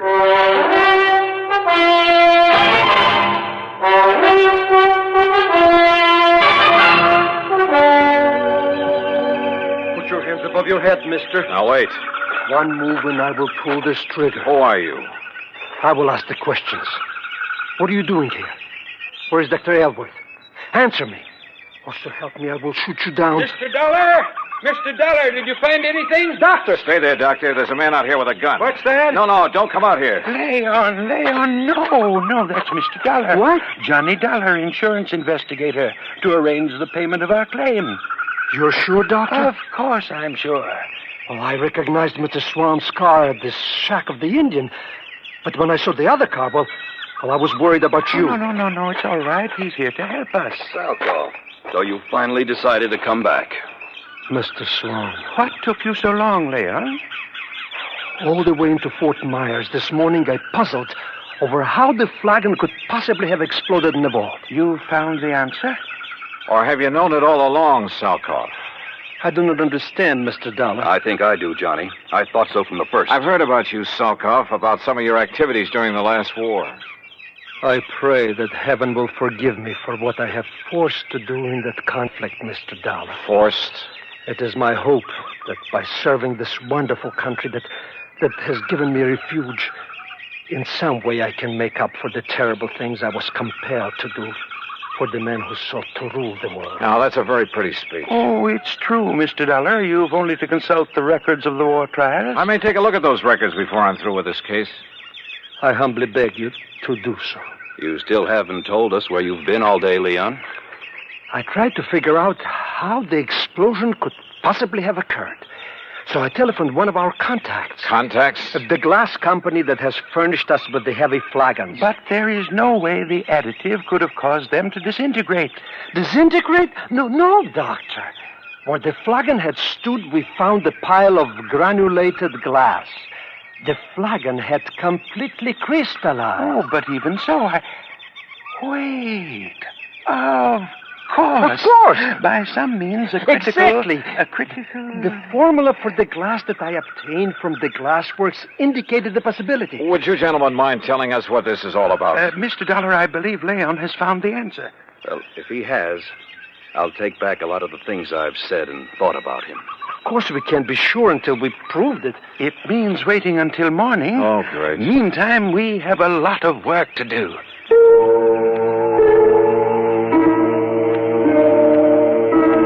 We spent most of the night working like dogs, swabbing out the vault with a powerful neutralizing solution. Then, early in the morning, the four of us gathered in the vault. A flagon like the first one was placed on the marble slab in the middle of the floor. We sat around and waited. A long time. Then I noticed something. The rays of the sun, coming through one of the tiny, thick windows. The light was focused, as though through a magnifying glass. Slowly, the powerful, searing pinpoint of light worked its way over to the flagon. Dr. Alworth rose and held a piece of paper where the rays converged. It burst into flame. There! Now you can see the tremendous heat generated at this point. Yes, and on the flagon itself. Exactly. The tempered thick glass wall of the bottle, tempered perhaps to a highly critical degree. But to crystallize, Doctor, the way the other one did? Leon, I still don't believe it. Well, many things will cause glass to crystallize. Vibrations of many kinds. You've heard, I'm sure, of the tenor who shatters a goblet by the power, the vibrations of his voice. But light vibrations? Oh, Doctor. Of course, it should have occurred by now. If it's going to at all. Oh, the temperature of that bottle must be terrific. The pressure building up in the glass itself. I don't understand. Still, the angle of the sun is slightly different each day. Or an imperceptible flaw in the one that exploded. Oh, sure. Well, perhaps the other had some outside stimulus to act as a trigger. A sudden draft, perhaps. Oh, any little thing. Excuses, Leon. You're stalling. You said the other bottle was in here alone. The door's closed, only it wasn't because you exploded that thing. I don't know how, but you did it. And if that isn't sabotage... Come on, Johnny. This gag has been carried far enough. Look! I saw it, too. A tiny moth, attracted by the blazing spot of light on the side of the flagon, where the focus rays of the sun converged. The moth circled, flew past it, almost brushing it with his wings. We waited. He circled again. Again. Then dove at it.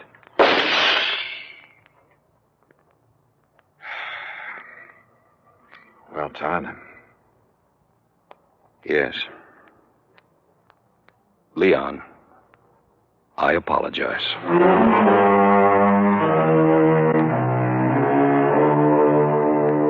Yeah. A tiny moth triggered the reaction that disintegrated, that crystallized that bottle into 1,000,000 tiny grains like sand. And simply because of the difference in temperature of his little body. Seems impossible, but it happened. Expense account total, including the trip back to Hartford, $204 even. Remarks? Pay up this claim in a hurry, will you? The more help we can give to people like Dr. Alworth and Leon Salkoff, the better. Yours truly, Johnny Dollar.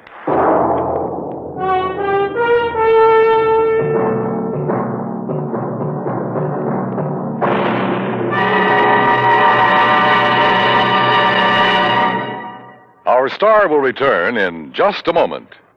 Now, here is our star to tell you about next week's story. Next week, well, I thought my job in Florida was all done. Far from it. It had just begun. Join us, won't you? Yours truly, Johnny Dollar.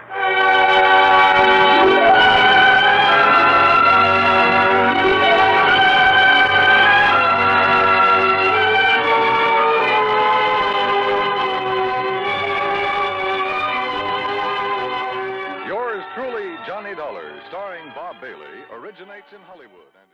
From Hollywood, it's time now for Johnny Dollar. Bert Major, Johnny. Masters Insurance and Trust. Oh, hi, Bert. You know anything about spacemen? Never saw any, if that's what you mean. Neither have I. But I know somebody who thinks he's been contacted by them. Oh, sure. I have some whimsical friends, too. Not funny, Johnny. The company is betting $2 million that this man is either a liar or pulling one of the biggest hoaxes in history. $2 million? That's right. Conrad Billings. Ever hear of him? Billings, Texas Oil, one of the richest men in the country? Right.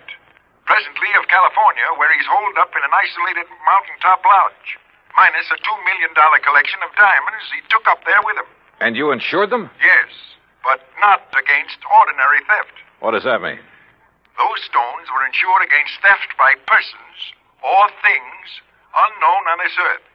What? That's right. Holy. You're serious, aren't you? You bet I'm serious. Okay, Bert, I'll see you at your office.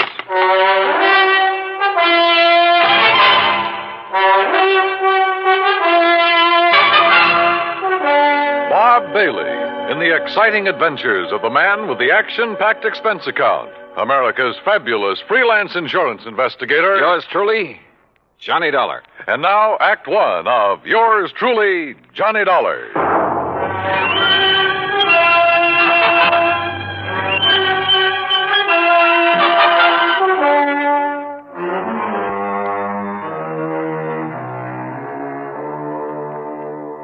Expense account submitted by Special Investigator Johnny Dollar. To the Home Office, Masters Insurance and Trust Company, Hartford, Connecticut. Following is an account of expenses incurred during my investigation of the Diamond Dilemma matter.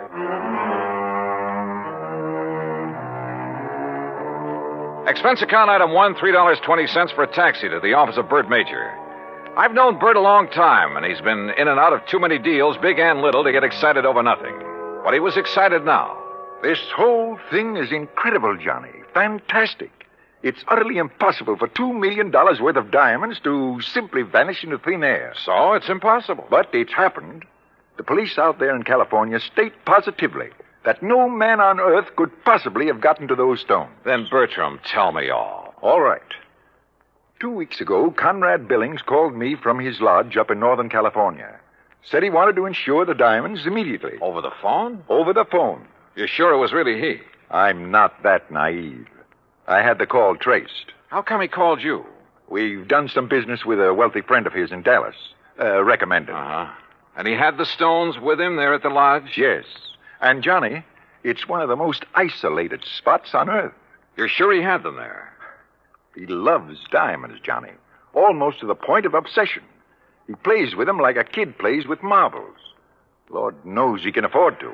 So you insured $2 million worth of diamond marbles over the phone? I did. And you say you aren't naive. Oh, look, a remote lodge, an eccentric old man, some expensive baubles. a rank amateur could get at him. You haven't listened to me, Johnny. You've missed the point entirely. I wouldn't care if he left the diamonds lying out on his front doorstep. I insured those diamonds solely against theft by persons or things unknown on this earth. That's the exact wording of the policy. And now they're gone? Yes. So, someone took them? Prove it.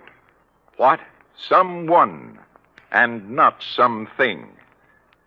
Now, why would anybody in his right mind want to insure against theft by other than people? I asked myself that question. My answer was that a billionaire in active command of his business empire must be of sound mind. And if he wants to satisfy a whim and is willing to pay for it, why should my company refuse his money? You think maybe he has an obsession about flying saucers and the people or things who fly them? Who knows? Or what knows? Johnny, you've got to go out there and make some sense out of all this. Who are the contacts so far? The head of his San Francisco office, Norton Shields. The chief of police in Lakeview, about 30 miles from Billings Lodge, and the insured. Okay, I'll call you, Bert, but not from Mars. Expense account item $280, deluxe flight with trimmings, Hartford to San Francisco.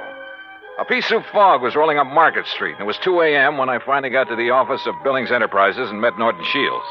He was wide awake, sharp, about 35. Yes, Mr. Dollar, I've been in charge of Billings West Coast operation for 10 years, with time out for Korea. Pretty young for such a responsibility. Billings hired me because I know the oil business. I learned it young. Uh-huh.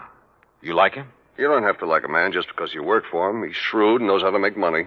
But he has foibles. Yes, he has foibles. Diamonds. Have you ever seen them? Sure. Where? Oh, here in the office, at the lodge where he is now, at his home. You're certain he took them up to that lodge? 3 weeks ago tonight, they were spread out right here on this desk. He put them one by one in a chamois bag, put the bag in his pocket. I walked into his car, and he was driven straight to the lodge. All right. What about the flying saucers, the spacemen, or whatever it is? No, that's a new one. I learned of it when Mr. Major Call disclosed the terms of the insurance. And the fact that the diamonds had been, that they were gone. You haven't talked this over with Billings himself? No, I haven't. Don't you think you should? Why? If he wants me, he'll call me. How do I get to this lodge? I have a company plane and pilot ready to fly you to Clear Lake in the morning. You'll be met there by a car and driver. Anything else you want, call me. Why all the cooperation when you're not even supposed to know what's going on? A good lieutenant knows when to follow orders before they're issued. You're registered at the Mark Hopkins. You better get some sleep. Yeah, I may need it.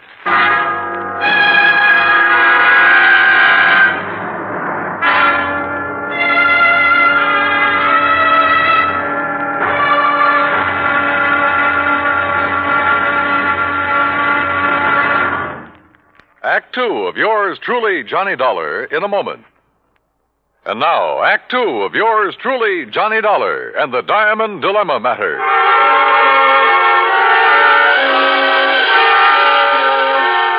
The company plane turned out to be a plush 2-engine amphibian waiting for me at a private dock near the Golden Gate Bridge. The pilot introduced himself, and we headed due north up San Pablo Bay and then northwest past the Valley of the Moon. Then, a few minutes later, we glided in for a landing on Clear Lake, the largest body of water in the state of California. There, I was met by a car and a driver as promised.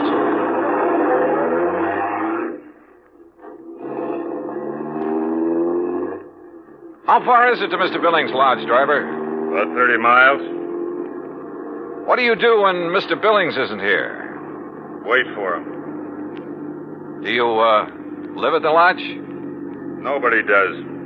Just Mr. Billings. No caretakers, housekeepers, anything like that? Just Mr. Billings. Well, surely there must be someone to look after. Look, mister, I'm hired to drive a car. I do it. And that's all. The car twisted and turned through some lush country, then left the highway and climbed a narrow mountain road with signs every couple of 100 yards marked private in big letters. After several miles of this, during which we passed through a couple of gates that had to be opened manually, we came to a high steel wire gate with equally high fencing stretching out in either direction. A small redwood blockhouse squatted inside. The driver made a U-turn, stopped in front of this gate, then reached around and opened the door. This is it, mister. This is it? Yep. Okay, if you say so. But if this is a millionaire's idea... Hey, wait a minute! Huh. Well, if this really is the place, I may as well get... Can't you read? You touch that gate and you'll be electrocuted. What? Your name, Dollar? That's right. Who are you and what's the idea? Speak up. Where were you at exactly 2 o'clock yesterday afternoon? Well, if it means anything to you, I was talking with a man named Bert Major in Hartford, Connecticut. Come in. The big gate swung open, and I gingerly walked through it, as per instruction from the loudspeaker nestled in the wall of the Redwood blockhouse. You drive, don't you? Yes. Then get in that car you see there and follow the road. The car referred to by the voice was parked against the blockhouse on the far side. I did as I was told. After a while, the road narrowed to a single track and continued on up the mountain. At one point, there was a solid granite overhang, a sheer drop of 1,000 feet or more, and another gate that opened as I approached it and closed behind me. Finally, I rounded a turn where a fill had been made, and a moment later, it came out on top. A few hundred yards away, across the terrace top of the mountain, was a charming rustic lodge. I drove over to it.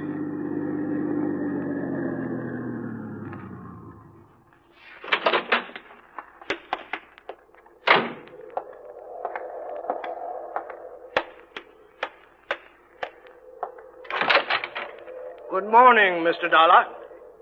Mr. Billings? Come in. Hearing about this man was strange enough. Seeing him was even more of a shock. About 5'2", flashing gray eyes, bullet bald. He was wearing a baggy old jacket that hung nearly to his knees. This way. I want you to see my view of the lakes below. Well? Beautiful. What was that? I said beautiful. Yes, it is. Now, Mr. Major has informed you of the insurance on my diamonds, which disappeared 2 nights ago. Yes, sir. He told me that... Speak up! He told me you insured $2 million worth of diamonds against theft by persons or things unknown on this earth. Exactly. And I wish to collect from your company on that basis. Well, Tell me, where did you keep them? Right here on this table in front of the window, right here. You mean to say you didn't lock up such valuable property? Mr. Dollar, let me show you something. Look here, on my control panel. Do you recall the series of gates you passed through after leaving the main road? Yeah, very well. Well, by means of my electronic devices, I followed your progress every inch of the way. Well, I'll be darned. I watched your arrival at the main gate on this video screen. Ingenious, eh? That's putting it mildly. What did you say? I say that's putting it mildly. Yes. As I'm sure you noticed, this mountaintop is completely encircled by a 12-foot electrified fence. Between it and the inner fence is a maze of photoelectric cells. This panel controls floodlights with which I can cover every inch of ground between the 2 fences. These viewers are geared to the floodlights. All of this equipment is automatically activated on contact. In short, Mr. Dollar, I can detect and follow any person or thing which moves through or between these 2 fences. Anyone who knows electricity could cut your fences and come right on up the road. I did not say this mountaintop was impregnable. I said no one could reach it without my knowledge. Why did you take out such limited insurance on your diamonds, Mr. Billings? I've made my money by leaving nothing, absolutely nothing, to chance. Now that man has projected objects into outer space, it is reasonable to assume that other planets may be ahead of us in technical endeavors. Diamonds would be of tremendous value to an unknown civilization.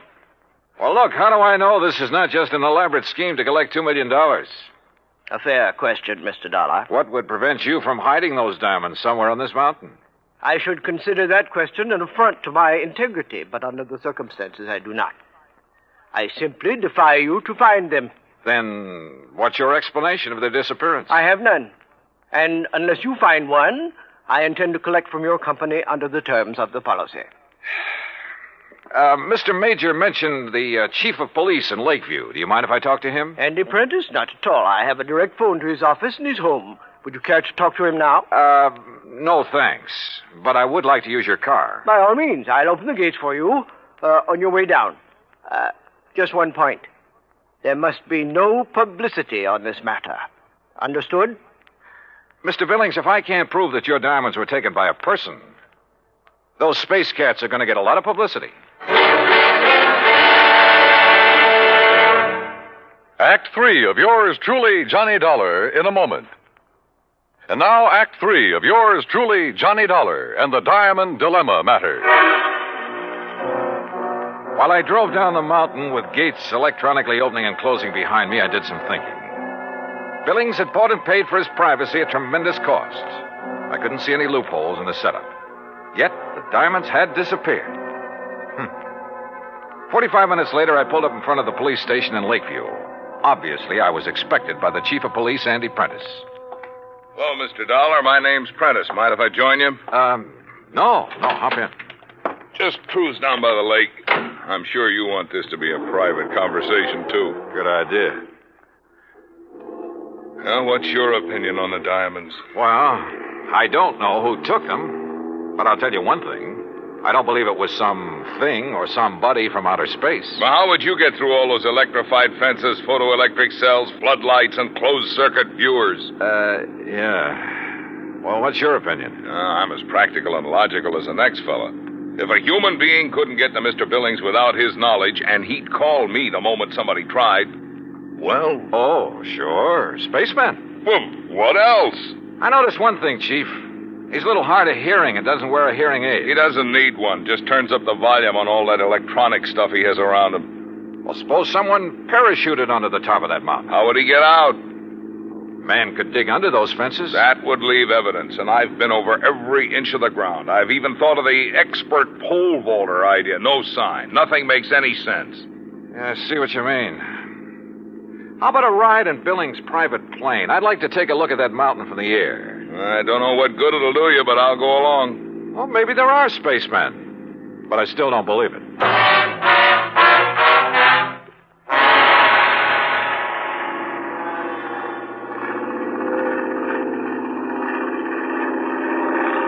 We're coming to it now. See the road winding up? And there's the lodge. Yeah.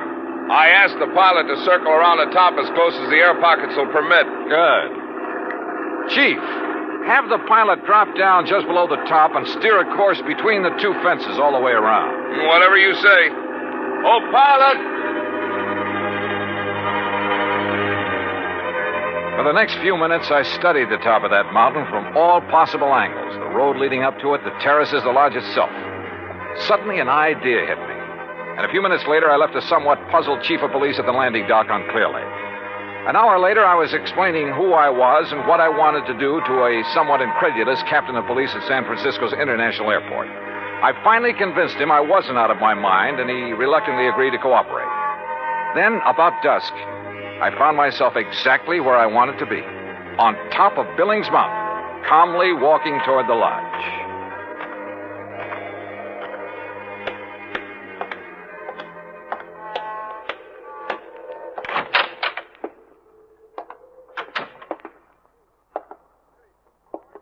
Good evening, Mr. Billings. What? I said good evening, sir. Mr. Dollar. Why, I don't understand. See? No spacesuit. Why, I can't believe it. How did you do it? How did you get here? The same way as the man who stole your diamonds. But this is impossible. Impossible. My electric system gave me no warning. That's because you have it located in the wrong place. What? It's in the two fences and between them halfway down the mountain. Above them, there is one level spot, 50 yards across, that isn't covered by your automatic whistles and bells. But it isn't, it's not necessary. Wrong. It's just big enough for a helicopter, which is waiting for me out there right now. A helicopter? You didn't see us because we came in and landed below your line of sight. You didn't hear us because you don't wear a hearing aid. I can't believe it. But you must be right. And you'll have to agree that your diamonds were not stolen by persons or things unknown on this earth. The terms of the policy. Of course, I disallow all claim, but Good. Now, it's none of my business, Mr. Billings, but Was your San Francisco manager, Norton Shields, a pilot during the time he was in Korea? Why, yes, he flew rescue missions in a helicopter. Yeah. The company that insured your diamonds against ordinary theft might be interested to learn that. Good night, Mr. Billings. Yes. Good night, Mr. Dollar.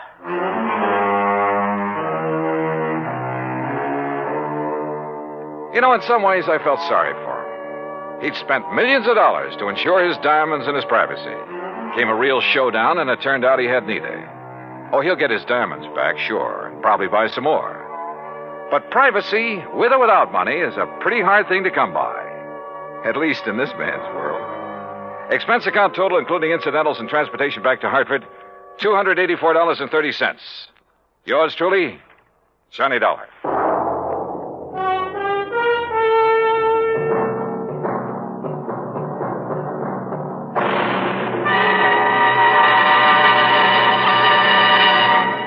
Our star will return in just a moment.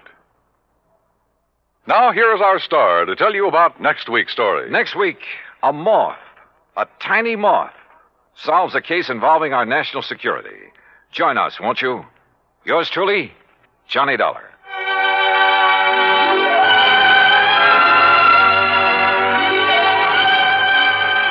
Yours truly, Johnny Dollar, starring Bob Bailey, originates in Hollywood and is produced and directed by Jack Johnstone. Today's story was written by Alan Botze. Time now for... Johnny Dollar. George Reed, Johnny, at Floyd's of England. How are you, George? Do you by any chance remember Durango, Laramie, Dalhart? From that place out in Oklahoma with the crazy name of Bum Spung? That's right. Now, Johnny... How could I ever forget him? And more to the point, has he ever forgiven you? Forgiven me? After all, you were the one who accused him of passing counterfeit money. Well, I know. All he did was wash and starch and iron a few $100 bills to make him look nice and new and crisp. Well, I'm quite frank to admit I was entirely wrong about him that time. Hey, tell me, does he still pay his premiums in brand new money and in person? Yes, and that's what has me worried. How do you mean? Well, he wrote me some time ago and said he'd be here on the 10th of last month to pay his regular $4,500 premium. The 10th of last... Well, that's nearly 6 weeks ago. Exactly. And he hasn't appeared. Well, did you write or wire him to see what's holding him up? I got no answer. Johnny, I think something's happened to him. After all, with the way he flashes money around, it's a wonder if somebody hasn't knocked him off long before this. George, if anything's happened to old Durango, Laramie, Dalhart. Yeah, I thought you'd feel that way about it. Yeah. I'll let you know what I find out when I get to, if you'll pardon the expression, Bum Spung.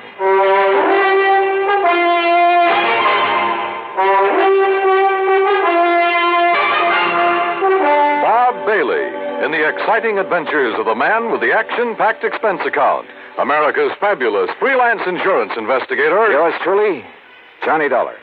And now, Act One of Yours truly, Johnny Dollar.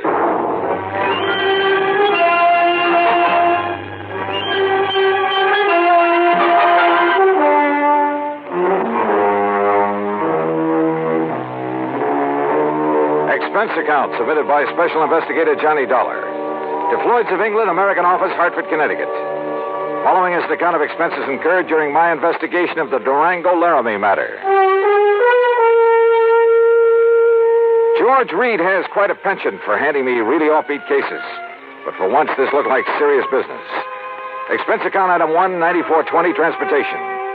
I arrived in Enid, Oklahoma shortly after 4 a.m. Item 2, $1.85 for breakfast. Item 3, $50 deposit on a rental car. I headed due north on Highway 81 across some of the flattest plains country I've ever seen that I hadn't expected to see again so soon. About 26 or 7 miles further on, after crossing what remains of the Salt Fork of the Arkansas, I spotted the familiar weather-beaten sign indicating that Bum Spung was somewhere up a rough dirt road to the left. Bum Spung, named by the Indians. It means bad water. And finally, there it was, the same old broken wooden fence surrounding a couple of acres of poor sandy ground. The same ramshackle house, the broken-down barn, propped up in spots with timbers. And in the yard were the same 2 sad-looking cows I'd seen on my previous visit. The swayback horse and the friendly, mangy, toothless hound, some decrepit-looking chickens. Bum Spung, so-called ranch of Durango, Laramie, Dalhart, who'd made it in oil and who chose to settle down in this lonely, desolate spot. And standing there looking at it, it was hard to believe that the inside of the huge unpainted house was clean, modern, well-furnished, thanks to his niece Carol, who occasionally came up to see the old man. As I swung aside the sagging wire gate, I wondered if she was here now. I wondered if anyone was here, but not for long. Durango! Durango, it's Johnny Dollar. Stay outside that fence, you meddling young varmint. This here now is private property. Wait a minute. You're not Durango. I came here to see Durango Laramie Delhart. Oh, you did, eh? Well, Durango ain't here. Now, look, you. Oh, you shut up that gate and drive away from here. You see this here now, 30-30? Drive away? After you've blown a hole in one of my tires? I did, eh? Well, I guess that wasn't very sociable, now was it? Hey, look, lower that gun for a minute, will you? Oh, no, you don't. No, you don't. You try anything funny and I'll let you have it. Only, I guess it is up to me to fix that there tire for you, ain't it? Huh? After all, as long as I done it. Now, let me take a look and make sure you just ain't up to some trick here. Yeah, but I am. Hey, just give me that gun now. Oh, no, you don't. No, you... Okay. Now, who are you and what are you doing here and where's Durango? My hoppers, sonny. You sure pack a punch. Stop talking, mister. Who are you? Who am I? Sidewinder Wilson, that's who I am. Who'd you think? And who are you? Johnny Dollar, insurance investigator. What are you doing here? What am I doing here? Why, old Durango sent me a telegram, that's why. Oh, yeah? Sure. Here now. Read it for yourself. To Mr. Sidewinder Wilson, Gunside Oil Field, somewheres near the Petterdale River, Texas. Yeah, that's where the field is, and that's where I got this telegram. Get yourself up here to Bum Sprung. That's what he says. Take care of my ranch for a while and get here fast, signed Durango. Yeah. Now, you satisfied? Just who are you, Sidewinder? Who am I? Durango's oldest, bestest friend is all. Known him since we rigged together in the oil fields before he made his gold strike up in Colorado, that's who. So when he tells me to come up here and take care of things, I come, that's all. What'd you expect? But now look here, Johnny, is what you say your name is? Johnny Dollar. Yeah, well, there's something I don't like about Durango's going away this time. What do you mean? What I mean? Well, I mean the way he must have left in a powerful hurry, that's what. You know Durango pretty good? Pretty good. Well, can you see him leaving this nice house of his'n with all the doors and windows unlocked? He wasn't here when you arrived? No, sir. He'd already went away. And can you see him leaving no food around for the cattle and Methuselah and Primrose? Methuselah and Primrose? What is this? The horse and this nice old dog here. And what about the tractor? Just sitting out there in the field, plows down halfway up a furrow. What are you getting at, Sidewinder? What am I getting at? I'm saying he must have left in an awful hurry, that's all. And if you ask me, there's something funny about it, and I don't mean funny, ha-ha. Yeah, I think you got something there. You see, he was due in Hartford, Connecticut over 6 weeks ago. Pay up on his insurance, huh? That's right. All loaded down with brand new money, I bet. Probably. Yeah, I've told that crazy old coyote 1,000 times that he oughtn't to go traipsing all over the country with all that money in his kick. Johnny, if he ain't showed up the way he was supposed, it just means one solitary single thing. Like what, Sidewinder? Like what? Well, like somebody's waylaid and bushwhacked him for his money, that's what. Yeah. Yeah, I'm afraid so. But, Sidewinder, I sure hope you're wrong. Johnny, I sure hope I'm wrong. Act 2 of yours truly, Johnny Dollar, in a moment.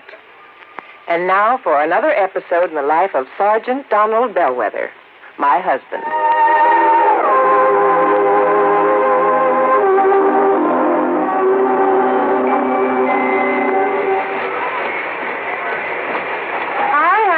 Fix the windshield wipers? I sure did, Reba. How's that?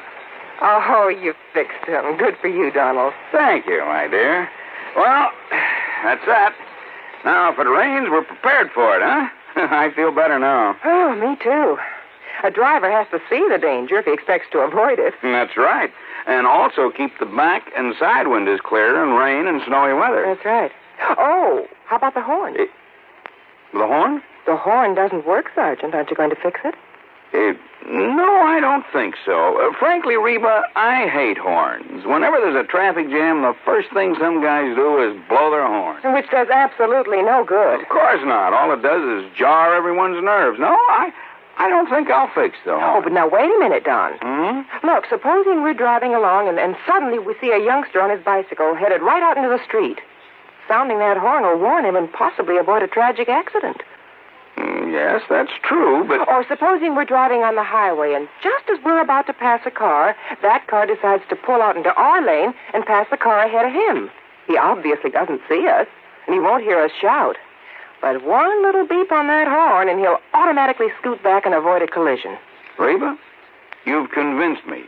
Even though it can be a nuisance, the automobile horn is a necessity. Then you'll repair it? Immediately. Oh, that's my Donald. That's my doll.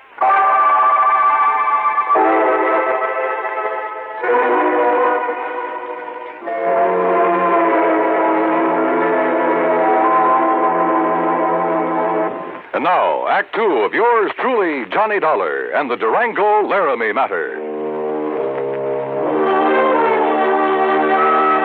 Durango Laramie Delharts, cradle character from Bumspung, Oklahoma, gone, disappeared. His pal, Sidewinder Wilson, a bit of a character himself, had no idea what might have happened to him, but feared the worst. And I had to agree that his fears were justified. But tell me this, Sidewinder, have you heard anything from Durango's niece, Carol? You mean that pretty little gal fixed up this place for him so nice, kind of looks after him? That's the one. Well, say, don't she live down to Enid? Enid, yes, runs a gas station. That's right, sign of the Flying Red Horse. Come on, help me fix this tire. We'll drive back to Enid. Well, I'll help you fix the tire, but I'm staying right here. Oh, why? Why? Because Durango's trusted me to take care of the place. And if he does turn up, God willing, I'll be here to have him get in touch with you. Okay, now let's get this tire fixed. No, wait. Look. Huh? See that fancy convertible coming up the road? I not only saw the convertible, but more important, who was in it, who pulled up alongside the fence and stepped out. She was 23 or 4, a tall, slim brunette wearing a neatly tailored skirt, a tight-fitting silk blouse. Neat, trim. She looked like she'd just stepped out of Charles of the Ritz. Well, how's the dog-breasted Johnny? Carol, how are you? You couldn't resist my fatal charms. I couldn't stay away. Just with that. Whoa, now, wait a minute. What's the matter with you? You don't like that? Oh, no, come here, gal. Now, Johnny, Yeah? Carol? Oh, Johnny. Gee, I missed you. Oh, you shut up, Sidewinder. Johnny. By God, by glory, Durango could see Durango. Oh, yeah. Carol, listen to me. You going to propose, Johnny? Where's Durango? Have you heard anything from him since he left here 6 weeks ago? He went to Hartford. But he hasn't arrived there. Oh, now don't you start worrying none about old Uncle Durango or anything. You sure, Johnny? I'm sure. That crazy old goot setting out across the country with over $50,000 in money in his pants. He ought to know better than to... Oh, Johnny, do you think something's happened to him? Yes, me. I think somebody's killed him for that money. Oh, no. You haven't heard from him since he left? Only a postcard from Chicago where he stayed overnight at some fancy hotel. And, Johnny, that wasn't like him. What do you mean? Oh, it was before he went straight to Hartford. That real estate man was from Chicago, Carol. What real estate man? Oh, he used to come out here looking for people with oil money. Tried to get Durango to invest in real estate, Florida, New England. Well, what did his postcard say? Nothing, really. Just that he was staying overnight. And before he come back, he was going to look at Ong's hat. Who is Ong? Oh, he was always writing silly stuff like that. I don't know. Ong. Oh, Johnny, what'll we do? Where's the nearest phone? Back in Enid. Then come on, that's where we're going.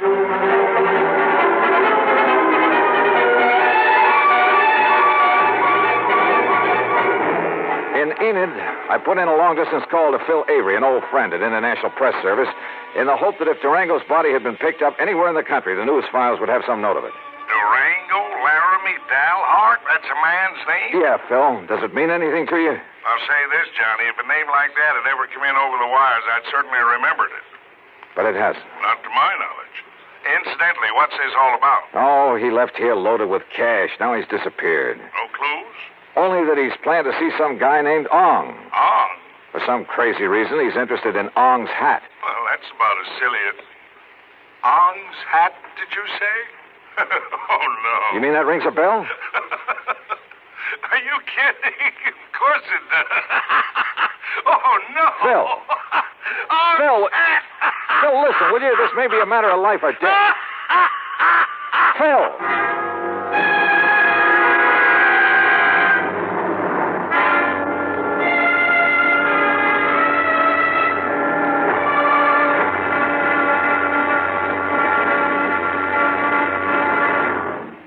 Act 3 of yours truly, Johnny Dollar, in a moment.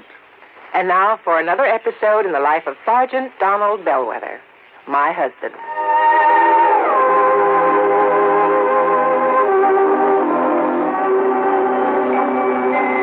Reba! Reba! What is it, Donald? Confounded Reba, I can't find the fountain pen. I've looked all through this desk. Here it is, dear. Here it is. You must have used it as a marker when you were reading this book. Let's see, this great literary classic, Six Gun Showdown at Powder River Gulch. All right, never mind about my reading habits. Just look at the coverage we're going to get with this new auto accident policy. Let's see. We have collision. $50 deductible. Fire, theft, public liability, property damage, medical benefits. In other words, we have complete coverage. That's right. Of course, it's going to cost us money. I'm sending the company a check right now. Gee, it's too bad we don't live in Rhode Island. Rhode Island? Why? Oh, because then our rates would be lower. Rhode Island has less accidents per capita than any other state. Oh. Well, which state has the highest? Let me see. Here it is, Nevada. No, by golly, Nevada's second highest. Alaska has the most. Really? I didn't know that. Mm-hmm. You know, it's just too bad we can't eliminate traffic accidents completely. Not only would it save life and limb, but it'd be a lot less strain on the pocketbook. Yeah, that's for sure. These automobile accident policies get more expensive every year, just because there's so many costly accidents. Well, I'm glad we've got some good insurance coverage, Donald, but just remember one thing. Oh, what's that, honey? Well, some auto accidents ruin a fender, and some ruin a family. Yeah, that's true. Very true. Well, as far as I'm concerned, I don't want any of your old insurance money. I want you here at home, safe and sound. You'll always drive carefully, won't you? Yes, I will, dear. Oh, that's my Donald. That's my doll.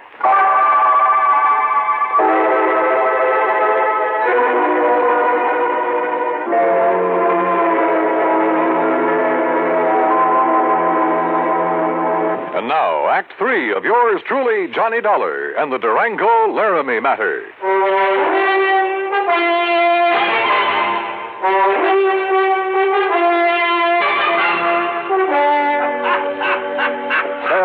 Will you stop that howling and make some sense? This could be a matter of life or death.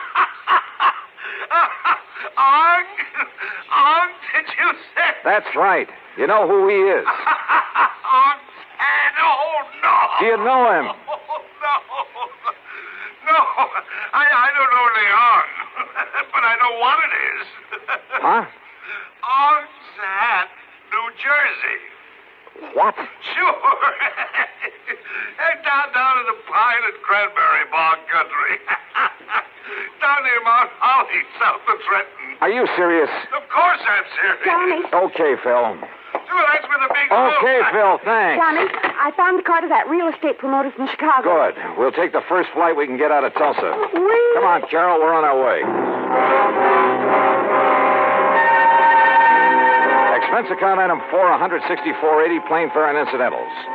In Chicago, we stopped over long enough to pay a brief, unpleasant visit with one J. Harry Cramlin, real estate promoter, at his office just off the loop. So, what if I did sell this Dal Hart character some land over in New Jersey? What's it to you? You trying to cut in on a good thing? How much did you sell him, Mr. Cramlin? Oh, a little over $35,000 worth. But now if you... What was it, a lot of worthless swampland? He didn't seem to think so, after the glowing report I gave him. But why did he buy it? Because the old fool thinks there's oil on it. Cramlin, if you've taken Durango... Now, ain't that a name? Durango Laramie Dal Hart. If he's been chipped in this deal, Well, you better duck the next time you see me coming. You threatening me? About a cash, perfectly legal deal? Oh, I'm sure it was legal. But oil in South Jersey. Cramlin, my warning still goes. The next leg of our flight took us to Philadelphia. There I rented another car. That's $50 deposit, item 5. We drove across the Delaware River and picked up Route 537 to Mount Holly. There we stopped for a sandwich and a Coke. That's item 6. And there a passing glance at a newspaper headline stopped me in my tracks. Something about a big oil development at, yeah, you guessed it, at Ong's Hat. We burned up Highway 530 to Pemberton, then hit a sandy back road that led deep into the pine and scrub oak. Finally, suddenly, we came to a clearing. And there, well, there must have been 100 cars, expensive ones, some of them chauffeured limousines, and people milling about, haranguing each other, shouting each other down. And right in the middle of the crowd, a tall, angular man in blue jeans and a 10-gallon hat. Durango. Johnny! There he is! Durango! And then I saw something else on the edge of the clearing. 2 brand-new towering oil derricks. Come on, Johnny, let's get him away from that mob. Not only was he cheated by that shyster real estate operator into thinking he was buying oil land, but he's thrown more money away building those derricks. Oh, Johnny. Oh, that mob is probably trying to sell him enough rigging and pumps and equipment to fleece him royally. 10 to 1, somebody in that crowd's offered him the Brooklyn Bridge to boot. Then we gotta stop him. If only I'd run the shooting Hey, iron. Durango's seen us.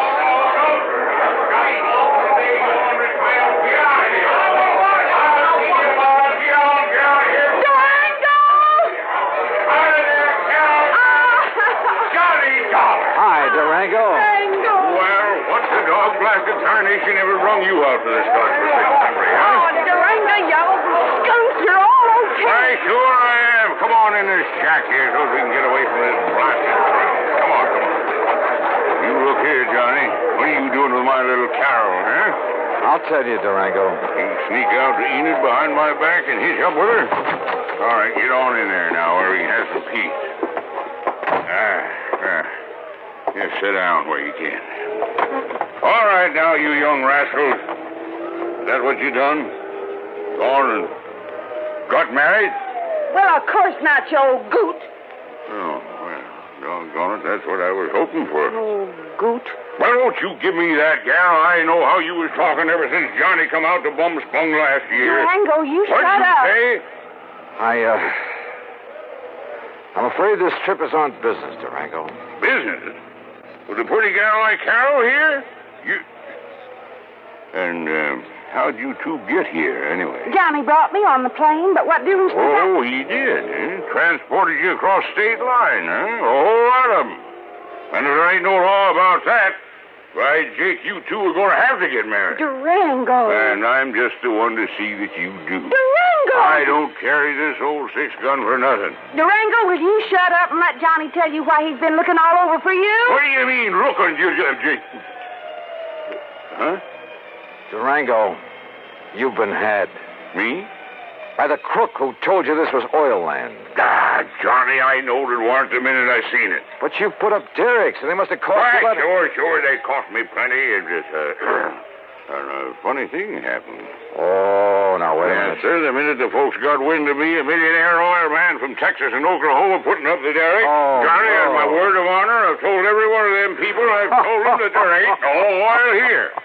You mean you Yes, sir, I've told them till I was blue in the face. Durango. But would that stop them? That wouldn't stop them from wanting to buy this land away from me, no, sir. And you've been selling it? Why, sure. I told them it was no good, but I just couldn't stop them. And so far, I've come out a mite over $65,000 to the good. Wait a minute, I say. Yeah? Johnny Dollar, are you here to buy a piece of my land or to marry my little Carol here? Oh, now, Durango. Believe you me, it better be both. Now, how about it?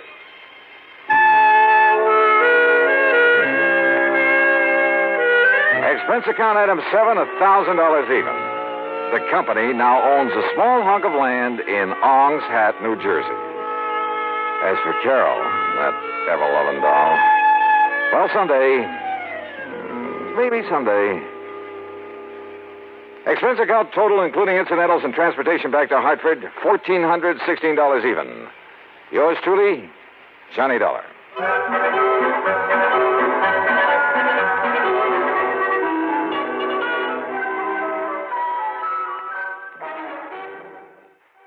From Hollywood, it's time now for Johnny Dollar. Johnny, this is Vincent Price. I'm calling from Hollywood. Oh, sure. My name's Shirley Temple. Now, who is it and what? Really, Vincent Price? Do I sound like Mickey Rooney? Well, no. But now, tell me, Mr. Price. Now, look, the name is Vincent. Okay, Vincent. What can I do for you? Johnny, I have a little problem in connection with one of my paintings insured for $100,000. $100,000? You call that a little problem? This painting has suddenly disappeared. Oh, I see. What's the insurance company? State Mutual. Oh, well, they have a small branch office right there in Los Angeles. Yeah, I know, but Bert Parker, the man who sold me the policy and should take care of this matter, well, every time I've called him, he's been out.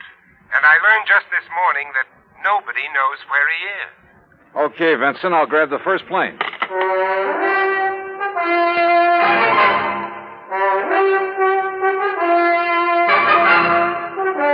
Bob Bailey in the exciting adventures of the man with the action-packed expense account. America's fabulous freelance insurance investigator. Yours truly, Johnny Dollar. And now, Act One of Yours Truly, Johnny Dollar.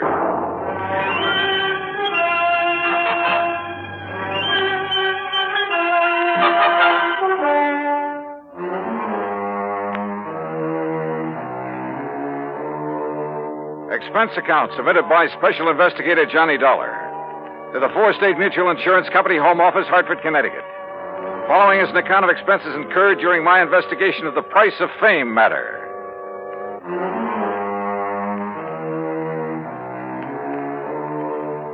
Expense account item 1, $178.50, plane fare and incidentals, Hartford to Los Angeles. By the time the big silver Constellation made its landing at the international airport, it finally dawned on me that I hadn't arranged with Vincent Price about where and how and what time I'd meet him. But as I picked up my luggage, I discovered a hungry-looking crowd of autograph hounds milling about the tall, gracious man I was looking for. Oh, sure. I'm glad to. Look, but just one at a time, will you please? I can't very well. All right, there you are. Now I have to meet a friend. Gee, just one more, please. Huh, Mr. Price? All right, if you insist. Here. Best wishes from T. Willie Rocking Horse. Huh? How are you, Johnny? Oh, great, but I didn't expect... Johnny who? You mean to say you folks don't recognize Johnny Dollar? Oh, no, wait a minute. Attaboy, Johnny. Give 'em all. I'll wait for you in my car. It's right over here at the curb. Yeah, but look, will you? Hey. Right here, Mr. Price. No, you don't. I'm nobody. Please. By the time I got away from that mob, I felt as though I'd been run through a ringer. But we finally took off in Vincent's car and drove to his beautiful home up in one of the canyons west of Beverly Hills. Nestled among the trees with spacious lawns and well-kept gardens, it's furnished in the most excellent taste. I'm no expert, but to say that I was impressed by the extraordinary works of art in that home would be the understatement of the week. Engravings, prints, fine sculptures, but most of all, paintings. And even to my unpracticed eye, all of them were, well, magnificent. Here's a little thing I picked up in London, Johnny. It's called The Old Man in Red by Goya. Wow. Yeah, I thought original oils by him were found only in the big museum. Well, I've been pretty lucky in getting hold of some of these. Yeah, you've known what you were doing, too. You like this one? It's called Fright. It was painted by Kenneth McManus. Beautiful. Beautiful. Like all the rest of them. Thanks. How about this one here at the end? Night Wind by, I'm sorry, Vincent, I can't make out that name. You don't have this one lighted like the rest. No, that's to maintain its somber mood, Johnny. Oh. And that's what made it possible for the substitution of this copy to go undetected. That's a copy? Yeah, that's my problem. The $100,000 Night Wind by Jean-Baptiste has been stolen. This was left in its place. Oh, I see. It's not a bad copy, probably worth a couple of $100, but it's hardly a genuine Baptiste. Well, when did you discover this substitution, Vincent? When I returned from a lecture tour early last week. Oh, that's right. You've been traveling all over the country lecturing on art. Now, let's call it talking about art, huh? Tell me, have you notified the police about this? I suppose I should have. Well, I felt that was Bert Parker's job. And you haven't been able to reach him over at 4 State Mutual. As I told you on the phone, he hasn't been in his office for some time. Vincent, have you any theories about who might have done this? Yes, I'm afraid I have. Why do you say it that way? Very few people knew I'd gotten hold of this Baptiste, only some close friends and a couple of art experts. So? And the place was not broken into during the time I was away. Of that I'm sure. Well, go on. The family and servants kept very close track of anyone who entered the house while I was gone. You have a list? Yes, I do have a list. Here. Good. Alfred R. Hawkinson. That's an electrician who came to do some wiring. He wouldn't know a Rembrandt from a Mickey Mouse. And M. Schumann. A music teacher. Loves music, hates painting. What about delivery boys, people like that? Oh, they never get beyond the back door. Go on, read on. That next one is Ben, the gardener. You can forget about him. And Bert L. Huh? Yeah, Bert Parker. He was here twice. What for? Well, ostensibly to check on some of the paintings he'd insured. The first time, on the 11th, Mrs. Price was with him while he poked around. On the 15th, she had to leave to keep an appointment. And just when he left the house, nobody seems to know. Oh, brother. Are you thinking the same thing I am? Now, look, Johnny, I haven't known Bert very long, and, well, he seemed like such a harmless little old fuddy-duddy. As for his knowledge of art... Yeah, I wondered about that. Well, he was perfectly satisfied to take my evaluation on the 2 or 3 things he'd insured. So, well, Johnny, I may be all wrong. Vincent, a thing like this may only happen once in 1,000 years. In any event, the company will certainly make good your loss. Well, with a work of art, it isn't really the money that counts. And, Johnny, listen. Look, I may have jumped to a completely unjustified conclusion about Bert Parker. Oh, yeah? Sure. Well, let's go down to his office and see. We'll return to Johnny Dollar and the Price of Fame matter. That's Vincent Price in just a moment. And now, Act 2 of yours truly, Johnny Dollar and the Price of Fame matter. A priceless original oil painting, stolen from the home of Vincent Price, famous radio and picture star. One of the few people who'd had the opportunity was the man who'd sold him the insurance on it, Bert Parker. Together, we went to Parker's office at 4 State Mutual in downtown Los Angeles. It was on the 16th that Mr. Parker phoned in to say he wasn't feeling very good and wouldn't be in for a day or two. Hey, it was on the 15th that he was at your house, Vincent. Yes, that's over 2 weeks ago. And you haven't heard from him since, Miss Pritt? No, Mr. Dollar. We've tried calling his apartment, but since there hasn't been anything really pressing here at the office... What's the address of his apartment, please? Well, it's out in Westwood, 1308 Pandora Avenue. Look, Vincent, I'm going out there. I'll call you if I find... You're going to need transportation, aren't you, Johnny? By the highest price chauffeur in the country? Sure, why not? Oh, before you go, Mr. Price, I wonder if... if I could have your autograph. Well, why didn't you get Johnny Dollars, Miss Britt? He loves to give them. Oh, yes. Oh, no. No, you don't, Vincent. Let's go. It took a little persuading, but the landlord at Bert's apartment finally let us into his 4-room suite. It was empty, except for a few old clothes, and it was obvious that he'd packed and left in a hurry. I rummaged around in the closets, tables, bureau, for a clue as to where he might have gone, and came up with nothing. You give up, Johnny? Yeah, Vincent, I'm afraid so. I poked around that desk some more after you'd finished with it and found this wedged in behind a drawer. Oh? Travel folder. Paris. Yeah, it looks real fresh, too. Minor Travel Agency, Beverly Hills. Well, what do you think? Pretty much of a long shot, Vincent. But they do pay off sometimes, don't they?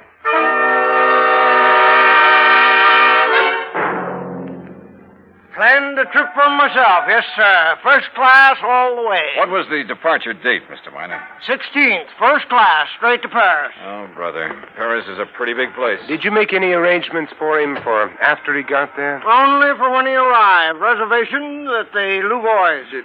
What? The hotel, Louvois. The Louvois, perhaps. That's what I said. First class, too. Said he wanted something not too far from the Montmartre. Montmartre, if you don't mind. That's what I said, yes. Now, Can I fix you gentlemen up with some plane reservations, too? Well, suppose you give me the same flight he took, and I'll stop at the same hotel when I get there. Hey, wait a minute, Johnny. You're not going to leave me out of this. Well, look, I'm still playing a long shot, Vincent, a very long one. What's the difference? Also, I don't know if my expense account will get by the home office. Expense account, forget it. I'm having a ball. Mr. Minor, start making those reservations. Expense account item 2, $984 for the plane to Paris. Well, it turned out to be the most interesting flight I've ever made because of the company of Vincent Price. An amazing conversationalist. He could talk about anything, including art. And he has a tremendous sense of humor. So, as he put it, we had a ball from the time we took off in L.A. till the time we set down in Le Bourget. Item 3, 520 American, taxi into the Hotel Louvois, where the manager was, somewhat helpful. Oh, mais oui. The Monsieur Parker leave us but only 2 days ago, after some slight misunderstanding about l'addition, the deal. Yeah, you mean he was running out of money? Monsieur, I did not say that. But that's what you meant, isn't it? You know where he spent his time around here? But of course. His business, he say, took him constantly to Montmartre. Where in Montmartre? Who is to know? Oh, that's like saying somewhere in Brooklyn. Brooklyn? Perhaps you know my cousin. Johnny, he was... Johnny, I just got an idea. Shoot. Works of art, even very good ones, are sometimes sold in rather unorthodox ways. They go through some rather strange hands. They're not always sold over the counter, so to speak, by reputable dealers. You know what I mean? Yeah, but how to contact the kind of people who might... You got any ideas? Why don't you just go on up to our suite and sit tight for a while, I'll see what I can dig out. You are keeping something from me, Vincent. Mm-hmm. But, Johnny, there are some things even funk keeps from wagnalls. I'll see you later.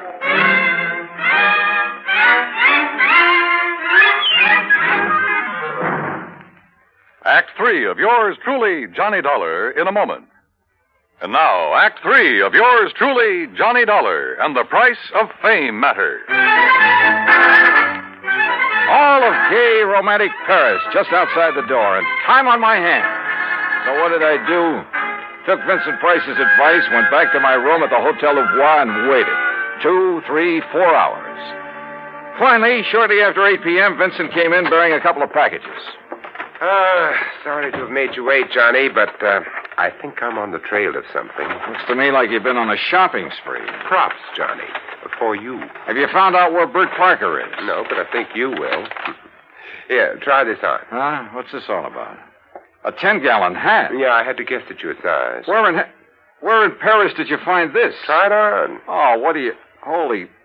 What am I supposed to be, a refugee from Texas? Exactly. You made it in oil wells.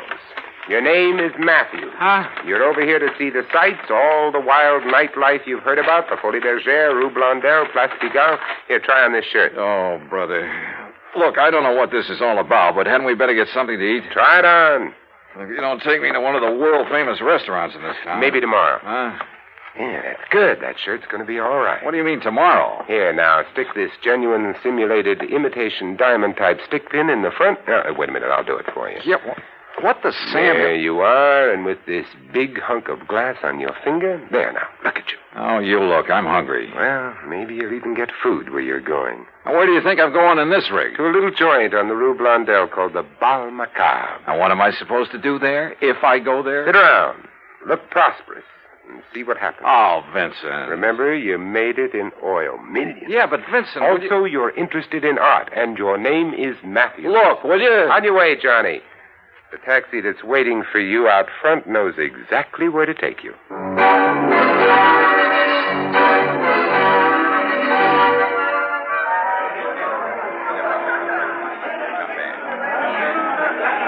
Bal Macabre was really a joint. It was dirty, and the people packed like sardines in it were dirty, too. Characters who made a business of being characters. And everybody screamed at everybody else. Except, that is, for the wormy little man who sidled up to the postage stamp-sized table on which my glass and a bottle of wine were balanced. Pardon. You are Monsieur Matthews, are you not? That's right. From Texas, no? Yes, sir, partner. The great and glorious state of Texas. Sit down and pour yourself a glass of this here red ale. Who are you? They call me La Chagrin. What's that mean? Well, they're what you call the gray cat. Hey, that's cuter than the name of my old friend Coyote Bill. Well, do you enjoy the Paris nightlife? You know something? I'm getting fed up with it.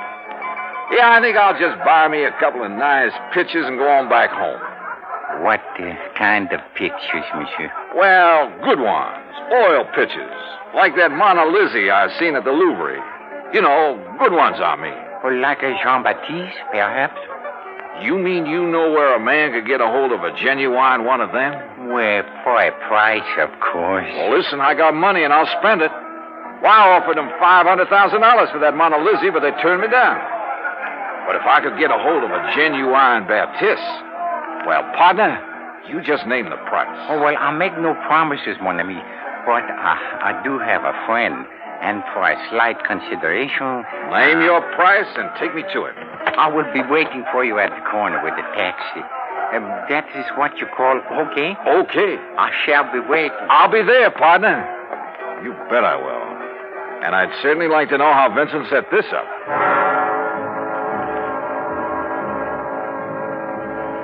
The taxi dropped us off at one of the most disreputable-looking apartments in the whole of Paris. My friend, who called himself the Gray Cat, looked carefully around before entering the front door. Then we climbed 4 flights of a dark, musty stairway. No, remember, my friend, you are not to pay the price he asks at first. If you like, I will make the arrangements for you. Now, that would be right friendly of you, partner. But how would you come out on this? Well, all I ask, monsieur, is 10% of what you pay. And maybe a little extra from him for bringing me up here? Oh, monsieur. Oh, now, don't give me that, partner. I've been around. I'm wise to how you fellas operate. But if I can get a hold of a real, genuine Baptiste... You will see.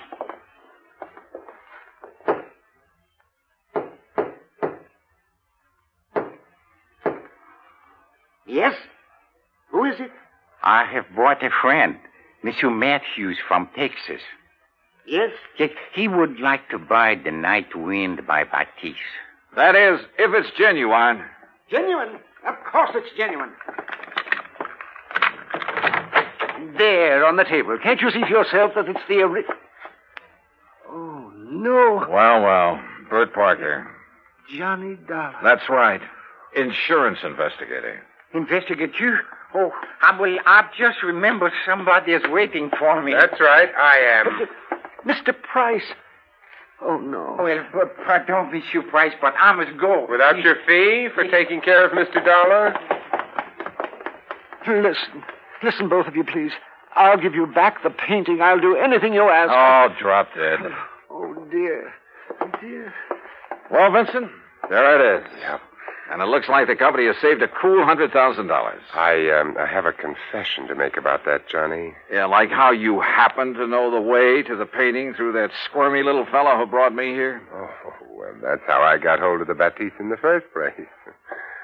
It's a lovely thing, isn't it?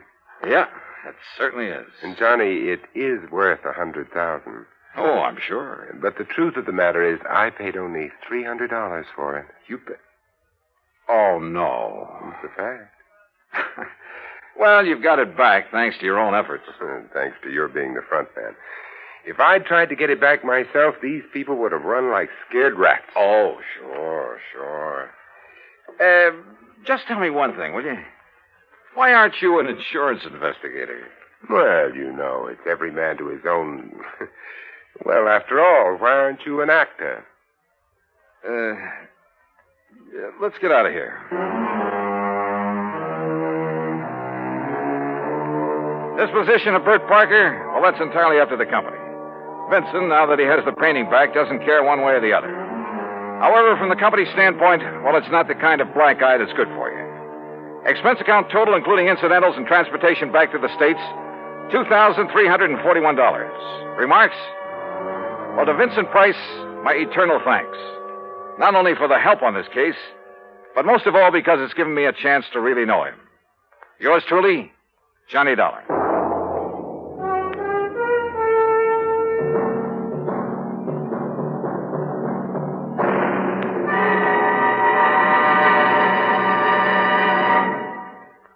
Our star will return in just a moment. Now, here's our star to tell you about next week's story. Next week, the heart of sunny southern Jersey, and a case that took a very sudden, very strange twist. Join us, won't you? Yours truly, Johnny Dollar.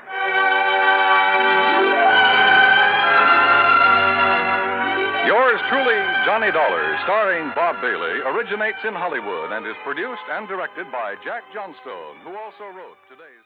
From Hollywood, it's time now for...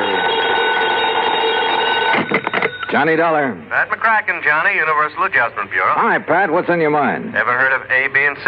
Well, yeah, back in the first grade. Oh, look, I'm not talking about the alphabet. I'm talking about an advertising agency. Oh, well, what about it? Well, the A stands for Appleton. Alfred Appleton, 55 years old, and Eastern Trust has his life insured for $100,000. So? It's annuity. It starts paying off at the age of 65, and we'd like to see him collect it. Looks like somebody else has different ideas. What do you mean? He thinks somebody's trying to kill him. I see. You want me to run down to New York and talk to him? Well, he's up at his weekend place now, about 100 miles up the coast, overlooking the sea at Skeleton Point. You can talk to him there. Skeleton Point? Now, that's a cheerful name. I know. Johnny, make sure it stays just a name.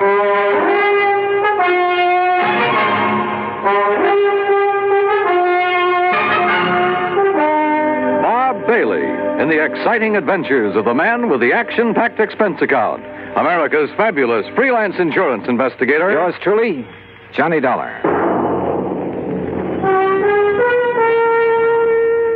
And now, Act One of yours truly, Johnny Dollar.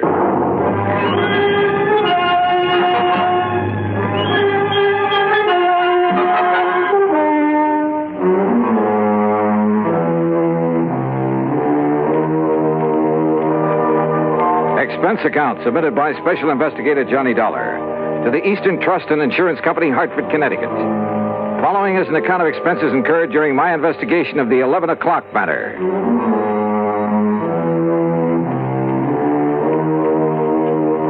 Expense account item 1, $8.40 gas and mileage on my car to Skeleton Point through a drenching rainstorm. The Appleton home, perched high on a cliff at the edge of the sea, was an old weather-beaten affair, but right now it looked mighty good to me.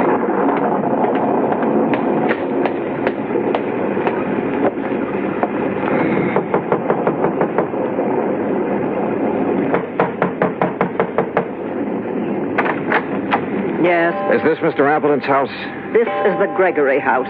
Oh, I'm sorry. Mr. Appleton only leases this house.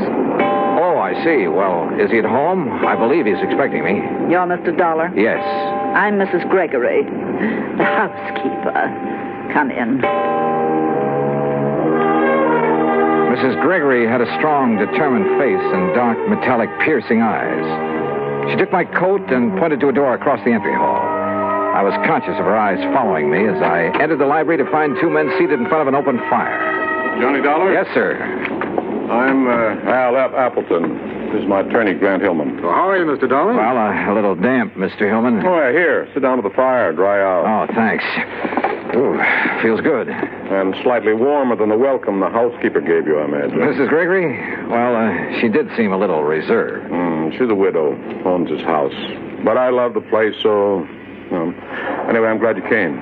I understand there's been some sort of attempt on your life, Mr. Appleton. Well... Mr. Appleton has received several, crank notes lately. We thought it wise to take what precautions we could. Have you notified the police, Mr. Hillman? No, I vetoed the idea, Johnny. Oh, why, Mr. Appleton? I didn't want that kind of publicity right now.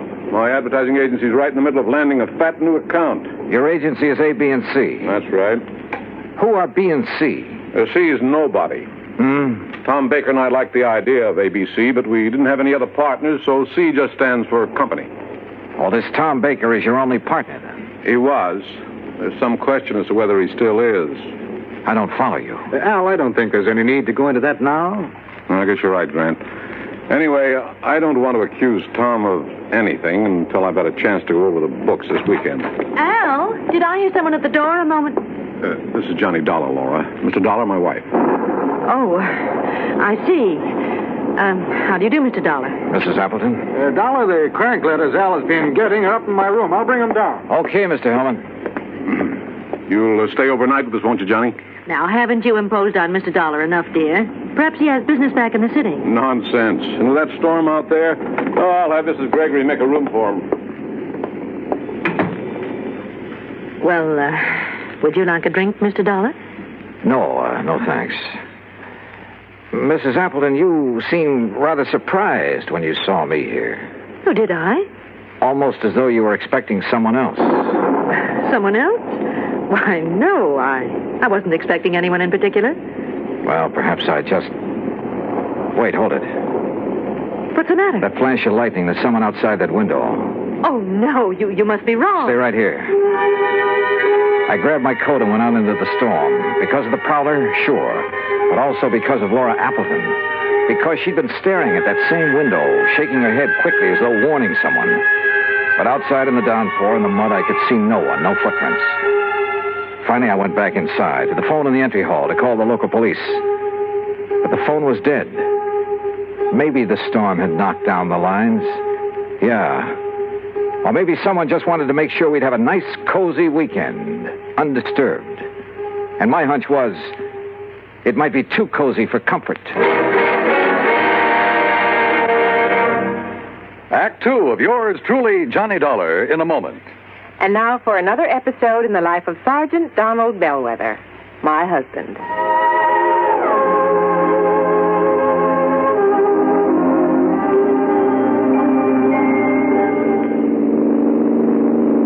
Donald? Yes, dear? How much farther is it? Oh, about 100 miles. You're not getting sleepy, are you? Oh, no. I'm all right. Now, you just close your eyes, honey, and take another nap. We'll be home soon. Okay. You stay awake now. Yeah, I will. I still think we should have stopped in the hotel.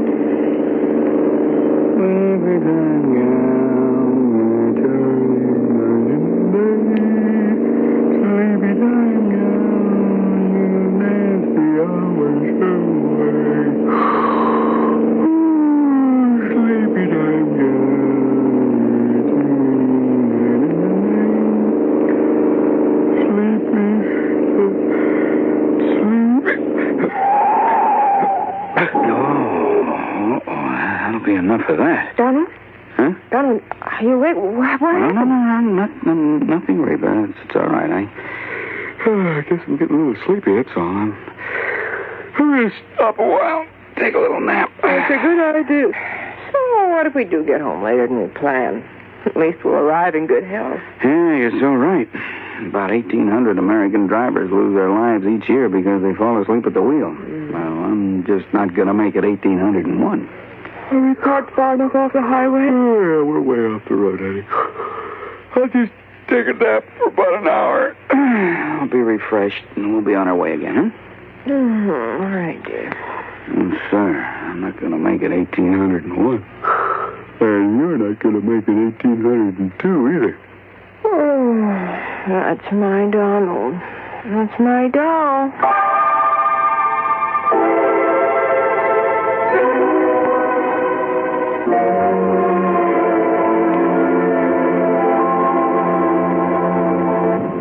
And now, Act 2 of yours truly, Johnny Dollar, and the 11 o'clock matter.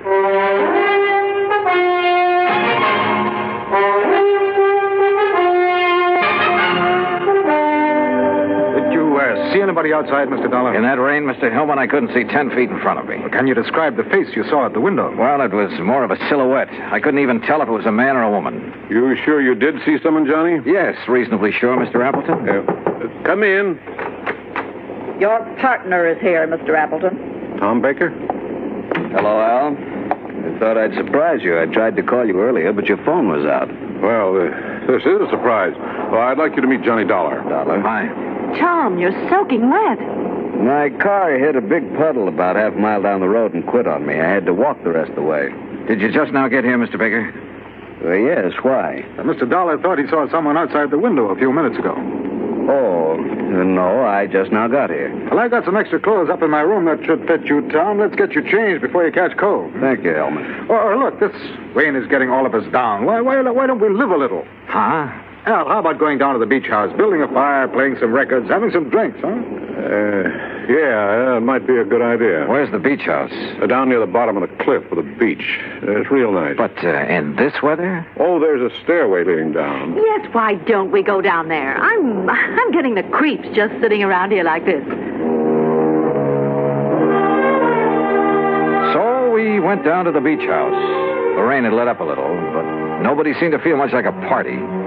We just sat there in front of the fire, not saying much. Once or twice I thought I detected Laura Appleton and Tom Baker exchanging quick glances, but I couldn't be sure. That's the intercom from the house, Al. Oh, yeah. I'll get it. Yes? Oh, yes, Mr. Gregory. You can go on to bed. We won't be needing you anymore tonight. You know, bed sounds like a good idea. Oh, it's almost 11 and I'm beat, so if you'll excuse me. Oh, sure. Well, why don't we all... Could we have our talk now? Okay, Tom, if you insist. Laura, why don't you fix us another drink? All right, Al. How about you, Mr. Dollar? Yeah, I'm with you, Hellman. Let's go on up to the house.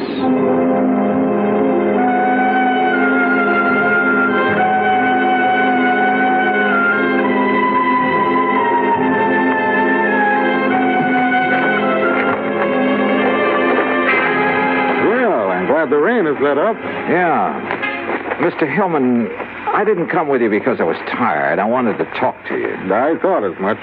Earlier this evening, Appleton said something about not wanting to accuse Baker of anything until he'd gone over the books this weekend. What did he mean? Well, I'm not really sure, Mr. Dollar.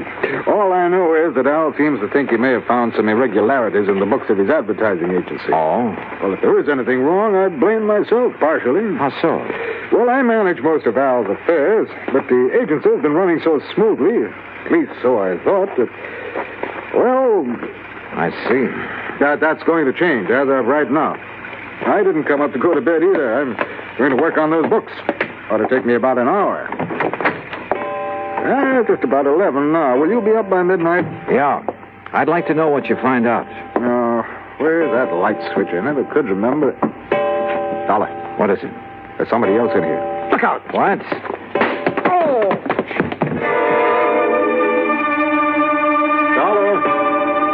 Dollar! I guess I was out only a few seconds because the clock was still striking when Hellman brought me to. Dollar, are you all right? What? Yeah, I guess so. I grabbed at him, whoever he was, but he knocked me loose. By the time I got the lights on, he was gone. Oh. Lucky for you, he only stunned you momentarily. Oh, brother.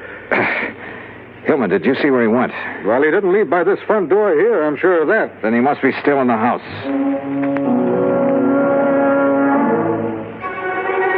We worked our way through the house room by room. Finally, 10 minutes later, we stood by an open window in a back room. Well, there's our answer. He went out this window. Yeah. What is it? What's the matter? What? Oh, Mrs. Gregory. Yeah, Mr. Dollar was attacked by a prowler. A prowler? What? That's terrible. Where's the intercom to the beach house? We'd better tell Mr. Appleton. Right there on the wall. This button here? Yes.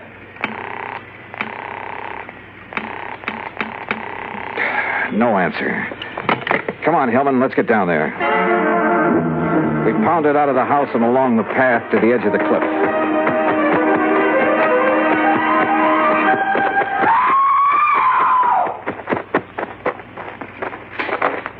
Then we found her, Laura, standing at the top of the wooden stairway.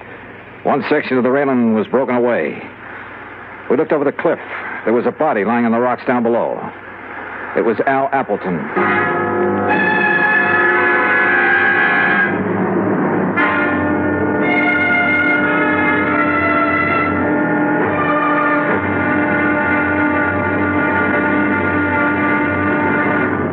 Act 3 of yours truly, Johnny Dollar, in a moment. Do you know who said, democracy is based upon the conviction that there are extraordinary possibilities in ordinary people? Those words came from the American religious leader, Harry Emerson Fosdick. From the earliest days of the United States of America, there has been the sentiment that the average person can achieve an important goal if he is given an environment in which he can develop his capabilities to the fullest extent. An environment in which the individual is given the rights and privileges that he needs for development. It is the duty of every American to protect and stimulate this environment. Remember the words of Harry Emerson Fosdick. They are part of your American heritage. The extraordinary possibilities of ordinary people are inherent in American democracy. And now, Act 3 of yours truly, Johnny Dollar, and the 11 o'clock matter. We stood on the stairway at the top of the cliff looking down at Appleton's body on the rocks below. That is, Hillman and I did. Laura Appleton was in a state of shock, and we couldn't get much sense out of her. We had Mrs. Gregory take her back to the house, then Hillman and I got a flashlight and climbed down the rocks to Appleton's body. Dead, Mr. Dollar. We'd better not move that body until the police get here. Yeah. Let's see. His wristwatch stopped at 10 after 11. It's 11:30 now. Right. And because the clock was just striking 11 when I got hit over the head in the entry hall... Yeah, so then we must have spent 10 or 15 minutes searching the house for that prowler. Meantime, he or somebody else was shoving Appleton over the cliff. Somebody else? There were a couple of people with Appleton down at the beach house. Laura and Tom Baker. I'd forgotten about Tom. Where is he? Right now, Hillman, that's a very good question. We went back to the house. The phone was working now, so I put in a call to the local sheriff's office. But all the units were out on call. They'd send somebody as soon as they could. I started for Laura Appleton's room. Grant Hillman overtook me in the hall. Dollar, I made a preliminary check of the agency records Appleton brought up here with him this weekend. Did you find a shortage? Yes, possibly as much as $50,000. I see. Thanks, Hillman. Yeah, I'll see you later. Come in. Oh, Mr. Dollar. I'm feeling better now. I'm sorry to bother you with questions, Mrs. Appleton, but I'm afraid I have no choice. Yes, I understand. I want you to tell me exactly what happened. Well, I'll try. After you and Grant Hillman left the beach house, my husband and Tom Baker and I sat there a few minutes, and then Tom left. I see. Then, a couple of minutes later, somebody from the house called my husband on the intercom, so he left me. What time was that? Oh, a few minutes after 11, I guess. Uh-huh. What happened then? I sat there a few minutes longer. Then I just didn't feel like sitting there alone, so I started up the stairway. When I got to the top, I saw that the rail had been broken away. I looked over the edge. Okay. Mrs. Appleton, why did Tom Baker come here this evening? I don't know. I think you do. What? You tried to warn him when I saw his face at the window earlier. His face? And the two of you kept exchanging glances all evening. I know you're wrong. Listen, Grant Hillman's in a position to know something about your husband's business affairs, isn't he? Well, of course. Why? Your husband suspected a shortage. Hillman confirmed it a few minutes ago after going over the records. Oh, but surely you don't think that Tom Baker Baker was your husband's partner. Maybe he came up here to try to square things with him. Was that it? No. Oh, all right. Tom did come up here to talk to my husband. What about? I was going to ask for a divorce. To marry Tom Baker? Oh, I know it sounds sordid now after what's happened, but it wasn't that way at all. Tom and I wanted everything in the open. We wanted to tell Al. But I didn't realize that you and Grant were going to be here this weekend. That's why I tried to signal Tom not to come in. Go on. Down at the beach house, he wanted to talk to Al, but, well, I guess he couldn't bring himself to it. That's why he went for a walk. And you haven't seen him since? No. Oh, Mr. Dollar, I know my story doesn't sound very convincing, but if you're trying to suggest that either Tom or I killed my husband... Yeah? Dollar, could I see you a minute? Oh, sure. I'll talk with you later, Mrs. Appleton. What is it, Hellman? Tom Baker just walked in. Baker? Yes, I thought you'd want to talk to him. I sure do. Well, look, Mrs. Appleton claims somebody called her husband at the beach house on the intercom a few minutes after 11. If so, that's what lured him up to the top of the stairway. A few minutes after 11. Well, that's when you and I were searching the house. We ended up at the intercom last, though. Somebody could have had time to make that call. Now, wait a minute. Mrs. Gregory was near that room when we got to it. Yeah, I know. Why don't you question her, Hillman, while I see what I can get out of Baker?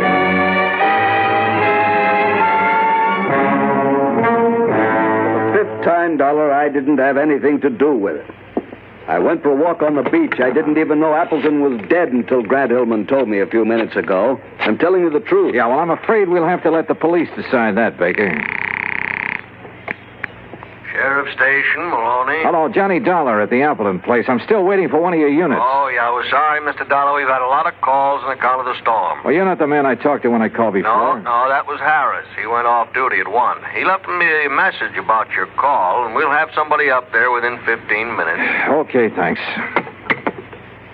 That's funny. Well, Mrs. Gregory denies making that call on the intercom, Dollar. Huh? Oh, yeah, okay, Helen. Well, what's the matter? Something that sergeant said over the phone. Hey, wait a minute. What time have you got? Why, 10 minutes of 1? Yeah? That's what my watch says, too. But according to the sergeant, it was after 1. I checked the big clock in the entry hall and the one in the living room. They both agreed with my watch, 10 minutes of 1. I slipped outside, unlocked my car door, and looked at the clock on the dashboard. It read 10 after 1. When I felt a gun in my back, I realized I'd come up with the answer a little too late. It's a pity, Dollar. I thought I had a foolproof idea, but I hadn't figured on your locking the car. So it was you hit me over the head when the clock was striking 11. Who called Appleton at the beach house, lured him up the stairway, and shoved him over. Then came back and reset my watch and the clock so I'd hear it still chiming 11 when you brought me to. I thought I'd only been out a few seconds. Actually, it was 15 minutes. Yes, but you're the only one who knows. Now get in the car. We're leaving. I started to get in, then kicked at the car door behind me. It swung and knocked Hillman off balance. Before he could recover, I nailed it. Oh! By the time he came to, the sheriff's patrol had arrived. And Hillman, you know, he wasn't one bit happy to see them.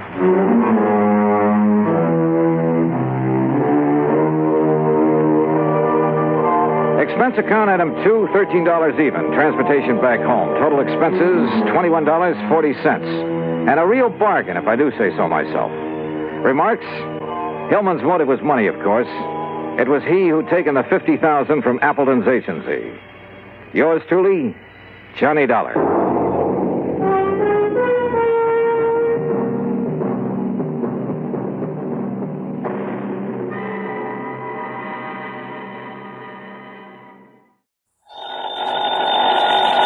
Johnny Dollar. Now, why don't you get married? Huh? To me. Well, Johnny Dollar. Well, will you marry me? Well, sure. Why not? Anytime you say. Janet? Janet? Janet who? Oh, sorry. I meant Carol. Oh, you did? Mariana? No. Gladys? No. Janie? Now, stop that. Let's try Hildy. Marilyn? How about... No. This is Betty Lewis. No. Yes. And you listen, What? You knew it all the time, didn't you? Yes, dear. Just leading me on again, like you have been for all these umpteen years. But you listen to me, Johnny Dollar. Yes, dear. If it weren't for that crazy business of yours, jumping around all over the country, getting slugged and shot at, enough to drive a loving wife to drink. Yes, dear. Why, Johnny,